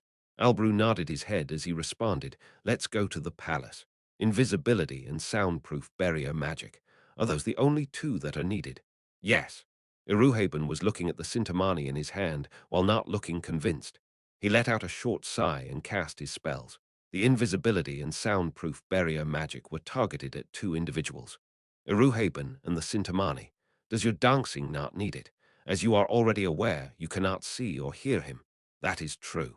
Iruhaben then spoke in a slightly annoyed voice. Then I have to do everything myself. That's right. Iruhaben was currently in a forest at the outskirts of the Roan Kingdom's capital, Huis City. To be more specific, they were in a small cave within the forest. There were all sorts of mechanical and magical devices installed in this cave. This is the secret passage. It is the secret passage that would take you directly to the Crown Prince's palace. The Crown Prince should know about this as well if it is the secret passage to his palace. I am not sure. I don't think he knows about it yet. Albaru had to stop himself from having a bitter smile on his face. Albaru had only known about the secret passages revealed to all members of the royal family at this point in time. It was because Zed Crossman had not told him about this passage. The Albaru of this time had no idea that such a passage existed. He only learned about this passage after properly receiving approval as the Crown Prince, gaining power, and receiving a lot of things from Zed Crossman as a result. So the me of this time would not know. Albaru's face stiffened a bit. He heard a nonchalant voice at that moment. Shouldn't we hurry? It'll be daytime if we don't. It was naturally Cal. Alberu let out a chuckle. Let's hurry. It was still night outside. How did I end up with such an unlucky life? Eruhaben wondered if he needed to sneak into the royal palace at his age, but ended up gently waving his hand. Alberu watched him before speaking again. Just so you are aware, this secret passage was built in the early days, so you will probably need to be extremely cow-click. SHHH. The door to the secret passage opened as naturally as if the wind had pushed it open. Gold dust was leisurely controlling everything. Cal, who was watching, and Eruhaben, who had cast the spell, spoke one after the other. Wow, this secret passage isn't much, Your Highness. I am a dragon. Alberu had a lot of things he wanted to say, but held himself back and pointed inside the open door. Just go straight. He then started to smile. You'll need to walk for about an hour. There are a lot of twists in the path. The passage inside the door was narrow to the point that they could only go in a single file line. This was to decrease the number of enemies chasing after the crown prince should he ever have to escape. 1 hour, Eruhaben nodded his head before raising his hand. Since magic works on your dancing as well, swoosh, Cal could see wind gathering at the tips of his feet. It was an acceleration spell. Eruhaben spoke in an extremely annoyed voice. Well, get there quickly if there are no obstacles. Cal nonchalantly commented while looking at the ceiling of the cave. Dragons truly are the best. Hoo-woo. The dark tiger let out a deep sigh. Eruhaben took the lead without caring, and Cal followed behind him. They traversed through the secret passage comfortably and quickly. They arrived at the end of the passage in less than 20 minutes. The exit to the passage was on the ceiling. Eruhaben cancelled the acceleration spell and looked up at the ceiling as he opened his mouth. Where is this? The Crown Prince's office. Would the Crown Prince be here at this time? No, he should be at the training ground right now. He stays there for about 2 hours. Are you sure about that? He might be staying late in his office. That bastard's goal is survival. Alberu sighed before continuing in a low voice. Training his body. That is something he does not skip no matter how busy he is. He goes to the training ground at such a late hour. I am sure he has his reasons. Alberu stopped talking after saying that. Alberu was known for handling the sword pretty well at this time, but his true abilities were even greater. His main weapon was a spear, and he was also skilled in magic as well. That was why he chose the late night, a time when the palace would be quieter, to train himself in secret. Naturally, everybody other than his closest confidants thought that he was sleeping right now. Anyway, he's the type to not stop his training once he starts, so you can use the office comfortably. Alberu was not alone in the training ground. The hidden dark elves took turns being Alberu's sparring partner, and the chances of us getting caught while moving around the office. Other than this secret passage, every external passage that the Crown Prince knows about has magic alarm devices and traps. It'll be fine as long as you don't touch those things. Then that's a relief. Furthermore, this office only has things that don't matter if they are found, or things that cannot be figured out even if they are found. Cannot be figured out even if they are found. Eruhaben questioned what that meant, but did not ask about it. I just need to see it for myself. He waved his hand in the air. The passage door opened without making a sound. I'll go up first, so tell your dancing to follow me. Eruhaben jumped up through the door. It's clean. He looked around to see that the office was too clean. The ancient dragon thought that the crown prince must be a thorough person as he started walking toward the desk in the office. The black tiger sighed and quietly said something at that moment. It would be great if you could use flight magic on my dancing. Flight magic. That fool lacks physical abilities and cannot jump to reach the path in the ceiling. Ah, don't members of the divine race have good physical abilities? Eruhaben questioned it for a moment, but used his mana without saying anything to cast flight magic on the spot where there was a warp in mana. Something, with the help of flight magic, shot up and landed on the office floor once Eruhaben released the spell. Then I will look around the desk. No, there's no need to do that. The tiger inside the Sintamani pointed at the desk. Something will pop up if you modify the bookshelf over there as I tell you. Really? Eruhaben moved as the tiger punk said for now. He moved his hand as the dark tiger ordered him. The third book from there. Then you will find a faint scratch on the pillar on the right bookshelf. Push that. After that, there were some more explanations, and Eruhaben completed every step flawlessly. It will open now. Once Alberu said that click, There was a quiet noise and the bookshelf started moving on its own. Who? Iruhaben gasped while looking at the wall behind the bookshelf. The wall was covered in text. It's a code. However, he frowned after realizing that it was written in code that could not be deciphered. It'll take a while to decipher this. It would take more than a day or two. That Crown Prince bastard is thorough, but maybe too thorough. Most people would not do this much. Does he not have anybody he can trust around him, or is he that desperate right now? As Iruhaben flinched after subconsciously saying that it's possible, he heard a calm voice. It was the dark tiger. The tiger was staring at the wall with a piercing gaze with a faint smile on his face. I was quite desperate at this time. He then turned away from the wall. Iruhaben took a step back as well. The Sintamani in his hand was now floating in the air. No, it had moved to the hand of the individual who was supposedly the tiger's dancing. Shall we look around? Please decipher it, Your Highness. Cal held the Sintamani in his hand as he headed toward the wall that was full of code. Do you remember the pattern for the code? Cal had heard about how to decode the code from Albaru while they waited for night to arrive. Albaru peeked at Cal after not hearing a response and scoffed. You're already decoding it. SHHHHH. Cal undid his top button. His eyes were taking in everything from the top of the wall to the bottom without missing a single area. For Cal, as someone who had lived his life with the unique ability of record, memorizing, and deciphering code, was something he could do even without using his ability. It was the norm to figure out the secrets of numerous guilds and organizations. He definitely met the White Star. Albaru did not write everything down on the wall. He only recorded the core elements. Reclusive mages from the Whipper Kingdom and the non-mainstream faction of the Alchemist's Bell Tower. It was a list of words. I also see the word move. I am pretty sure I got it. I agree. Iruhaben couldn't understand what Cal and Albaru were talking about, but he simply stood there and observed with his arms crossed. The two of them continued to speak without caring about Iruhaben's gaze. Cal pointed to a spot on the wall. It was a word that would explain what was written. Deal. Cal had a relaxed expression on his face as he opened his mouth again. It looks like the White Star came to see His Highness to offer him a deal. It seems to be talking about moving the reclusive mages of the Whipper Kingdom and the non-mainstream faction of the Alchemist's Bell Tower to the Roan Kingdom. And although it is being called a deal, His Highness seems to be suspicious of the White Star's intentions, unable to determine intentions. Of course, the reclusive mages getting away from Tunka and coming to the Roan Kingdom would be a benefit for the reclusive mages. Furthermore, the non-mainstream faction would benefit if they came to the Roan Kingdom and became the mainstream faction. Albaru knew the Albaru of this time. But the White Star, there is nothing that bastard gains from this. At least, there is nothing for him to gain from the Crown Prince. Albaru was referring to himself in the third person right now. Part of it was because of Iruhaben, but the sorrow in Albarus' eyes that could not be hidden made it obvious that Iruhaben was not the only reason. Cal peeked at those eyes before looking back at the wall.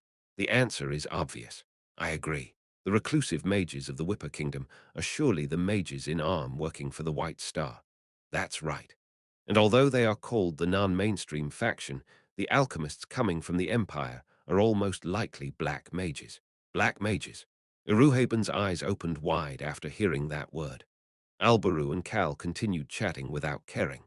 If the White Star has set the Roan Kingdom as his target, he's bound to get his mages and black mages into the Roan Kingdom. To Cal continued as Albaru could not finish his sentence.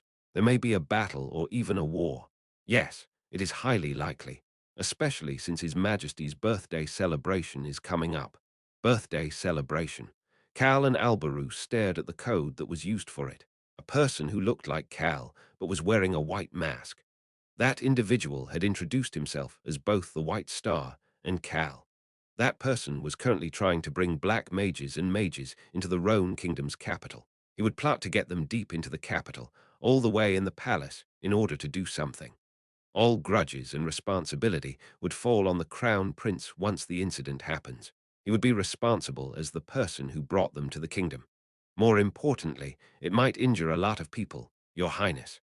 The capital's Plaza Terror incident was what had forced Cal to use the indestructible shield for the first time in front of people. Something incomparable in size to that might happen in the Roan Kingdom, and if something like that did happen, it'll be full of despair. Indeed, despair would descend upon the kingdom. The intent and direction of the incident the sealed guard was planning was somewhat visible to them. We must stop him, Your Highness. We need to stop him. The two of them turned toward Iruhaben. The ancient dragon uncrossed his arms and walked toward them. He could only hear Alberus' side, but he understood the flow of the conversation. It looks like I'll need to help you guys. What do you need me to do now? Alberu turned toward Cal. Cal motioned toward the window with his head, and Alberu nodded. We will cancel meeting the Crown Prince today. We need to go meet our friends first. So, what you are saying is that the White Star is currently trying to drag his subordinate mages and black mages to the Roan Kingdom's capital. That is what we are expecting. Alberu peeked at Aruhaben and spoke informally to Rosalind.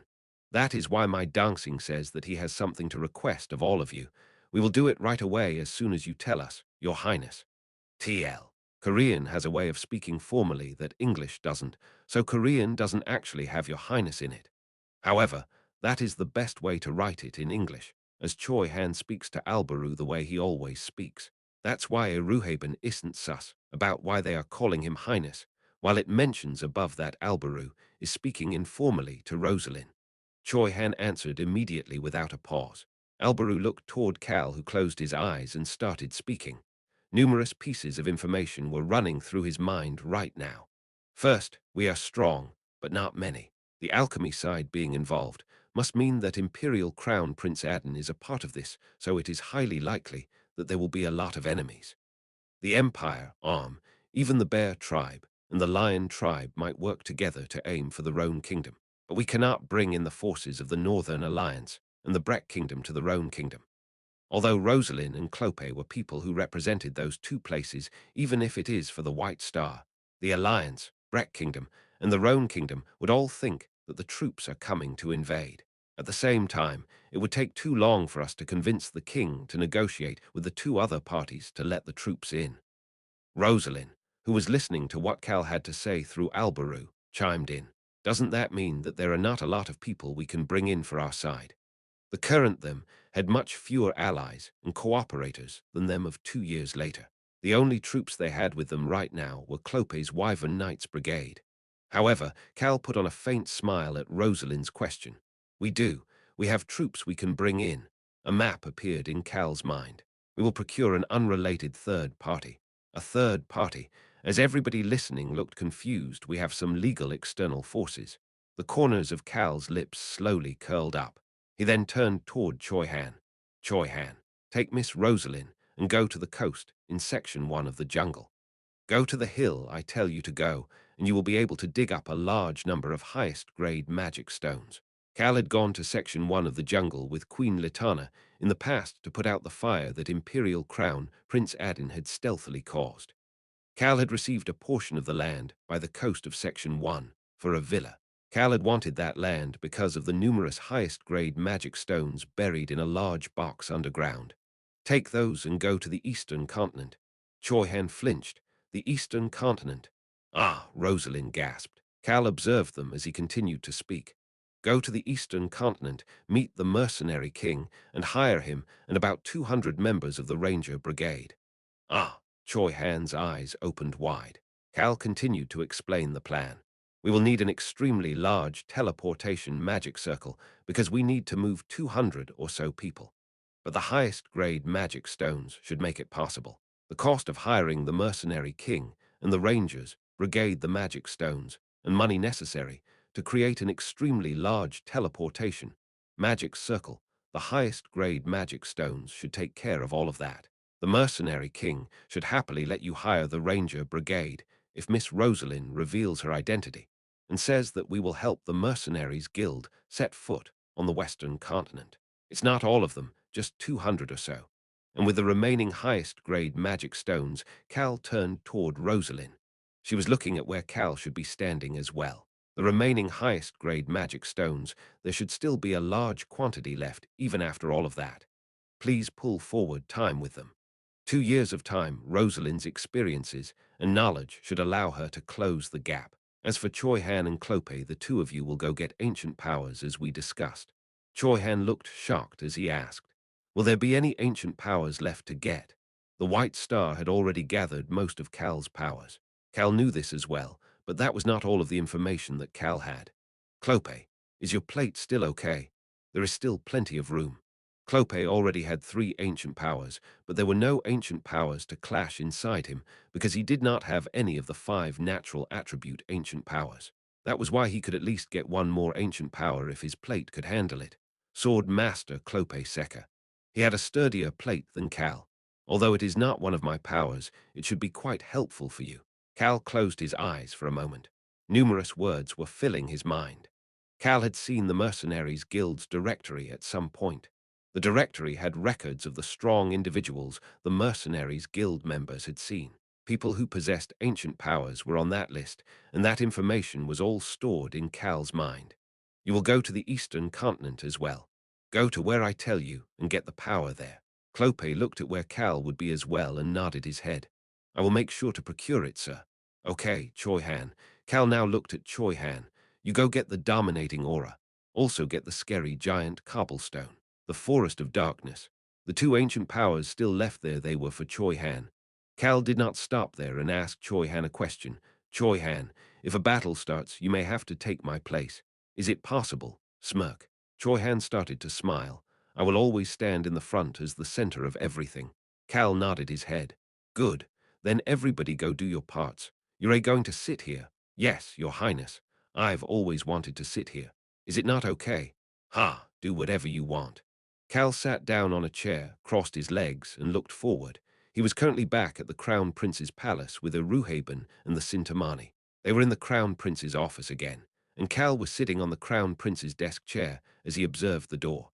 Screech, the door soon opened, and Cal smiled while watching Crown Prince Albaru Crossman walk in. It was time to chat, no, to make a deal. Chapter 712. Our friend is not here for there were many documents in Albaru Crossman's hand as he walked into his office. Unlike the outside situation, where the cool spring evening was perfect for tea time outside, Albarus' expression slowly stiffened as he walked into his private area. Your Highness, should I bring over some refreshments? His expression softened after hearing his attendant's voice, and he turned around with a smile. That's okay. I'll let you know if I need some later. As you command, Your Highness. Click. The door closed with a quiet sound, and Albaru was finally alone. Hoo-woo. He sighed before brushing back his orderly hair. There's too much to do. A stealthy investigation would be launched regarding this Cal existence that Albaru had reported to King Zed. The responsibility of taking care of this, as well as the issue with Commander Tunka, was assigned to Albaru, as he seemed to know the incident the best. Albaru had been assigned the task as he had wanted, but he couldn't help but have a headache from the preparation, as it was related to core individuals of different nations. There was also the deal with the White Star. Albaru had said that he would think about the offer, but he needed to make sure that the decision he made was the best one. The king's birthday celebration was coming soon. Albaru needed to show something by then to contest the second prince who had reliable backing and the third prince who had the king's affection. What a header Albarus' gaze stopped somewhere as he undid his neck button out of frustration. His gaze immediately sunk cold. Who are you? On top of his office desk, there was an orb he had never seen before. Albaru quickly searched the office with his gaze. He heard an unfamiliar voice at that moment. Ure scared. What? Albaru looked toward the orb again. There was a tiger with a black mane staring at him with a sparkling gaze. Albaru had never even seen a creature like this even in books. He subconsciously frowned after hearing the tiger's next statement. Do you think that the answer would appear because you stare at me? It was obvious that this tiger was provoking him. However, the problem was that the black tiger's serious demeanor and low voice made it not feel like provocation at all. Albaru stopped frowning and started speaking. But there is no reason to not observe the other party. That is true. Cal quietly watched the two Albarus converse. I can tell after seeing them like this that His Highness had some rough patches in the past. Although the dark tiger, the Albaru of the present, was not visibly showing anything, it was obvious that he would pity this Albaru in front of him. Let me ask you a question. The black tiger asked Albaru a question. There were no emotions whatsoever in his voice. Is there anybody in this world who is nice without reason? Is there happiness that suddenly shows up without notice? What nonsense is this tiger suddenly spewing? Albaru had asked about the tiger's identity and felt frustrated after getting this nonsense back. The tiger said something at that moment. Things like that don't exist. Albarus' eyebrows slightly rose up. There is bound to be a hidden blade in goodwill without reason, and happiness that suddenly shows up is bound to be covering betrayal that cannot be seen. The crown prince looked at the life form inside the orb with a different gaze from before. It was the first time the corners of the tiger's lips curled up. That is what you think, isn't it? Albaru showed his agreement through silence. This black tiger was accurately stating his thoughts. I will ask one more time. Who are you? The tiger gave a simple response. Use your mana. What? Albarus' eyes immediately opened wide. I'm talking about dead mana. How does he? Albarus' eyes quickly stopped looking shocked, but became even warier of this tiger. He knows that I use dead mana. That meant that he also knew that Albaru had some dark elf blood in him. It was at that moment. Why are you doing this so inconveniently? Albaru heard another unfamiliar voice. Over on the couch in the office, there was an elf with white gold hair leisurely sitting on the couch looking toward him. Elf. Albaru flinched and looked ready to attack. Dark elves and elves did not have a good relationship, and Albaru knew about that history as well. However, Albarus' eyes looked full of suspicion after hearing what the elf said next. I am a dragon. You are, yes. You can't believe it.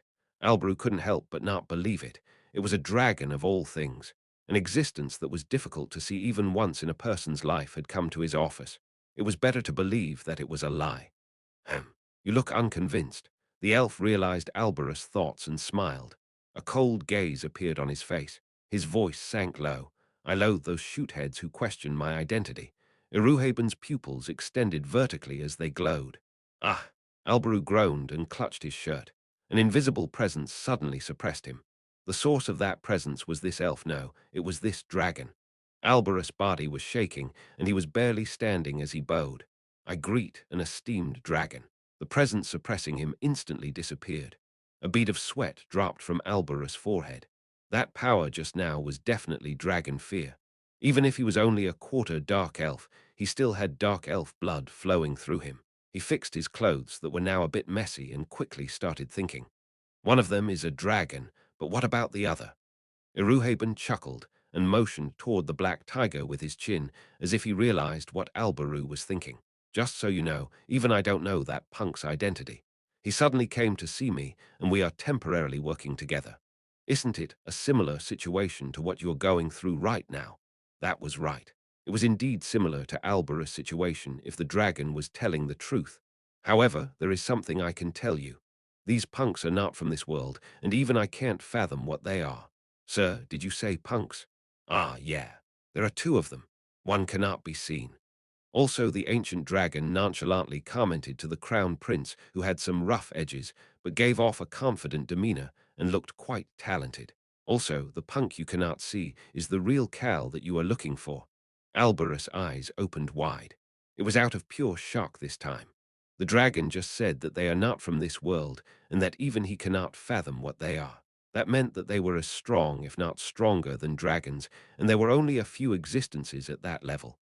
Gods, the demonic race, and the divine race. He thought of a few existences. That's weird. I am sure that Tunka said that Cal was his close friend.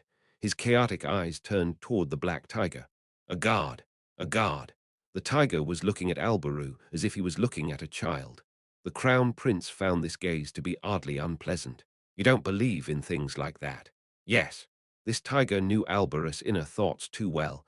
That was the reason for this unpleasant feeling. However, it was different from repulsion. It was an iffy feeling, but not something that made him think that this tiger was the enemy. He knows my inner thoughts that I have not shared with anybody else.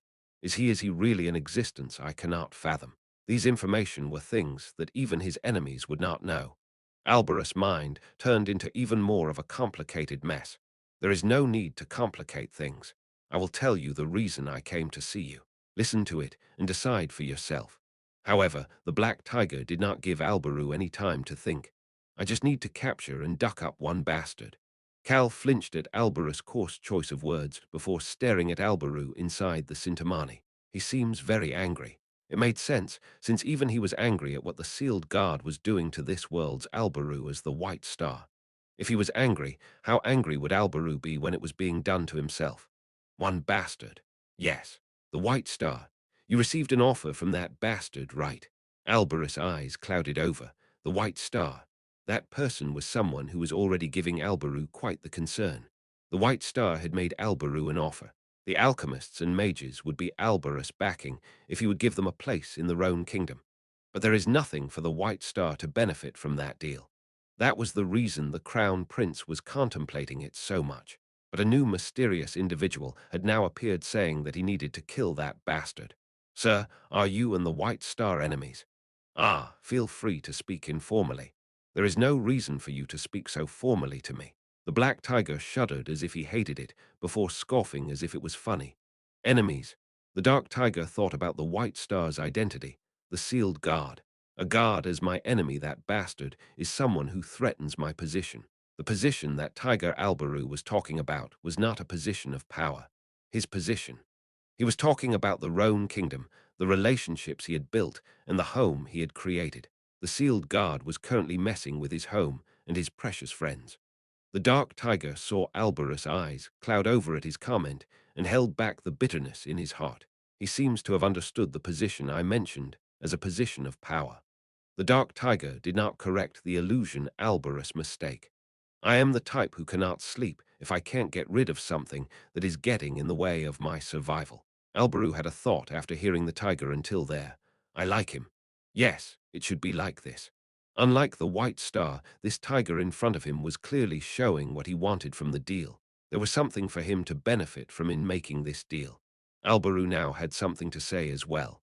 And what would I benefit from this? Can you really think about benefits when you were almost stabbed in the back? What? You seem to think that he only threatened my position. I am pretty sure your position is in even more danger. What do you mean by that? Albarus' face instantly stiffened. The dark tiger shook his head as he continued speaking. The alchemists that the bastard will bring are black mages. The Empire is working with black mages camouflaged as alchemists in the alchemist's bell tower. Albaru could not fully believe that statement. And the mages that will come with them are not reclusive mages from the Whipper Kingdom. They are his subordinates. Is that the truth?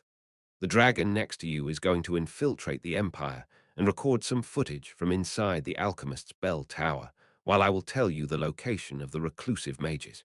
They are scattered around the Whipper Kingdom, but you should be able to confirm it quickly. You may be doubtful, but at least you would be able to confirm it within 3 days. You should have at least that much time, no? Ha! Albaru scoffed before briskly walking.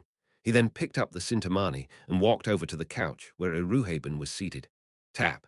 How about not treating this so roughly? Albaru almost tossed the Sintamani onto the table before taking the head seat. The ancient dragon watched him oddly as he sat down and crossed his legs, but Albaru didn't pay him any attention. He's angry. As Cal had that thought, Albaru put on an elegant smile for the first time since he walked into the office as he looked at the dark tiger. In detail. I hope you can tell me everything in detail one by one. The dark tiger Albaru slowly smiled as well. Will you make a deal? I don't know about that. Albaru responded with a refreshing smile on his face. If everything you said is true, that White Star bastard, I want to duck him up too. That's a good mentality. Albaru, the dark tiger, and Cal, all three of them had the same smile on their faces. Your Highness, are you planning on making the deal? That's right. However, I cannot trust you completely. The White Star nodded at Albaru Crossman's comment. Of course, I will return with a few representatives in a bit, Your Highness. You will be able to confirm everyone at that point. Yes, let's do that. Tap. Albaru put his teacup on the table as he smiled. Are we on the same boat now? Albaru reached out his hand, and the White Star cautiously shook it as he responded. It is an honor, Your Highness. The meeting between Albaru and the White Star took place in his office. As for the deal, there was an orb covered in a black cloth with just a small gap to look out where the deal took place. The dark tiger's sparkling eyes were observing the White Star from inside the Sintamani. He really doesn't realize it. We were right to think that he cannot recognize the item arranged for by the guard of death. Dark Tiger Albaru had an extremely satisfied smile on his face. This makes it easier to smack him in the back. He licked his lips, as if he had become a tiger with an extremely delicious prey in front of him. He couldn't hide his excitement for what would happen soon as he thought about Cal, who went to see Mary. Chapter 713. Our friend is not here. 5. Cal's method of meeting Mary was simple. I just need to get Mary's location from Crown Prince Albaru. As he was currently a ghost, he just needed to take someone who would deliver his message for him. Sir, are you saying that you are a dragon? How many times are you going to ask that question? Tasha made eye contact with Aruhaben's calm gaze and slowly looked away. The only individual Cal could bring with him right now was Iruhaben. I need to have the sealed guard run into the Sintamani at least once to confirm any variables. That was the reason the Sintamani was currently in Alberus' office. Of course, Cal did not stay there. It was highly likely that the sealed guard would be able to see Cal. The Sintamani is a different story since it was arranged by the guard of death. Cal had multiple thoughts running through his mind as he heard Tasha's cautious voice. Sir, may I ask why you are trying to meet Mary? Both elves and dark elves overwhelmingly like dragons and would normally do whatever they were asked to do. However, Tasha was wary of Iruhaben because she was worried about Mary. Iruhaben chuckled at her cautious wariness. I came on an errand. Excuse me, an esteemed dragon came on an errand. Yes, it is an errand from a punk named Cal. Tasha's gaze stiffened at that moment. What is going on? Someone named the White Star came to see Mary not too long ago. Mary had called him young Masternim and recognized him as soon as she saw his face. Tasha had questioned how Mary could know him despite staying in the underground city the whole time, but the White Star had requested to speak with Mary in private. Mary had agreed to it, so Tasha had been unable to hear their conversation. The White Star is someone who might cooperate with Albaru. That was what she had thought originally. However, Albaru suddenly called her over to tell her something earlier today. Auntie, the White Star was planning on stabbing us in the back. Please don't tell anybody else about it for now. After saying that, he had pointed to someone else who was in the office with him. It was this elf with white gold hair. This, sir, is a dragon nym. Please introduce him to the necromancer. Now a dragon had suddenly appeared. Tasha's shock from these sudden events had not worn off yet. But a dragon is here on an errand for that person named Cal. Iruhaben had cracked a joke for the extremely tense Tasha, but Tasha had accepted it as the truth. Tasha held back a sigh and stopped in front of the innermost room on the top floor of the inn. It's over here. Iruhaben nodded his head and Tasha knocked on the door. Knock, knock, knock. Mary should open the door soon. Tasha remained tense as the few seconds felt much longer than normal. But something was weird. Why is she not opening the door? Iruhaben asked as Mary was not opening the door even though it had been a bit since Tasha knocked. What the? Tasha subconsciously put her ear against the door. It was quiet inside. Knock, knock, knock. Mary, it's me. It's Tasha. She knocked multiple times and called for Mary but did not hear anything. Tasha started to sweat. Did something happen to Mary? She was thinking this way because Albaru had just told her that the White Star had tried to stab them in the back. Did that bastard do something to Mary? Tasha immediately grabbed the doorknob. Mary, I am coming in. She turned the doorknob. Clank. Clank, the door was locked. It was at that moment. Bang, they heard a loud noise inside the door. Tasha turned toward Iruhaben, who was standing behind her. The ancient dragon's face was already stiff. It looks like something has happened. Tasha could not say anything. Step aside. Tasha immediately moved after seeing the golden mana rising from the dragon. She then clenched her eyes shut. Bang! There was a loud explosion, and the locked door was destroyed, as expected of a dragon. Tasha barely managed to hold that in before trying to walk toward the dust blasting out from the aftershock. However, that dust was almost instantly pushed down by a wave of the dragon's hand, allowing Tasha to see the environment beyond the door. Mary, Tasha subconsciously called out. Iruhaben calmly asked, Are you trying to run? She is running away from home. Cal responded to him despite nobody being able to hear him. I didn't expect something like this. The window was ripped off, and Mary was in the middle of climbing out. Anybody would be able to tell that she was trying to run away through the window. It was because there was a large bag on Mary's back. Mary, where are you going this time? Tasha quickly snapped out of her shock and briskly walked over to Mary with a look of disbelief and sadness. However, Mary was not looking at Tasha, but the individual standing behind her. Iruhaben Nim? Huo, you know my name. Iruhaben looked amused as he leisurely walked toward Mary. He started speaking to the purple eyes underneath the robe that were looking at him. He was acting quite friendly. I came to deliver the message of a punk named Cal. How about you not run away and chat with me? Mary responded immediately. I will run off if you move. What? Tasha and Iruhaben both responded and stopped moving. Half of Mary's body was already outside the window. What the? Iruhaben did not miss that Mary's innocent and clear eyes were sharply glaring at him. He also felt a different emotion in her eyes. Pity. The necromancer that the ancient dragon was meeting for the first time pitied him. Mary. Tasha called out to Mary with a shocked expression, as if wanting Mary to explain. Mary answered in the sternest voice she had ever used. I am sorry. I need to go meet my friends before they come here. What are you talking about? Mary hesitated for a moment. She then thought deeply about whether she could say this before finally saying it. You cannot trust everything that you see. Trust what? Tasha asked, but Mary's eyes were looking at her Ruhaben. Her mouth opened and closed a few times, but she could not say anything. Mary looked anxious for a moment before she sighed. I guess I cannot say it. She then looked at Tasha with the same upright expression as usual. I will destroy everything and come to the rescue. Tasha looked baffled. What is she suddenly talking about? What is she going to destroy, and who is she going to rescue?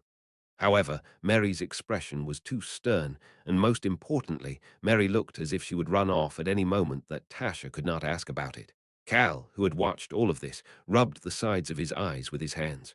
This is driving me nuts. Albaru had told him that Mary had met with the White Star after Tasha brought him here.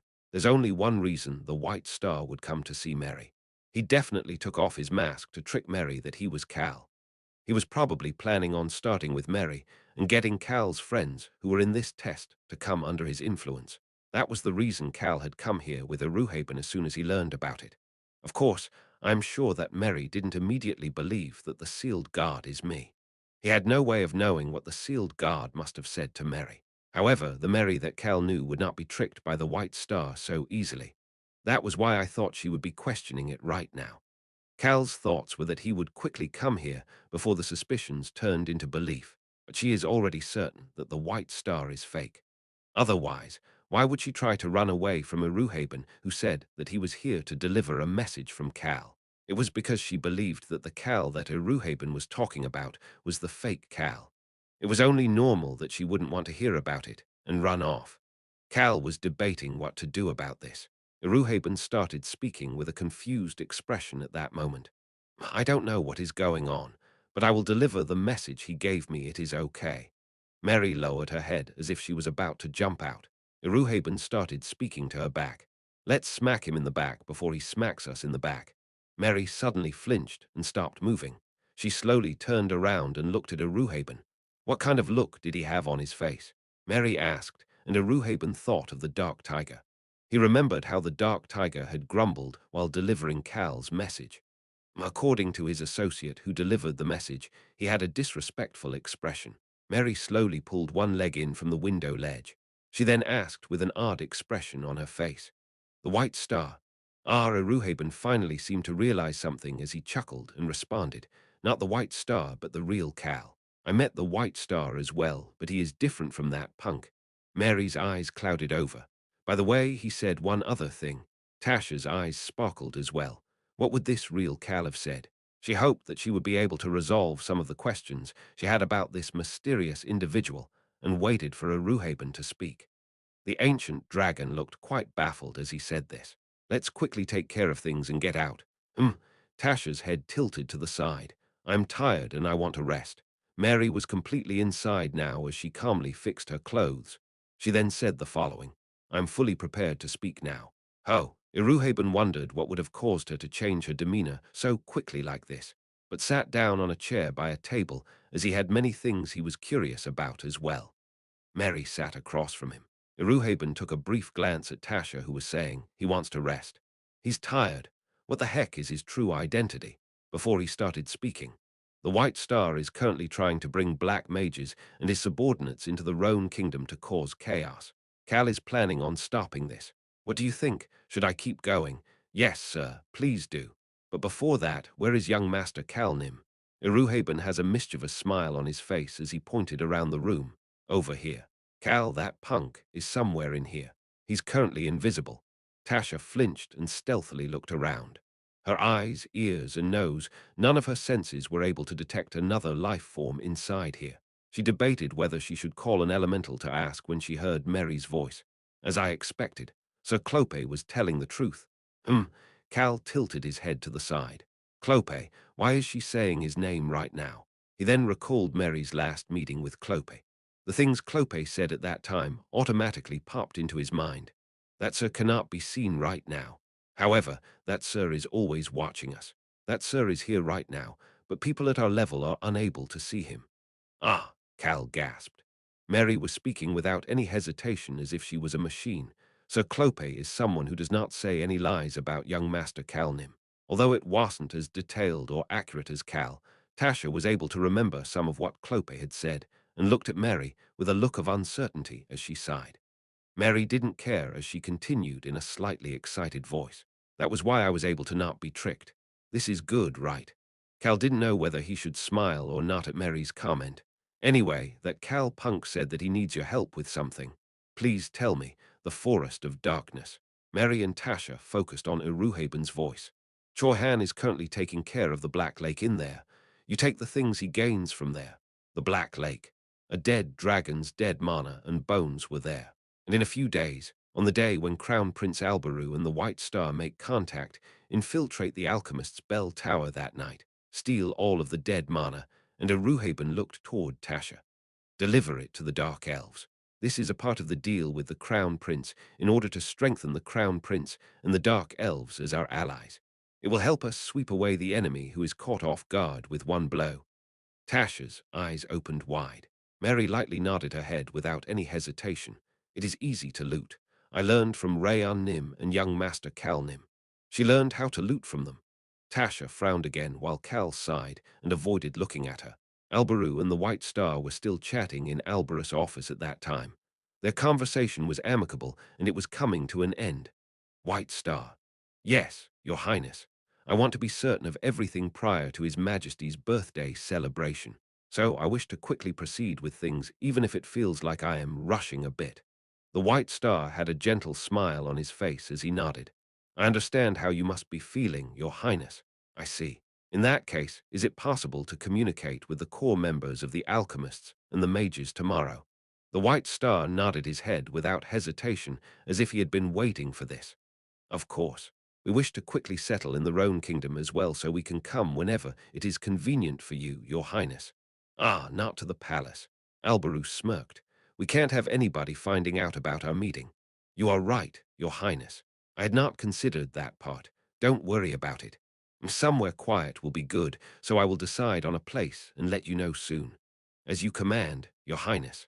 The White Star and Alberu ended their conversation in a good mood. Both of them headed toward the office door. Alberu sent the White Star off in a friendly manner before speaking as if they were friends. I plan on writing the contents of this deal down. We need a contract after all, don't you agree? The White Star's smile became thicker for a moment before it returned to normal. Of course, Your Highness. We can only have full faith once it is written on paper. That's right. Alberu personally opened the door for the White Star to leave. See you soon. Yes, Your Highness. I will happily look forward to our next meeting. The White Star bowed and Alberu walked back into his office. The attendant soon closed the door. The White Star slowly stopped bowing. A thick smile was on his face. Although leaving it in writing would allow someone to have faith, it can also make it so that that person has to be responsible for everything. The White Star then put on a calm expression as he walked away from the front of Alberus' office with the attendant. However, he stopped and turned around for a moment. I am sure I sensed something weird in there. He had felt some unexplainable things every so often while inside the office.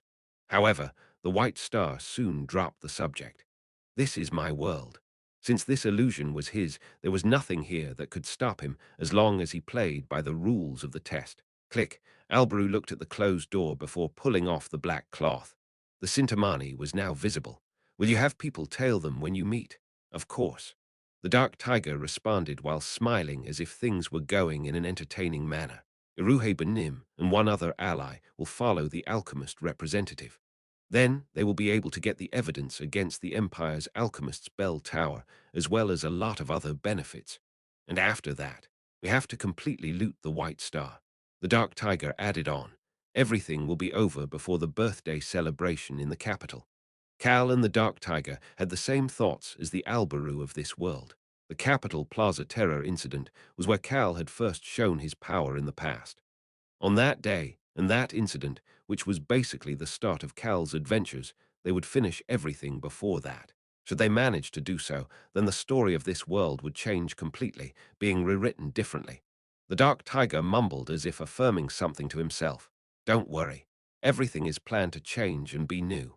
Really. No matter what you are imagining about what is to happen, I am sure it will be more entertaining than what you are thinking. Is this everyone? Yes. Cal with the Sintamani in his hand, Iruhaben and Mary. Crown Prince Albaru looked at the once before speaking to Tasha. Let's go.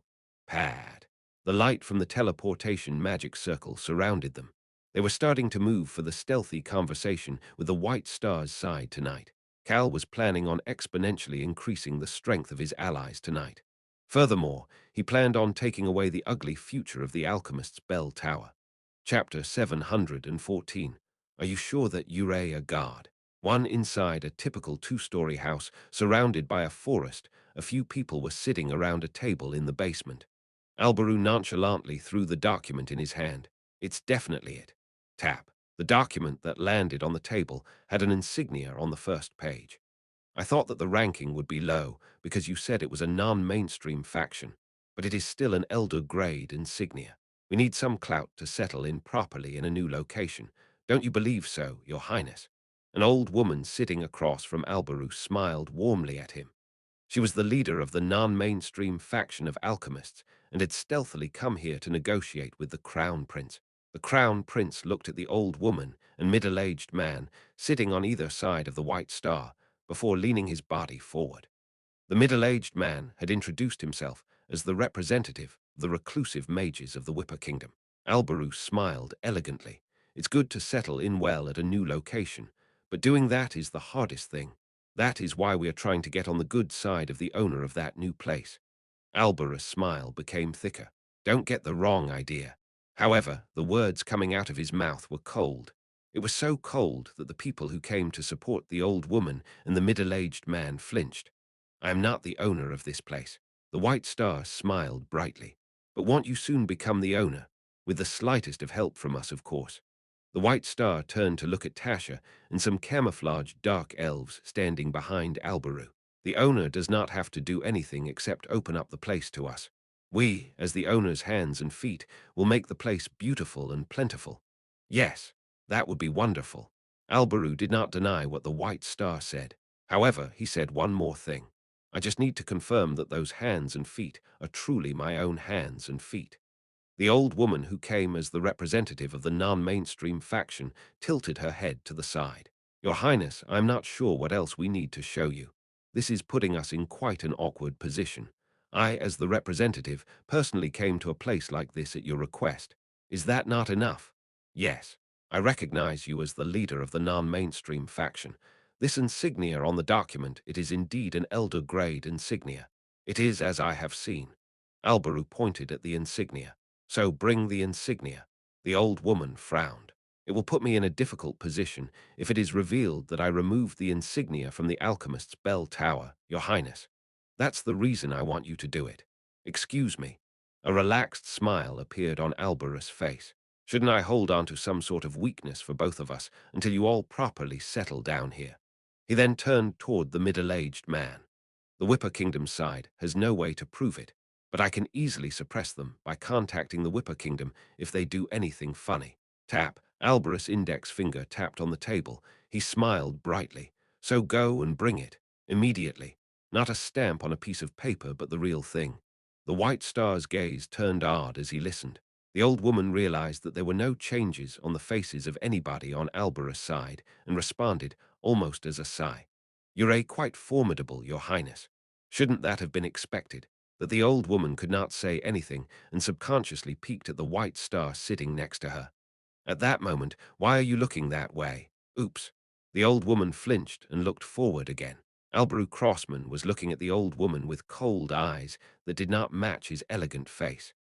Aren't you just the middle man to introduce us to each other? His voice was directed at the White Star, although his gaze was focused on the old woman. Yes, Your Highness.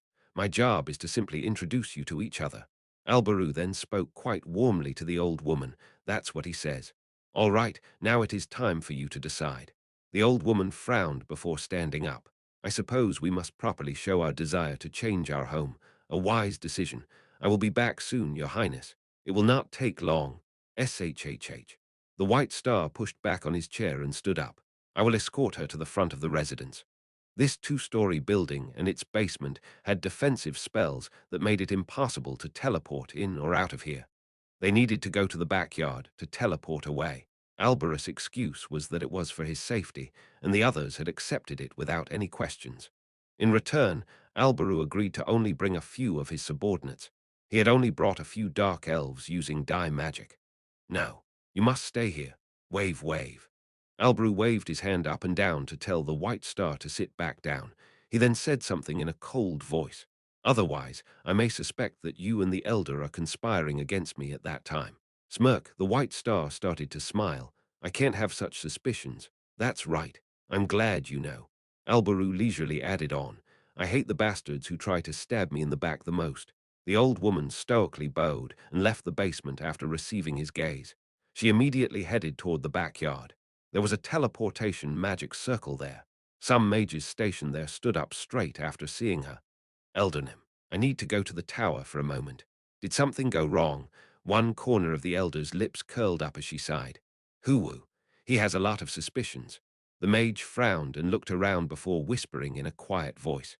It sounds like unnecessary nitpicking, but we should be willing to play along at least this much to establish a new home. Please commence the teleportation. Wang, the teleportation magic circle soon activated and released a bright light. There were individuals on a hill next to the forest looking down at this. Shall we go? Yes, sir, I understand. Iruhaben started with Mary, who was standing next to him, and slowly looked around. There were numerous dark elves disguised, not with dye magic, but black clothes and masks. They were all holding something covered in black cloth on their shoulders. Keek, this is my first time doing something like this. Iruhaben was also wearing the typical thief outfit. He pointed to his chest. By the way, is this really necessary? Yeah, that's the most important part. Iruhaben was pointing at a shabby white star with 5 red stars surrounding it. He chuckled and responded to the black tiger inside the Sintamani. I'll be back. I'll be back soon, Your Highness. There was a map in Mary's hand as she bowed. The basement of the alchemist's bell tower. It was a map with a drawing of the secret passage to get there. Pat. There was a gold mana whirlwind, and then Iruhaben, Mary, and the dark elves disappeared from the hill. They soon appeared somewhere else. It was where the secret passage to the basement of the alchemist's bell tower was located. Iruhaben nonchalantly commented while watching the old woman entering the secret passage. She came here as expected. It is the best place to move stealthily. Iruhaben slowly started walking after Mary, who had responded emotionlessly. He was walking openly without hiding. The old woman's eyes opened wide. What the? The woman, who had subconsciously raised her voice in shock, frowned as soon as she saw Iruhaben's long vertical pupils. Did I get foe? She could not finish her sentence. Ah! She felt an immense pressure that made it feel as if she could not breathe. Dragon fear was focused on her. Step, step. The gold dragon, Iruhaben, quietly looked down at the old black mage. It's a waste to use my hands on something like you. However, but I guess I have to since I was asked to capture you. You. The woman, who was about to shout something while drenched in fear, watched a group of individuals run past the dragon and into the passage. Shall we go too? Iruhaben floated the black mage in the air with magic and leisurely followed behind the dark elves and Mary. He then saw a large underground plaza. Ha! Wrath was visible on his face. He saw numerous large and small mounds of bones. There was a circular pillar in the middle shooting up the center, as if it would touch the ceiling. The pillar was full of a black liquid that was created from the death of the owner of those bones. Dead mana. Iruhaben's eyes were burning with anger after looking at it. It was the same for the dark elves. Mary, please get them all. The robed necromancer pointed to the enemies guarding the plaza paths, and some of the dark elves took them down. Imperial Crown, Prince Adden. The tower master of the alchemist's bell tower. Really nobody would come here as long as they did not inform their superiors. It was because they were all busier with the thought of gobbling up the Rhone kingdom. than dealing with this place. We are stealing the dead mana. Mary shared Cal's orders she had heard through the Black Tiger. And then outside, we will reveal this basement area to the outside so that the people of the capital can see it. These large mountains of bones were not just bones, they were all someone's family member or close friend. They needed to be returned to their proper places, even if this was just an illusion. MMPH, MMPH. The Black Mage tried intensely to resist as she watched, but she could not do anything as she was surrounded by gold mana. I need to quickly inform our liege. Her liege, the White Star, who was currently not in the Empire, but in a remote forest of the Rhone Kingdom. She needed to inform him about this.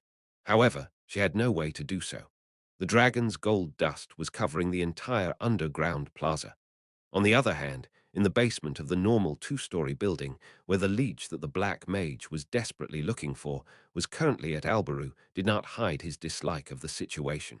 He was smiling brightly as he asked, "That's odd. Should it be taking her this long? It should be quick if she used the teleportation magic circle. It must be difficult as she is trying to remain stealthy, Your Highness." Really. Although he was smiling, Albaru was showing anxiousness with his whole body. The White Star slowly leaned against the chair and commented after seeing Albaru looking so anxious. "Please don't worry, Your Highness. I don't have much time." The White Star nodded his head as if he understood everything, and the middle-aged man commented as well. "Your Highness, the Eldernim will definitely come back with the insignia. It is simply a matter of whether it takes a bit more time or not. Isn't it possible that someone caught her?" The White Star shook his head. "There's no way that is the case. The Alchemist's bell tower, the Empire, nobody will be able to realize what the Elder is doing. Of course, it was not that they would not realize it. They were simply pretending. Either way, there was nobody to get in the Elder's way." The White Star and the middle-aged man looked at Albaru, who had ordered the Elder to bring the insignia as he could not trust her, but became anxious because she was taking a while to get back, with odd smiles on their faces. Albaru shook his head at that moment. "Yes, I am sure that nobody would realize it. However, I don't have the time." The White Star opened his mouth to tell Albaru not to worry as Albaru was repeating himself. "We can make the time if we need to, isn't that right, Your Highness?" It was at that moment. Click. They heard the sound of the door to the basement opening. The middle-aged man, who had introduced himself as the representative of the reclusive mages of the Whipper Kingdom, stood up. Egu, the Eldernim, must have returned. Really, a smile appeared on Albarus' face. As the White Star and the middle-aged man smiled as well, "It'll make things complicated if she comes now." "Excuse me," the middle-aged man subconsciously asked, while Albarus smiled as he looked at the White Star.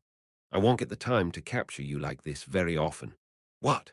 The basement was connected with the outside as soon as the smile disappeared from the White Star's face. Barang! It was connected not through the door but the ceiling. There was an explosion that was so loud that it felt as if their ears would burst before a hole appeared in the ceiling. "Ah!" The middle-aged man quickly dodged and cast a shield spell. "Kahahaha, you are." The middle-aged man looked astonished as a person descended from the ceiling while laughing loudly. Boom! He landed easily before his large body stood up straight. "I see shoot heads I need to duck up." Tunka revealed his teeth while his lion's mane-like hair fluttered in the wind. His eyes were sparkling as they focused on his enemies, specifically the middle-aged man. "What the?" The middle-aged man could not hide his shock. The White Star immediately looked at Albaru. "What the hell are you doing, Your Highness?" "Hell, did you just say what the hell?" The corners of Albarus' lips twisted up. "That's too bad. Unfortunately, this is not my plan." Krieg. The door opened. The path was darker than this basement area that was lit up. Dark blue eyes were looking right at the White Star from within the darkness. "I am not a toy." Wrath was dominating the young black dragon's eyes. "Ha, my. The White Star sighed and shook his head. He heard a person's calm voice at that moment. Unbelievable. The White Star raised his head. He immediately moved his hand. Bararang. An explosion that was much louder than the ceiling being destroyed echoed through the area. The rumbling that was so strong that it shook the whole house subdued a bit, and the White Star was able to see a pair of black eyes through the dust clouds. "Is it fun?" Choi Han. The black yang was coming out of the tip of his sword. Choi Han of this time would normally not be able to use the black yang. However, Choi Han knew how to quickly pull forward a path he had walked once already. Choi Han launched another black yang as he asked the white star one more time. Is it fun to impersonate someone else? Does it make you happy? One corner of his lips curled up. He was standing in the vanguard in Cal's place today. That was why he said something that Cal would have probably said. He asked the white star another question. Do you like it? The black yang attacked the white star at that moment. While that was going on, Cal was leisurely walking down a hill with the Sintamani in his hand. It looks like the building will be destroyed. Your Highness, the magic circle surrounding the building will still remain, so the white star shouldn't be able to teleport away, right? Albaru had said that he would put magic circles around the building to prevent teleportation for his safety, but the truth underneath the surface was different. He is a rat in a jar. Cal listened to the dark tiger's voice as he leisurely headed toward the building. Chapter 715. Are you sure that you're a guard? 2. The black aura in the shape of a black yang sparkled as it opened its jaw against the white star. Barang! There was a loud explosion as a cold fire appeared in Choi Han's eyes. Crack! The walls of the basement cracked and started shaking, as if the whole building might crumble at any moment when Choi Han saw a bright light. A holy silver light was releasing its serene light. The shield with two wings was releasing its silver color in full to make its presence known. Ha! Choi Han couldn't help but scoff, but his pupils shook a bit as the white star slowly became visible behind the shield. Crack! The white star's mask started cracking. The face underneath the mask appeared. Mtunka subconsciously groaned. Cal Henitus. The face underneath the mask was exactly the same as Cal's. I would have been fooled by that face if I didn't meet the dragon first. Tunka, who had been running toward the Henitus territory, would have definitely thought that the white star was Cal if he had not met the black dragon and Choi Han in the middle. Ah, did he say that the white star is not the real white star? Tunka hated complicated things. That was why he came to a simple conclusion. The fake white star, the bastard who is pretending to be Cal Henitus, is the sealed guard. Tunka looked amused. When else would I get to beat up a guard? Kahaha. He couldn't help but laugh with joy. This sounds fun. He then charged toward the white star and his shield. The white star's eyes looked toward Tunka at that moment. The moment, the silver shield and Tunka's fist smashed against each other, barang. Tunka was sent flying from the shock, while the white star groaned a bit and started speaking. It is my fault for thinking that you guys are my allies, my close friends. Choihen slightly frowned while slashing his sword toward the white star. But Tunka responded to that statement without putting much thought into it. Ducking bullshit, Tunka charged forward again and reached toward the white star. A bitter smile appeared on the face of the fake white star, who had Cal Henitus's face. Your true selves are revealed now that there is nobody watching. Tunka's hand was then able to easily grab the white star by the collar. Hold on. Choihen tried to stop Tunka. However, Tunka completely ignored him. It could not be helped. You can't do anything in such a tight space. He then dragged the white star upstairs. No, the middle-aged mage turned pale from shock and tried to cast a spell toward Tunka. HMPH. However, his actions turned useless at the black dragon's interference. Duck. The middle-aged mage frowned.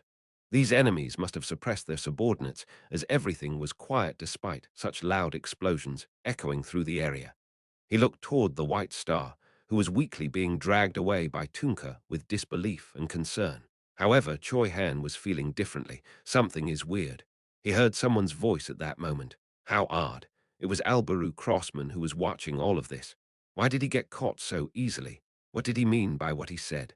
Choi Han had the same questions. He urgently rushed after Tunka. Albaru shouted toward his back. Teleportation is possible outside the building. Remember that teleportation is possible in the yard. It doesn't matter. Albaru could see the black dragon's front paws move. We just need to expand the magic circle around the house all the way to the garden. I can easily do that. His chubby front paw moved. He opened 3 toes. I just need 3 minutes. HMPH. SHHH. The black dragon disappeared after saying that. He had used his invisibility spell. Let's follow them as well. Albaru followed Choi Han and the black dragon up to the surface. Of course, his subordinates had already bound the middle-aged mage. He hurried up to stairs to see the white star, being thrown out the door. Boom! Ah! The white star rolled on the dirt floor of the garden with his face revealed. Why is he so weak? Even Tunka was looking at Choi Han with confusion. Choi Han didn't know what to say. The White Star had not shown any signs of attacking and had only sighed when he first saw Rayan. In fact, he was being dragged around like a rag doll. What the? What is going on? I didn't expect something like this. Choi Han and the White Star made eye contact at that moment. The enemy, who looked so much like Cal, opened his mouth. Even if this is a place where your desires are revealed, I never expected that your desires would be to become heroes. Yes, I guess it is understandable that you all want to be heroes. What was up with these statements that made no sense? Choi Han could not understand why this guy was acting like this in the current situation. He should be acting as much like Kalnim as possible if his intentions were to pull us back to be his allies or to cause chaos. But he was saying things and acting in a way that the real Cal Henitus would never do. Choi Han didn't dare to move without knowing the enemy's hidden intentions.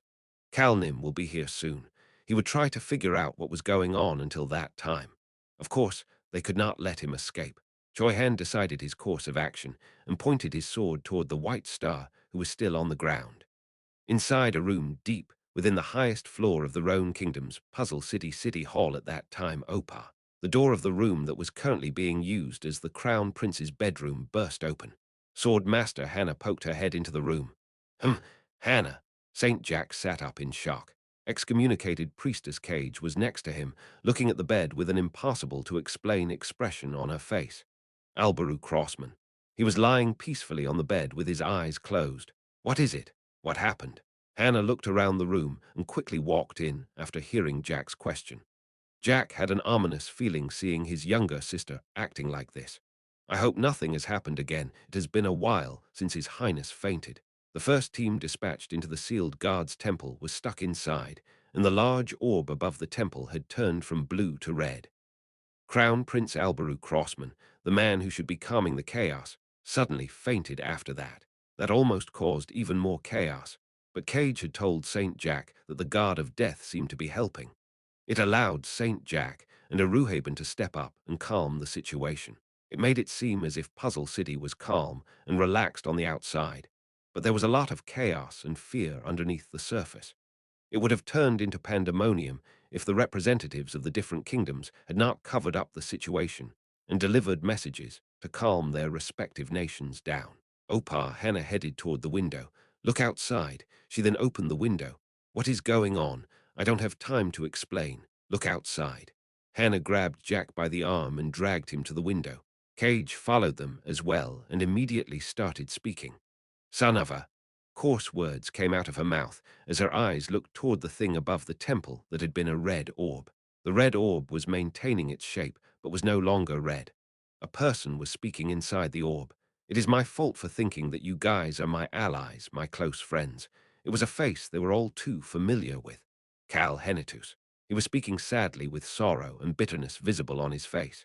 Choi Han was pointing his sword at him, and then Tunka attacked Cal. Your true selves are revealed now that there is nobody watching. Commander Tunka grabbed Cal by the collar as he weakly commented. What the St. Jack looked at the orb in disbelief. He then turned toward Cage. Do you think that is what is going on inside the temple? The area they could see had a normal building and a forest, which seemed quite odd for the inside of a temple. They did say that the test was an illusion. Since this test was one that showed people illusions, it was understandable that there could be such a place. But Jack could not believe that what he was seeing was a part of the test. Why are they fighting like that? Commander Tunka was one thing, but Choi Han pointing his sword at Cal. That made no sense whatsoever. The Cal inside the screen rolled on the ground and groaned. Even if this is a place where your desires are revealed, I never expected that your desires would be to become heroes. Yes, I guess it is understandable that you all want to be heroes. St. Jack subconsciously commented. Do you think that it is real? Cage immediately responded. Of course not.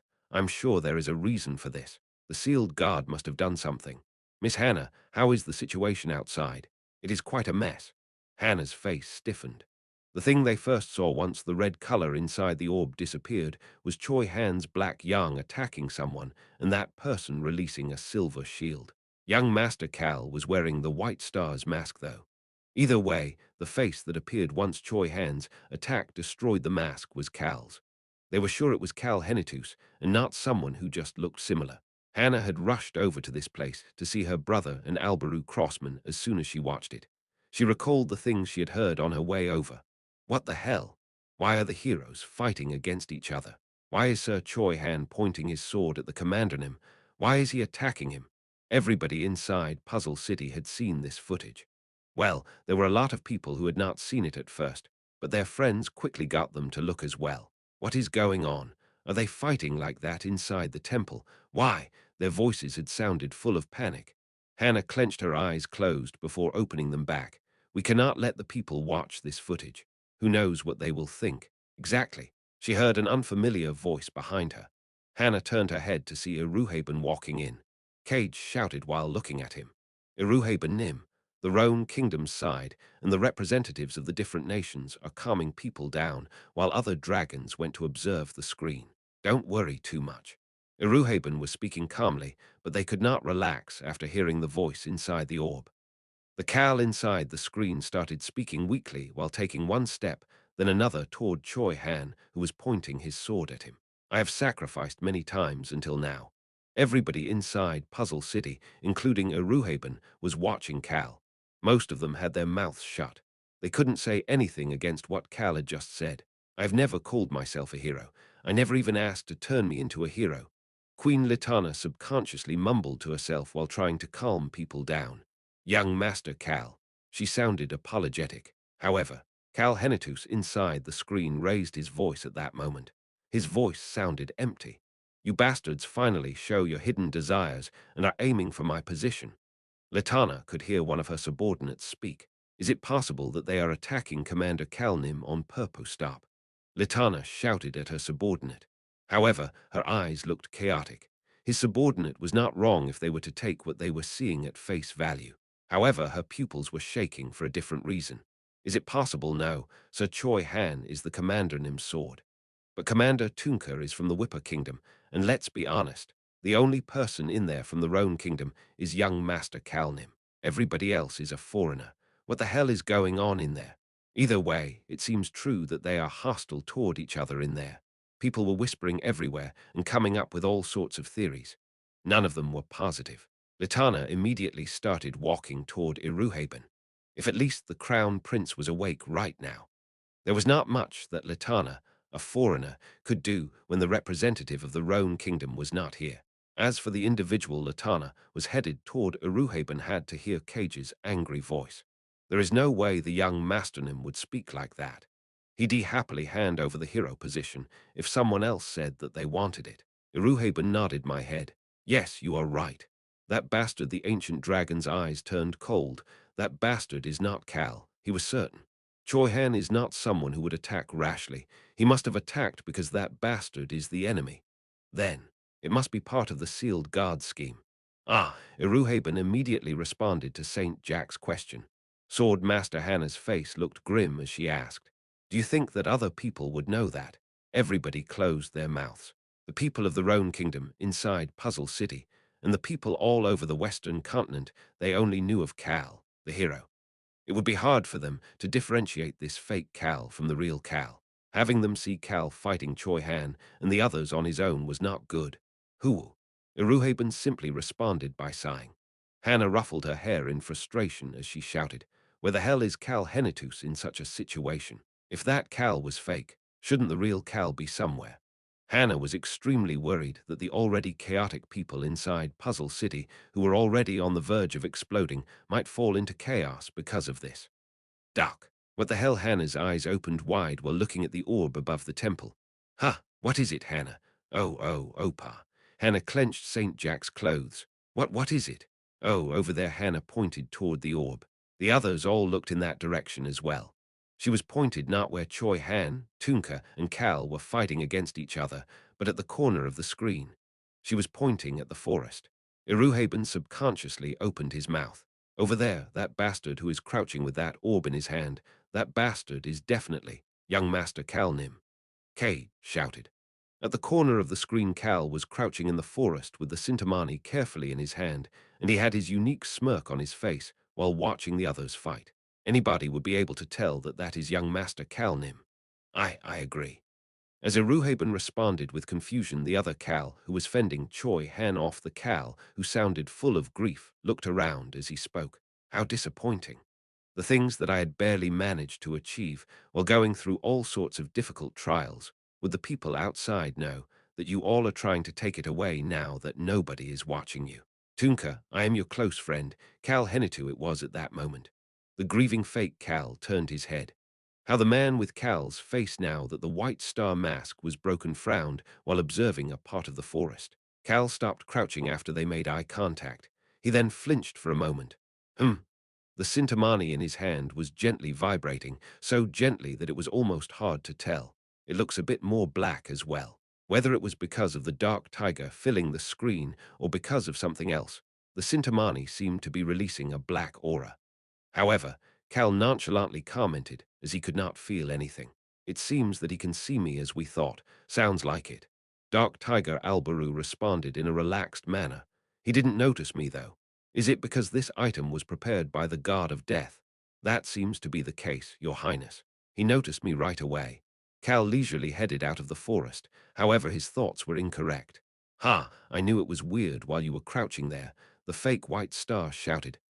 It looks like he already noticed you. Elbaru commented while the fake white star shouted with anger.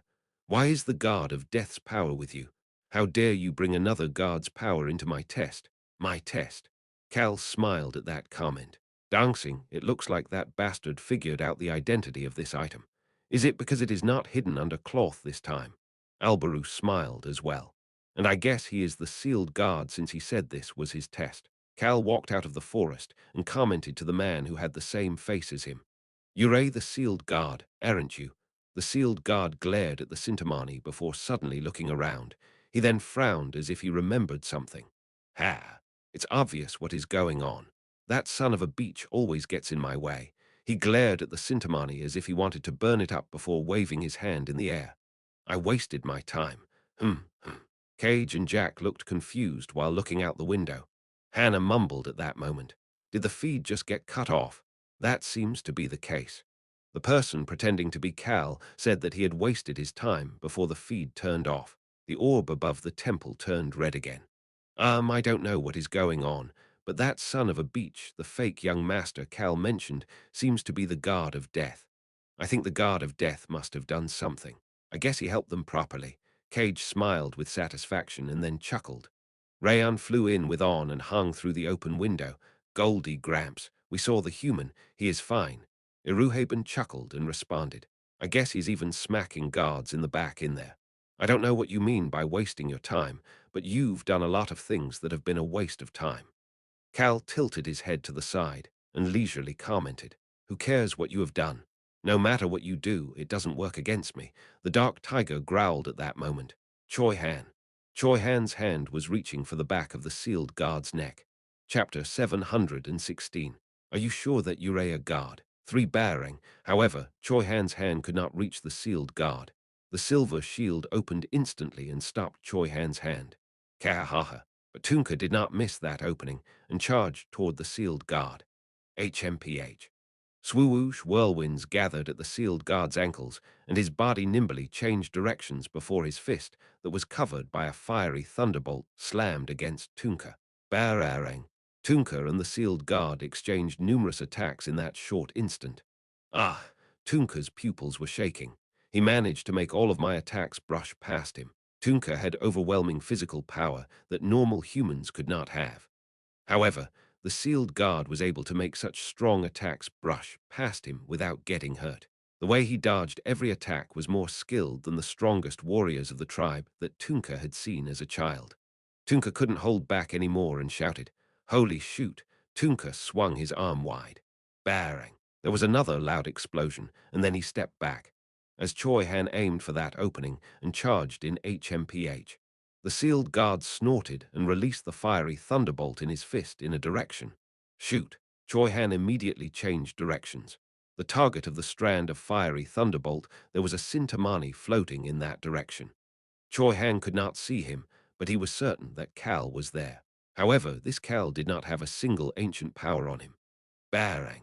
The black aura and fiery thunderbolt crashed against each other before Choi Han chose to stand in front of Cal and catch his breath instead of charging toward the sealed guard.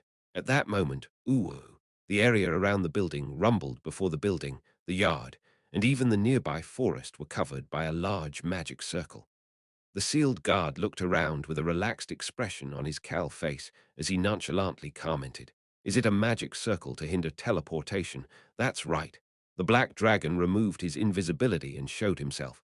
Choi Han, Tunka, and the black dragon. Opposite them was the sealed guard. There was a moment of silence before this three-on-one battle commenced again. Cal was watching them before he started speaking with an odd expression on his face. How ideal. The sealed guard. His way of battling was extremely ideal. His movements made it so that Cal couldn't help but wonder if he could fight like that as well. The dark tiger responded in a way that made it sound as if he was having the same thought. He moves as little as possible and uses the minimum amount of strength.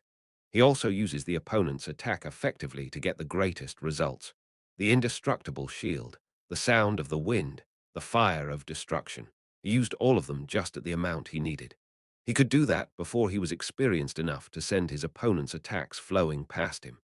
Then he used the vitality of the heart and its regenerative properties to make sure that the ancient powers did not overwork Cal's fragile body. The way he looks more like a warrior than a god. A fighter. He looked like a skilled fighter. The sealed guard looked at the dark tiger inside the Sintamani and Cal before focusing on Cal and speaking. "You can't take me that lightly. He must be able to see Cal." Cal responded as he needed to confirm whether that was the case. "Is that so?" "Of course." The sealed guard responded right away, which finally allowed Cal to be certain that the sealed guard could see and hear him. The guard frowned and pointed toward the dark tiger. "The guard of death has gone crazy." A whirlwind appeared in his other hand as he sent it flying. "Your Highness, duck!" Barang. The whirlwind smashed into a dark elf's elemental art. Crown Prince Albaru raised his arm to cover himself for a moment before raising his head. His gaze headed toward the tiger and the sealed guard. He was certain about what he had just heard. They mentioned a guard. The dark tiger acted as if he didn't notice any of the chaos and made eye contact with the sealed guard. This is interesting. Originally, they had not been able to use the term sealed guard against this bastard. While I was focused on the outside for a moment, that thing the sealed guard was still pointing at the Sintamani. He looked full of rage. That orb established its territory in here. It dares to do that in my temple. Oh, as I expected. Cal nodded his head as he listened. The Sintamani was releasing even more black light and shaking more. The guard of death seemed to have interjected while the sealed guard was not paying attention for a moment. That might be why Cal and the dark tiger could openly speak about the sealed guard, even though Albaru and the others were by the door and could hear them. The sealed guard did not hide his anger while looking at the Sintamani that was releasing even more black smoke. He got himself involved in the test last time and is doing it again. He's doing it in my temple, in the domain of my authority. Choi Han could not see Cal but could still feel his gaze. Cal had ended up inside the body of a 20-years-old Kim Rok-Soo from a different Earth when he completed the sealed guard's test in the past.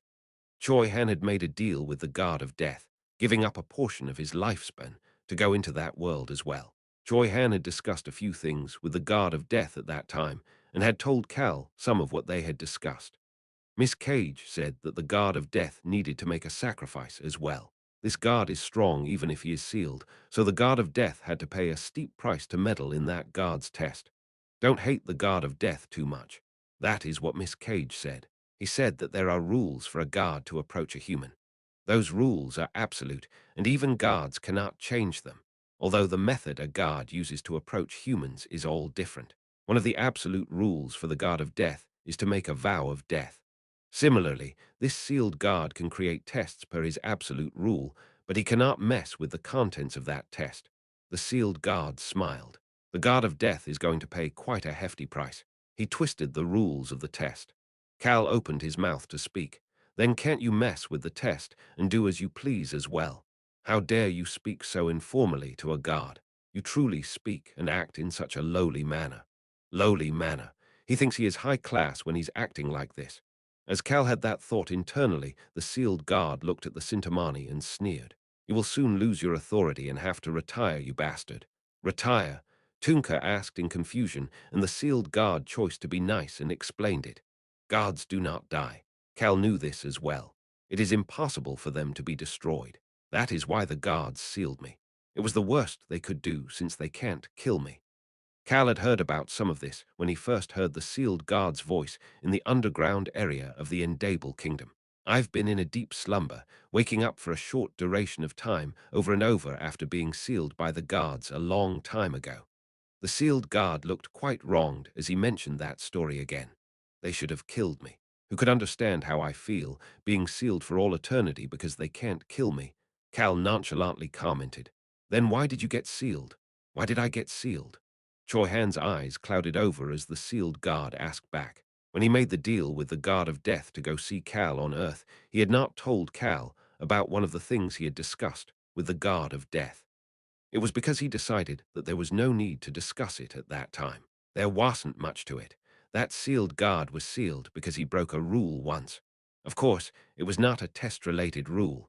The sealed guard had broken a rule that he was supposed to keep. Cal seemed to be asking what that rule was. What could it be? Choi Han was growing more curious as well. He slowly started moving toward the sealed guard, who was now turned toward the Sintamani. The sealed guard laughed in a low voice as he answered. I am the first. Cal asked once more. First what? Cal got the chills at that moment. It felt as if the hair on his body were all standing up. It's my face. The sealed guard was laughing with Cal Henitus's face. However, he could feel something that transcended humanity on the guard's face. The guard whispered in Cal's voice. Hunter. Cal had gotten used to this word these days. I'm the first guard who was originally a hunter. What? Cal's face stiffened up. Hunters. They were connected with Cal's maternal family, the Thames, and they were the ones who hunted the single lifers. Drew Thames' diary did not mention anything about a guard who was once a hunter. It simply said that there were rumors that hunting single lifers would allow an individual to become a member of the divine race, demonic race, or become something even greater. That rumor is true. The proof is the sealed guard. The sealed guard had been sealed for a very long time. In that case, how long have the hunters been around?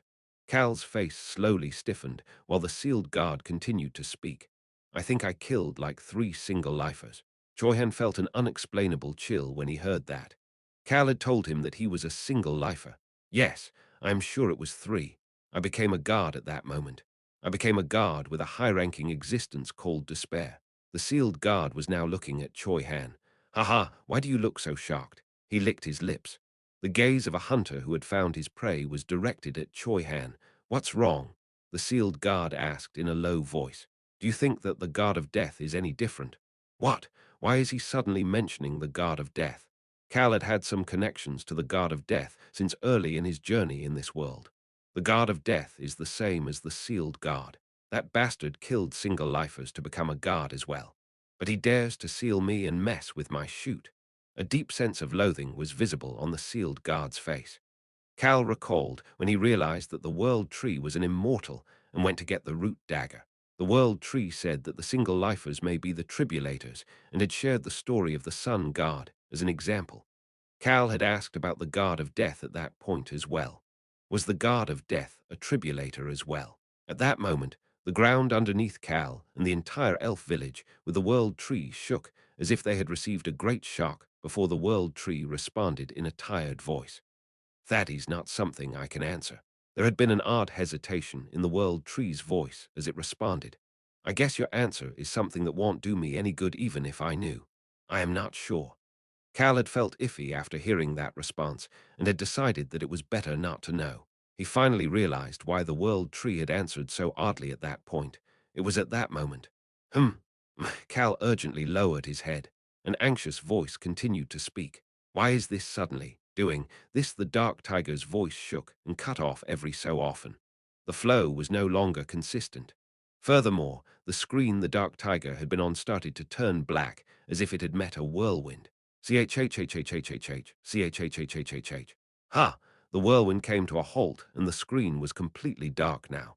They could no longer see the dark tiger. Instead, they heard someone else's voice. Chhhhhhh, Cal, chhhhhhh, Henitus. Ah, Cal gasped. He recognized this voice. It was in his memory, the God of Death. This was his voice. The moment he realized that a crack appeared at the center of the Sintamani and black smoke started coming out. It then surrounded Cal. Ah, Cal Nim. Choi Han's grip on the sword lessened for a moment. Cal slowly became visible along with the black smoke. Ki, keek, ka, ha, ha. The sealed guard laughed out loud as he watched. Oh, God of Death, you are now breaking 3 rules. Do you think that you will be fine after doing that? CHHHHH. CHHHHHH. They could only hear static noise from the now half-cracked Sintamani. The guard of death did not respond. There was only silence for a moment. Choi Han, whose mind was quite chaotic right now, and Tunka, along with the Black Dragon and the Crown Prince, turned to look at Cal. However, Cal was looking at the guard who shared the same face as him as he asked, "You're giving some useless answers to all my questions." Cal was holding the Sintamani in one hand as he walked toward the sealed guard. He slowly took each step as he asked, "Why did you get sealed?" That had yet to be answered. Cal was frowning as if he was annoyed. "Stop with the bullshit and respond to my question. Smile." A smile appeared on the sealed guard's face. "I wanted even more power after I became a god. So I tried to kill even more single-lifers and I got caught." He said it as if it was nothing and shrugged his shoulders. "I think I hunted about 10 of them. I was caught on the 11th one." His gaze headed toward the cracked Sintamani with the guard of death's aura flowing out. It was clear by the unstable flow of the guard of death's voice. This damn guard was already pushing the limits. The sealed guard continued speaking while looking entertained. "The 11th was your friend, wasn't it, guard of death?" Choi Han's expression stiffened up. The sealed guard continued to speak. "You killed that friend and became a god." "Ah." The sealed guard gasped. "You and Cal Henitus are similar to each other. One personally killed their friend, while the other had 2 of their friends die in his place." "Ah, is it different? But the situation still seems pretty similar." Cal suddenly recalled some things the guard of death had said to him. Choi Young-soo should not have died at that time. "Kim Rok-soo, you were the one who was supposed to die." "Yes, you were the one who was supposed to die. However, the world's laws and coincidences humans are one of the few existences who can destroy all of those things. The people who tried to save you broke the law that said that you were supposed to die. That is why I respect and admire humans. You learned many things from those people and put those lessons to use in your life. I'm curious to see what your decision will be." A voice flowed out of the half-cracked Sintamani at that moment. "Imprisoned being, long time, chhhh, no see. Oh, you're greeting me. Are you happy to see me?" A low laugh came out of the Sintamani along with static. Once the laughter stopped, "I am the one who protects the vow of death. I must now fulfill the vow from my first death." He then asked Cal a question. "What do you think, PFFFD?" Cal chuckled. "Is there a need for us to be involved with the 2 of your issue?" His laughter soon stopped. Choi Han, Tunka. He pointed toward the sealed guard. "Grab him for now." He then looked up at the sky. "We need to hurry up and get out of here.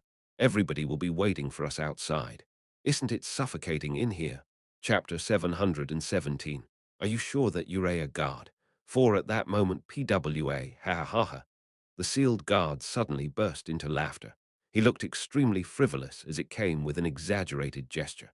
However, Choi Han and Tunka were already running toward the sealed guard as if they had nothing to lose. Choi Han's black yang was at the guard's back, while Tunka's fist was to the guard's right side. "Ah." The guard suddenly stopped laughing and mumbled to himself while looking at the sky. "I wanted to have some fun, as if I was playing a game. You can have fun while getting pummeled." As Tunka shouted with excitement, the sealed guard kicked off the ground. Tap. Even though it was just a simple tap, whirlwinds gathered at his feet, and his body shot up, and he looked like the crescent moon as he flipped in the air. Choi Han frowned. "You're like a damn rat." Tunka changed directions and grabbed Cal, who was standing there holding the Sintamani, and quickly retreated. Bararang. The black yang flew past where the sealed guard had been standing and destroyed some trees in the forest. Tap. The sealed guard elegantly landed on the ground as if he had never moved. PFFFD. The guard scoffed. A black mana arrow flew toward his foot that just touched the ground. The black dragon was glaring at him. Numerous black mana arrows were already aiming for the guard's openings. Bang! The mana arrows crashed into the silver shield and generated loud explosions. The impact filled the area with dust, making the sealed guard and the shield no longer visible. They heard the sealed guard's voice through the dust clouds at that moment. Did you know? His voice was too calm for this situation. The god of death is extremely meddlesome. CHHHHHH. CHHHHHH. The Sintamani had turned completely black at some point and was only making sounds like a broken machine. That guard always brings single-lifers over to handle things whenever chaos arrives in one of the worlds. Choi Han jumped into the dust clouds. The sealed guard continued to speak. But you see, what sin did the single-lifer commit to get dragged here? Choi Han's face showed no changes at all. Instead, Choi Han made eye contact with Cal. Nod. Cal nodded his head, and Choi Han charged toward the sealed guard without any hesitation. Barang. The shield and sword clashed once again, and Choi Han could see the guards smiling on the other side of the shield. The guard continued to whisper, "What about the family of the single lifer who suddenly lost a precious member of their family? What about their friends?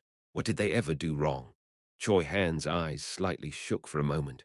Sharara, the shield disappeared. It was replaced by a rose-gold thunderbolt in one hand and a water spear in the other. He clenched those two powers together. Crackle. The water, fire, and thunderbolt raged as they swirled together. Choi Han instantly figured out that the destructive nature of this attack was even stronger than the White Star's Sword of Disasters. Something that even Kalnim cannot do. Did you really think that I would be like a mere human? You can't think that we are the same because we look the same on the outside. Even if he was using Cal's powers, the plate that was holding the ancient powers was not Cal's. I am the god of despair. He slowly added on. I may be seen as evil. He sounded calm. Humans wish to avoid me. The emotions on his face slowly disappeared. I also test the people who come to my temple. However, I do not change people's lives. His calm voice now became monotone. Did I goad the White Star? I simply wait in my temple. You all came to me. Despair does not come to find you. Your lives create the despair.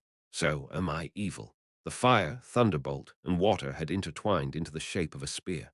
Choi Han bit down on his lower lip. Despair may seem evil, but looking at it in a different way, it is just a part of life. The sealed guard charged in after saying that. Choi Han twisted his body. Rayan, he subconsciously called out that name. The sealed guard was charging toward the black dragon. I will not lose. The black dragon didn't think much about Choi Han's shout as he glared at the sealed guard running toward him. Black mana fluctuated around the dragon. Intense rumbling showed the strength of this attack. It was at that moment. Black dragon. Stop focusing on the magic circle and cast shields. The black dragon heard a stern voice. He couldn't help but look in that direction. Cal was looking at him. The black dragon looked at this person, whom he had not been able to see until now, that Choi Han and the others seemed to listen to.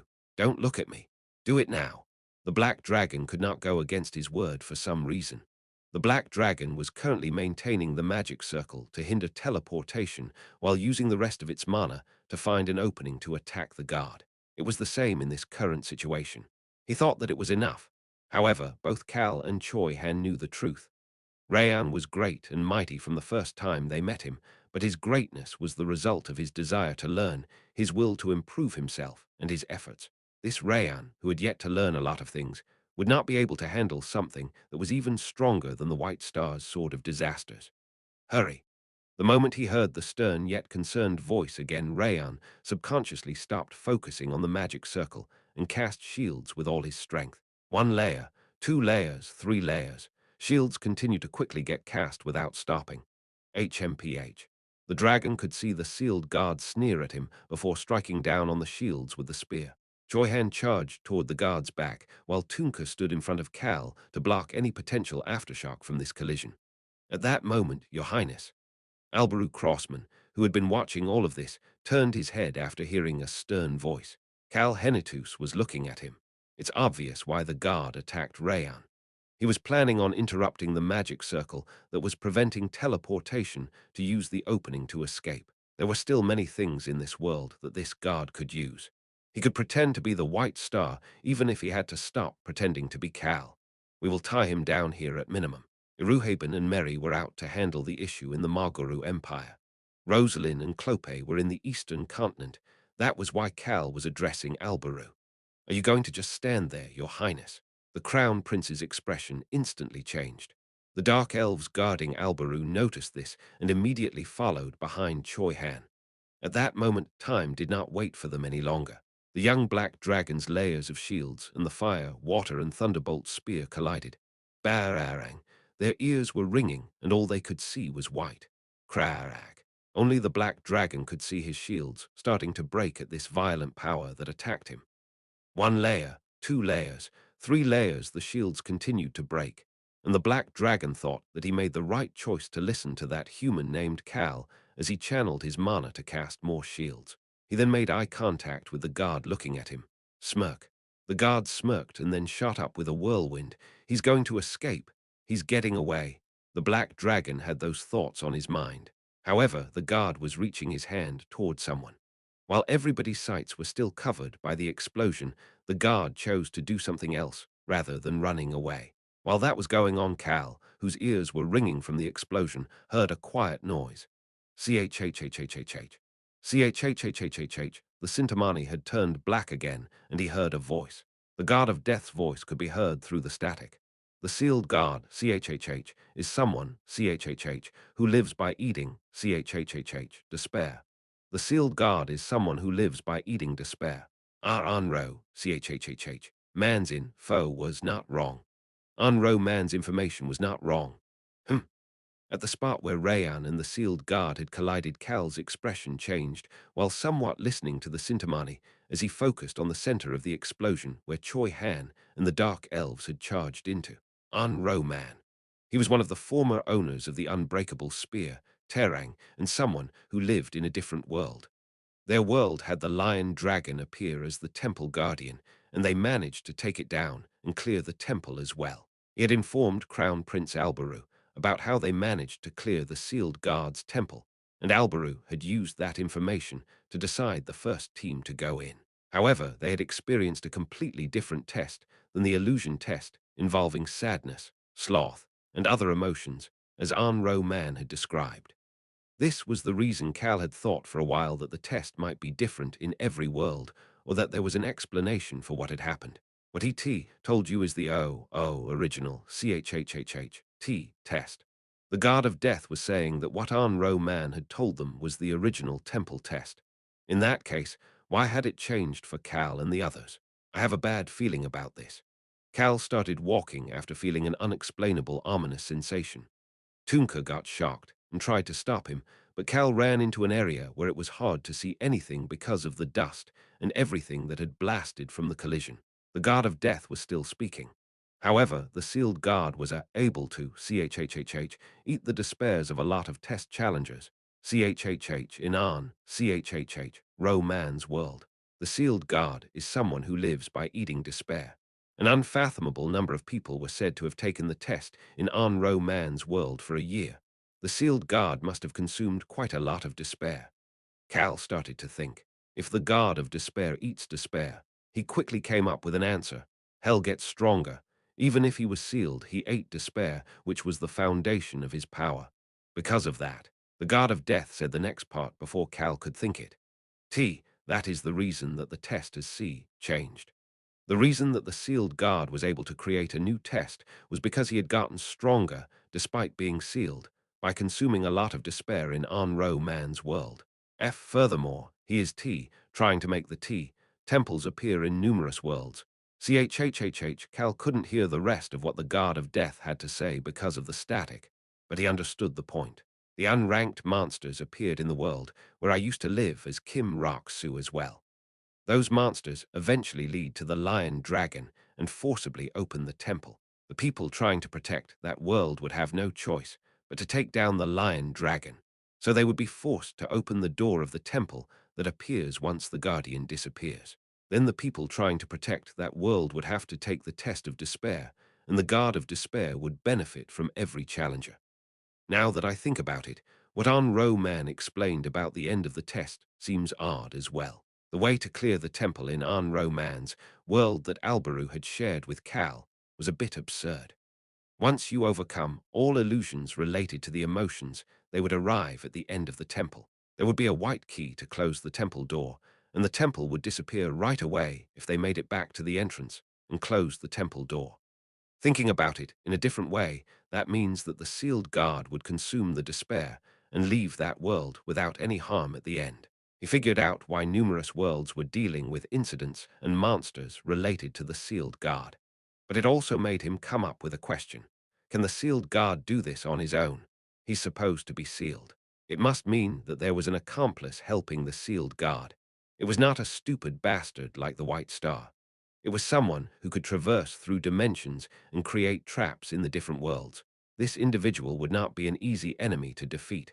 Ha! Cal scoffed and started moving faster. His eyes were focused on the sealed guard who was slowly becoming visible as the dust subsided. He realized where the sealed guard was moving toward and what he was reaching for as soon as he noticed that the sealed guard was not running away. Someone who lives by eating despair. Someone who was originally a hunter. He should only have one target. Nim, please don't come, I will stop him. Choi Han was shouting with urgency toward Cal. Choi Han's attribute was despair. Of course, there was something else in there, the hope from his heart overcoming that despair. However, it started from despair. Furthermore, he was a single lifer. Choi Han looked away from Cal and quickly charged toward the sealed guard with his sword in his hand. Smirk. The moment the sealed guard smiled, why, you must stop. Chhhhh, Cal knew as well. He knew that he needed to protect Choi Han from the sealed guard. The static disappeared, and he was able to hear the guard of death's voice properly. The you of this time. This is the end. He did not hear the guard of death's voice in the Sintamani any longer. Kraarak. The Sintamani then cracked in half. Choi Han and Cal were still far from each other. The sealed guard and Choi Han were pretty close, with their respective hand and sword reaching toward each other. Wang Cal then saw it. He saw an eerie and frightening red aura around the sealed guard's hand. The corners of Cal's lips curled up. At least the guard of death did a lot of things for us. Choi Han and the sealed guard would collide in an instant. However, that instant was enough for Cal. Not the present Cal, but the Cal of the time frame of this illusion, the power that Cal had at that time. The guard of death had removed the restrictions on those powers. Are you okay? What is going on? Why did I get removed from Nuna? The glutton priestess of the indestructible shield and the old man of the vitality of the heart. The moment Cal heard the two of their voices, his hand stretched out toward the sealed guard and Choi Han. The dust had completely settled at that point. Pat, what's going on? It's Calnim. Iruhaben and Mary showed up surrounded by gold mana, and Choi Han, no, stop him. The black dragon, Albaru, and the dark elves were able to see again. That was why they could see it properly. The moment Choi Han and the sealed guard were about to collide, this is the original. They heard a low voice as a holy silver shield was cast. They saw two radiant wings warmly embracing the black-haired swordsman. They saw it all. This was the perfect and flawless shield, the shield that was created to protect someone. Chapter 718.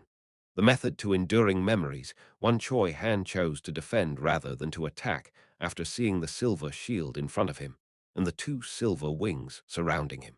The black yang that had tried to rip apart the enemy was now surrounding Choi Han as it curled its body. Choi Han then saw it through a gap in the yang's body. He saw the sealed guard's hand coming toward the silver shield. Choi Han felt an unknown source of fear as soon as he saw the red aura around the hand. It's different. His instincts were telling him something. This red thing was something that transcended human abilities. No, it was something that transcended the things of this world. He could feel despair from this red thing. He had no idea how he was able to figure all of that out almost instantly. Boom. However, his heart was beating wildly. He needed to dodge that hand. His heart was warning him to not let it touch him. Once the red hand finally touched the shield, there was neither a loud noise nor an explosion. The shield slowly became engulfed by the red aura without any noise. This was the first time. Choi Han had never seen Cal's shield disappear so weakly. Even the White Star had had trouble getting past this shield. Is it because guards truly are different? Even if this guard was sealed, he was still a guard. Dark Tiger Albaru had said that Cage had told him not to stop the guard's game. This guard had pretended to be Cal and the White Star until now, thus only using their powers. That was why Choi Han had not realized it. He is a guard in the end. He had not known that this red aura was such a scary and ominous power. However, Choi Han had no thoughts of retreating. He had realized a long time ago, after coming to this world, that he could only move forward by taking 2 steps if he took 1 step back. As a result, he chose to take one step forward instead of one step back. Shara, the holy shield, disappeared. Choi Han was about to let the curled black young of his run wild. However, he didn't need to do that. Pat, the shield appeared again. The disappeared shield resurfaced quickly. It looked even sturdier than before. Choi Han subconsciously turned his head, despite having the enemy in front of him. Cal had his unique nonchalant look on his face as he cast the shield again. Choi Han subconsciously smiled. He had forgotten about it for a moment. I probably forgot about it because I just saw the sealed guard using Cal Nim's powers. The sealed guard's battle style was to use the powers efficiently so that it did not burden his body. He had intermittently used the shield very efficiently. However, the Cal that Choi Han knew was different. In some ways, it's stupid. Cal might respond stupid. If he knew what Choi Han was thinking, but Cal truly did stupidly use his power endlessly. It was because Cal's version of efficiency was focused not on his body, but his goal. Cal's goal right now was to protect Choi Han. That was why he would stop the sealed guard to achieve his goal, even if it meant that he would cough up blood in the process. Cal, working so hard to protect Choi Han, made another individual move. We must stop it. The young black dragon, who had survived the sealed guard's attack, moved his two front paws. Black shields continued to appear in front of the silver shield that looked as if it would be swallowed by the red aura again. Damn, I'm experiencing all sorts of things in my final years. That power does not seem to be from this world. Gold dust sparkled as they appeared around Choi Han and the sealed guard. Mary pulled a spatial pocket bag out of her black robe and opened it toward the ground. Boom, boom, boom. Large things covered in black cloth fell to the ground. They were the things that had been on the backs of the Dark Elves when they headed to the Margoru Empire earlier. Mary's hands started to move. Black threads flowed out of her fingers, and the things covered in cloths were soon revealed. They were bones. They were bones that had been soaked in dead mana underneath the alchemist's bell tower. Clack, clack. The bones gathered together to create a large bone dragon. It then immediately flew toward the sealed guard. Choi Han observed all of this before closing his eyes for a moment. These people who had made moves starting with Cal, they were people who ended up becoming Choi Han's allies, close friends and family. This changes nothing. Choi Han opened his eyes and observed the black dragon's black shield silently being gobbled up by the red aura and the silver shield disappearing once again, and then made up his mind. He had faith.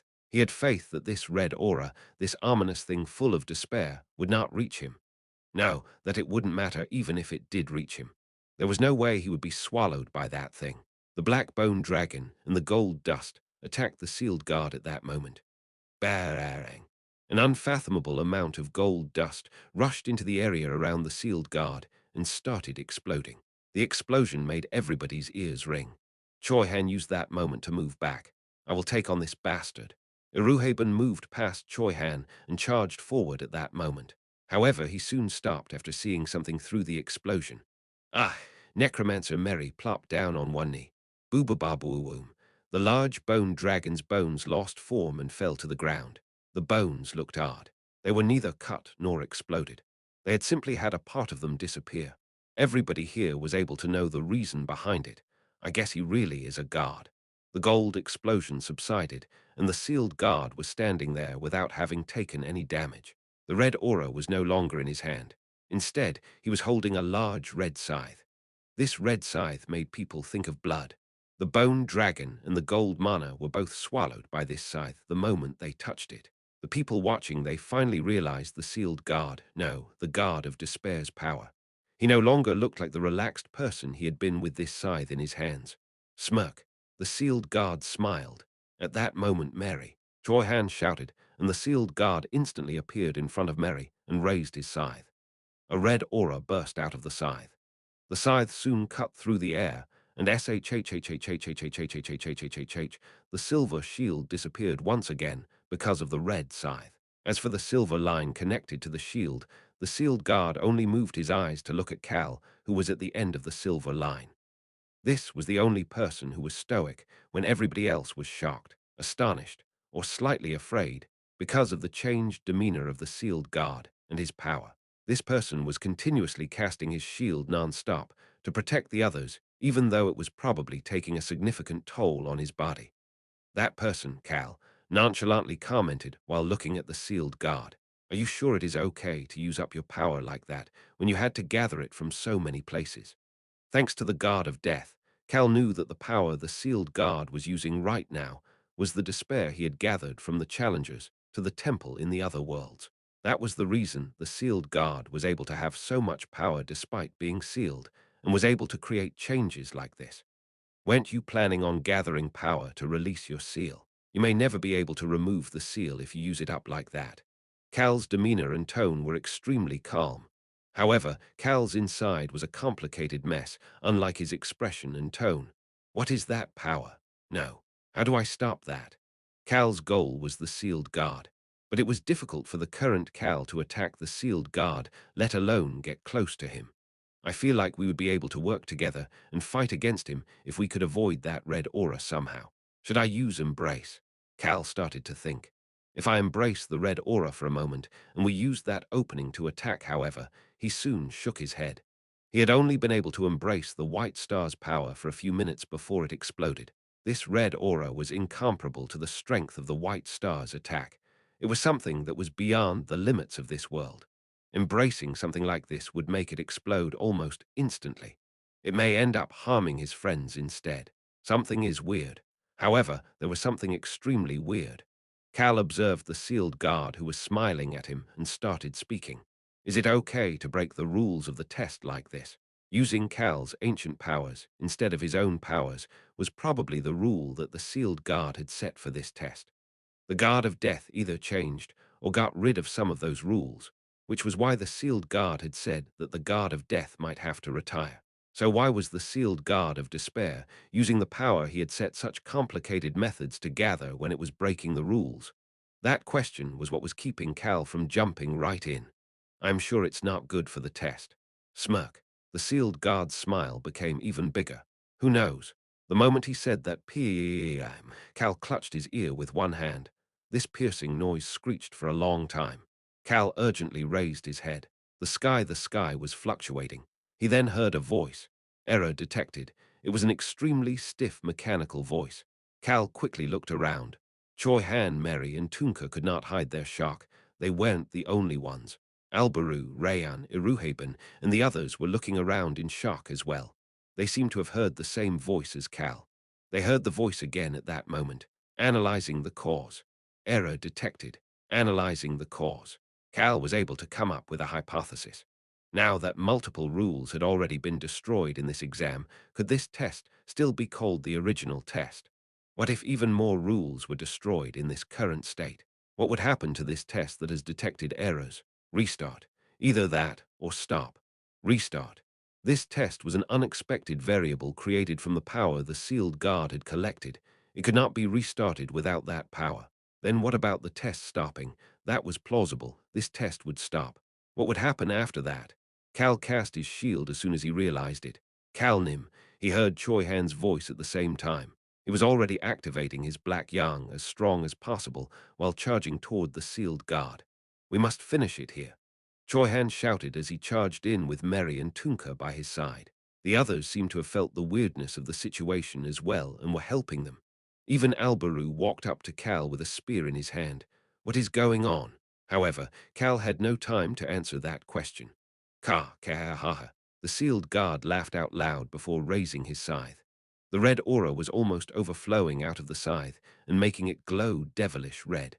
It then shot out in all directions. Watch out. It negatively affects you as well, so why? An uncontrolled attack that didn't care where it landed continued to burst out.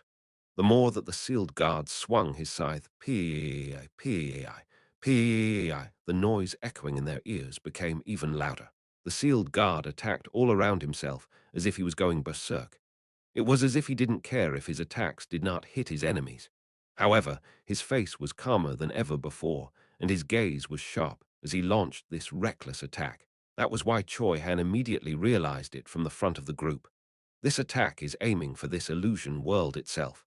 In that case, they needed to stop him from doing that. Choi Han channeled the last of his powers that he had kept in reserve. Boo-boo-boo-boom. The ground started to shake. The rumbling started from underneath Choi Han's feet and spread out. As the rumbling passed the forest and reached the hill rise, He thought about someone's actions as he mumbled to himself. Bang! With a loud explosion, from the hill and the forest, large stone spears started shooting up from the ground. He had taken the scary giant cobblestone in Cal's place. Choi Han was using that earth power, and the numerous stone spears that had floated up from the ground started moving. Choi Han then pointed his sword somewhere. His target was the sealed guard. Huwu! He let out a short breath before the black yang left the tip of his sword and charged toward the enemy.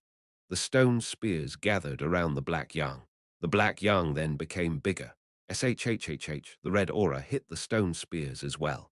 However, there were numerous stone spears left even if one or two were destroyed. The black yang would reach the stone spears in the end. Choi Han did not doubt it at all. It was at that moment. HMPH. The sealed gut snorted before picking up his scythe and slicing from left to right. It was directed at the sky. The red aura created a line in the sky. At that moment, Crown Prince Alberu was holding a spear as he approached someone who was casting a shield. Why are you not doing anything? Cal was standing there as if he was deep in thought before he made eye contact with Alberu and started speaking. If the test stops only, the area around Cal was calm.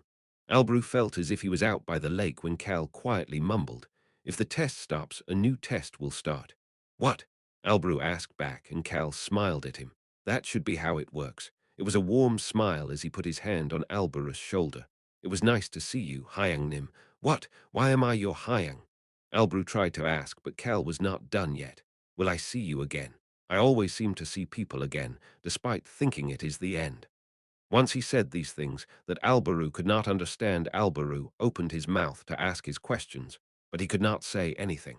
Only one voice could suddenly be heard in the world. It was a voice without any emotions or warmth. It was the same voice from earlier, completed determination of the source of error. Boobababoom. Cal felt his body starting to shake. He looked around. Cal, Tunka, Choi Han, Mary, and the sealed guard, only the five of their bodies were slightly shaking, and their bodies were warping.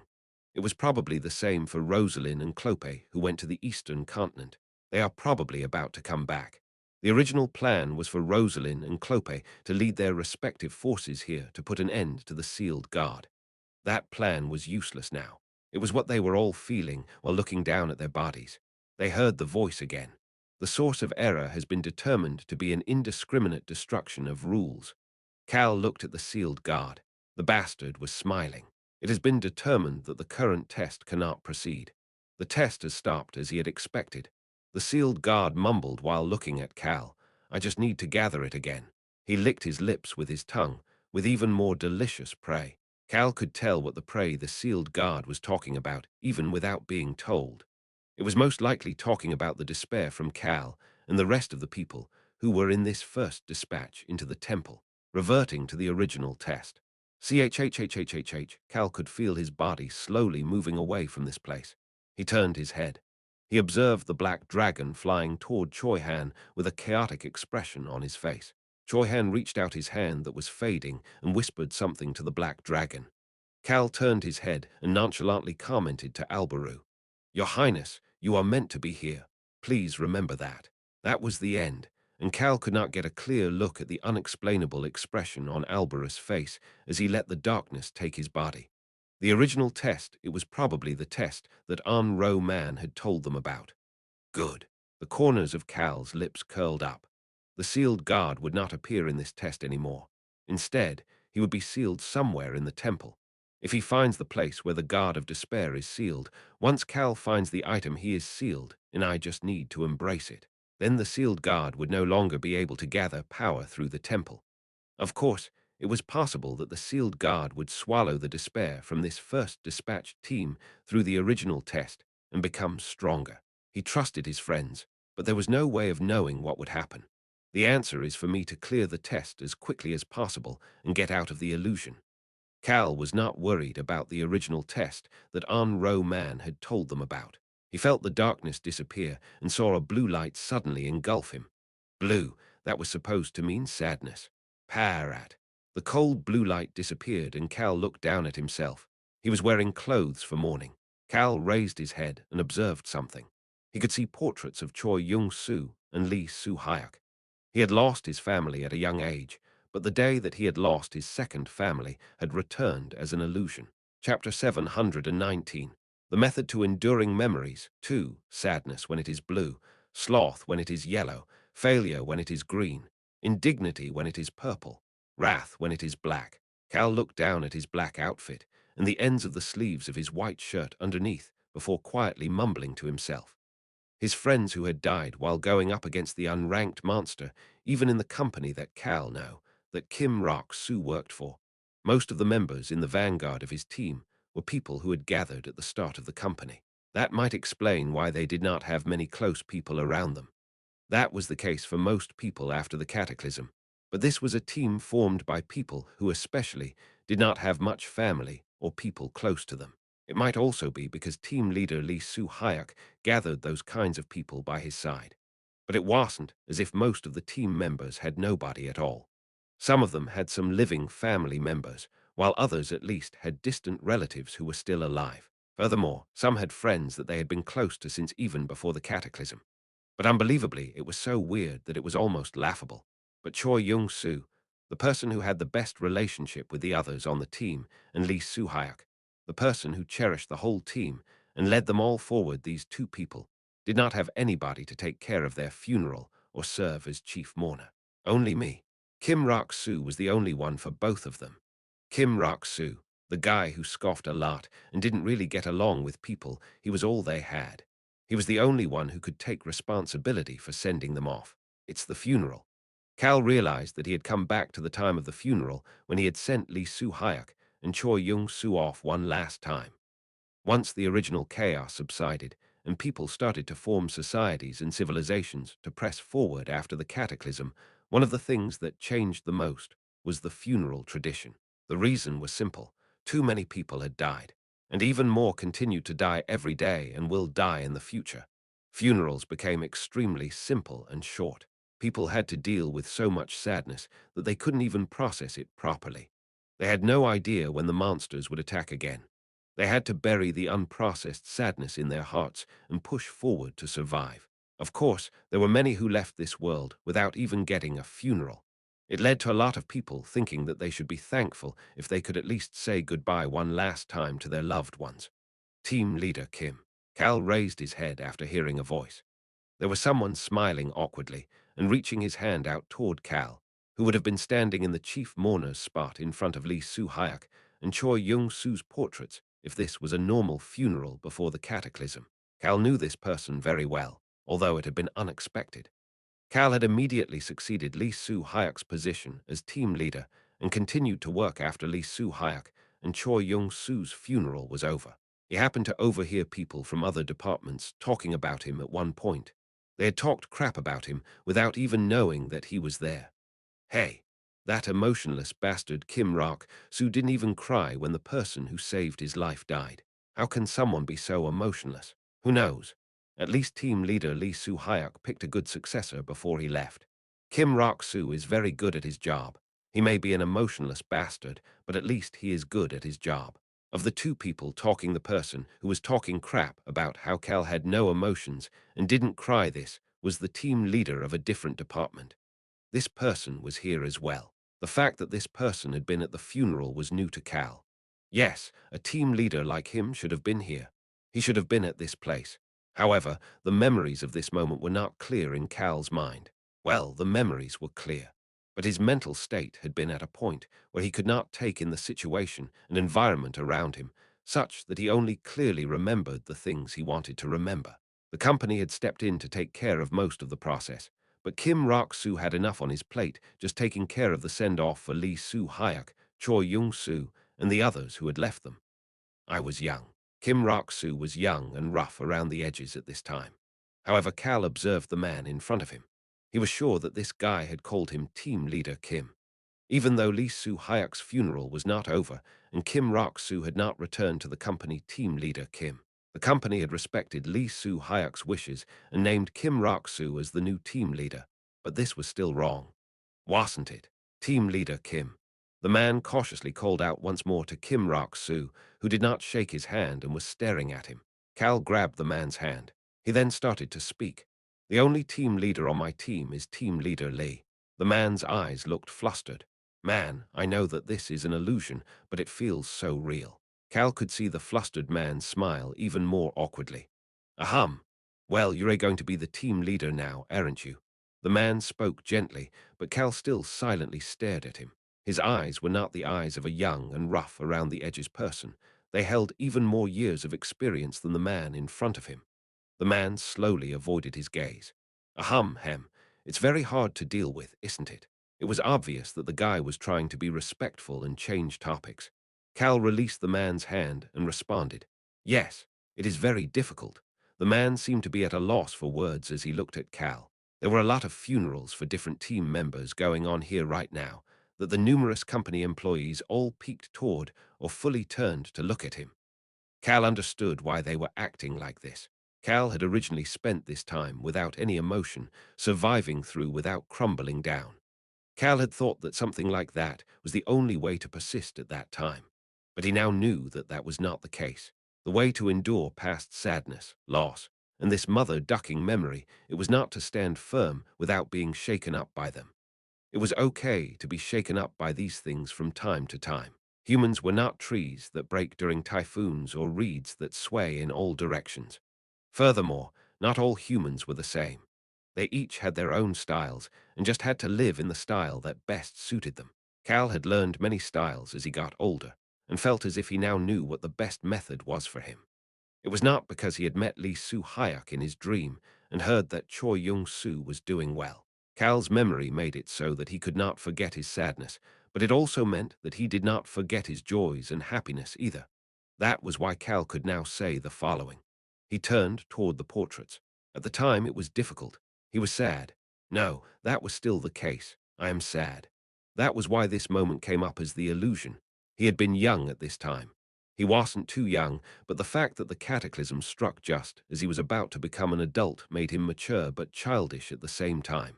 He had wanted to continue the things that Lee Soo-hyuk had created and his friends had helped to develop and make them even better. He also wanted to duck up and kill all of those mother-ducking monster bastards. That is why, because of that, I need to do my best from here on. He needed to do even better for his friends who had left him first. A faint smile appeared on Cal's face. However, nobody frowned after seeing the smile. Everybody could tell that it was a smile that was full of emotions, a bitter smile that appeared after a lot of anguish. I will find a way to persist if I keep doing that. Cal didn't know the method of overcoming this memory. He will simply persist through it for the rest of his life. And now I can persist through it quite easily. He looked at the portraits of Lee Soo-hyuk and Choi Young-soo with the smile still on his face. He then turned to look at the man who had just shaken his hand. The man was looking at him as if this was quite unexpected and could not hide his shock. This isn't bad. Excuse me, the man asked after not hearing properly, but Cal ignored him and continued speaking. This test isn't bad either. At that moment, crack. Cal saw the face of the man in front of him crack. That wasn't all. Everything Cal could see started to crack. The blue light that symbolized sadness soon covered Cal's sight. He soon saw yellow light rising at the end. Yellow, that symbolized sloth. Your Highness, you must be careful, it's fine. But Albaru raised his palm toward the Knight Captain to stop him. The Knight Captain could not say anything else, but his face showed how much he was struggling. Crown Prince Albaru Crossman had woken up. People in Puzzle City were saying a lot of things regarding the orb on top of the temple. The chief executives had told everybody that the real Cal and the rest of the first dispatched team were fighting against a fake Cal. But the chaos and fear did not subside easily. Albaru Crossman had opened his eyes at that moment.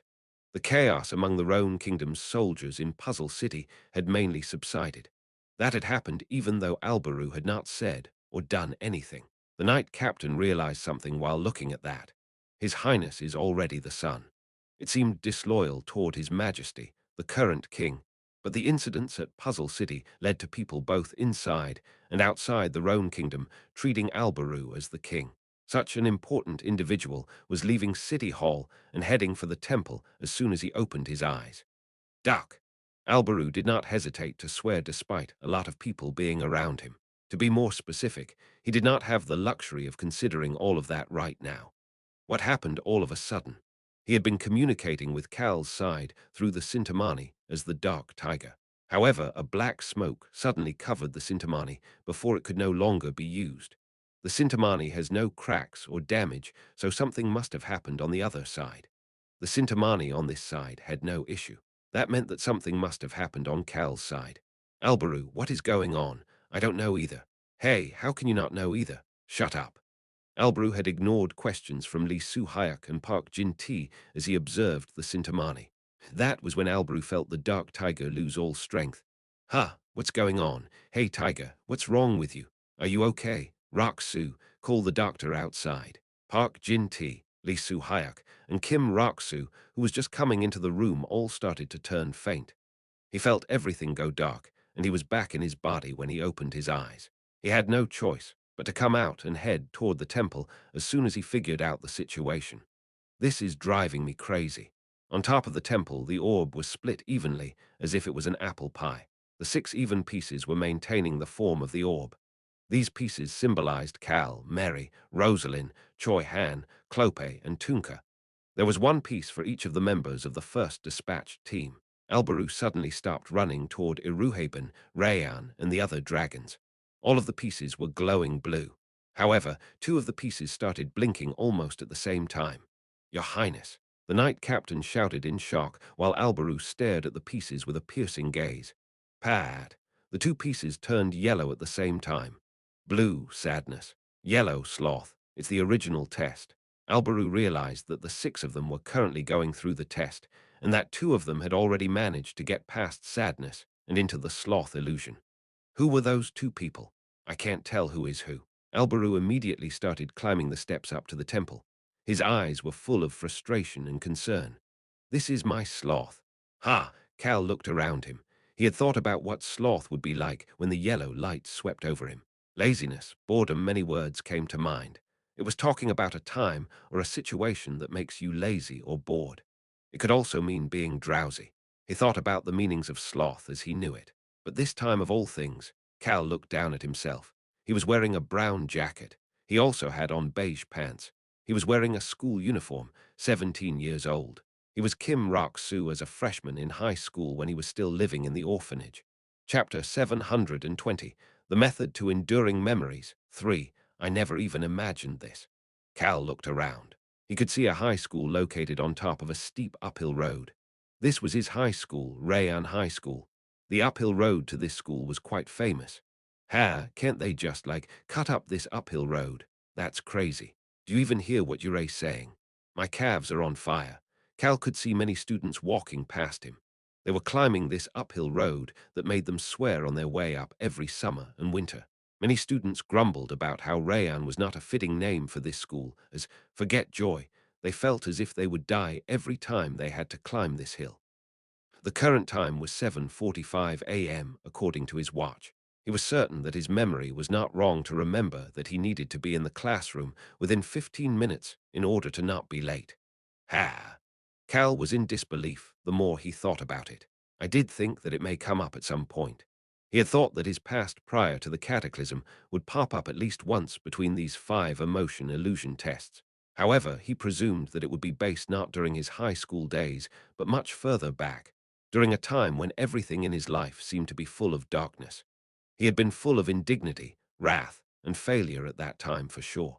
In fact, his life as Kim Rok-soo as a freshman in high school was one of his few peaceful moments, after having lived in the orphanage for a few years by then. Unlike his mother, who was the only child of her generation, his father had a distant relative who became Kim Rok-soo's guardian after his parents died from an accident. He had a decent job and was a pretty good person. At that time, that is, he enjoyed small amounts of drinking and gambling at that time, but he ended up getting extremely addicted to them not long after taking Kim Rok-soo in. Kim Rok-soo had to deal with that bastard as he became crazier and suffered all sorts of indignity as he figured out how to survive on his own. However, he was able to survive through it all and made it to an orphanage.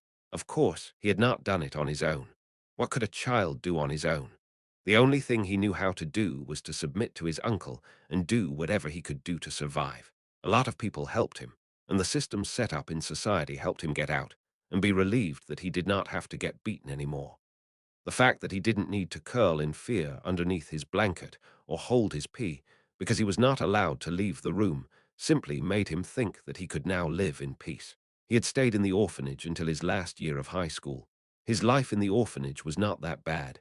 In fact, he was having an average but good time. It was great in all aspects of food, clothes, and shelter. Hey, hurry up. Do you want to be late? Ow, this rotten uphill road. Cal observed the backs of the students running past him. Cal had to start walking up this hill if he didn't want to be late either. He started to walk. Sharara, he felt a gust of wind. Rayan High School's uphill road was famous for another reason, in addition to its infamy for its steep slope. There were cherry blossoms on either side of the road during spring. Cal felt his breath getting heavier and held back a chuckle. His health had been terrible at this time. What issues did I have during this time? There should be a clear reason as to why this was the illusion. He followed the memories of his past and walked through the main gate of Rayan High School and headed for his classroom. What class was I in during my freshman year? Ah, I remember, Class 4. His feet naturally headed toward Class 4. It was the end of March. The classroom during this time when the cherry blossoms were slowly starting to bloom was just so-so. Blissful memories, emotional moments. There's no way I would have those. His school years were nothing to Cal. They were simply a few peaceful days. He headed toward his seat. Kim Rock-soo's seat was the third seat in the middle row. It was a good place to listen to the lessons, and the Kim Rock-soo of this time had been quite studious. I was lazy. Freshman Kim Rock-soo paid attention to his studies, and his grades were average. I had plans to go to college. Kim Rock-soo was planning on continuing his education rather than getting a job when he turned 18 and would have to leave the orphanage. He would start a part-time job on the weekends during the second semester of his freshman year and slowly increase his part-time jobs while studying properly to get into college. It had been quite a tiring and fierce time for him. He had nobody to take care of him and had to take care of himself. You're here? Yeah. Cal sat down and nonchalantly looked at the punks talking to him from the side and back. Kim Rock-soo, you were a bit later than usual today. Who cares? Listen to this little punk. Kim Rock-soo was always dressed sharply in his uniform, and his relationships with his peers weren't bad. Everything was average, right in the middle. That was the life he maintained. At least that was how Cal remembered it. That's odd. However, he could not remember the names of the punks greeting him. I peeked at their name tags. Now I remember. He did remember them. Screech. Their homeroom teacher walked into the room. He recalled the teacher's face after taking a look at it. What was the teacher's name? He could not recall it, as the teacher did not have a name tag. Did I not need to remember it because it wasn't important? The homeroom teacher left, and the lessons continued. Wow. Cal couldn't help but be wowed internally. This isn't bad. His high school lessons that he had not heard for 20-something years were quite interesting. Lunch soon arrived, and Cal did not have to recall much as he followed his buddy and some of his classmates to go eat lunch. Hey, see you later. He was then naturally left alone. The people who ate with him split into groups of 2 or 3 and went to exercise or to the classroom. It was extremely natural, as if this was a routine. Then why was I left here? Ah, Cal realized something. Ah, that's right. PFFFD. He couldn't help but sigh. He realized it now. He remembered his issue during this time. This problem or pitiful situation was something that he could finally realize now that he was in his mid to late 30s. I couldn't keep anybody by my side. Kim Rock-soo's relationships with his classmates were at a superficial level, saying hi in the classroom, eating together, and walking to the bus station together after school. He had lost his parents, who were his everything when he was young. His dad's distant cousin was quite warm at first, but slowly went crazy and abused him. Although Cal remembered only these big incidents, his school years were quite lonely. Anybody he tried to get close to at school would suddenly become distant. Some of them would even end up transferring to other schools. Even the people who became close to him and tried to look after him at the orphanage ended up with reasons to quit their job. He could not be close to anyone despite trying to get to know people better. I'm sure it was the White Star's influence. Now, Cal could tell that all of that was because of the reincarnated White Star taking his body, forcing him to live a similar life to the White Star even in this different world. The Kim Rock-soo of this time had not known that. However, he had not been hurt a lot because of it. It was because he knew that none of it was his fault. People do have differing opinions and argue from time to time, But the things that had happened to Kim Rak-soo, his parents' car accident, abuse from his uncle, his friends transferring school, they were all things that just happened. That was the reason he gave short responses and was nonchalant with people without trying to get close to them. Why? It was annoying. Ah, Cal gasped. He had at least found one thing he found to be annoying during this time. He didn't know whether it would qualify under sloth, but it was worth thinking about. Of course, the cataclysm that happened during his part-time job after his college exams in his senior year allowed Cal to meet his second family. And then I lost them too. After reaching his 30s and becoming Cal Henitus, he had made a lot of connections with so many humans and other existences. He needed to protect them now. He needed to take care of this sealed God's temple, end the White Star's reincarnation, and kill him in order to do that. I just need to do it. All of it was worth trying. Cal firmed his resolve again and resumed walking. He let his feet lead him somewhere and looked up at the plaque describing the location. Rayan. Cal thought about someone while looking at the joyful library before he flinched. A yellow light roamed behind Cal's back at that moment. Right, Rayan, the children averaging 9 years old. Rayan Muru, the youngest of the children who will average 10 years old next year. Cal immediately recalled that individual and nodded his head a few times. Screech. He carefully opened the door and walked in without any hesitation. Yes, it was from this time. He soon stopped and smiled. It was a bit peculiar. This school library is interesting. It was not the case in middle school, but Rayan High School had a lot of fantasy novels. The 17 years old Kim Rak-soo frequently visited both the school and public libraries as he didn't want to get closer to people than necessary. That had opened his eyes to fantasy novels. After that, he had used some of the money he earned through his part-time jobs to read more novels of this genre. They were quite fun. The main characters of the novels did not succumb despite their difficult childhoods and fought against the world.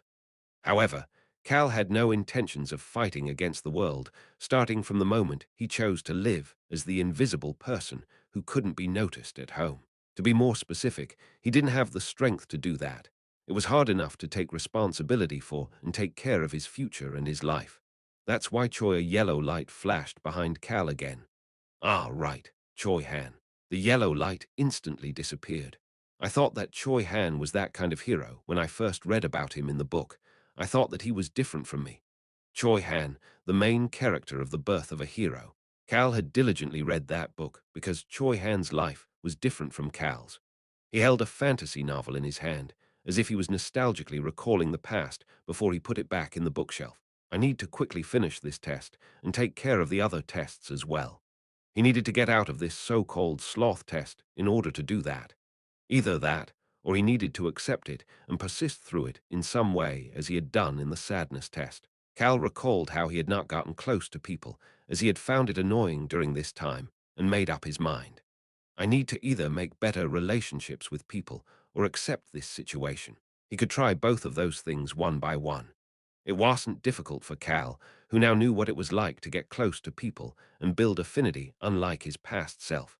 It's even easier to accept this situation. It was one of the most peaceful times of Kim Rak-soo's life. If that peace was sloth, then it was easy to accept it. But would having a wall up against building connections with people really fall under sloth? He couldn't help but wonder. It seems like a similar test style, since it is a memory of the past, like during the sadness test. Cal thought about it in many ways before heading toward the library door.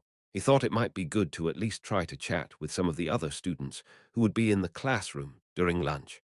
Cal's shadow, created by the lights inside the library, became visible as he walked away. SHHHHHHH, yellow lights slowly rose from within the shadow.